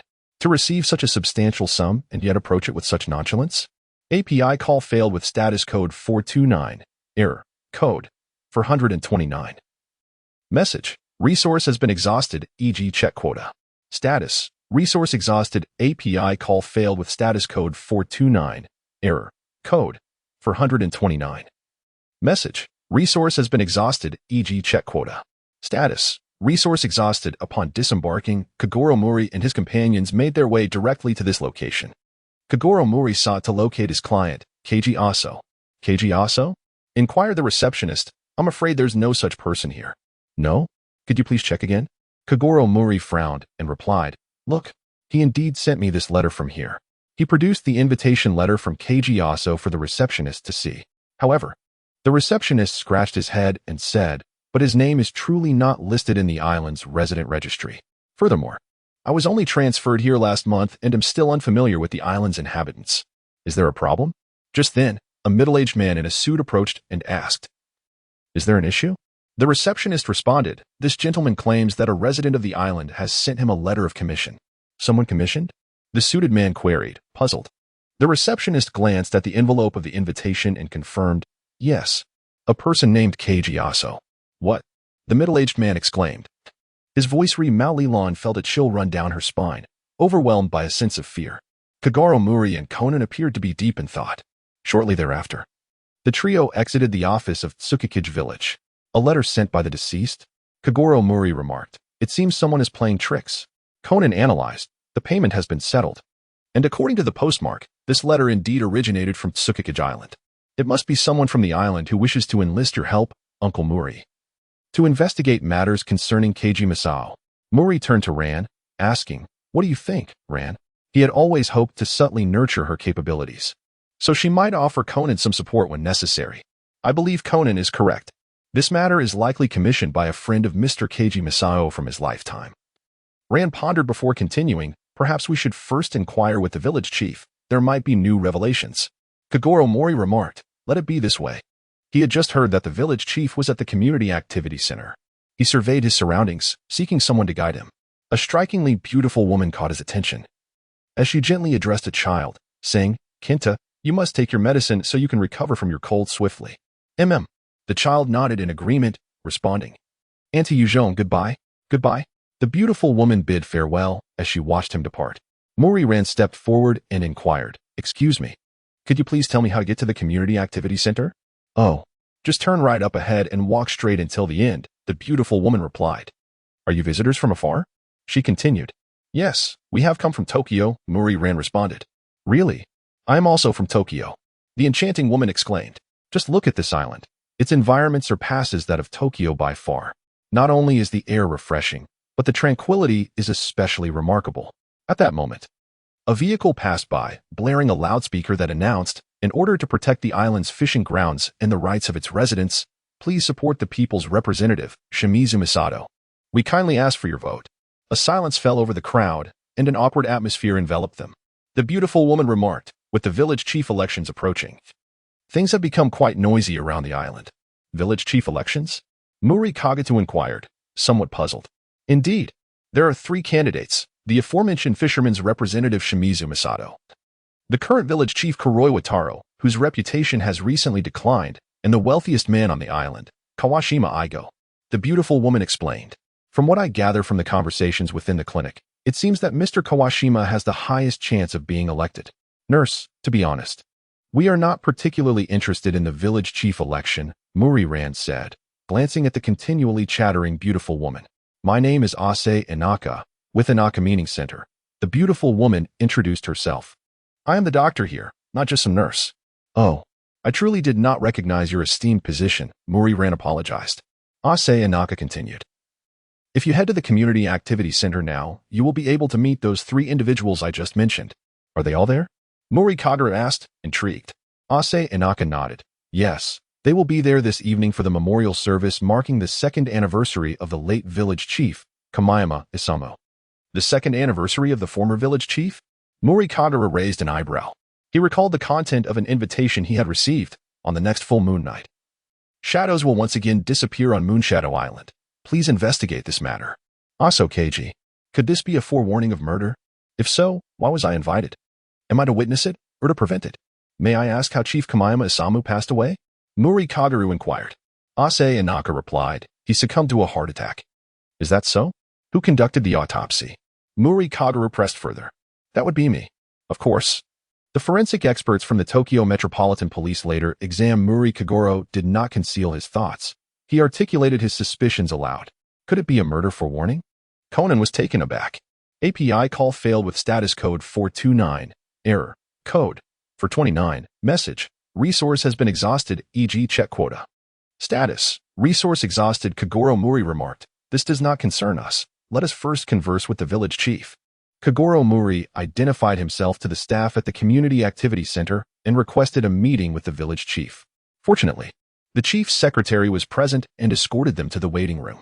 The secretary, named Kazuki Hirata, remarked, I shall inform the village chief at once. In the waiting room, Kogoro Mouri and his companions awaited, yet their counterpart was unreasonably delayed. How slow? How much longer must we endure this wait? Kogoro Mouri furrowed his brow. The prolonged absence of Tatsuji Kuroiwa was decidedly unusual.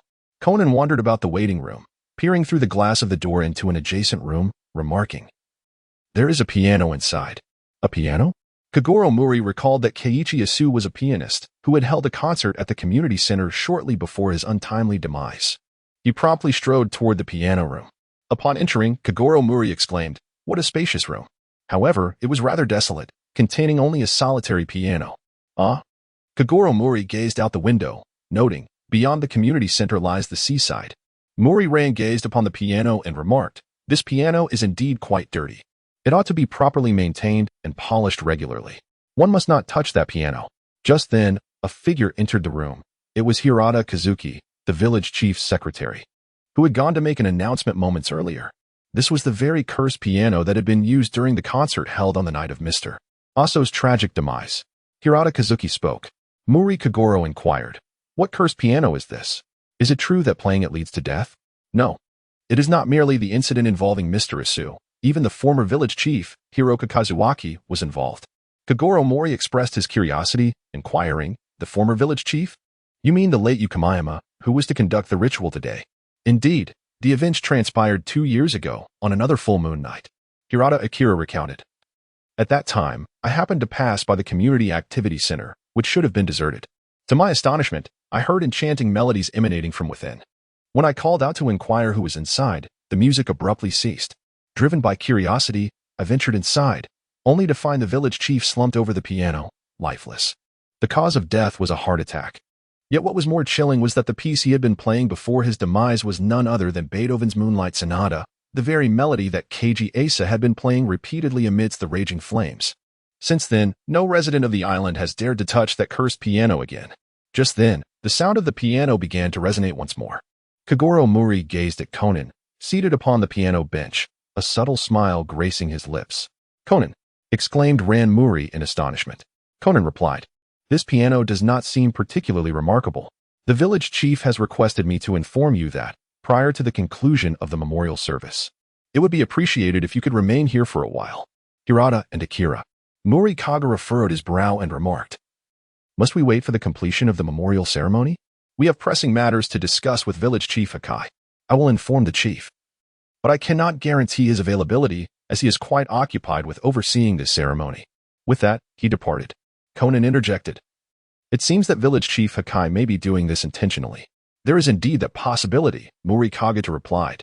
It appears this village harbors numerous secrets. As for the murder threats, they remain mere speculation. Our attempts to meet with Chief Hakai have been thwarted, and the situation is proving to be quite challenging. Miss Wichu, Mouri Ran exclaimed as she looked ahead. You are still here. Wichu Ase greeted Mouri Kaguru and the others, saying, I happened to encounter Mr. Shimizu on my way. Kogoro Mouri observed a middle-aged man beside Officer Ase, who appeared to be one of the candidates for village chief, Masato Shimizu. With a beaming smile, Masato Shimizu greeted, Hello.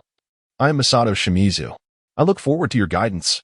Officer Ase remarked, That is precisely why I came here to pay my respects and offer incense.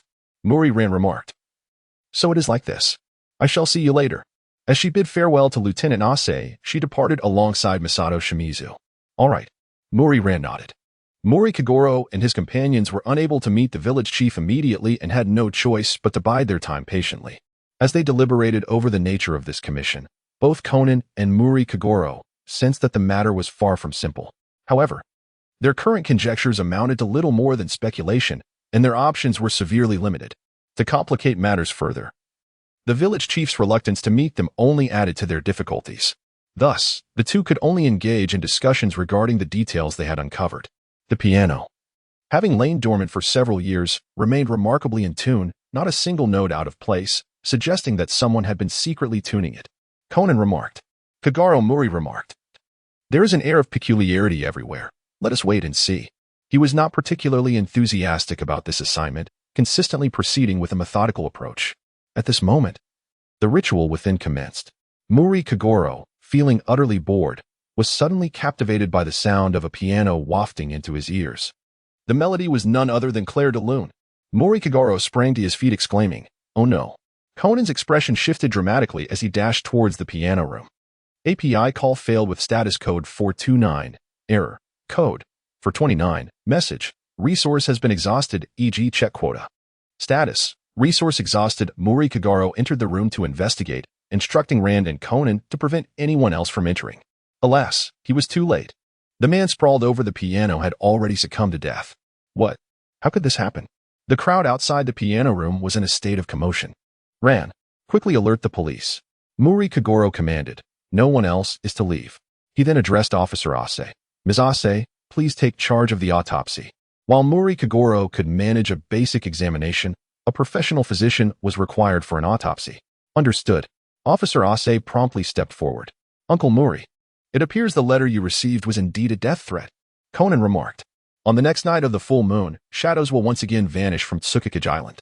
The disappearance of shadows not only signifies death but also serves as a metaphor for being enveloped in light, with that light referring to Beethoven's Moonlight Sonata.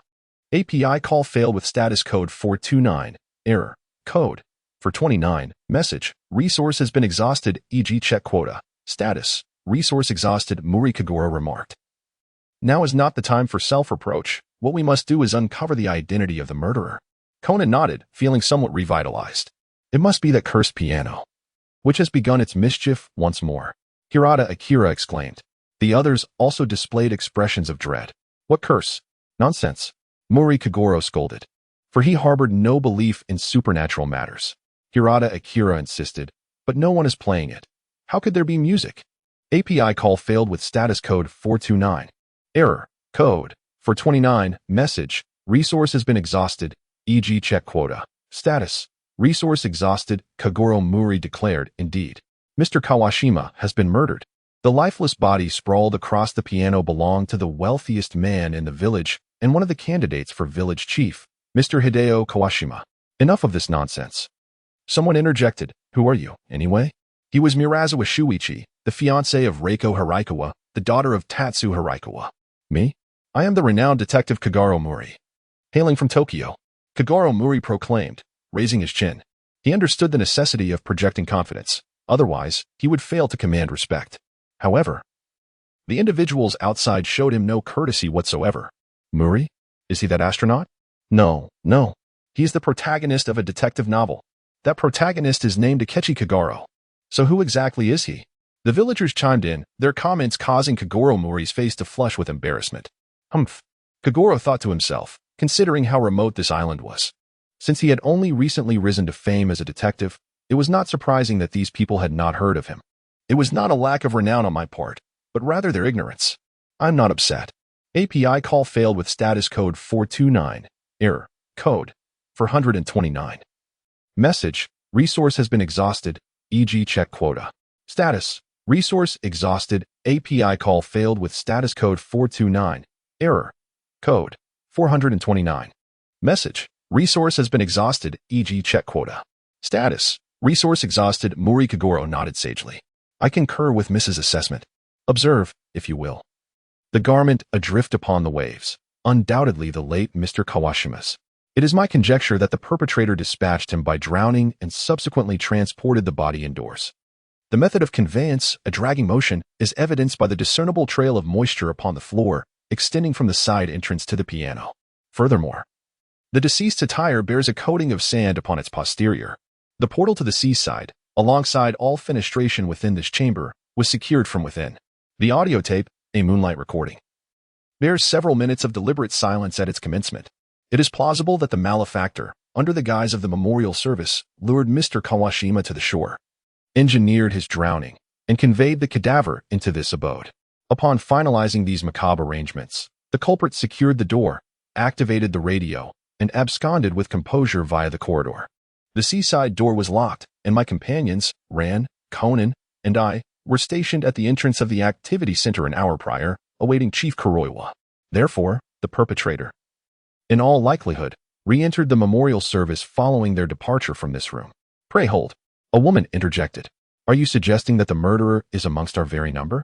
She was Kuroiwa Tatsuji's daughter, Kuroiwa Reiko. Kogoro Mouri remarked, indeed. If he had not seized the opportunity to flee amidst the chaos. He turned to the assembly and inquired, did anyone witness Mr. Kawashima leaving during the service? Ah, I did see, replied the village chief, Taro Kuroiwa. He mentioned he was going to the restroom. Yet he never returned. At that moment, I began to worry. Was there anyone suspicious who followed him out? Kogoro Mouri questioned. I was the one who left after Mr. Kawashima. Officer Ase interjected. It was you? Kogoro Mouri narrowed his eyes.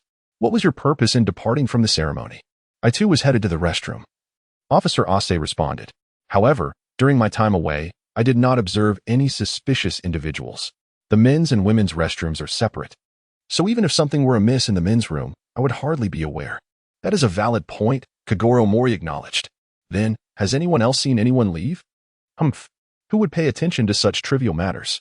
Remarked Shuji Murazawa, the ill-tempered fiancé of Reiko Kuroiwa. Kogoro Mouri furrowed his brow and inquired. Is there anyone who knows whether Mr. Kawashima had any enemies during his lifetime?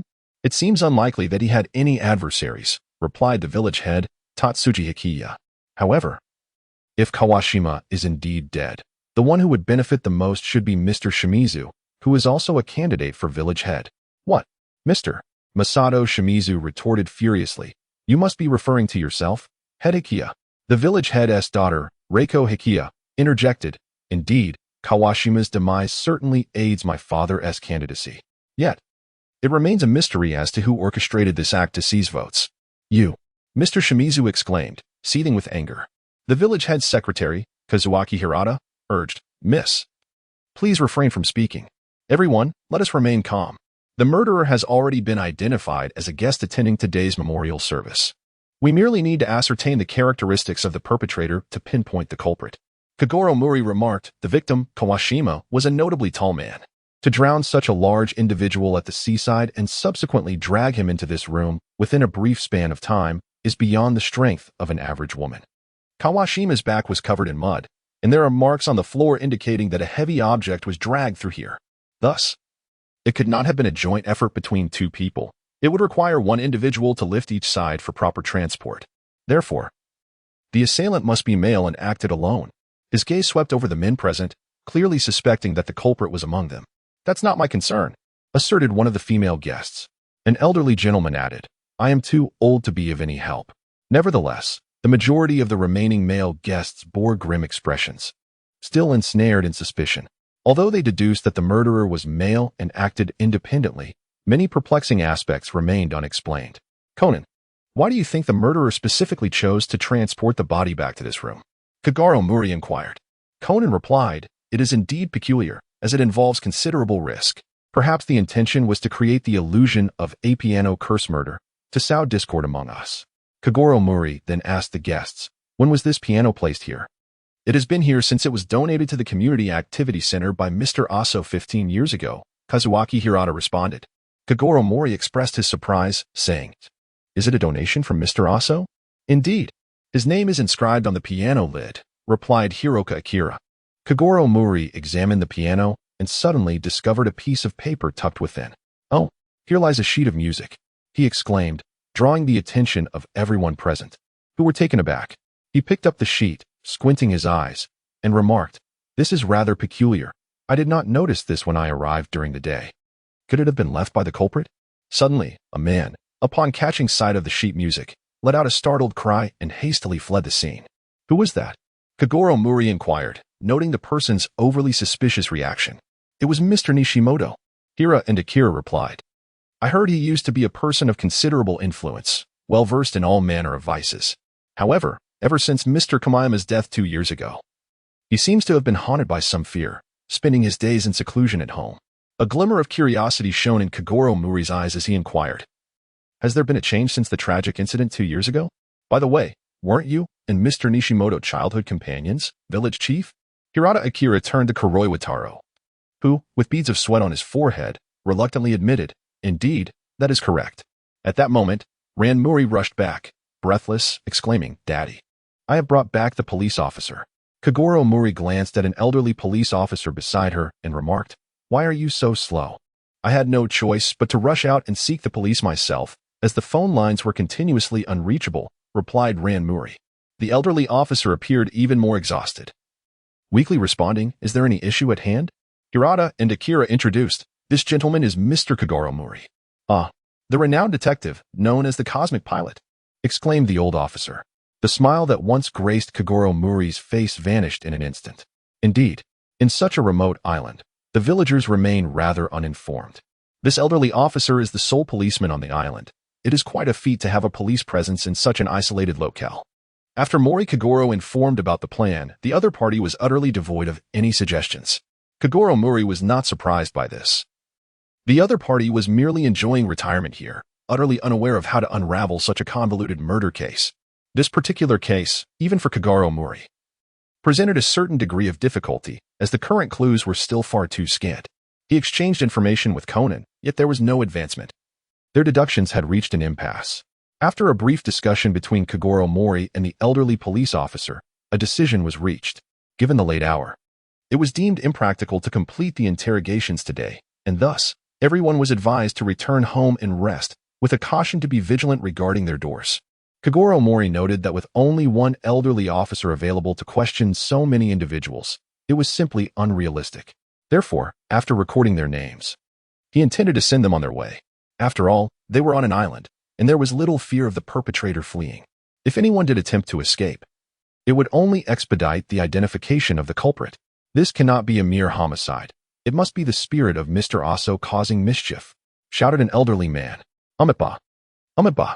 Someone was reciting prayers. Though Kogoro Mouri firmly believed it was a murder case, ignorance often abounds. That eerie piano should simply be burned and disposed of, suggested Reiko Kuroiwa. Indeed, it would be best to dispose of that piano quickly, lest it vex you further, replied Shuichi Murazawa coldly. Reiko Kuroiwa glanced at her fiancé and asked, "Shuichi?" Meanwhile, Akira Hirata wore a somber expression as these individuals gradually departed. Mouri-ran inquired, "Father? Are we heading to the inn now?" "No. We shall remain here," replied Mouri Kogoro. "What?" Mouri-ran questioned, bewildered, "But a person has just died here, and the body is still in the Community Activity Center." Mouri Kogoro remarked that the perpetrator had yet to be apprehended, and none could ascertain whether he would strike again. This case, akin to the previous 2 fatal incidents, was intricately connected to the piano in the Community Activity Center. Furthermore, the assailant might attempt to tamper with the crime scene. Thus, it was imperative for us to maintain a vigil there. He candidly conveyed his thoughts to the veteran officer, who was taken aback. Did he truly wish to spend the night with the corpse? Upon their return to the piano room, Mouri Kogoro discovered that the body had been carelessly placed on the floor. Who had dared to move the corpse? Mouri furrowed his brow. He had just gone to record the names of the guests and dismiss them. In his moment of distraction, the body had been disturbed. "It was I," exclaimed the officer. The original state of the corpse was such that even the most compassionate being would find it unbearable. The veteran officer clasped his hands together and murmured a prayer. "Amitabha." Kogoro Mouri wore an expression of exasperation and remarked, "We have yet to conduct a formal investigation. Never mind. We shall leave it to the police from the Metropolitan Police Department when they arrive tomorrow. Let them deal with the headache. This small island is quite remote, and thus it will take considerable time for the officers to reach here." "Ah, the sheet music has vanished," exclaimed Conan. Kogoro Mouri was truly astonished, exclaiming, "What? That is a crucial clue in the investigation. Who took it?" The old detective, moving slowly, produced the sheet music and said, "I was concerned about losing it, so I decided to keep it safe." Kogoro Mouri gazed at the sheet music and remarked, "This is the score of Moonlight. The murderer deliberately left it behind. Undoubtedly imbued with profound significance, it must not be discarded." Mouri gazed at the sheet music, attempting to play it. "Doesn't it seem off?" inquired Mouri Kogoro. Mouri remarked, "Indeed, the fourth line of this musical score is quite peculiar. Whether it was the work of Mr. Kawashima or the perpetrator, it represents a significant clue." At that moment, the door was thrust open, startling everyone present. Mouri Kogoro glanced over and discovered it was Ase Wichu. "Miss Wichu," Mouri Kogoro exclaimed, "I sincerely apologize for startling you." Ase Wichu responded, "I heard you would be staying here, and I thought you might be hungry, so I brought some late-night snacks."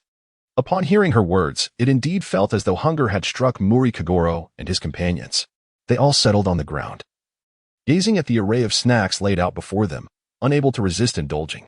"Miss Wichu, you are not originally from this island, are you?" Ran Mouri inquired. "Indeed," Ase Wichu replied. "I return to Tokyo every week to visit my parents, so it feels somewhat like I am a part-time doctor. I have always longed to practice medicine on an island rich in natural beauty, which is why I decided to stay here.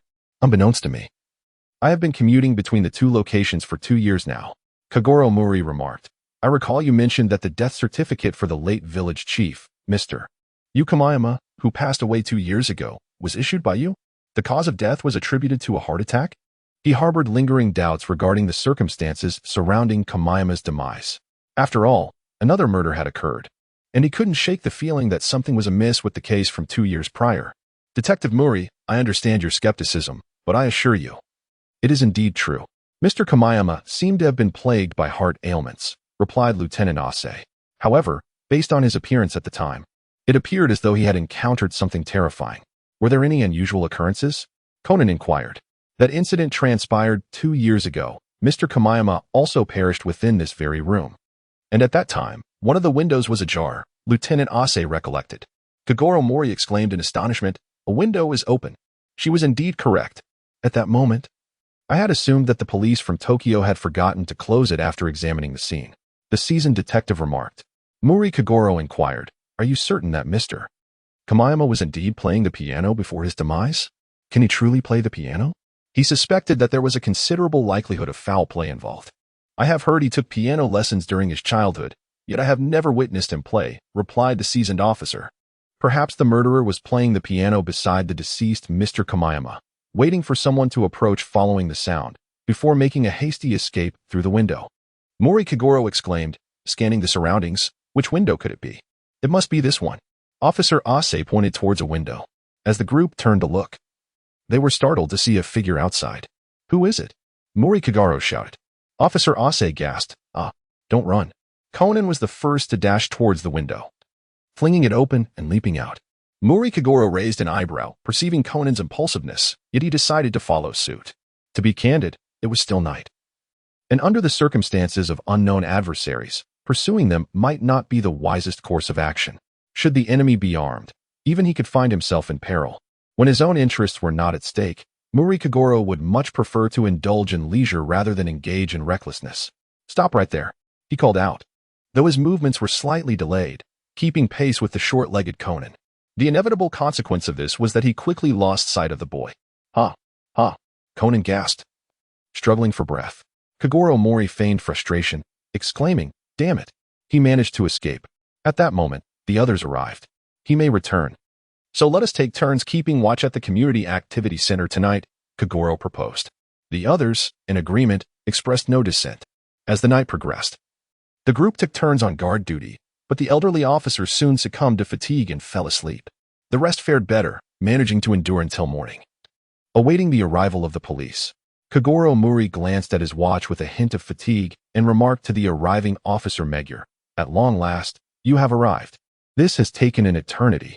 Officer Magyar, with a tone of resignation, responded, "Please spare us, Mouri." Upon receiving the news, we immediately boarded a vessel to come here. Despite being under Tokyo's jurisdiction, this remote little island was quite a distance from the bustling city, making their journey anything but easy. Kogoro Mouri, after a brief moment of complaint, proceeded to inform Officer Magyar of the intricacies of the case. The others also contributed additional pieces of information regarding the investigation, and thus, Officer Magyar and his team officially commenced the gathering of evidence. Kogoro Mouri and his companions were exceedingly fatigued, taking a brief respite during Officer Magyar's investigation. Officer Magyar, displaying remarkable professionalism, commenced interrogating the individuals involved after meticulously gathering evidence at the scene. Due to time constraints and limited manpower the previous day, Kogoro Mouri had merely noted the names of the personnel, thus it was only natural for him to conduct a thorough inquiry at this juncture. Kogoro Mouri was also invited to participate in the interrogation, which involved a considerable number of individuals, no fewer than 38. The process of questioning each person was undeniably time-consuming. The interrogation took place at the office in Tsukikage village. Even after 5 o'clock in the afternoon, several individuals remained uninterrogated. Mouri Kogoro stood by, observing as Officer Magyar conducted the interrogation. Presently, the one under scrutiny was Nishimoto-kin, the individual who had shouted and fled the crime scene upon seeing the sheet music the previous day. Due to his highly suspicious behavior, Officer Magyar and his team focused their inquiries on him. Alas, no matter the question posed, Nishimoto remained utterly silent. "Mr. Nishimoto, we implore you to cooperate with the police. Otherwise, our suspicions regarding your involvement will only deepen," Officer Magyar declared, his gaze fierce. Regrettably, Nishimoto-kin seemed entirely indifferent, as if he had not heard a word. Officer Magyar, feeling a throbbing headache, turned to Mouri Kogoro for support. Kogoro Mouri shrugged, indicating his inability to intervene. "Mr. Nishimoto, you may leave now." Officer Magyar frowned but proceeded to speak. The other party remained silent, and the police had no alternative but to observe for the time being. Soon, the next interrogation subject entered, and Officer Magyar resumed his work. "Hey, stop framing me," Reiko Kuroiwa bellowed. "I had no motive to kill Mr. Kawashima." Officer Magyar replied, "We are merely inquiring as a matter of protocol. Stop joking around. You are clearly suspecting me." Reiko Kuroiwa's relentless outburst continued for a full 10 minutes without pause. Kogoro Mouri pondered. A single individual has delayed matters for so long. There are only a few hopes left to conclude this swiftly. Just then, the melody wafted into the temporary interrogation room. It was the second movement of Clair de Lune. Kogoro Mouri exclaimed in astonishment. "Where is that sound emanating from?" Officer Magyar questioned, perplexed. Kogoro Mouri exclaimed, "Let us go take a look." Accompanied by Officer Magyar, they ascended to the second floor, following the melody, and arrived before the broadcasting room of the village office. At that moment, they beheld two figures collapsed on the ground before the door. Conan and Kin Nishimoto were both gazing into the broadcasting room with expressions of sheer astonishment. API call failed with status code 429. Error. Code 429. Message. Resource has been exhausted, e.g. check quota.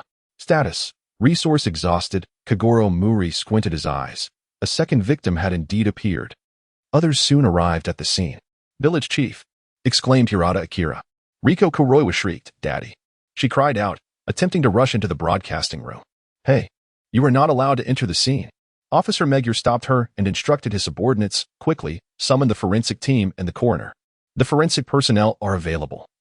But the coroner has returned to Tokyo this evening to perform an autopsy on Mr. Kawashima's body, a nearby officer replied. Officer Magyar furrowed his brow, expressing his frustration. "Damn it. At such a critical moment, if I may be of assistance," interjected Sergeant Ase. Kogoro Mouri glanced over and said, "Miss Weichi, I must trouble you before the forensic team arrives." Officer Magyar did not hesitate to respond. Weichi Ase stepped forward and remarked, "Understood." She commenced the autopsy on Tatsuji Kuroiwa. "Damn it." Conan's expression darkened as he exclaimed to Kogoro Mouri and Ran Mouri. "I will never forgive a person who announces their intent to kill in advance and then carries it out with such composure." Observing Conan's fierce determination, Kogoro Mouri fell silent for a moment before stating, We must hasten to find the culprit. He may strike again.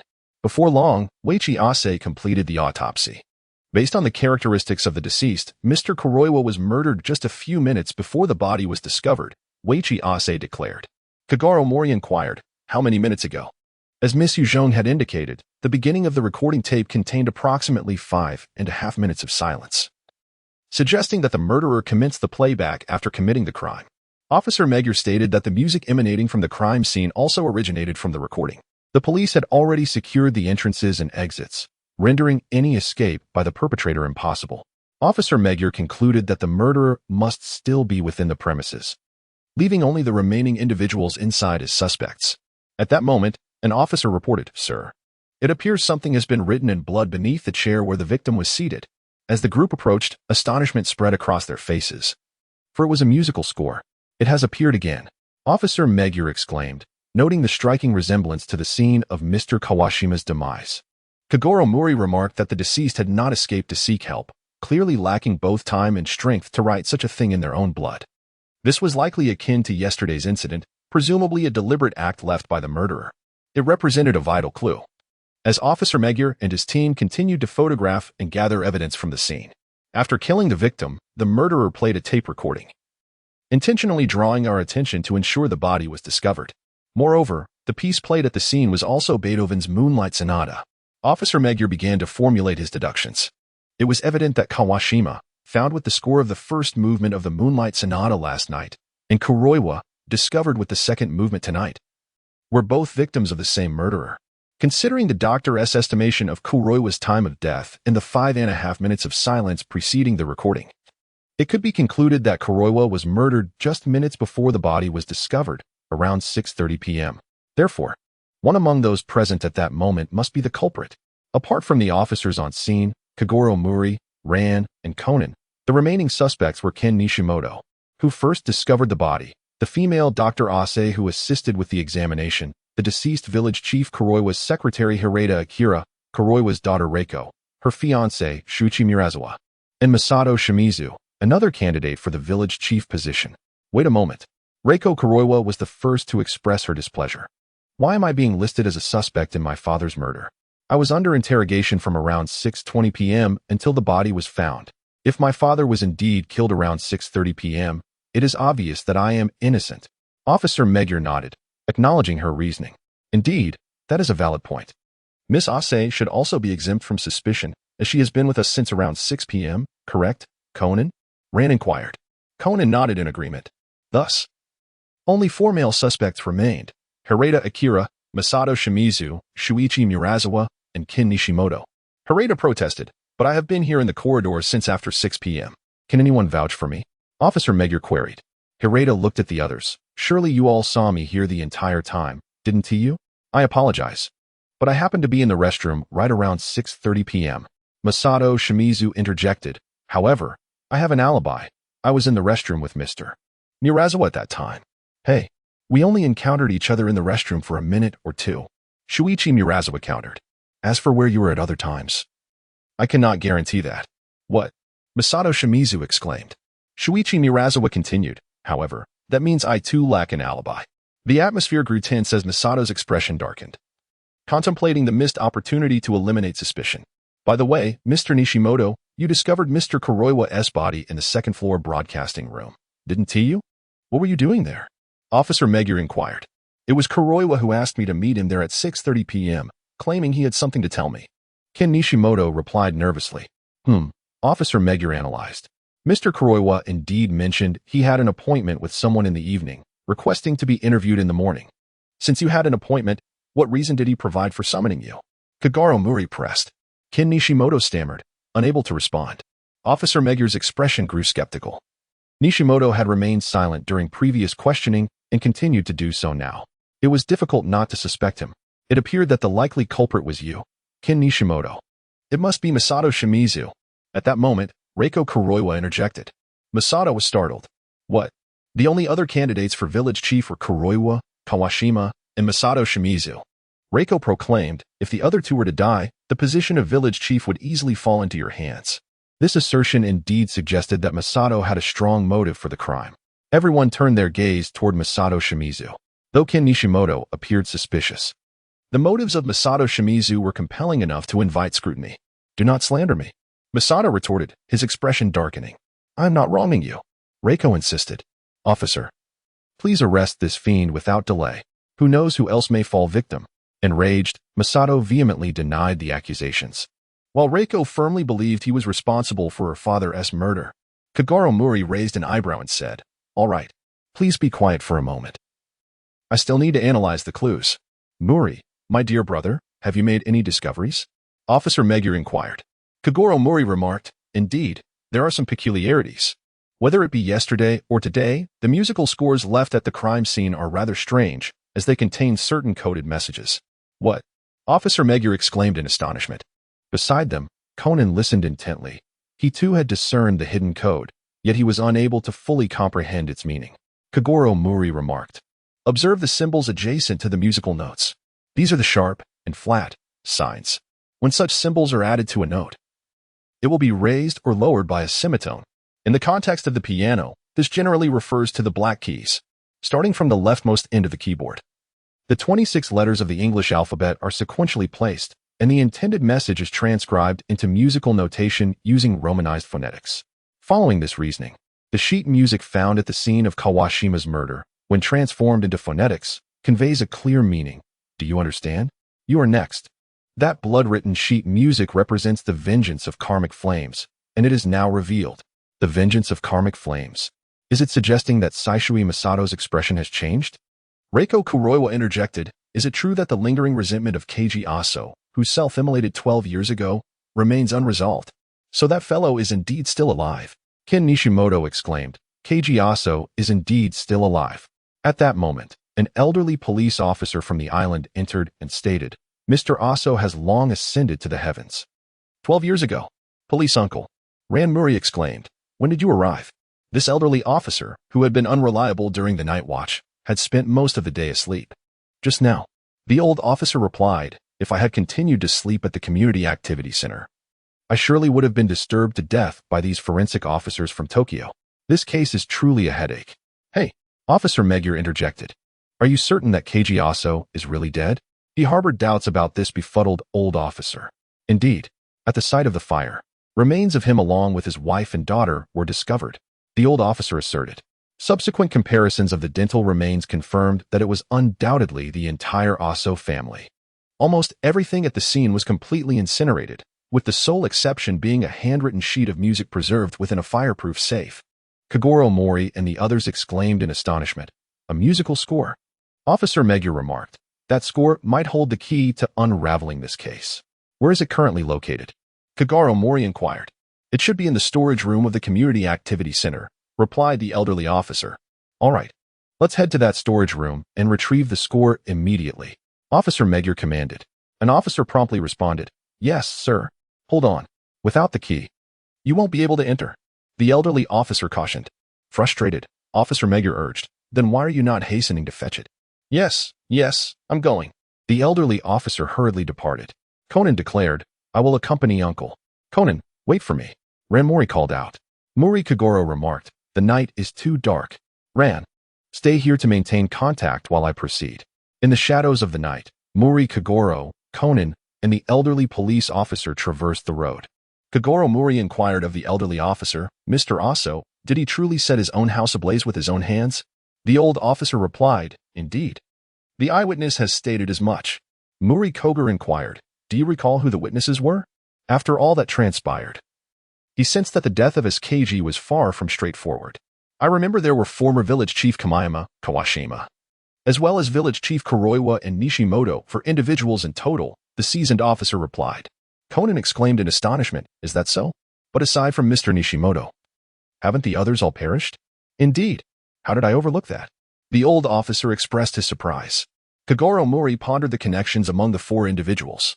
He realized that he had previously overlooked the old police officer, a relic of the village. Though somewhat muddled, the officer possessed a wealth of knowledge. The four of them had grown up alongside Aso. The old officer remarked they were childhood companions. Conan inquired, "Did they play together as children?" "Indeed. I recall that the five of them often gathered to learn piano. Among them, Aso and Nishimoto shared the closest bond." Even after Aso became a renowned pianist, Nishimoto frequently attended his overseas performances to support him. Such a deep friendship indeed, Kogoro Mouri remarked, his tone tinged with an inexplicable feeling. At that moment, many of his perplexities regarding the case began to clarify. According to the cipher of the second movement, the hatred of karmic retribution was now revealed. It was evidently a tale of vengeance. The demise of the Aso family was no accident, but rather a deliberate act. The 4 witnesses were the culprits, 3 of whom were already deceased, leaving only Nishimoto-kin. Due to his past misdeeds and his close relationship with Aso, Nishimoto-kin would certainly feel a sense of guilt. With the other perpetrators perishing one by one, he must have been greatly frightened, leading him to utter the irrational claim that Aso Keiji was still alive. While there were speculations, Kogoro Mouri chose to remain silent. Unlike Conan, who was inherently compassionate and would rescue even the wicked, Kogoro Mouri was different. If faced with an adversary, he would not hesitate to eliminate them if necessary. In his past life, Kogoro Mouri's hands were stained with blood. If the perpetrator truly sought revenge, then granting them an opportunity for complete retribution might not be out of the question. API call failed with status code 429. Error. Code 429. Message. Resource has been exhausted, e.g. check quota. Status. Resource exhausted, Mouri Kogoro inquired. What about Hirata Haki, the village chief's secretary? He is rather timid and weak, unlikely to be the kind of ruthless criminal we are looking for. However, it seems he often meets secretly with Mr. Kawashima at the Community Activity Center. The old officer responded. Conan remarked, with Mr. Kawashima? Indeed. The old officer nodded. I truly wonder what mischief they are up to. Mouri Kogoro then asked about Masato Shimizu, one of the candidates for village chief. He is quite an exceptional individual, possessing a strong sense of justice and beloved by the fishermen. The old officer replied. The only drawback is his rather impulsive nature. I see. Mouri Kogoro continued. Conan. What are your thoughts? Conan furrowed his brows, stating, the clues are still insufficient. Kogoro Mouri lowered his head to glance at Conan, confirming he was not lying, and then said, let us first retrieve the key. We will discuss the sheet music afterward. However, he mused internally, you are a step behind. Conan. Just observe quietly. At that moment, the group arrived at the village police station, where the elderly officer began to rummage through the files. Strangely, he could not locate the item. After a prolonged search, the old officer expressed his frustration. I distinctly remember it being nearby. Conan, feeling exasperated, turned to Kogoro Mouri and remarked, goodness. We've been searching for nearly an hour. Patience is futile when urgency prevails. Surprisingly, Kogoro Mouri remained composed, waiting patiently. He had initially contemplated how to keep Conan occupied. But now the elderly officer was inadvertently assisting him, requiring no effort from Kogoro Mouri himself. Found it. The elderly officer finally located the key. His face lighting up with joy. Conan urged, quick, hand it to the officer. But before he could finish, Ran Mouri rushed in, breathless and hurried, exclaiming, no need for that. Conan, taken aback, responded, Ran? Mal-Lilan remarked, everyone is growing increasingly impatient. So we have collectively decided to postpone our examination of the musical score until tomorrow. We shall return to our respective homes for now. What? Does that mean the suspect has also managed to slip away? Conan exclaimed, astonished by such a turn of events. After all, this is an isolated island. Escape would not be so straightforward.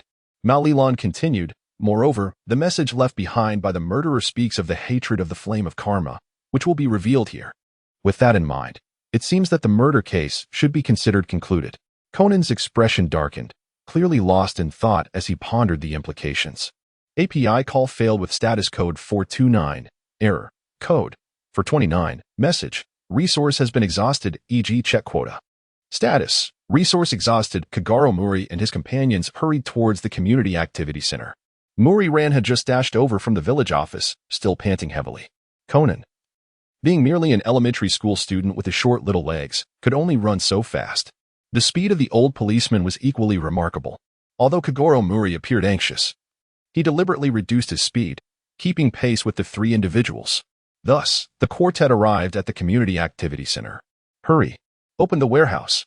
Conan urged urgently. The elderly policeman retorted, stop hurrying me. After running for such a long time, his hands trembled incessantly, rendering him clumsy with the lock. For quite some time, he failed to unlock the door. Did any of you hear any sounds coming from the room where the piano is played? Conan inquired. Mouri remarked. I didn't hear anything, but it seems there is indeed some sound. Mouri Kogoro responded, Conan, let us investigate that direction. He instructed Ran to remain there with the police to retrieve the sheet music. Together with Conan, he rushed towards the piano room. Upon entering, they beheld a silhouette before the piano. The darkness obscured their vision, startling the figure, who promptly fled through the window. Damn it, Conan shouted, intent on pursuing. API call failed with status code 429. Error. Code. For 29. Message. Resource has been exhausted, e.g. check quota. Status. Resource exhausted. Both Kogoro Mouri and Conan exclaimed in unison, Ran. They hurriedly rushed towards the warehouse, where they found Ran Mouri standing at the entrance. Her face filled with terror as she gazed into the depths of the warehouse. Mouri Kogoro and Conan arrived at the warehouse, witnessing a grim scene within. An elderly police officer lay collapsed on the ground, while before him hung the lifeless body of Nishimoto Ken, suspended by a noose around his neck, utterly motionless. Long since departed from this world. Mr. Nishimoto, Mouri Kogoro, with a grave expression, urged the elderly officer, please, contact Officer Megure immediately. Yet, in his heart, he mused, Nishimoto Ken is dead. It seems that vengeance has been fulfilled. A radio lay nearby, its tape having just concluded playback. The button having sprung back with a soft click. Conan observed the table, noting, it contains a 60-minute tape. Each side requires 30 minutes to play. Thus, Nishimoto must have been murdered within that 30-minute window, specifically between 10:30 and 11. Sheet music? Mouri Ran pointed to the ground, exclaiming, look, beneath Mr. Nishimoto's feet lies a piece of sheet music inscribed with a cipher. What does it say? It is a suicide note, detailing his crimes, Mouri Kogoro replied. What? Mouri Ran gasped. Are you suggesting that these murders were committed by Mr. Nishimoto? Before long, Officer Megure and his team arrived in succession. After examining the various findings, Officer Megure remarked, according to the suicide note, Mr. Nishimoto took his own life out of guilt for murdering Kawashima and Kuroiwa. It appears they had previously conspired in some heinous deeds, and Nishimoto resorted to this drastic measure to silence them forever.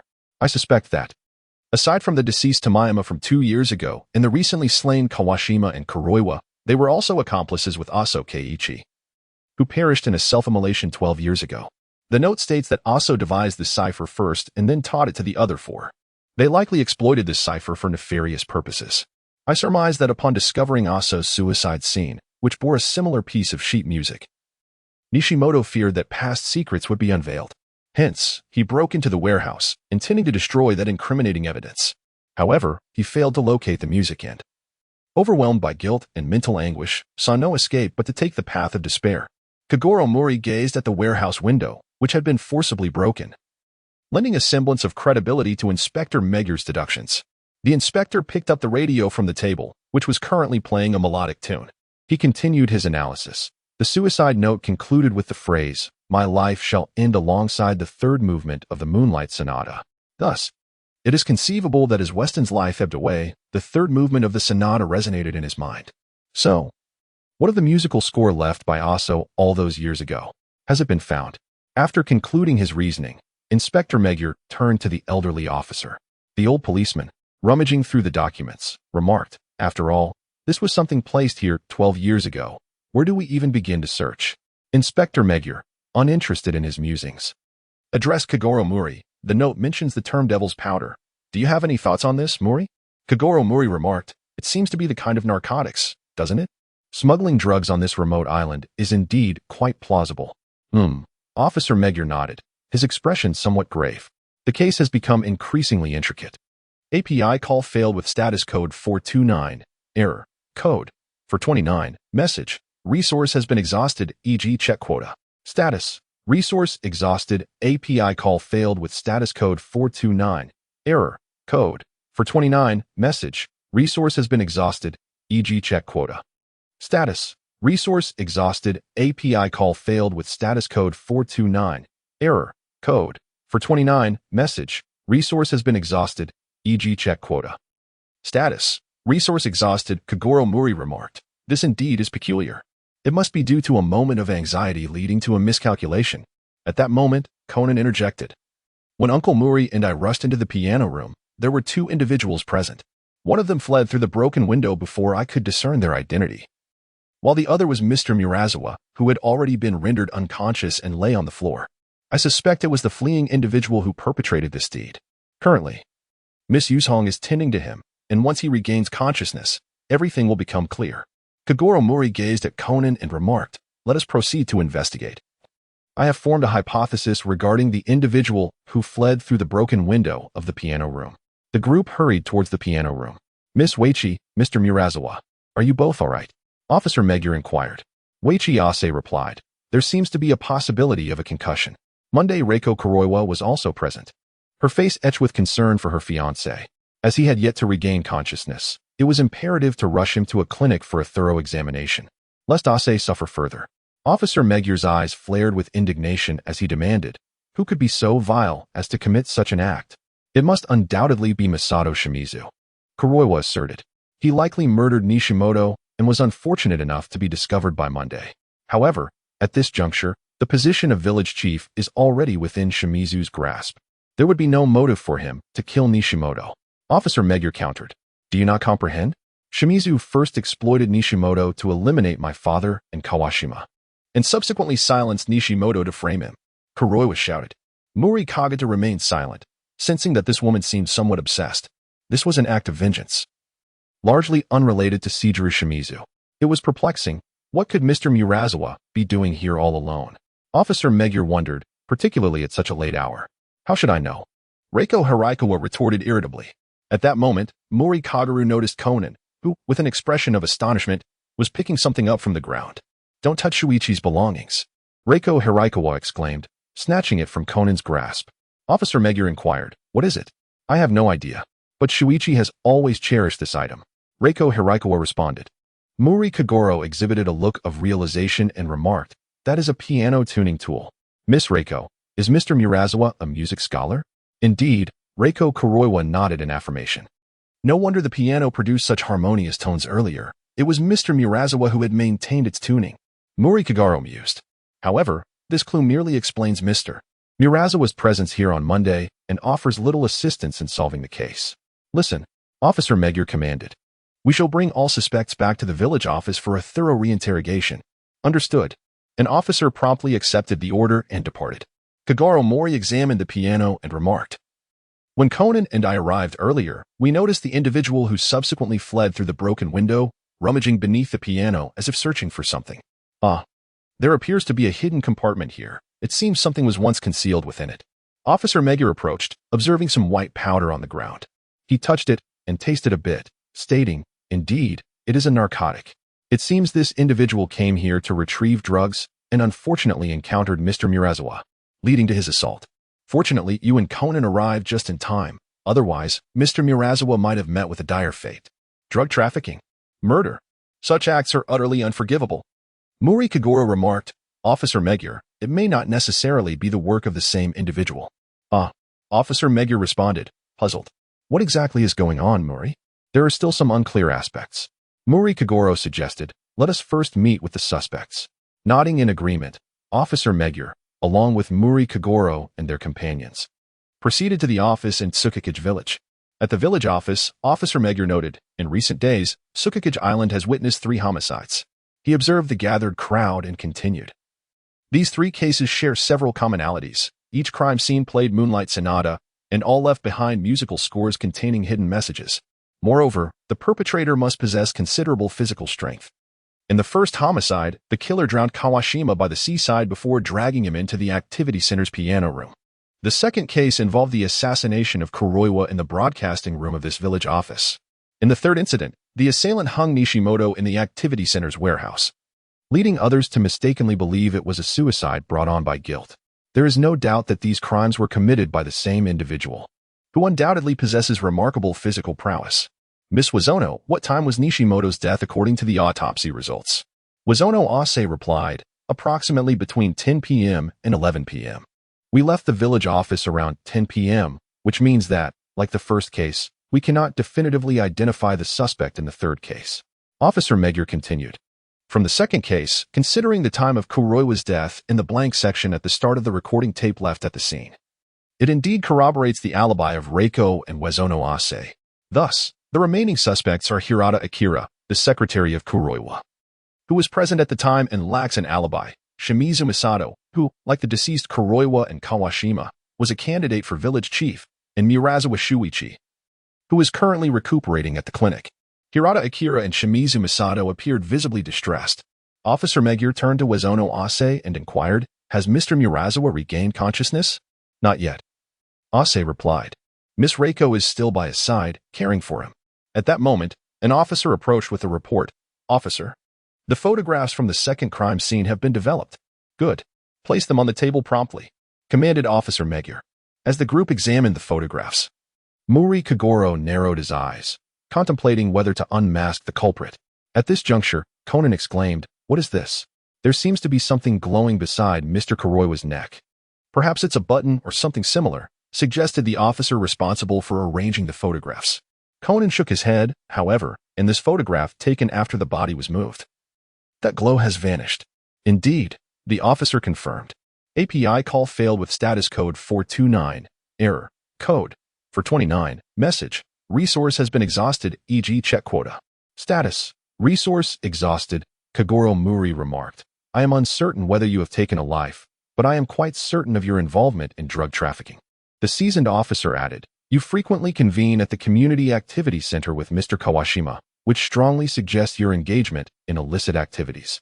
My observational skills are keen. Since my arrival on the island, your presence before me has been quite notable. On the night of Mr. Kawashima's demise, the individual who was caught peering outside the piano room and fled upon being discovered was undoubtedly you. Moreover, the person who shattered the window in the piano room bears a striking resemblance to your silhouette. If I am not mistaken, you encountered Mr. Murazawa while retrieving narcotics, which led to your assault on him." "Detective Mouri, please do not unjustly accuse me," protested Akira Hirata.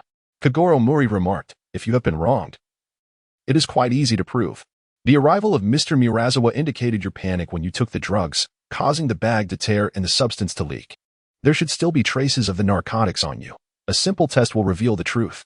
Furthermore, you escaped through the window, and given your vulnerable state, you must have sustained some injuries. Your left hand is bandaged. That must have been from that incident. A quick examination will determine if the wounds were caused by glass. Where are the drugs hidden? Are they in your home? Should we conduct a search?" Hirota Akira fell silent as an officer approached to carry out the inspection. "I confess," he finally blurted out.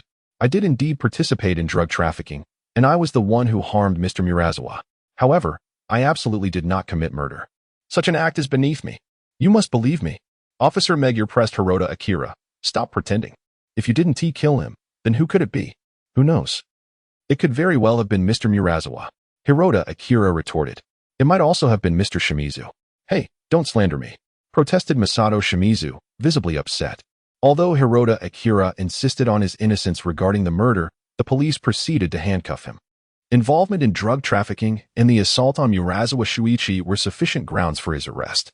"Brother Mouri, is the true culprit really Hirota Akira?" Officer Megure inquired, casting a glance at Kogoro Mouri, who seemed to possess knowledge of the entire situation. Before Kogoro Mouri could utter a word, the old detective burst in.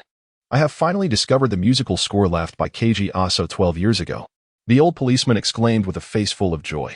Kogoro Mouri pondered. He had assumed that the murderer would have destroyed the score after killing Nishimoto in the warehouse, yet it remained intact. Kogoro Mouri approached Officer Megure, both of them engrossed in the musical score. He was interpreting a code meant for his son, Yuchu, when he suddenly halted. The elderly officer exclaimed, "Ah, indeed. Aside from his daughter, Aso also has a son." "What?" Many were taken aback.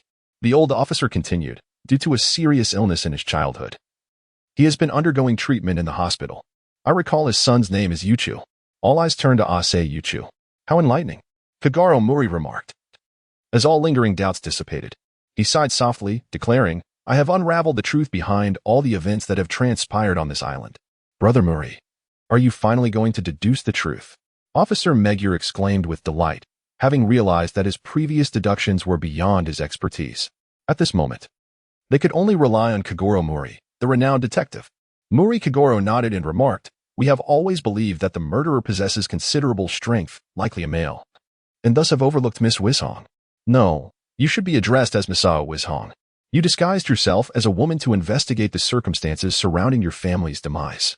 Eventually, you uncovered the fact that your relatives were, in truth, conspired against by Kamayama, Kawashima, Kuroiwa, and Nishimoto, which led you to devise a plan for vengeance. You aim to eliminate those responsible for your family's ruin, one by one. Officer Magyar fixed his gaze upon Ase Wizhong and inquired, "Did you also kill the former village chief, Kamayama?" "Not at all. He succumbed to a heart attack," Ase Wizhong replied. "At that time, he believed I was a woman and had ill intentions, summoning me to the piano room. However, upon realizing that I was the son of Masao Keiji, he became so frightened that he divulged everything. They communicated via musical score codes to engage in drug trafficking, and when my father sought to withdraw, they murdered my entire family. Shortly thereafter, he suffered a heart attack and died before my eyes. Beside that wretch's corpse, I played my father's most cherished piece, the Clair de Lune, as a funeral dirge, which inspired my murderous scheme." Kogoro Mouri remarked, "How unfortunate that he met such a tragic end. However, even if what you say is true, the 3 lives lost still rest upon your conscience, and you cannot evade the arm of the law. If circumstances permitted." He genuinely wished to spare Ase Yuchu, yet the latter's numerous flaws made that wish unattainable. It was feasible to deceive Officer Muro, but to fool Conan? That was utterly implausible. "Do not blame me. Direct your ire towards Conan," Officer Muro interjected. "In the second case, when Kuroiwa perished, did he not possess an alibi?" "That was fabricated," Kogoro Mouri retorted. "After village chief Kuroiwa was assassinated in the broadcasting room, the speculation surrounding his demise was based on the 5.5 minutes of silence recorded on that tape. Thus, it was inferred that Kuroiwa was murdered just minutes after the discovery of the body, around 6:30. Yet, that premise was fundamentally flawed. The assailant utilized an automatic flip mechanism, commencing playback from the completely blank side, and set it to flip automatically, allowing for over 30 minutes of leeway before the piece began to play. "Impossible," Officer Muro exclaimed. "If he had pressed the automatic flip button, the police would certainly have uncovered that during their investigation of the scene." Kogoro Mouri remarked, "Indeed, in an effort to evade detection by the police, he obscured the control panel of the broadcasting studio with the corpse, intending to conceal that button. However, he inadvertently left behind evidence. Observe the photograph of Kuroiwa crouched over the control panel. Is there not a glowing button beside his neck? Once the body was removed, that illumination vanished. This serves as proof of his clandestine interaction with the automatic switch, kept hidden from the authorities. At that moment, aside from the police, the only individual capable of approaching the corpse without raising suspicion and manipulating the time of death was the coroner, Lieutenant Asa. The others gazed at Lieutenant Asa, rendered speechless. Kogoro Mouri continued his deduction, stating, "In the first murder case, the deliberate omission of a segment on the recording tape was intended to set the stage for the subsequent crime. This would lead us to mistakenly believe that the perpetrator escaped during the blank portion of the tape in the second murder, thus creating an illusion regarding the timing of the crime. However, to execute such a ruse, one must assume the role of the coroner. Consequently, the forensic expert who arrived from Tokyo due to the first murder became a significant obstacle.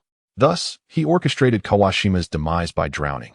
Since Kawashima met an untimely end, legal procedure necessitates that the body be returned to Tokyo for an autopsy.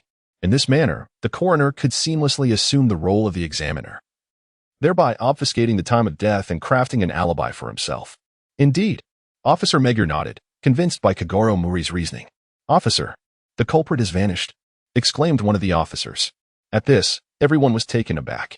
"The perpetrator is attempting to escape?" Officer Magyar commanded, "Quickly, go search for them." Kogoro Mouri raised an eyebrow, surprised that the opponent would choose to flee at such a moment, especially on an isolated island. After a moment of contemplation, he suggested, "Let us head to the Community Activity Center, where the piano donated by Keiji Asa is kept." Soon, everyone arrived at the Community Activity Center, only to be met with a raging inferno. "Officer, it appears that gasoline has been poured around the building in advance. The flames are far too intense to approach," reported an officer. "API call failed with status code 429. Error. Code 429. Message. Resource has been exhausted, e.g. check quota. Status. Resource exhausted. API call failed with status code 429. Error. Code 429. Message. Resource has been exhausted, e.g. check quota. Status. Resource exhausted. API call failed with status code 429. Error. Code 429. Message. Resource has been exhausted, e.g. check quota. Status. Resource exhausted. Kogoro Mouri exclaimed. "What utter nonsense. Even those wretches strive to cling to life, yet you willingly abandon your own. If you seek reflection, do so in prison, and spare us your incessant rambling." With that, he swiftly delivered a decisive blow to the neck of Asu Yujin, rendering him unconscious. This was a raging inferno, and he had no intention of wasting precious time on verbal persuasion. Action was far more efficient. Such a feeble opponent could be effortlessly subdued. Grasping Asu Yujin, Kogoro Mouri dashed through the flames. "Father, are you all right?" Ran Mouri inquired anxiously. Mouri Kogoro handed Officer Asu to the approaching police officer, remarking, "What could possibly be the matter? This fellow intended to take his own life, and I had to knock him unconscious to bring him out." Frankly, the fragility of his psyche exceeded all expectations. A quest for vengeance is one thing, but to ultimately resort to suicide. In Mouri Kogoro's view, it was entirely reasonable for Asu to seek retribution against Kawashima, Kuroiwa, and Nishimoto, who had slain his family. This also elucidates why Mouri Kogoro refrained from intervening in Nishimoto's demise. Such scum are hardly worthy of salvation. Regrettably, Asu's spirit lacked the fortitude to bear the guilt of his actions. Kogoro Mouri did not dwell on the matter any further after rescuing the individual once. If the person chose to pursue death thereafter, it was no longer his concern. For a commission of 500,000 yen, Kogoro Mouri felt that his performance had justified the fee. The inferno at the Community Activity Center raged on until dawn. At that moment, Sawamura regained consciousness and recounted the events of the assault. Indeed, he had gone there to assist with piano tuning. He held a profound admiration for the pianist Keiji Asu, which compelled him to visit the island, and he would often come to maintain the piano during his free time. Moreover, the police uncovered a significant quantity of narcotics at the residence of Akira Hirata. From Hirata's confession and the sheet music left by Keiji Asu, the authorities deduced that this drug trafficking had been ongoing for over a decade. Asu, along with Kamayama, Kawashima, Kuroiwa, and Nishimoto, had engaged in the illicit trade through piano performances abroad. However, Asu later sought to withdraw from the operation, even donating his piano to the community. This decision ultimately led to the massacre of his entire family, with only his son Yuchu escaping due to being away for medical treatment. Nevertheless, the drug trafficking continued, with Hirata and Akira becoming involved. On the ship returning to Tokyo, Ran Mouri inquired, "Why did Yuchu send a letter foretelling murder to you, Dad? Is he challenging you?" API call failed with status code 429, error, code 429, message, resource has been exhausted, e.g. check quota, status, resource exhausted. Kogoro Mouri chuckled. "I believe you're absolutely correct," observing his subsequent desire to commit suicide as a form of atonement. "It indeed does not align with someone who would issue a challenge to me." He later inquired of Lieutenant Aso why the investigation into Nishimoto's murder was executed so clumsily. The response he received clarified that it was due to Nishimoto's intent to destroy the musical scores left by Keiichi Aso, which prompted a hasty reaction. Furthermore, Shuichi Murakawa and Akira Hirata's presence at the Community Activity Center forced him to make a swift exit. In Kogoro Mouri's perspective, Lieutenant Aso was excessively driven by emotion. Such individuals are inherently ill-suited for the path of personal vengeance. The case concerning Tsukikage Island is undoubtedly a significant one. 3 lives lost, a drug trafficking syndicate involved, and the cold case from 12 years prior involving the murder of the renowned pianist Keiichi Aso and his family is enough to send shockwaves throughout Japan. In fact, the following day's television news and newspapers extensively covered the story. Kogoro Mouri played a pivotal role in this affair, and his reputation grew even more illustrious. However, he had long since become desensitized to such a claim, having solved countless cases, often encountering homicides. The accolades from others held little significance for him. He continued to lead his life in a manner consistent with his usual routine, declining the majority of commissions and engaging in entertainment after his daily exercise. On this particular day, he eagerly awaited the grand final of the Giant Cup football championship. The Aoyama team from Tokyo, boasting an impressive streak of 16 consecutive victories, was riding high on their momentum. The remarkable player Akira Akagi, a mere 19 years old, was indeed a prodigious talent, a star of tomorrow. Meanwhile, the seasoned veteran Rams from the Osaka Gangsuwa team, with his cunning experience, possessed formidable skills in both offense and defense. The clash promised to be a spectacular showdown. Kogoro Mouri gazed at the news report with keen interest. Although he was not particularly passionate about soccer, he figured it was a harmless way to pass the time. Beside him, Ran Mouri, freshly returned from school, appeared indifferent. "Uncle, we have a guest." Came the sound of the doorbell, followed by Conan's voice. He entered, backpack slung over his shoulder, having just come home from school, accompanied by a beautiful young girl who resembled a high school student. Is she the guest you mentioned? Kogoro Mouri raised an eyebrow. She did not seem like the kind of client he typically entertained. It had been some time since he had taken on any cases, as his fees were prohibitively high, deterring many potential clients. Conan, often acting as a free laborer, was less preoccupied with such matters. He turned to the girl, asking, "Aren't you supposed to be busy?" Yes," she replied. "Then please come in and fill out your name, address, and phone number on this paper," Kogoro instructed. The girl nodded, saying, "All right." Kogoro Mouri glanced at the documents and inquired, "Akagi Quantum, a first-year student at Mihua High School? May I ask, Miss Akagi, what brings you here?" However, the other party remained silent. "Miss Akagi?" Kogoro Mouri, puzzled by the lack of response, raised his voice, "Miss Akagi Quantum." Yes." Akagi Quantum replied nervously. Kogoro Mouri inquired, "What is it that you need?" His heart was already filled with discontent, perceiving the encounter as a mere waste of time. "I am searching for someone." Akai Ryoko responded, "That individual has mysteriously vanished and has not attended school. I truly do not know what to do." "Perhaps they have run away from home?" suggested Ran Mouri, who was listening nearby. "Indeed," Conan nodded in agreement. Mouri Kogoro inquired, "What is his relationship to you?" She replied, "He is my boyfriend," as she produced a photograph of him. Kogoro Mouri took the photograph, and both Ran Mouri and Conan leaned in closer. As the three examined the image, their expressions shifted dramatically. "Shinichi," Ran Mouri exclaimed, her voice rising in astonishment. Kogoro Mouri sneered, "Oh, is this your boyfriend?" He cast a glance at the young girl, noting that she appeared to be a genuine adolescent, devoid of any disguise. And her demeanor did not suggest an affiliation with the black organization. Regardless of the truth, it was indeed an intriguing situation. Conan shook his head frantically, exclaiming, "Impossible. Absolutely impossible. Who is this woman? Why is she here to harm me? Do you know him as well?" Akagi Ryuichi asked anxiously. This is." Ran Mouri struggled to maintain her composure, glancing down at Conan and gripping his shoulders with a slight force. "It hurts, Ran." Conan grimaced. "Kaido Kuroba has indeed been missing for a while," Kogoro Mouri remarked. "We haven't heard any news of him recently. In fact, we are also searching for him." "I see." Akagi Ryuichi murmured, his head bowed, clearly feeling quite despondent. Kogoro Mouri chuckled, "Your boyfriend has gone missing. It seems you are genuinely quite worried." Mouri Ran gazed at Conan with an increasingly fierce expression.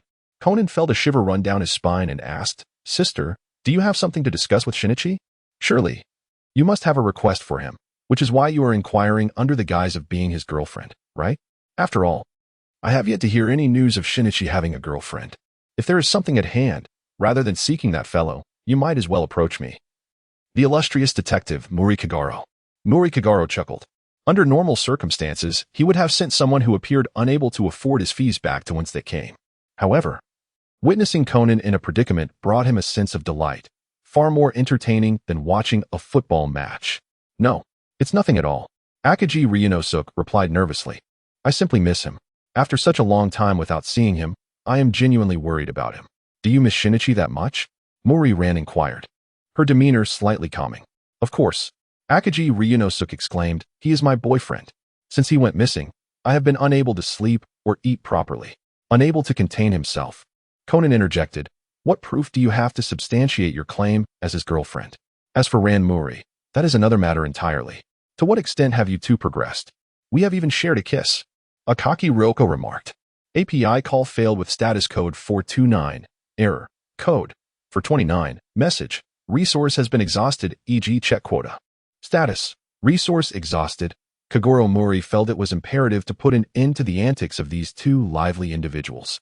He addressed Kiyoshi Akagi, saying, "To speak frankly, my daughter, Ran Mouri, has been childhood friends with Shinichi Kudo. Our families have long been acquainted as well. I am quite well aware of his romantic entanglements. Do you really believe you can deceive a renowned detective?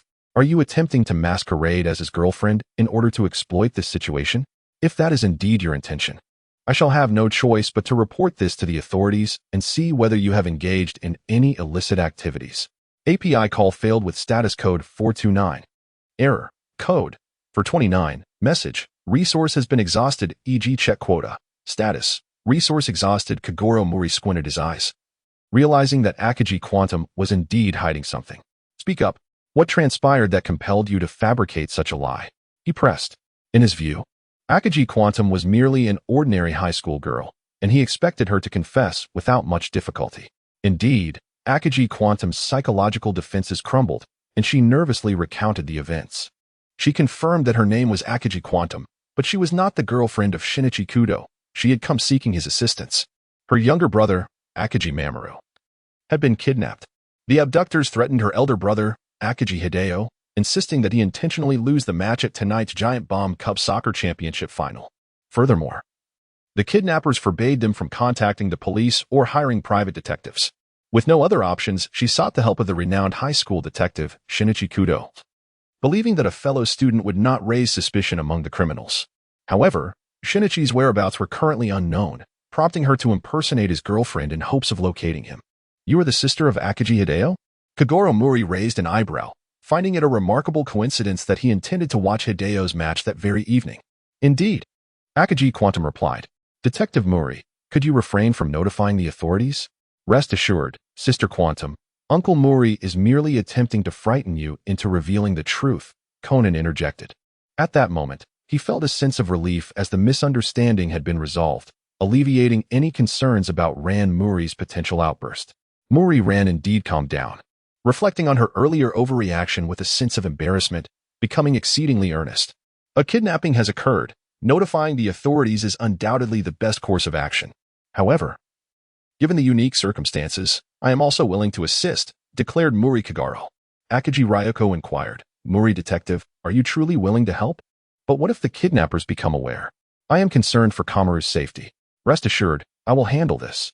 I am the renowned detective, Mouri Kogoro," he proclaimed with unwavering confidence. Akagi Ryuko responded with palpable excitement. "Is that true? Thank you, Detective Mouri. I have a kind heart and am always eager to lend a hand, but as a detective, one must adhere to certain protocols.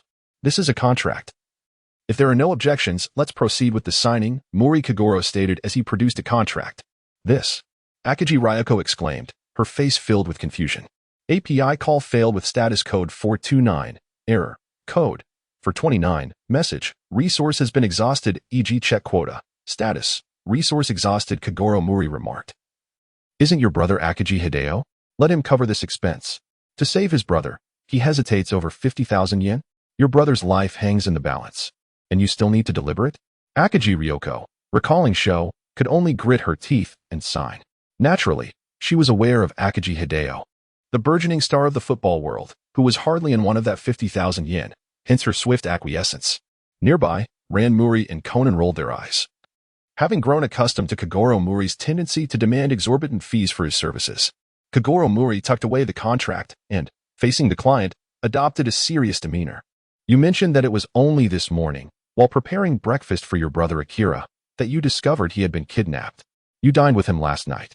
So you suspect he was abducted sometime between last night and this morning?" "Exactly." Akira nodded in affirmation. "Were you not at home last night? Did you not hear anything unusual?" Kogoro Mouri inquired, his brows furrowed in confusion. Akira explained, "Our parents are divorced. Hiro and Shomu originally lived with our father, while I stayed with our mother. After our father's passing, Hiro and Shomu began living together. Since Hiro was busy preparing for the finals, I temporarily took on the responsibility of looking after them. After putting Shomu to bed, I returned to my mother's house, only to discover the next morning that Shomu had vanished. API call failed with status code 429, error, code, for 29, message, resource has been exhausted, e.g. check quota, status, resource exhausted." Kogoro Mouri ceased his reprimand and inquired, "Are there any further clues?" Akagi Ryoko retrieved 2 pieces of paper from her bag. The first note read, "Your brother is with me. If you wish for his safe return, you must lose this match and are forbidden from deliberately abstaining. Should you notify the police or hire a private investigator, your brother's life will be in jeopardy." This was a threatening letter directed at Akagi Hiroshi, composed on a computer. The second note, however, bore handwritten text stating, "Brother, help Koji survive." Although this message appeared to be a plea for help, the letters were evidently cut out and painstakingly affixed. The first letter was straightforward enough, yet the second not only conveyed ambiguous content, but was also clearly a collage. Kogoro Mouri raised an eyebrow and remarked, "The kidnappers' skills are rather mediocre. It seems they are not a formidable adversary. Is the plea for help a fabrication?" Akagi Ryoko exclaimed in disbelief. Kogoro Mouri nodded and said, "Indeed. Moreover, much can be discerned from this situation. If the kidnapper had wished to, they could have easily coerced your brother into drafting a conventional plea for help. However, they opted for a letter fraught with inconsistencies. This not only indicates their lack of professionalism, but also suggests a familiarity with your brother, as they were disinclined to force him into writing a proper distress signal. It is highly probable that this was the work of an acquaintance. Do you and your sibling have any friends who frequently interact with Akagi Mamoru? Akagi Quantum furrowed her brow and replied, "Very few. I reside with my mother, and my friends do not visit the home of Hiro and Little Mamoru. Hiro is solely focused on football, has few friends, and those he does have are primarily from the football team. Most of those players are considerably older, and Hiro would not bring them home, save for Naoki, who is of a similar age and lives nearby. Thus, Hiro would invite him over. And Naoki and Little Mamoru get along quite well." Kogoro Mouri's eyes brightened as he exclaimed, "Naoki? Is it the same Kamamura Naoki? I have heard he was a teammate of Akagi Ayu, but tragically, during a practice match, Akagi inadvertently shattered his tibia, sidelining him for the season. I researched Akagi Ayu online and learned of this incident. It even made the news, and Akagi faced a barrage of criticism from numerous fans.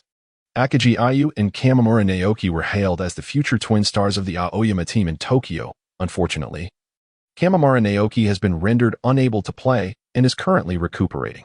In contrast, Akagi Ayu has rapidly progressed, emerging as a rising star for the Aoyama team in Tokyo. After achieving remarkable results, the earlier scandal surrounding him has all but faded into obscurity. The disparity between the two is striking. For Kamamura Naoki, a young player in the midst of his development, it remains uncertain whether he will ever fully recover, let alone catch up to Akagi Ayu. It was merely an unfortunate accident. Akagi certainly did not act with malice. Kogoro Mouri remarked, "Whether it was intentional, I cannot say. However, the reality remains that Naoki Uemura has been injured, casting a shadow over his professional career. It is only natural that he seeks vengeance against Ayu Akagi." Quantum Akagi, momentarily taken aback, responded, "How could that be? Ayu and Naoki share such a close bond. Enough. The priority now is to save lives. Do you know the whereabouts of Naoki Uemura's home? We must head there immediately," Kogoro Mouri insisted. Quantum Akagi nodded in agreement. "Indeed. We must hasten to rescue Kamaru." API call failed with status code 429. Error. Code. For 29. Message. Resource has been exhausted, e.g. check quota. Status. Resource exhausted. Following the guidance of Akagi Quantum, Kogoro Mouri made his way to the residence of Naoki Kamamura. Shortly thereafter, they arrived at Kamamura's home. Ding dong. Ding dong. Akagi Quantum pressed the doorbell, her face etched with urgency. "Who is it?" inquired a voice from within. "It's me, Quantum," she replied. "Oh. It's you, Quantum. What brings you here at such a late hour?" The voice responded. "Just open the door," Akagi insisted. "What is the matter?" The door was indeed opened, revealing Naoki Kamamura. However, it remained secured by a chain. "I'm sorry, but could you let me in for a moment?" Akagi pleaded. "No. I can't. My girlfriend is here. It would be a disaster if she misunderstood," Kamamura retorted. Unable to contain herself, Akagi shouted, "Shimo." Startled, Kamamura's expression shifted dramatically. Akagi pressed on, "Shimo. If you're here, please respond quickly. Hey, don't go too far," Kamamura admonished. Kogoro Mouri had been observing and remarked, "A friend knocks yet refuses to enter. I see Akai Shikichi is searching for Akai Mamoru. As someone who often spends time with Akai Mamoru, I chose not to inquire further. It must be his doing, without a doubt. Ran, take action." Mao Lilan was already prepared, lifting her leg and commanding, "Everyone retreat." Akagi Ryoko was startled and quickly dodged. Bang. API call failed with status code 429. Error. Code. For 29. Message. Resource has been exhausted, e.g. check quota. Status. Resource exhausted. Kogoro Mouri was exceedingly pleased with the combat prowess of his daughter, Ran. With such a capable assistant by his side, he often found himself refraining from intervening, as she could resolve the vast majority of adversities on her own. This arrangement bore its advantages, should he err in his actions. The repercussions could easily be magnified by others. Conversely, Ran, being both female and a minor, enjoyed considerable latitude. For instance, if Kogoro were to make a misjudgment, but Ran took action, there would be a significant likelihood of her being forgiven. Of course, mistakes were never an option. Upon entering the house, Quantum Akamoto discovered her brother, Sho, engrossed in a video game. "Ah, Quantum sister," Sho exclaimed upon seeing her. his face lighting up with a smile. Quantum swiftly embraced him, chiding gently, "You silly child. How could you wander off from home to play? It's because today is a school holiday for the anniversary celebration." Sho replied cheerfully, gesturing toward his game. "By the way, Brother Naoki helped me clear a level. Tomorrow at school, I can boast about it to my classmates." Kogoro Mouri, having located the missing person, calmly remarked, "All right, Ms. Quantum, the individual has been found, thus fulfilling the commission. You should promptly inform Aikachi Akaji to alleviate his concerns. I am eager to witness an exhilarating match. Should he deliberately lose, it would be rather disappointing." "Oh, I nearly forgot," Quantum Akaji exclaimed, swiftly dialing Aikachi Akaji to inform him that Sho Akaji had been located. However, Quantum chose not to disclose that it was Naoki Uemura behind the abduction, preferring to wait until Aikachi returned. After all, learning that his friend Naoki had kidnapped his brother could potentially affect Aikachi's performance. "Quantum, is it truly so?" Aikachi Akaji's voice came through the phone, filled with concern. "Is little Sho really unharmed?" "Yes," Quantum replied affirmatively. "And where is he? Where is he?" Aikachi implored. "I'm right here, brother. You must win." Sho Akaji suddenly recalled that his brother had a match that evening. Subsequently, the group gathered in Naoki Uemura's home to watch the championship final of the Jutai Cup football tournament. "Beep. 2-1, exclaimed the commentator as the exceptional striker. Aexiong showcased his remarkable shooting prowess, complemented by his astonishing assists in the first half. Truly, the football prodigy Aikachi Akaji lived up to his moniker of the divine leg. As the final match unfolded on the television, Quantum and Sho were beaming with joy, cheering for Aikachi Akaji. "Humph, what genius!" a discordant voice interjected, belonging to none other than Naoki Uemura. As Mao Lilan struck the door with a kick, he was struck back by the door, compounded by his leg injury, leading to a cascade of misfortunes. His plans lay in ruins as he stared vacantly at the ongoing match. Observers around him wore expressions of confusion. Nakamura Naoki remarked, "Indeed, a hero shall forever be a genius, while I remain merely a diligent fool. His popularity and signing bonus far exceed mine. Yet, during high school, our scoring rates were nearly equal. Therefore, when I secured my place in the Tokyo Aoyama team, I dedicated myself to relentless practice from dawn till dusk, vowing to surpass the hero. I must be stronger than him." Finally, after much toil, I had caught up to the hero, just as I had eclipsed him. During a recent practice match, he maliciously kicked and fractured my right calf. That scoundrel must have aimed deliberately at my leg. He was surely intimidated by my impending rise, resorting to such underhanded tactics. Now, the injury will take 3 months to heal completely, and even upon my return to the field, I will be outmatched by others.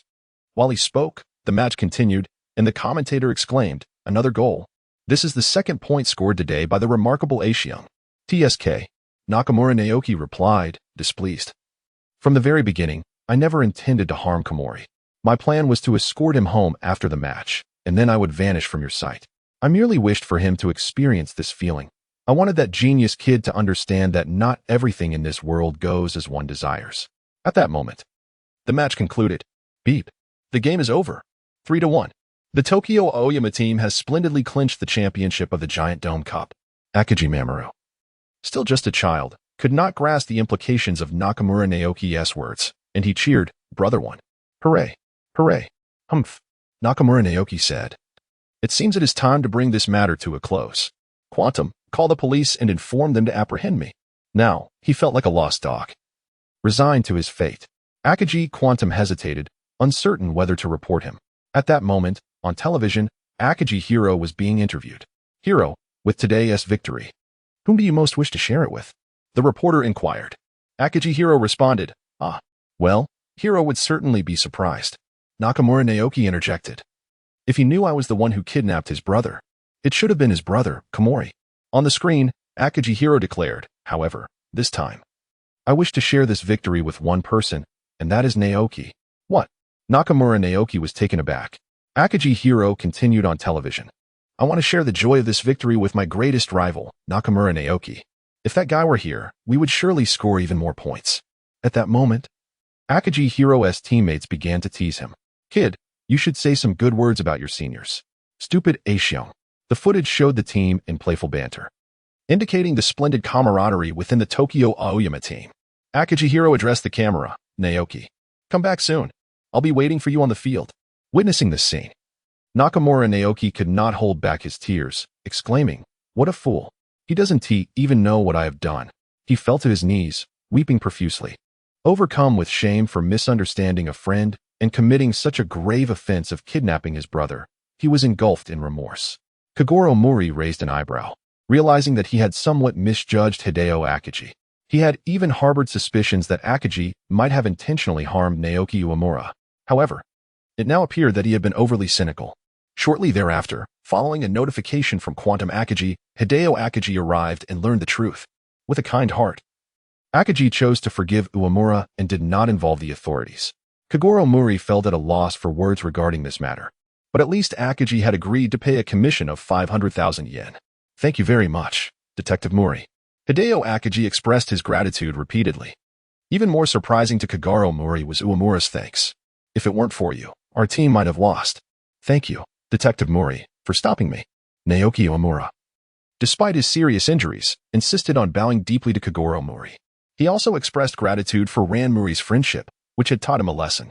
This left Ran feeling somewhat embarrassed. It was the first time she encountered someone grateful for a beating after having delivered quite a few. Thus, Kogoro Mouri garnered 500,000 yen along with a cascade of appreciation, returning to the Mouri Detective Agency with Ran and Conan. A few days later, everyone was gathered in the office watching television when the phone rang. It was a call from Dr. Agasa. Kogoro Mouri muted the television to avoid disturbing Conan. Are we going to Aizu for a trip?" Conan furrowed his brow. Dr. Agasa, who sat opposite him, replied, "Indeed. Not only will we enjoy a 3-day, 2-night stay at a grand hotel in Aizu, but the accommodation is entirely complimentary." Hearing this, Mao Lilan reacted swiftly, exclaiming, "Hooray! Let's go? If it's free, why not seize the opportunity?" Mao Xiaokong also felt a surge of enthusiasm. To be honest, he currently possessed a considerable sum of money and was contemplating a trip. With this free opportunity, there was no need for arduous selection, and it would save him a tidy sum. "Is it truly free?" Conan inquired with curiosity. Dr. Agasa replied, "If it involves Shinichi, then it is essentially free. If it were me?" Conan pondered. "Listen to me. Recently, it has become quite fashionable among academics to communicate via computer networks. One of my friends discovered this intriguing event during an online discussion and invited me to register." Dr. Agasa elucidated. "This event is titled the Aizu Mysterious Journey. Consequently, the 3 of us, including him and his granddaughter, promptly registered online and were fortunate enough to be selected on the spot. Unfortunately, just a few days ago, his granddaughter fell gravely ill, so he had to relinquish the opportunity to you. There are a total of 10 participants in this event, divided into 6 groups, with accommodation fees set at half price. However, if one can identify the organizer hidden among these 10 individuals, not only will all expenses be waived, but they will also receive a disc containing the software program. Though, I suppose that software may hold little value for you." Conan queried. "So how exactly can we find this enigmatic organizer?" "Fear not. The names and room numbers of the participants have already been disclosed to everyone. Moreover, the organizer seems to disguise themselves as a particular character, creating various incidents over the course of these 3 days and 2 nights, Dr. Agasa assured him. Conan, perplexed, asked, "A particular character?" "Indeed. A character from a novel, Dr. Agasa replied, "and one that you are very familiar with." "Who is it?" Conan pressed. "Well, you'll find out once you go. I'm hanging up," Dr. Agasa concluded. Conan, somewhat speechless, glanced over at Mao Xiaokong and Mao Lilan, who were also listening intently. "Dad, you've mentioned wanting to travel, so let's go to Aizu." Mao Lilan casually agreed. Kogoro Mouri remarked, "At the very least, it should be half price. If we can identify the organizer, it will be entirely free. What a fortunate circumstance." Although he was not in want of money, saving some was undoubtedly advantageous. As for the peculiarities of this trip, Mouri was unconcerned. After all, he frequently encountered oddities in his daily life. Conan shrugged, realizing that his position in this household was the most subordinate. What objection could he possibly raise? The private beach of the Eyes of Princess Grand Hotel. Upon their arrival, Kogoro Mouri and his companions made their way directly here. The event was of little concern to Kogoro. Their primary objective was leisure and enjoyment. The weather was sweltering, making it the perfect time to revel by the seaside. As he gazed upon the myriad of bikini-clad beauties on the beach, Kogoro reveled in the visual feast. Swimming in the ocean provided a refreshing escape, as both body and mind felt rejuvenated. He once again felt that traversing to this place was indeed a fortuitous occurrence. Such carefree and delightful days were precisely what he yearned for. After spending the entire day in merriment, they proceeded to check in at the Aiza Hotel. Presenting Dr. Agasa's winning invitation, they paid half of the fee at the front desk. "You must be the Night Baron, correct?" Suddenly, a bespectacled gentleman inquired of Kogoro and his companions. Kogoro Mouri, taken aback, glanced over and pointed at himself, exclaiming, "Me?" The bespectacled man, fixated on the computer screen before him, remarked, "3." For seconds, Kogoro Mouri gazed at the computer screen, where the numbers 304 were indeed displayed. "What is this?" he inquired. "It represents the response time required for you to answer my question, serving as vital reference material," replied the bespectacled man. "I am Shiro Kano from room 2002. I suppose we have officially met now." Shiro Kano, a bank employee, had been diligently probing and observing the participants of this mysterious journey through Aizu. "There's nothing to discuss until we unveil the true identity of the Night Baron," remarked a man who had been drinking. Shiro Kano continued, "It seems you took approximately 86 seconds to answer me, Mr. Egahara from room 2101. TCH, must you inquire of each and every one of us? How tiresome. Truly dull," retorted Takema Egahara, a computer programmer whose purpose for attending was to obtain the computer software prize. An elderly gentleman approached, stating, "He is not dull at all. A person's reaction to unexpected questions often reveals their truest self. One can easily slip up. Wouldn't you agree, Shizue?" "Indeed, sir," replied a maid standing behind the old man.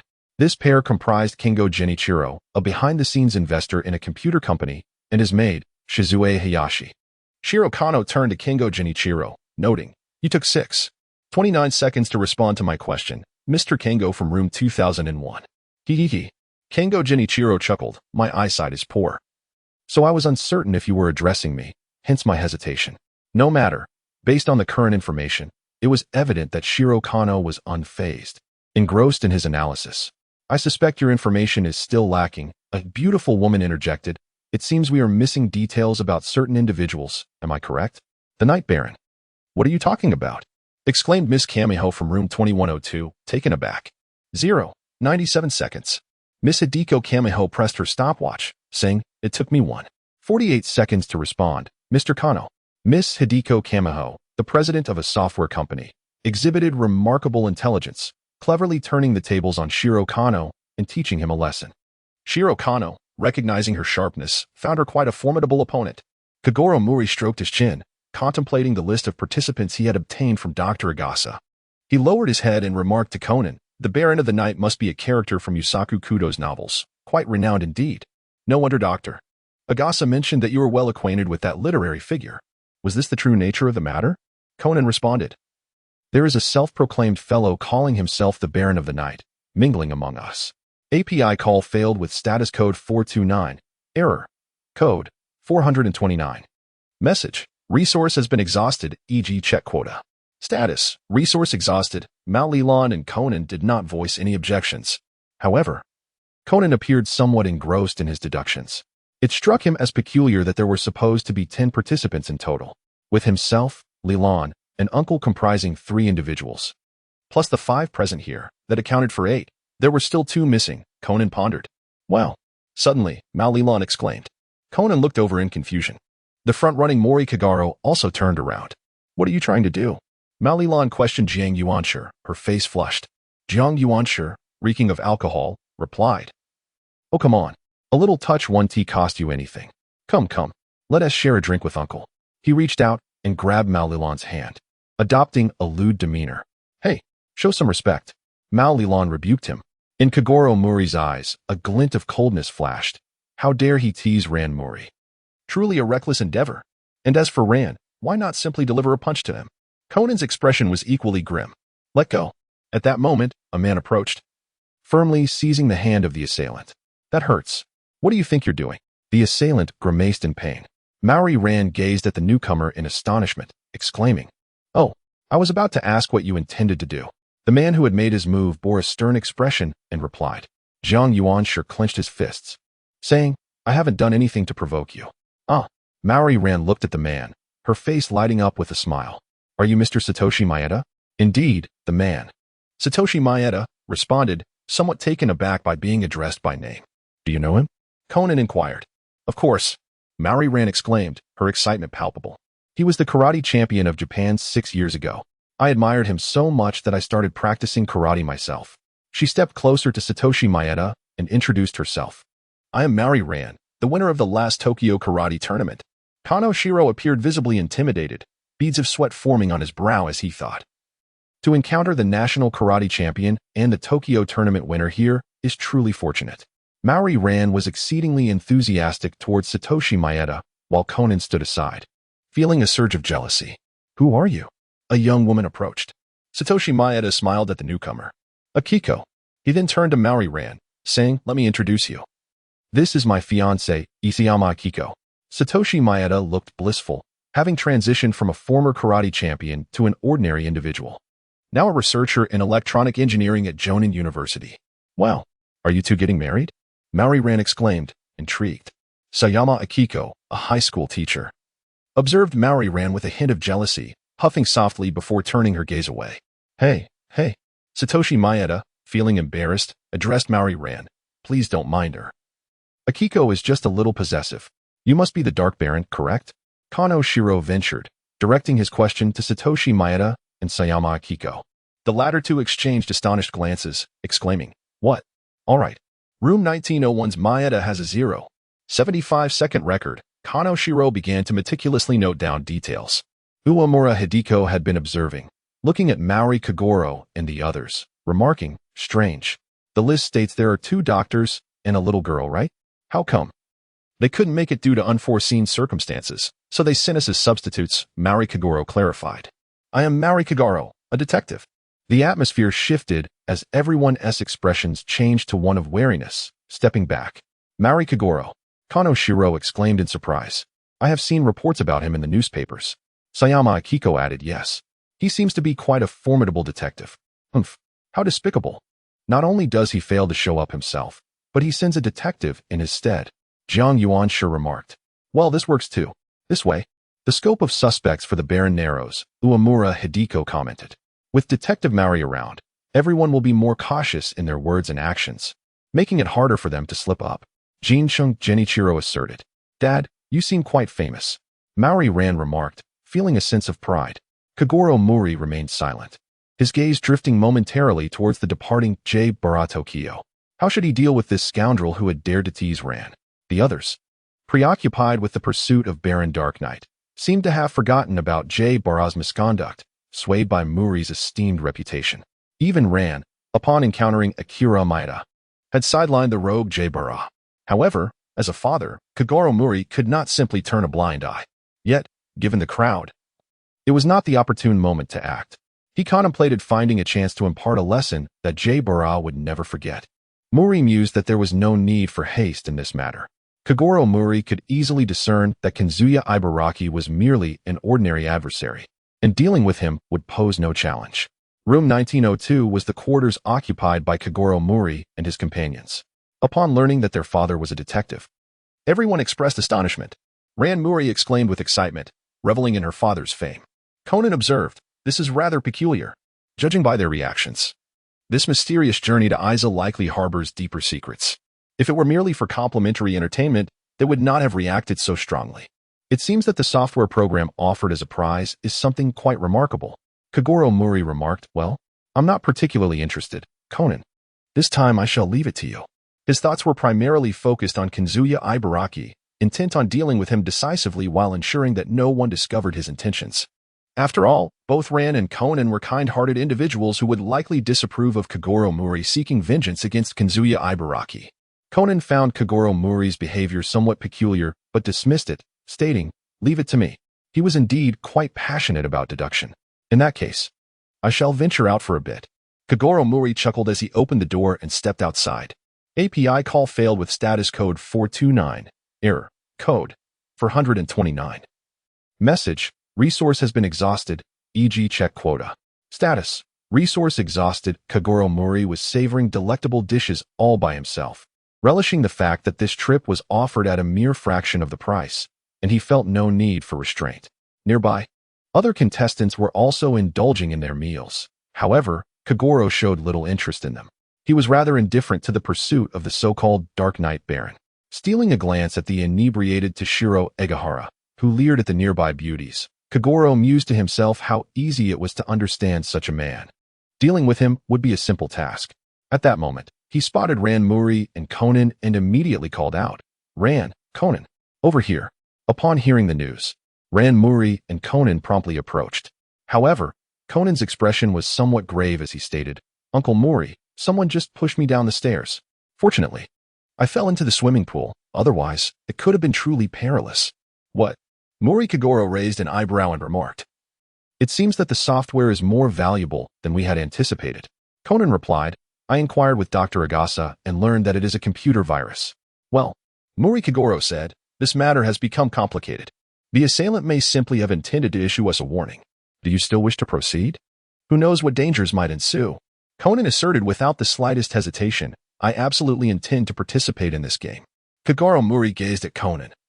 Recognizing that this fellow would lose all reason whenever the subject of deduction arose, fearless and undaunted.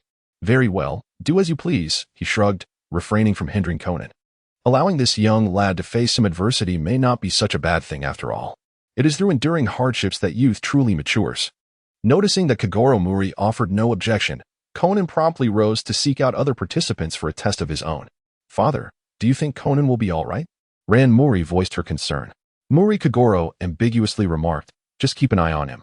Before long, he had finished his meal and said, "I shall take a stroll to aid digestion. You stay here and wait for Conan." API call failed with status code 429. Error.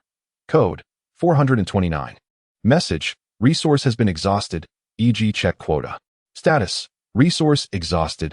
Kogoro Mouri rose and surveyed the surrounding scenery. This outing was primarily for leisure, and he had initially contemplated seeking out the organizer as a secondary objective. However, now that he was determined to confront Kajin Sherman, the idea of searching for the organizer could be dismissed. Of course, he could opt to pursue both endeavors, but would that still be considered a vacation? It would feel more like an assignment, and he was not foolish enough to fall into that trap. In any case, with Conan's remarkable abilities, locating the organizer would pose little challenge. He could leave that task to Conan. At that moment, a beautiful woman approached him. "Detective Mouri, would you be interested in joining me for a drink?"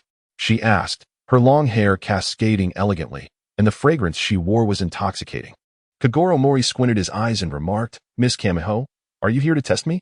The individual before him was none other than the contestant, Hideko Kamiho. "Is it possible that Detective Mouri does not welcome me?" Hideko Kamiho approached Kogoro Mouri's side and wrapped her arm around his.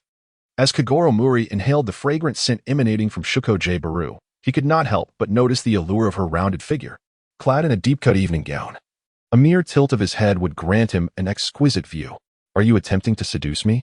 Kogoro Mouri remarked, unfazed by her advances. Shuko's expression darkened momentarily, yet she quickly regained her composure, her demeanor brightening as she said, "I merely wish to uncover the identity of the Dark Knight Baron. If you would be so kind as to share, I could keep you company, which may not be an unreasonable proposition." It seemed that the computer virus was indeed rather intricate. Kogoro Mouri chuckled, "Alas, I have no interest in this game. You might as well seek someone else." With that, he briskly withdrew from her grasp, departing with an air of nonchalance. For those who approached with ulterior motives, even if they were beautiful, Kogoro Mouri remained resolutely indifferent. Observing Kogoro's retreating figure, Shuko's expression turned somber. API call failed with status code 429. Error. Code 429. Message, resource has been exhausted, e.g. check quota. Status, resource exhausted. Upon receiving the news, Kogoro Mouri hastened to the scene of the incident, his heart filled with concern for both Ran Mouri and Conan. Upon his arrival, he observed a considerable number of police officers and onlookers gathered at the site. There, he spotted Ran, Conan, and to his shock, the lifeless body of the deceased, none other than Tokyo Egawara. Kogoro Mouri was at a loss for words. "Is this for real? I haven't even made a move yet." The news of Kinzuya Igarashi's demise took him by surprise. However, his emotions quickly settled. It was undoubtedly preferable if he did not have to intervene. In truth, he had never intended to eliminate his opponent. Had he chosen to act, it likely would have resulted in incapacitating an arm, preventing any further inappropriate advances. He called out to Ran and Conan. "Ran, Conan, Dad!" Ran exclaimed with delight. Conan chimed in as well, "Uncle Mouri, a Detective Mouri, A police officer expressed joy at the arrival of Kogoro Mouri. Kogoro Mouri remarked, "Officer Yakugomo, are you not from the Saitama Prefectural Police Department?" To his surprise, the individual before him was indeed his admirer, Officer Yakugomo Sanbu from the Saitama Police. Yakugomo Sanbu then replied with a smile, "I was transferred to the Shizuoka Prefectural Police Department starting last month. The Aiza Peninsula falls under Shizuoka." "Oh," Kogoro Mouri exclaimed, realizing it was a transfer. Yakugomo Sanbu inquired, "I heard from Miss Ran that you were acquainted with the deceased?" "Yes. This is Mr. Egahara, and like us, he is a participant in the Aizu Mystery Tour." Kogoro Mouri responded. "The Mystery Tour?" Yakugomo Sanbu asked, somewhat perplexed.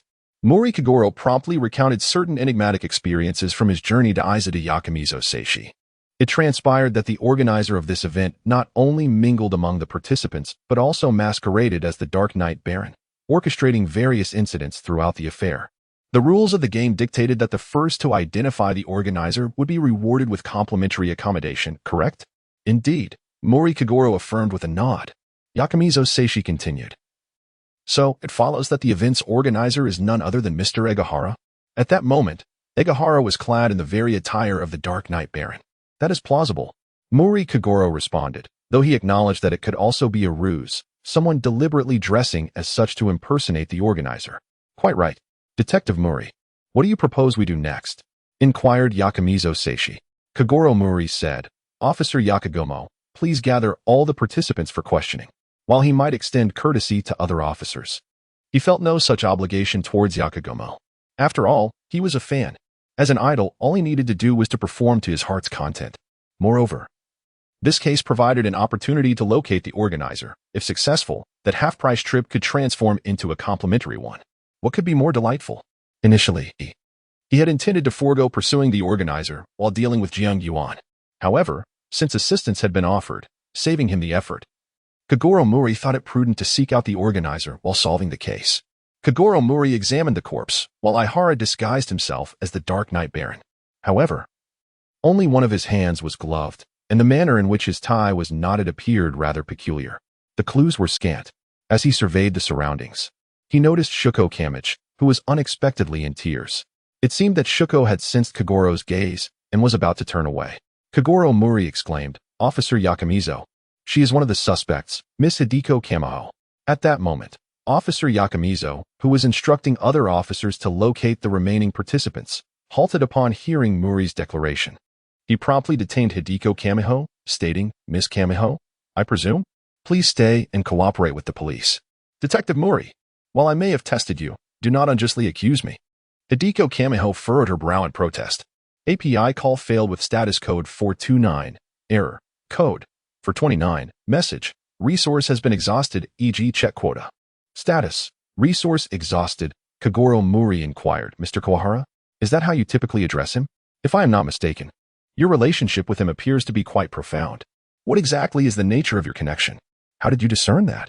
Shuko Kamiho responded with a hint of surprise. Kogoro Mouri remarked, "Do not underestimate the detective. Not only did you witness the tears shed over his lifeless form, but even during our meal at the restaurant. That fellow gazed at other beauties with unmistakable desire, yet he displayed not a hint of interest in you, apart from being thoroughly familiar with you. I can conceive of no other reason for his indifference." With a scrutinizing gaze, Saburo Hyugu inquired, "Miss Kamiyama, did you know the deceased prior to this?"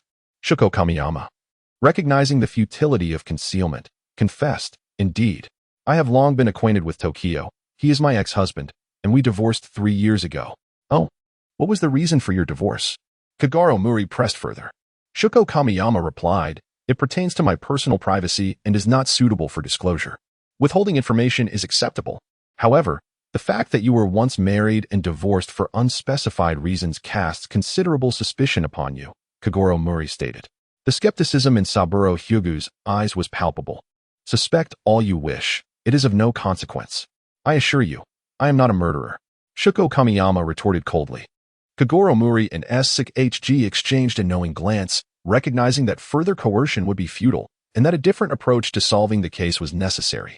HG first instructed someone to keep an eye on Hideko Kamiyama, before turning to Mouri and stating, according to the eyewitness account, "The time of the victim's fall was precisely at 10 o'clock. Let us proceed to examine room 2101. Mouri concurred. and they swiftly made their way to the door of room 2101, only to find it locked. They notified the hotel staff and retrieved the spare key, yet upon entering it, they discovered that a bolt had been secured, allowing only a narrow opening. "It seems we must force the door," Mouri remarked with a furrowed brow. HG nodded and instructed someone to fetch the necessary tools. Shortly thereafter, an officer returned, exclaiming, "Officer HG, the electric saw you requested has arrived." "Excellent. Quickly. Saw through the bolt," HG commanded. The officer promptly complied, cutting through the bolt, and the group entered the room. "What is this? Why are clothes strewn about?" HG observed immediately upon entering, noticing garments on the floor. Kogoro Mouri remarked, "Indeed, this is the attire that Mr. Kawahari wore this evening. Even the room key has been left behind. The window stands ajar." Hyugu Sanmu gazed at the room, where the wind whistled through. Kogoro Mouri remarked, "Is there a balcony outside? Let us take a look. It appears that Mr. Kawahari most likely fell from this very spot." As he gazed down from the balcony, Yakamizu contemplated the area directly beneath where the deceased had plummeted. Kogoro Mouri remarked, "A glove remains on the railing. It appears to be merely an accidental fall." "But was it truly an accident, Detective Mouri?" inquired Kankuro Yakagamo. Kogoro Mouri chuckled, "Of course, I was merely teasing you." To which KG contemplated, "It seems that Detective Mouri has uncovered clues unknown to me. This time, he truly failed to discern any issue. I merely feel that everything appears excessively reasonable."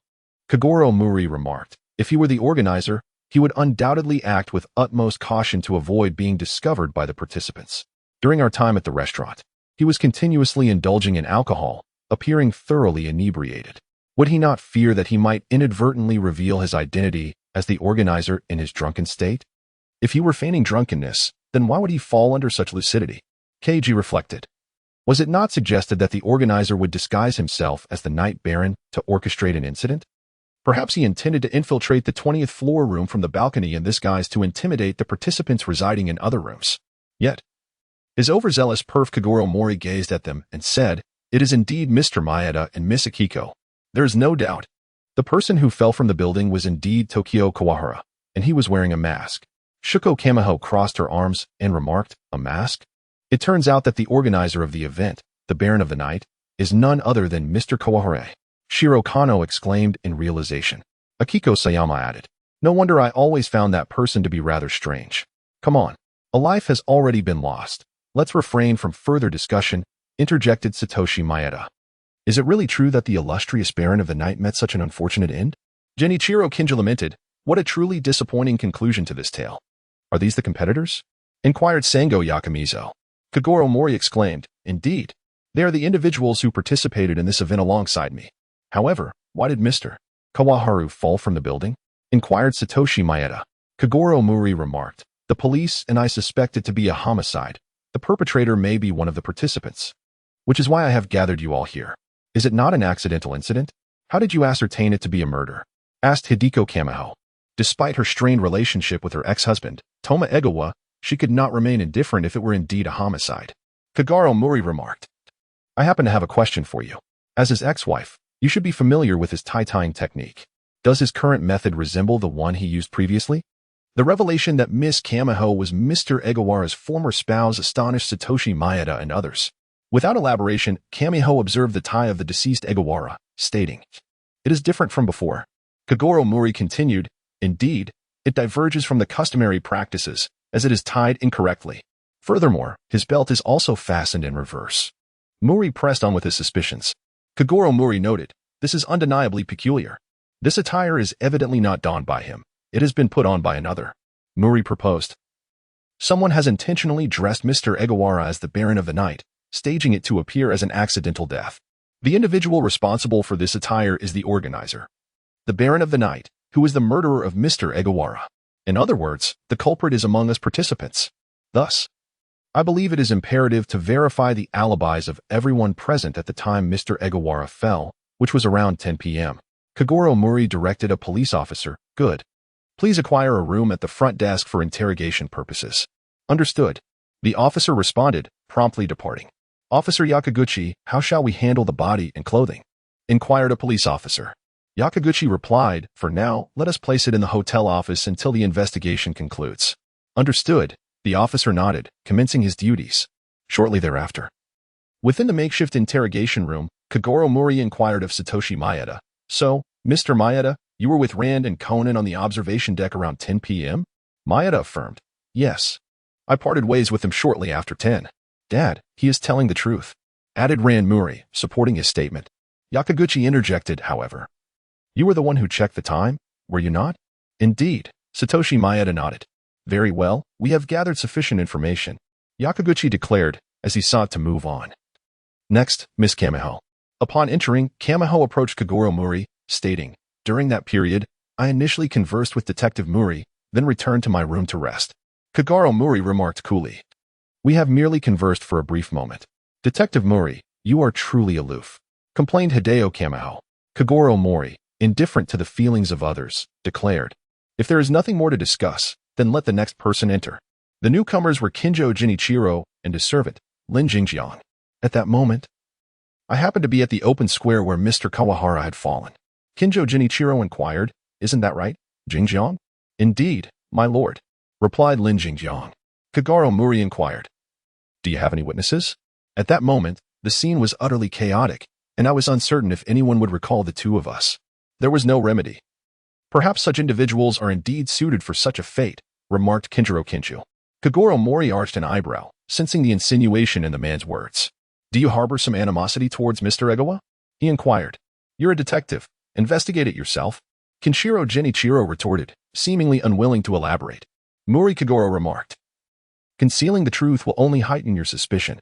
I am innocent of murder, and you, the illustrious detective, will surely assist in proving my innocence. To this, Kinju Janikura responded. Mouri Kogoro was at a loss for words. The individual in question was indeed not the culprit, thus there was no need for concern. Was this trust in my judgment indicative of their innocence? Hyugu Saburo, perceiving that Kinju Janikura was reluctant to elaborate, did not dwell on it and called out, Next. Mr. Kano. I was engaged with my computer, connected to the internet, reading several emails from 9:42 until after 10, stated Kano Shiro. The hotel's network records will corroborate my account. Hyugu Saburo inquired. Did you not converse with anyone during that time? Well, actually I did, Kano Shiro replied, fingers dancing over his laptop. It was my computer, you see. Hyugu Saburo deemed this individual somewhat unhinged and announced, Next, Miss Sayama. Thus, you remained in your room the entire time? Mouri Kageda asked Sayama Akiko. She nodded, affirming, Yes. I was alone in my room watching television until Akon returned around 10. Is there anyone who can vouch for your whereabouts? Mouri Kagera queried. None. However, I can recount the details of the television program, Sayama Akiko replied. API call failed with status code 429, error, code, for 29, message, resource has been exhausted, e.g. check quota. Status, resource exhausted, API call failed with status code 429, error, code, for 29, message, resource has been exhausted, e.g. check quota. Status, resource exhausted. Kogoro Mouri fixed his gaze upon him and said, Officer Hekigo, I am truly pleased that you trust me. However, you cannot hastily conclude that I am incapable of committing a crime. If I am under suspicion, your duty is to find a way to prove my innocence. Hekigo's expression grew serious as he replied, Detective Mouri, I appreciate your guidance. Haha, I was merely offering a gentle reminder, Kogoro Mouri responded. Now, let us discuss the case. Thus, the two began to organize the clues. Just as they were engaged in conversation, the door to the interrogation room swung open. Conan, Ran Mouri, and Akiko Sayama rushed in. What? The Baron of the Night has reappeared. Hekigo was taken aback upon hearing their account. Indeed, Conan recounted. When we took the elevator back to the 19th floor, we spotted that man at the very moment the door opened. Why didn't you apprehend him on the spot? Ran, weren't you present as well? Kogoro Mouri looked at Ran and remarked that, aside from Akiko Sayama and Conan, capturing the individual would have been no challenge for Ran given her skills. I'm sorry, I was so frightened at that moment. Ran Mouri apologized, scratching her head. At that moment, an officer hurried in, supporting an unconscious colleague, and said, Officer Hekigo, I found him lying on the floor in the office where the body was placed. It seems he was beaten. What? Hekigo exclaimed in astonishment. And what of the body? The body is intact, but the Baron of the Night's clothing is missing. The reporting officer explained. Kogoro Mouri raised an eyebrow and inquired, Clothing, you say? Officer Yakaguchi. Another officer, drenched in perspiration, rushed over, exclaiming. Yakaguchi pondered. What is the matter? The Baron of the Night is in the swimming pool, the officer reported. What? This revelation astonished everyone present. The group hurried to the pool area, where they beheld a collection of floating items, a mask, a hat, a wig, and a cloak. Yakaguchi contemplated the scene. Kogoro Mouri remarked, "But where's the person?" According to eyewitnesses, a sudden splash was heard at that moment. When they rushed over to investigate, these objects were already in the pond, due to the presence of clothing. We initially assumed the perpetrator was also in the water, prompting us to notify Officer Hekigomo. A report was made by the officers. Kogoro Mouri gazed upward and remarked, "It seems the clothes were discarded from the balcony above. This situation is becoming increasingly peculiar." According to Conan, an encounter occurred in the elevator. Was this a deliberate act? To steal clothing, yet neglect to destroy the evidence, presenting oneself so brazenly? If one were to act discreetly, it would be wiser to use the staircase, as that would provide greater concealment. The audacity of the perpetrator in stealing the garments raises suspicions. Furthermore, tossing the clothes into the swimming pool is an unnecessary escalation. This behavior is utterly confounding. Has something unforeseen occurred in the killer's plan? Officer Horiguchi surveyed the retrieved garments and stated, "We must conduct a thorough reinvestigation and summon all suspects to the interrogation room." He was visibly irate, for the perpetrator's boldness was astonishing. Having the audacity to appear so openly and even assault an officer. Mouri Kagatu inquired of Yakaguchi Saburo, "What is the combat prowess of the police guarding the corpse?" Officer Yakaguchi responded, "Mizuno is well versed in karate and is the strongest within the precinct, which is why I assigned him to guard the corpse alone." Mouri Kagura pondered thoughtfully. In the interrogation room, the questioning resumed. "Is that so? Everyone remained in their respective rooms?" Yakaguchi Saburu's expression darkened. "Moreover, there are no witnesses?" He glanced at Conan, Mouri Ran, and Sayama Akiko, stating, "This means that when those three were attacked by Baron Anya, the others had no alibi whatsoever." "Wait a moment. Officer." Maeda Satoshi interjected, "It was you officers who instructed us to stay in our rooms. We were merely following your orders." Kinju Janikura added, "Indeed. Who would dare to defy the police at such a time?" "Precisely," Kanoshiro agreed. Yakaguchi Saburu's expression remained grim. This was indeed a fact. After all, they were all suspects, and how could they be allowed to roam freely? Kogoro Mouri remarked, "I shall first inspect each person's room, beginning with Mr. Maeda's." He cast a glance at Ran Mouri, noticing that she was currently looking down, lost in thought. Kogoro Mouri raised an eyebrow, realizing that his suspicions were indeed correct. It was quite peculiar that with Ran Mouri's capabilities, she was unable to thwart the assailant. Mizusawa, who was guarding the corpse and possessed the strongest karate skills in the Shizuoka Prefectural Police, was also bested by the murderer. Even in a surprise attack, the assailant proved to be exceptionally formidable. Kogoro Mouri naturally harbored suspicions towards Seiji Maeda, the former national karate champion. Furthermore, the demeanor of Ran Mouri appeared rather peculiar. Upon closer inspection, it was not only Ran who seemed off, but also Akiko Sayama, who appeared excessively reticent. This only served to amplify his suspicions. It is often said that once the seeds of doubt are sown, they easily take root and flourish. However, Mouri also questioned whether Maeda could truly be the culprit, as the series of events orchestrated by him seemed utterly illogical. In room 1901, the quarters of Seiji Maeda and Akiko Sayama, there was nothing suspicious to be found. Mouri observed the officers searching the area and remarked. Just then, a fierce wind howled through the space. He noticed Conan opening a window and calling out, "Conan, I shall investigate whether I can access the deceased room," Conan explained. Kogoro Mouri approached the window, his mind reflecting on the strong winds he had felt earlier on the balcony of the man from Jianyuan. Ignoring Conan's restless movements, he addressed Akira Maeda and Akiko Sayama, saying, "For the sake of caution, please empty your pockets for inspection." "All right," Maeda nodded in agreement. At that moment, Saburo Yakugomo made an observation, exclaiming, "Is this medicine?" "What kind of medicine is it?" "That is my sleeping pill," Sayama replied. "I have been suffering from insomnia lately, so I carry it with me." "Is that a problem?" Conan rushed over, insisting, "I want to see too." The room was quickly examined, and Yakugomo declared, "Let's move on to the next room." Kogoro Mouri instructed, "No one is to leave this room unless ordered to do so." "Understood," Maeda responded. After exiting their room, everyone hurried to another one. Kogoro Mouri addressed Kagami Saba, suggesting, "Let us examine the blood of the corpse to ascertain the presence of any sedative components." Kagami exclaimed in surprise, "Are you suspecting Akiko Sayama?" Although there were no apparent injuries on the body of Tokio Kawahara, He had been disguised by the assailant as the Baron of the Night and thrown from a height, indicating he must have been in a state of unconsciousness. Kogoro Mouri continued, he must have either been intoxicated or directly drugged, thus making Akiko Sayama a prime suspect. Kagami nodded in agreement and promptly instructed the officers to take action. Room 2001. The quarters of Genichiro Kinji and Lin Jingjiang. Mouri Kogoro and Hugo Sabiru sensed a significant gust of wind. They glanced towards the window as Conan opened it once more to venture outside for a closer observation. Mouri Kogoro paid no heed to Conan. While other officers conducted their search, he took a seat before Kinjo Genichiro and inquired, Mr. Kinjo, could you provide me with some clues regarding this case? Kinjo Genichiro retorted, aren't you a renowned detective? Why do you need to ask this old man for assistance? Kogoro Mouri remarked, even a renowned detective cannot proceed without sufficient clues. Do you harbor any suspicions? After a moment of contemplation, Kinjiro Kaneshiro replied, I have heard that Mr. Kano is suspected by the bank where he works of illicitly manipulating the internal computers. He has since been suspended. Perhaps he is the one most eager to encounter the Baron of Darkness. What does that imply? Officer Yakamizu inquired.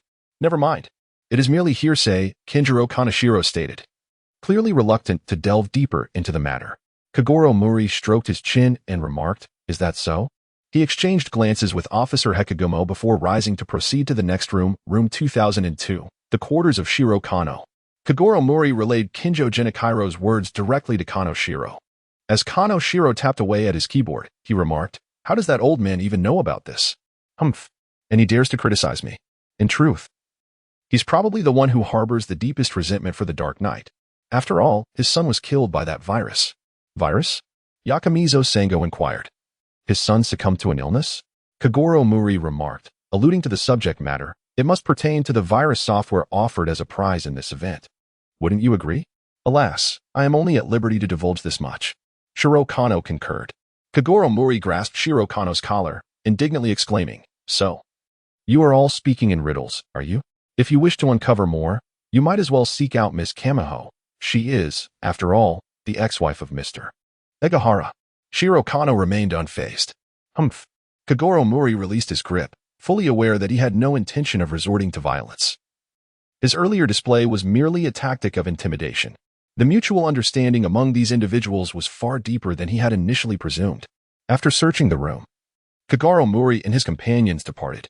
Room 2102, Miss Kamiho's quarters. Mouri Kogoro and Officer Yakamizo inquired about the enigmatic Ebratomo. As Ebra's former wife, Wamura Hideko undoubtedly possessed profound insights into his character.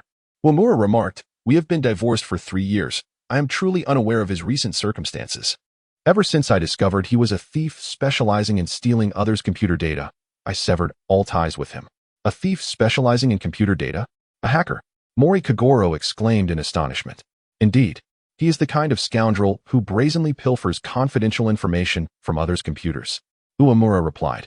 He embodies the very type of individual most loathed within our computer industry. Although I am uncertain who inflicted his demise, I believe my colleagues share my sentiments and feel a sense of relief at his passing. I recall that Miss Sayama's brother once managed a small software company, so I presume her feelings are similar. Ultimately, every participant in this gathering harbors a motive for his murder. Am I right, Detective Mouri? Detective Mouri pondered. As before him stood Uemura Hideko, the president of a computer company.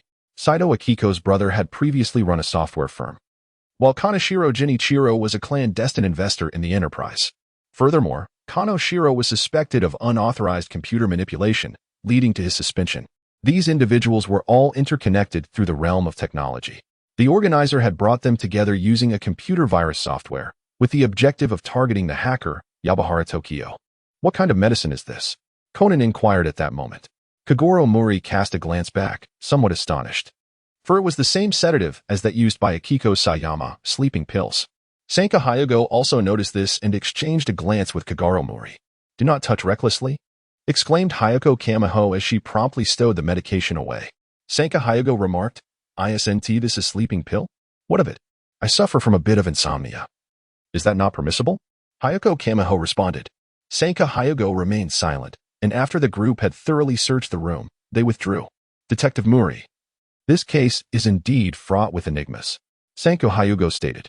The most pressing issue is that the crime scene, which is the room of the deceased, is a completely sealed chamber with a locked security door.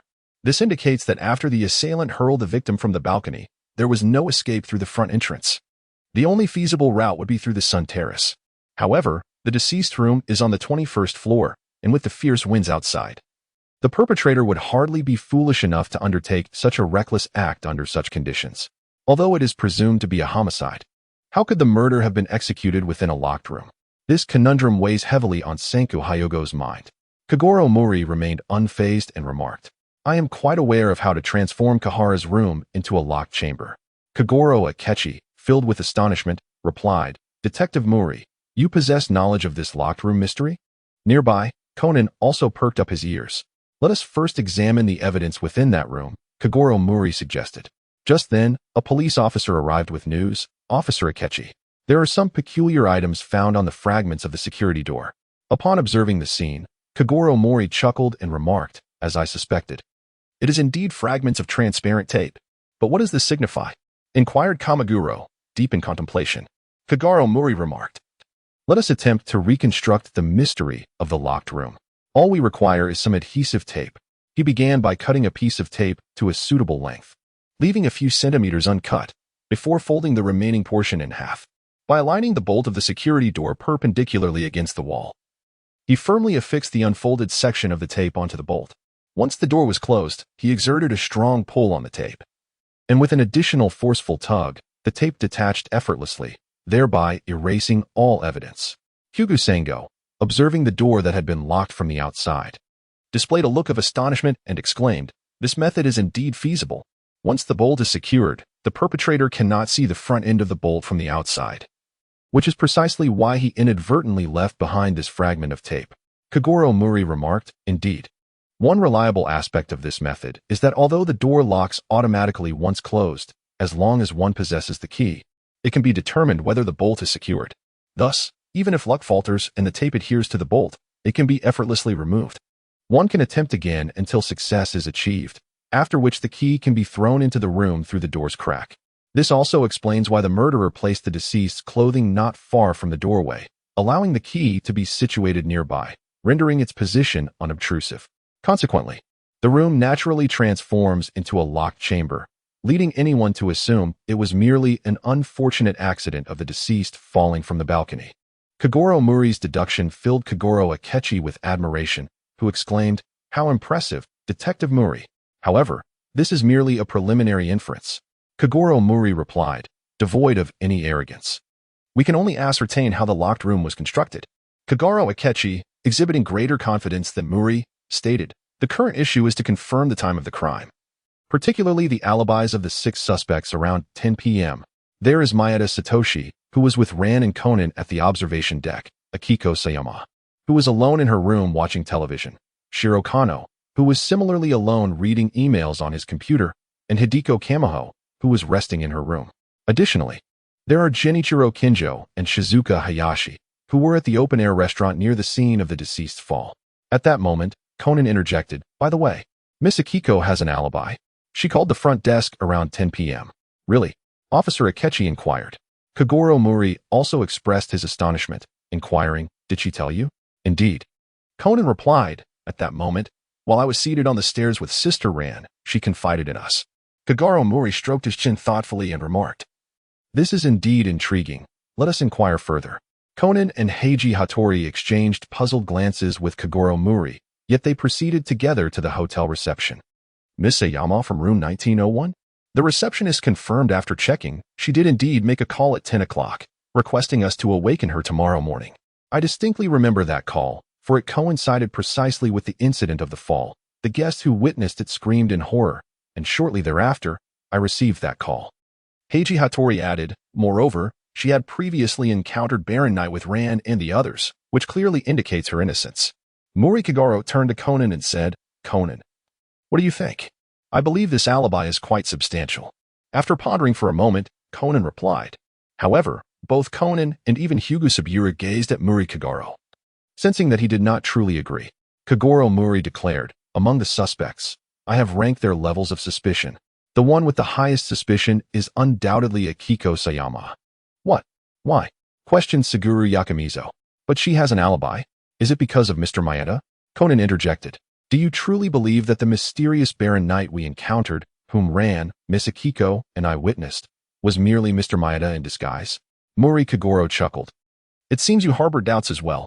Ran is the champion of Tokyo's karate. How could an ordinary person possibly hinder her? Officer Mizawa, who was guarding the corpse, is also a karate expert, yet he was easily knocked unconscious. I inquired specifically, and his injuries are not severe. The assailant was quite restrained in their actions. Thus, the suspicion surrounding the expert, Maeda Satoshi, is exceedingly high. Yakumizo's eyes widened in astonishment. So, you mean to say he is the murderer? Without a substantial alibi. Maeda Satoshi's culpability in Yakumizo's mind has surged dramatically. Kogoro Mouri shook his head and said, Officer Yakumizu, have you ever pondered why he would risk everything to steal Baron Dark Knight's attire? He brazenly took the elevator and made his appearance before Ran, Conan, and Miss Akiko. No matter how I scrutinize it, it seems deliberate.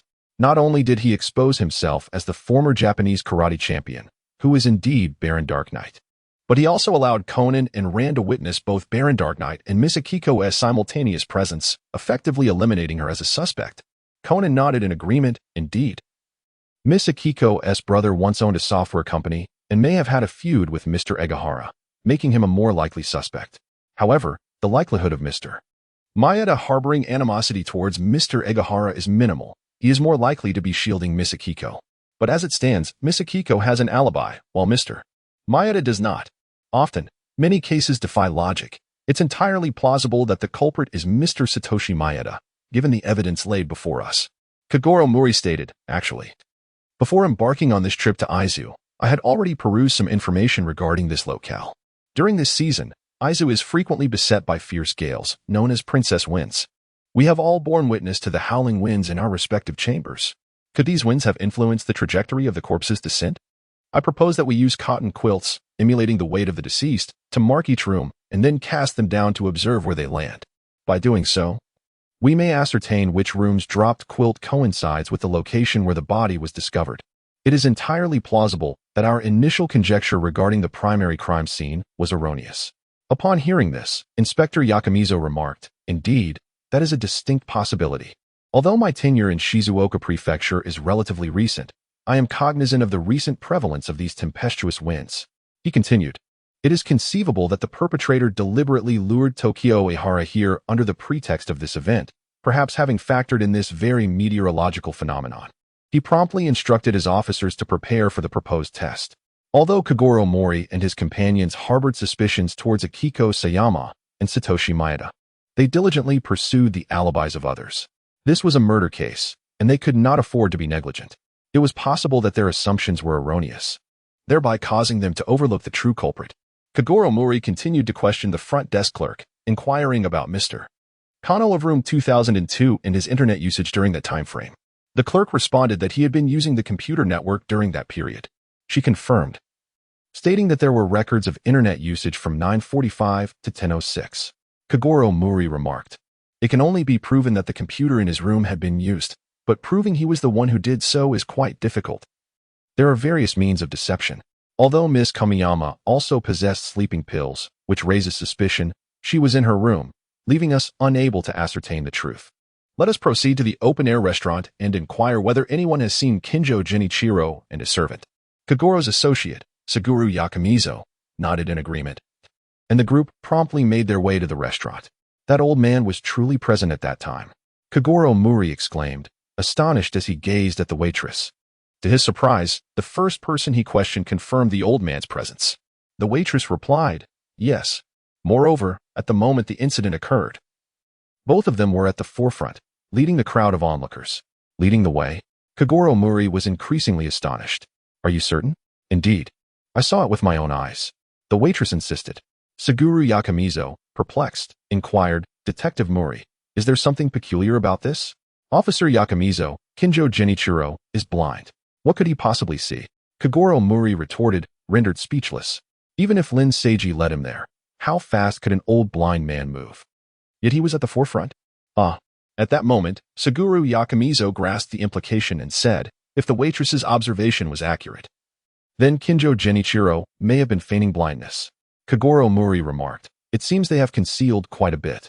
However, We cannot leap to the conclusion that they are murderers solely based on this. At that moment, Ran Mouri rushed over, breathless.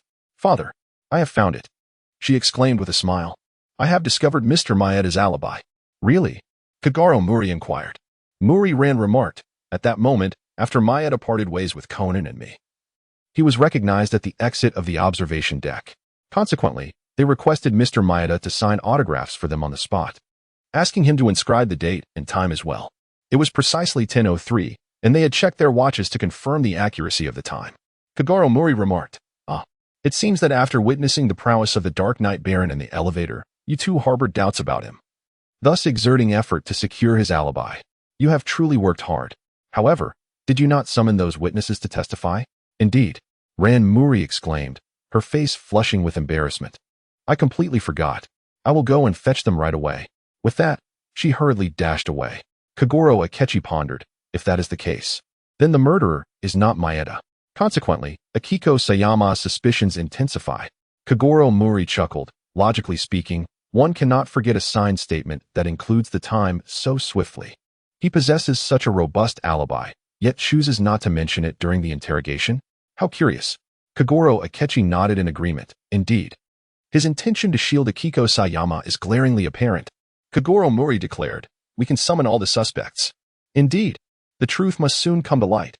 Hiragumo Sango wholeheartedly concurred, having come to believe in Kogoro Mouri's deduction that Akiko Sayama was the perpetrator.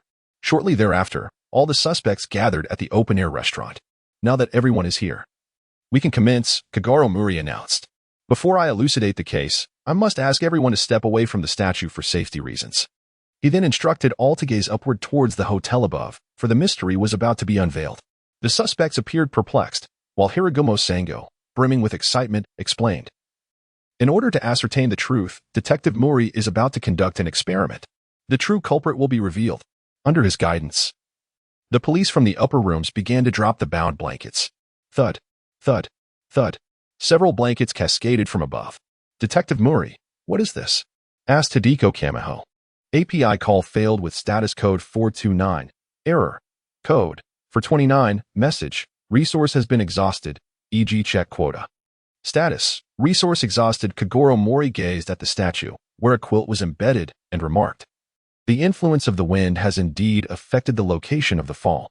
That quilt, lodged in the statue, must belong to Mr. Maeda and Miss Akiko's room, number 1901. After inspecting, Kogoro Horiguchi confirmed, "Indeed, it is room 1901. Kogoro Mouri addressed the waiter at the outdoor restaurant, inquiring, "Was the wind blowing as fiercely at the time of the incident?" "Indeed." The waiter nodded in agreement, adding, "Furthermore, I believe the wind was likely stronger than it is now." Kogoro Mouri stated, "The murderer, in an attempt to manipulate the victim's fall by the force of the wind, had him don the attire of Baron Knight. Therefore, if Mr. Edogawa indeed fell from his own balcony, he should not have landed directly beneath his balcony onto the statue below. The glove left on the balcony railing of the victim's room was deliberately placed there by the killer, not merely to mislead us into believing this was an accidental fall, but more crucially, to obscure the true location of the fall. The murderer did not commit the act and then arrange the victim's room to appear as a sealed chamber. Rather, the room had been meticulously prepared in advance to create the illusion of a sealed room, before the crime was executed in their own quarters. Indeed, the perpetrator is you, Miss Akiko Sayama. Immediately following the incident, you called the front desk from your room, ostensibly to establish an alibi. Yet this inadvertently confirmed your presence at the crime scene."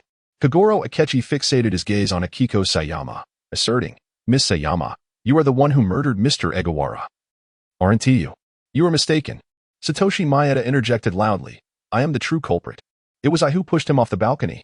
Akiko is innocent. She encountered Baron Knight at the elevator, which serves as irrefutable evidence. That Baron Knight was, in fact, me in disguise. All of this was my doing. The entire affair rests solely on my shoulders." Just then, Ran Mouri rushed in, panting, followed closely by two women. Mouri Ran pointed at the two women and said, "Because at the time of the incident, Maeda was assisting these two ladies with their autographs." "Indeed." The two women nodded, as they were both ardent fans of Maeda Satoshi. Maeda Satoshi was momentarily rendered speechless. Mouri Kogoro remarked, "Mr. Maeda, I comprehend your affection for Miss Akiko. However, you must not persist in your errors.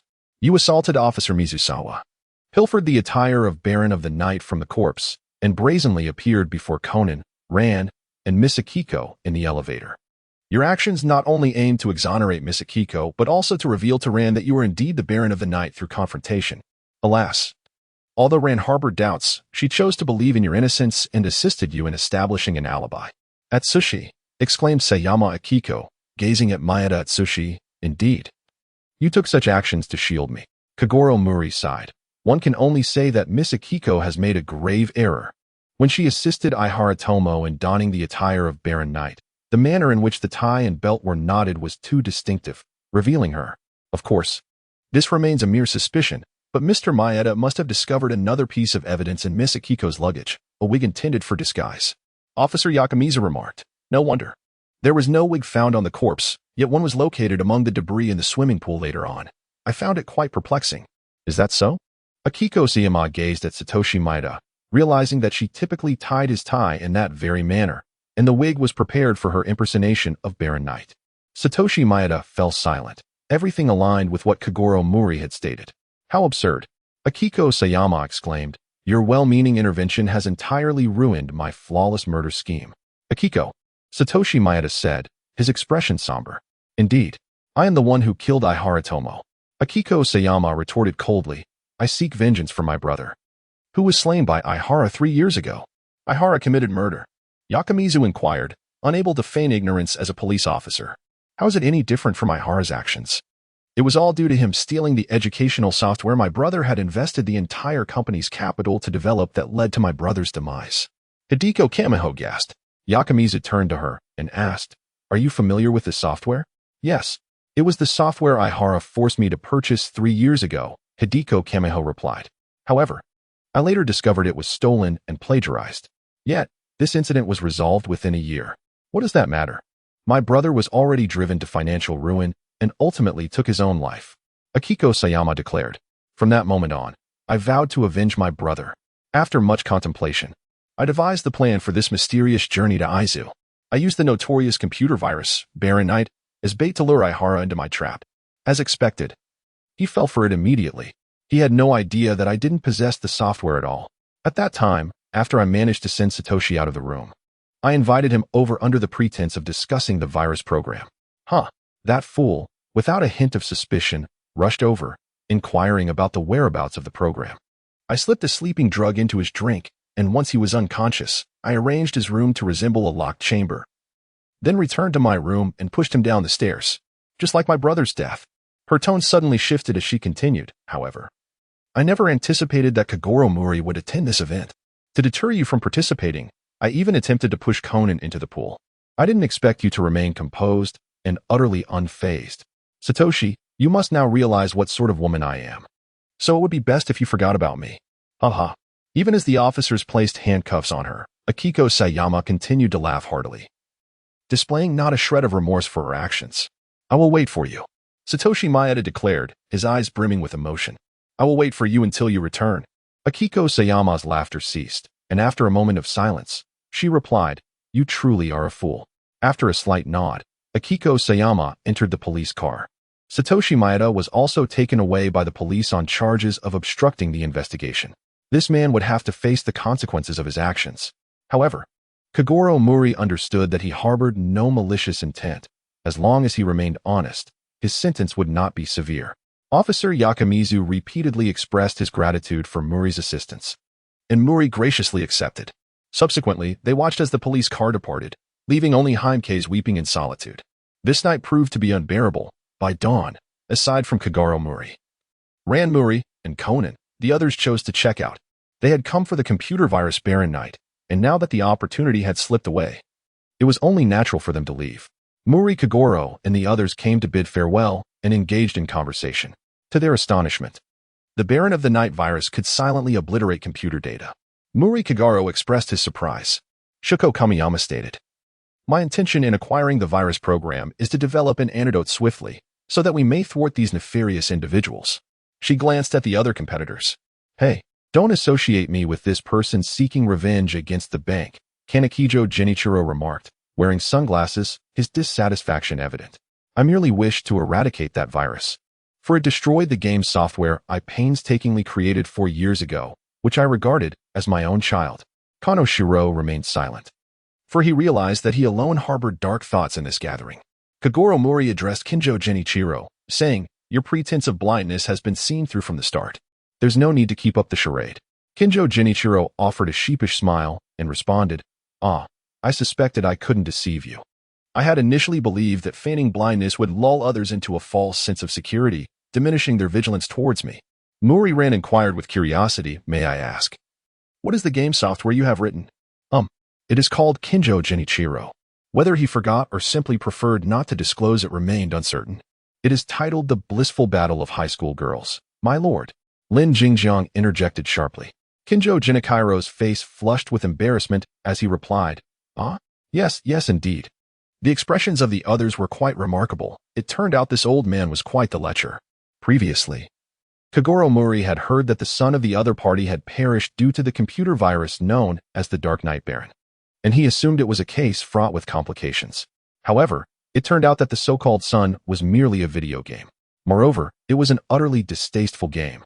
Kogoro Mouri harbored a profound disdain for such games, for he was a man of integrity. At that moment, Shuko Kamiyama turned to Ran Mouri and inquired, "Miss Ran, may I ask you something?" "Huh?" Ran Mouri responded with a look of confusion. Shuko Kamiyama continued, "Why are you so fervently assisting Mr. Maeda in seeking an alibi?" "Because he is my idol," Ran Mouri replied with a smile. "Besides, Shinichi once told me to never give up until the very end." "Oh, so you called your boyfriend?" Shuko Kamiyama chuckled. Conan, contemplating for a moment, recalled that he indeed had uttered such words long ago. After a lively discussion, Kogoro Mouri bid farewell to the departing guests. "Well, although some unpleasant events transpired, unlike them, we are genuinely here to enjoy ourselves," Kogoro Mouri declared. Conan, invigorated, was indeed eager to have some fun. Yet, only Ran Mouri wore a troubled expression, for her idol, Satoshi Maeda, might soon find himself behind bars. Kogoro Mouri sighed and remarked, "Mr. Maeda primarily obstructs the investigation. I have heard that Officer Mizawa has also chosen to forgive him. Being a practitioner of karate, he holds Mr. Maeda in high regard. The charges are not particularly severe to begin with. If you are truly concerned, perhaps you should call your mother. I hope she, as a distinguished lawyer, would be willing to take on this case." Hearing this, Mao Lilan's eyes brightened as she exclaimed, "Indeed, I can ask my mother for help." It is clear that her father indeed holds her mother in his heart, as he immediately thinks of her when faced with challenges. Kogoro Mouri's lips twitched slightly. Was it truly possible to arrive at such a conclusion? Subsequently, Ran Mouri promptly called Eri Kisaki. Upon learning the details, Eri did not hesitate to agree to assist. However, Kogoro Mouri surmised that Eri might not take direct action in this case, considering that the crime committed by Akira Maeda was not particularly severe.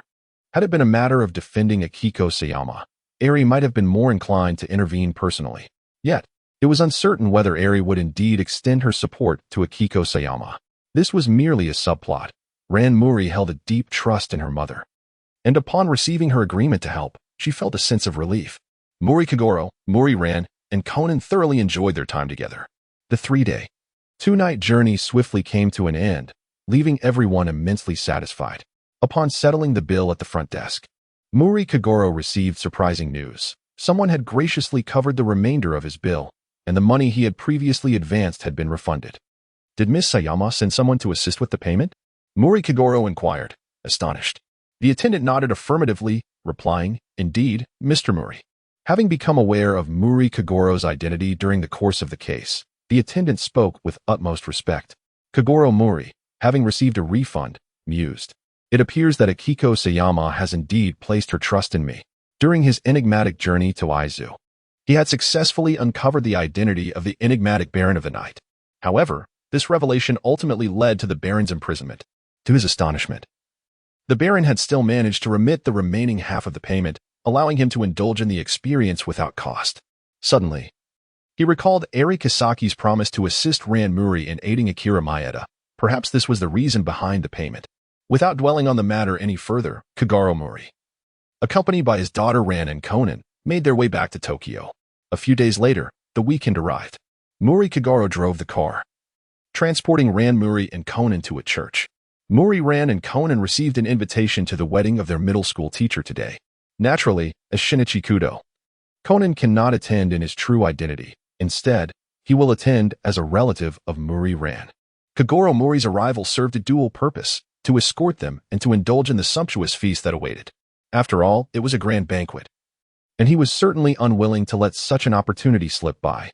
Shortly thereafter, they arrived at their destination. "Yoko, I have arrived," exclaimed Ran Mouri, as she alighted from the vehicle, immediately seeking out her dear friend, Sonoko Suzuki. They, along with Conan, had been classmates in their youth, and their teacher had extended an invitation to her as well. "I'm so sorry to have kept you waiting." Ran hurriedly approached Sonoko. "Ugh, you're always late," Sonoko retorted. "Hi there, Ran." Another voice called out to her. Mouri Ran gazed at the other person and smiled. "Ah, Xiang, it has been a while." "Oh, it's Xiao Ran," exclaimed more of her former classmates as they recognized Mouri Ran. Ran greeted them enthusiastically, exclaiming, "It's Yamada and Sato." She was filled with excitement, remarking, "It truly feels like a middle school reunion." "Indeed," Sonoko Suzuki replied, "today marks the wedding ceremony of our beloved teacher Matsumoto from junior high." She then greeted Kogoro Mouri, saying, "Hello, Uncle Mouri." Kogoro Mouri nodded with a smile. Mouri Ran remarked, "Since my graduation, I have not encountered my teacher again. Perhaps I might once more hear the enchanting melodies of my teacher's voice at the banquet later." Suzuki Sonoko suddenly recalled something and added, "Oh, where is that fellow?" "Huh?" Mouri Ran displayed a look of confusion. "That person who always sang off-key during music class and often vexed the teacher." Suzuki Sonoko continued, "API call failed with status code 429. Error. Code. For 29. Message. Resource has been exhausted, e.g. check quota. Status. Resource exhausted," Mouri Ran remarked. "Father has come to escort me." As for Conan, he had persistently clamored to join her. Internally, Conan fumed. How infuriating. To be labeled tone-deaf. He also recalled Matsumoto-sensei, whom he had admired in his youth, often feigning ignorance to capture her attention. Little did he know, she regarded him as a thorn in her side for a full 3 years. "Should we perhaps take a moment before the wedding begins to see how the teacher looks in her bridal attire?" suggested Suzuki Sonoko. Mouri Ran expressed her enthusiasm, exclaiming, "That sounds wonderful. Absolutely wonderful." Meanwhile, Conan pondered to himself, "I can only imagine how amusing it must be to see Matsumoto-sensei in a wedding dress." Kogoro Mouri remarked, "I shall not intrude. You may proceed." He observed that in certain areas, food had already been arranged for the guests, and he felt it was time for him to begin. The 3 young individuals paid him no mind, bidding farewell to Kogoro Mouri before setting off to locate the bride. Kogoro Mouri began to stroll about the courtyard, indulging in a selection of pastries and fruits. He was savoring his treats so heartily that he mused he might be sufficiently satisfied without partaking in a proper meal. Just then, a familiar voice resonated, "Brother Mouri. You've arrived too." Kogoro Mouri gazed at Officer Magyar in astonishment. "Am I back at the crime scene again?" Kogoro Mouri inquired, "Officer Magyar, what brings you here?" Officer Magyar exclaimed in surprise, "Of course. I am here to attend the wedding of Inspector Matsumoto's daughter." Mouri Kogoro was taken aback and said, "Matsumoto? So that's it." He continued, "I am here to attend the wedding of Rant's junior high school teacher. I only knew her surname was Matsumoto, but I was unaware that she is the daughter of Officer Matsumoto." Matsumoto Saishu was, in the past, the superior of both him and Officer Magyar, with the 3 of them being subordinates of Odajirai Tashiro. Of course, Mouri Kogoro, being a novice detective, had limited interactions with Matsumoto Saishu. Moreover, he resigned from the police force not long after joining and had not kept in touch with Matsumoto Saishu over the years. Their relationship had long since grown distant. Hence Matsumoto Saishu had not invited him. What a surprising coincidence.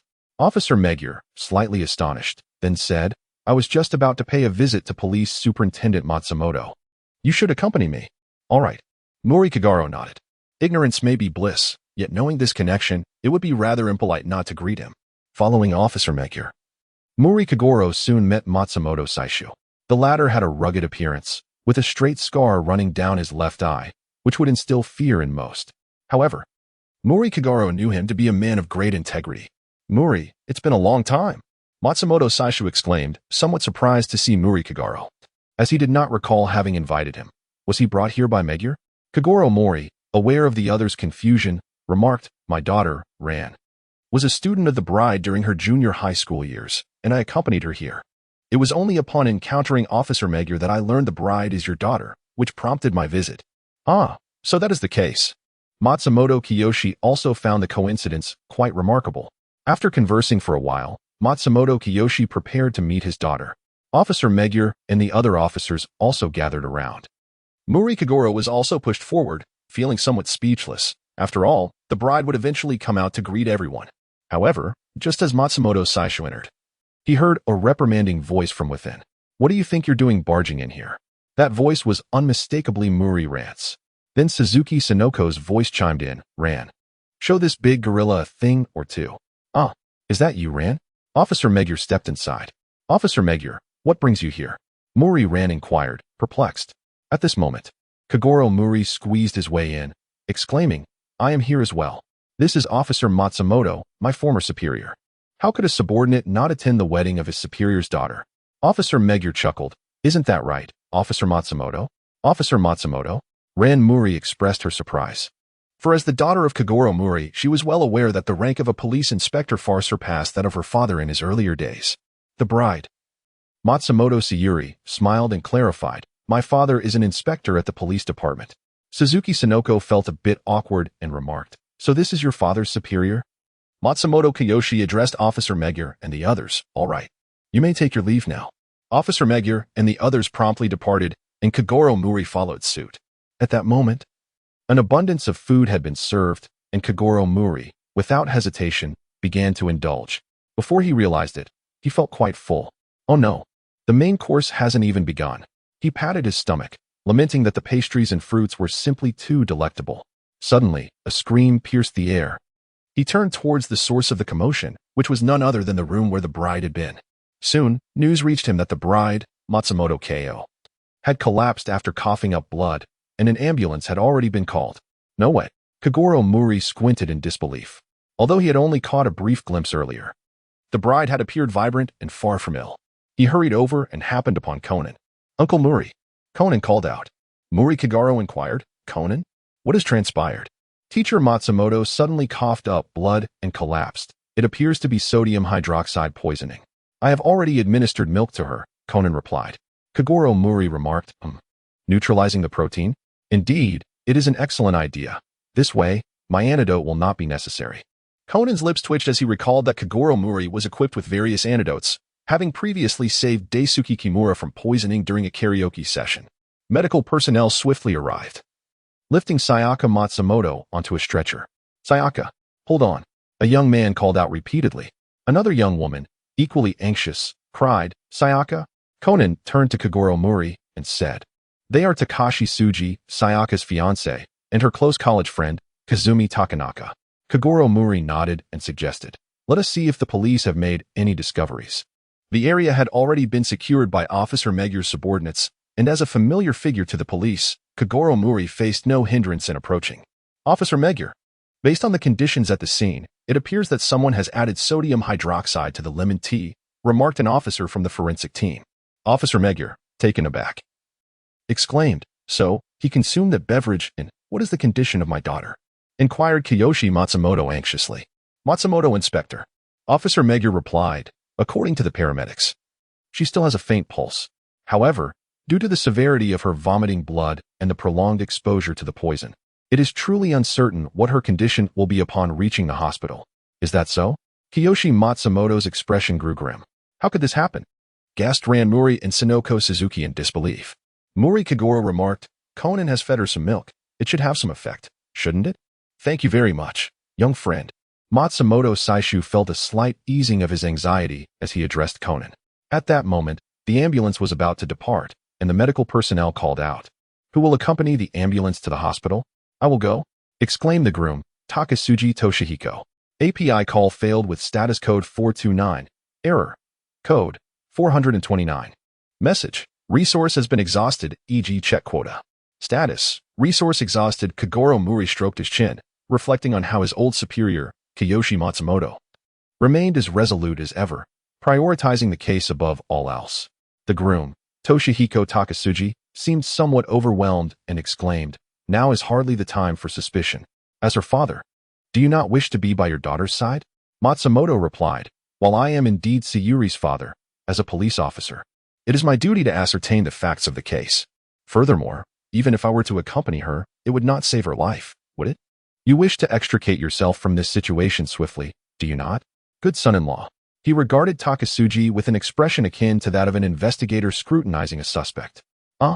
Takasuji seemed startled. I recall now. The last person to visit the teacher's room was none other than you. At that moment, a young man interjected. Mouri Kogoro glanced at Conan, who promptly replied, he is my senior, Megumi Junji, and he harbors feelings for teacher Matsumoto. This. Takasuji Toshihiko appeared flustered. Toshihiko. Could it be you? The bride's close friend, Takanaka Kazumi, also displayed a look of suspicion. Takasuji Toshihiko exclaimed, nonsense. It wasn't me. I certainly did not poison Sayaka. API call failed with status code 429. Error. Code. For 29. Message. Resource has been exhausted. E.g. check quota. Status. Resource exhausted, Kogoro Mouri remarked. Look, right beside the straw.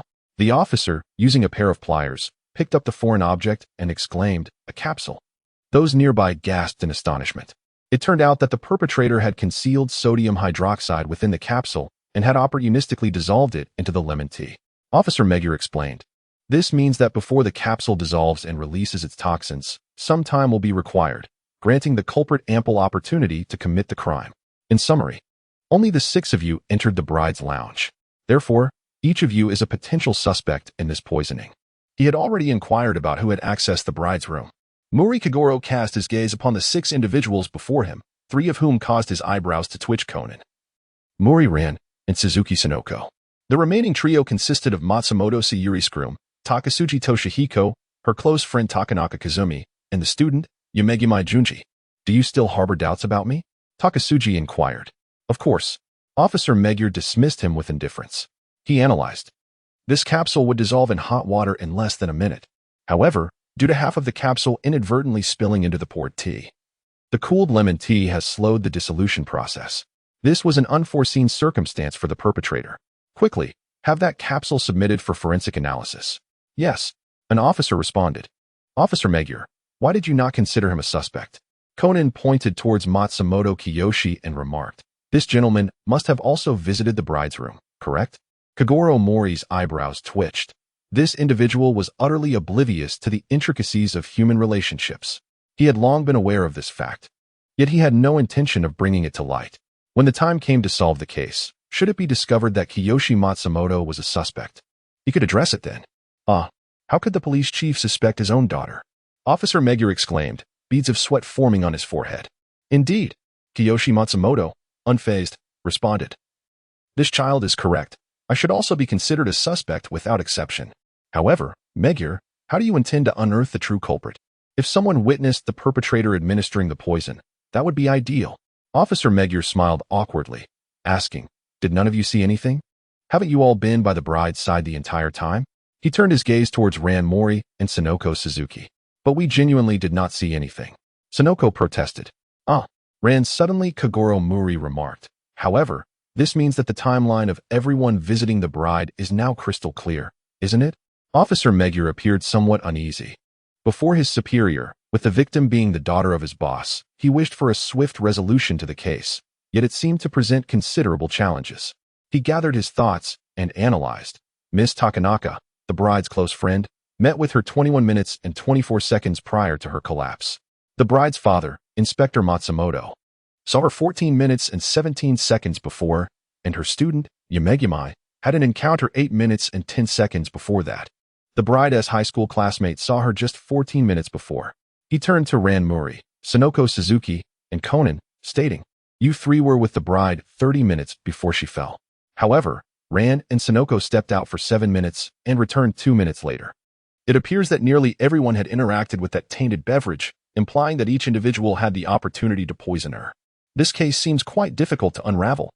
In any case, we should first collect fingerprints from all the suspects. Matsumoto Saishu added, it is also essential to review the tape meticulously. The group rewatched the recording. Kogoro Mouri viewed it several times before deciding to refrain from further watching, as he had already memorized the content but still failed to discern the perpetrator's actions. He addressed the forensic team, asking, did you find any desiccant in the room? Desiccant? There was none of that. One officer from the forensic team replied.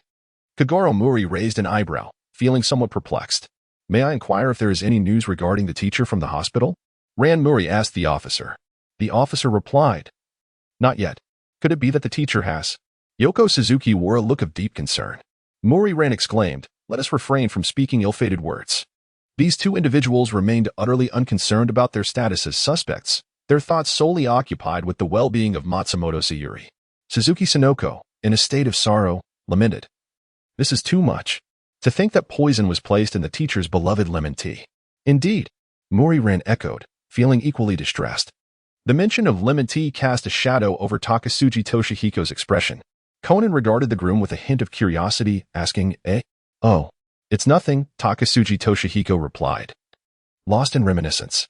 "Whenever I see Sayuri drinking that beverage, it inevitably brings to mind a girl I cherished long ago. She would always joyfully sip the lemon tea I gifted her, her demeanor utterly enchanting. Unfortunately, I do not even recall her name. Yet now, with Sayuri facing such a dire predicament, I fear that my future encounters with lemon tea will be laden with painful memories." Kogoro Mouri listened to Junhiko Takasuji's words, casting a glance at Conan, who seemed deep in thought, and then turned his gaze towards the silent Teichi Kazumi. The perpetrator of this case remains elusive, as the current evidence is insufficient for identification. "Officer, the forensic results are in." A police officer approached to report. "Indeed, quite efficient." Officer Megure responded. "First, regarding the capsule. If a complete capsule is placed in lemon tea, it would require 15–16 minutes for it to dissolve and release its contents." The officer continued his report. 1,516 minutes? This implies that the murderer is the person who met the bride 15–16 minutes prior to her collapse. Officer Megure mused. "I recall it was Inspector Matsumoto." He was taken aback, gazing at Matsumoto Kiyoshi, unable to continue his sentence. "Fool," Matsumoto Kiyoshi retorted. "Think carefully. We only know that the poison was introduced 16 minutes before, which does not imply that Sayuri would immediately consume the poisoned drink after those 16 minutes. However, it seems that both the groom and I are innocent," Junji Megumi interjected, "as our meeting with the teacher occurred 10 minutes before she fell." The reporting officer continued. "Officer, there is something peculiar about the poisoned drink can." "Peculiar?" Officer Megure inquired, puzzled. "The strange thing is, there are no fingerprints of the inspector anywhere on it." Kogoro Mouri manifested an expression of astonishment. "You fool! What nonsense are you spouting?" Matsumoto Saishu exclaimed angrily as he commenced to rewind the tape, declaring, "I distinctly retrieved that beverage can. Observe for yourself. This serves as evidence. Have you even conducted a thorough examination?" Officer Megure inquired. "Has the evidence truly been subjected to rigorous testing?" "Indeed," the officer replied, somewhat flustered, yet nodded affirmatively. Kogoro Mouri stroked his chin, reflecting on the footage he had previously viewed, as the fog of confusion in his mind began to dissipate. He inquired, "Might I ask if there are any additional fingerprints found on that beverage can, apart from Officer Matsumoto's?" "Ah," replied the officer. "There is also one belonging to a person named Yumegumi, which has not been found." Both Inspector Megure and Officer Matsumoto were taken aback, for they had scrutinized the footage numerous times and distinctly recalled that Yumegumi had indeed come into contact with the beverage can. Kogoro Mouri remarked, "It seems I've fallen into a trap of misguided thinking." Officer Megure inquired, sensing that at this moment, they must rely on this astute detective.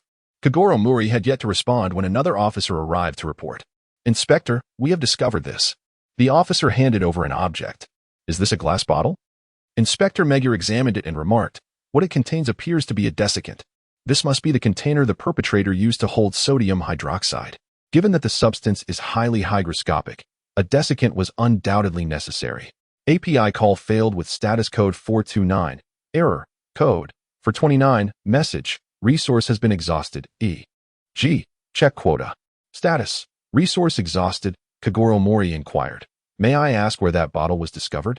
"During my recent inspection of the room, I had inquired about the desiccant, and it was not found, was it?" "It was discarded in the trash bin in the corridor," the officer replied.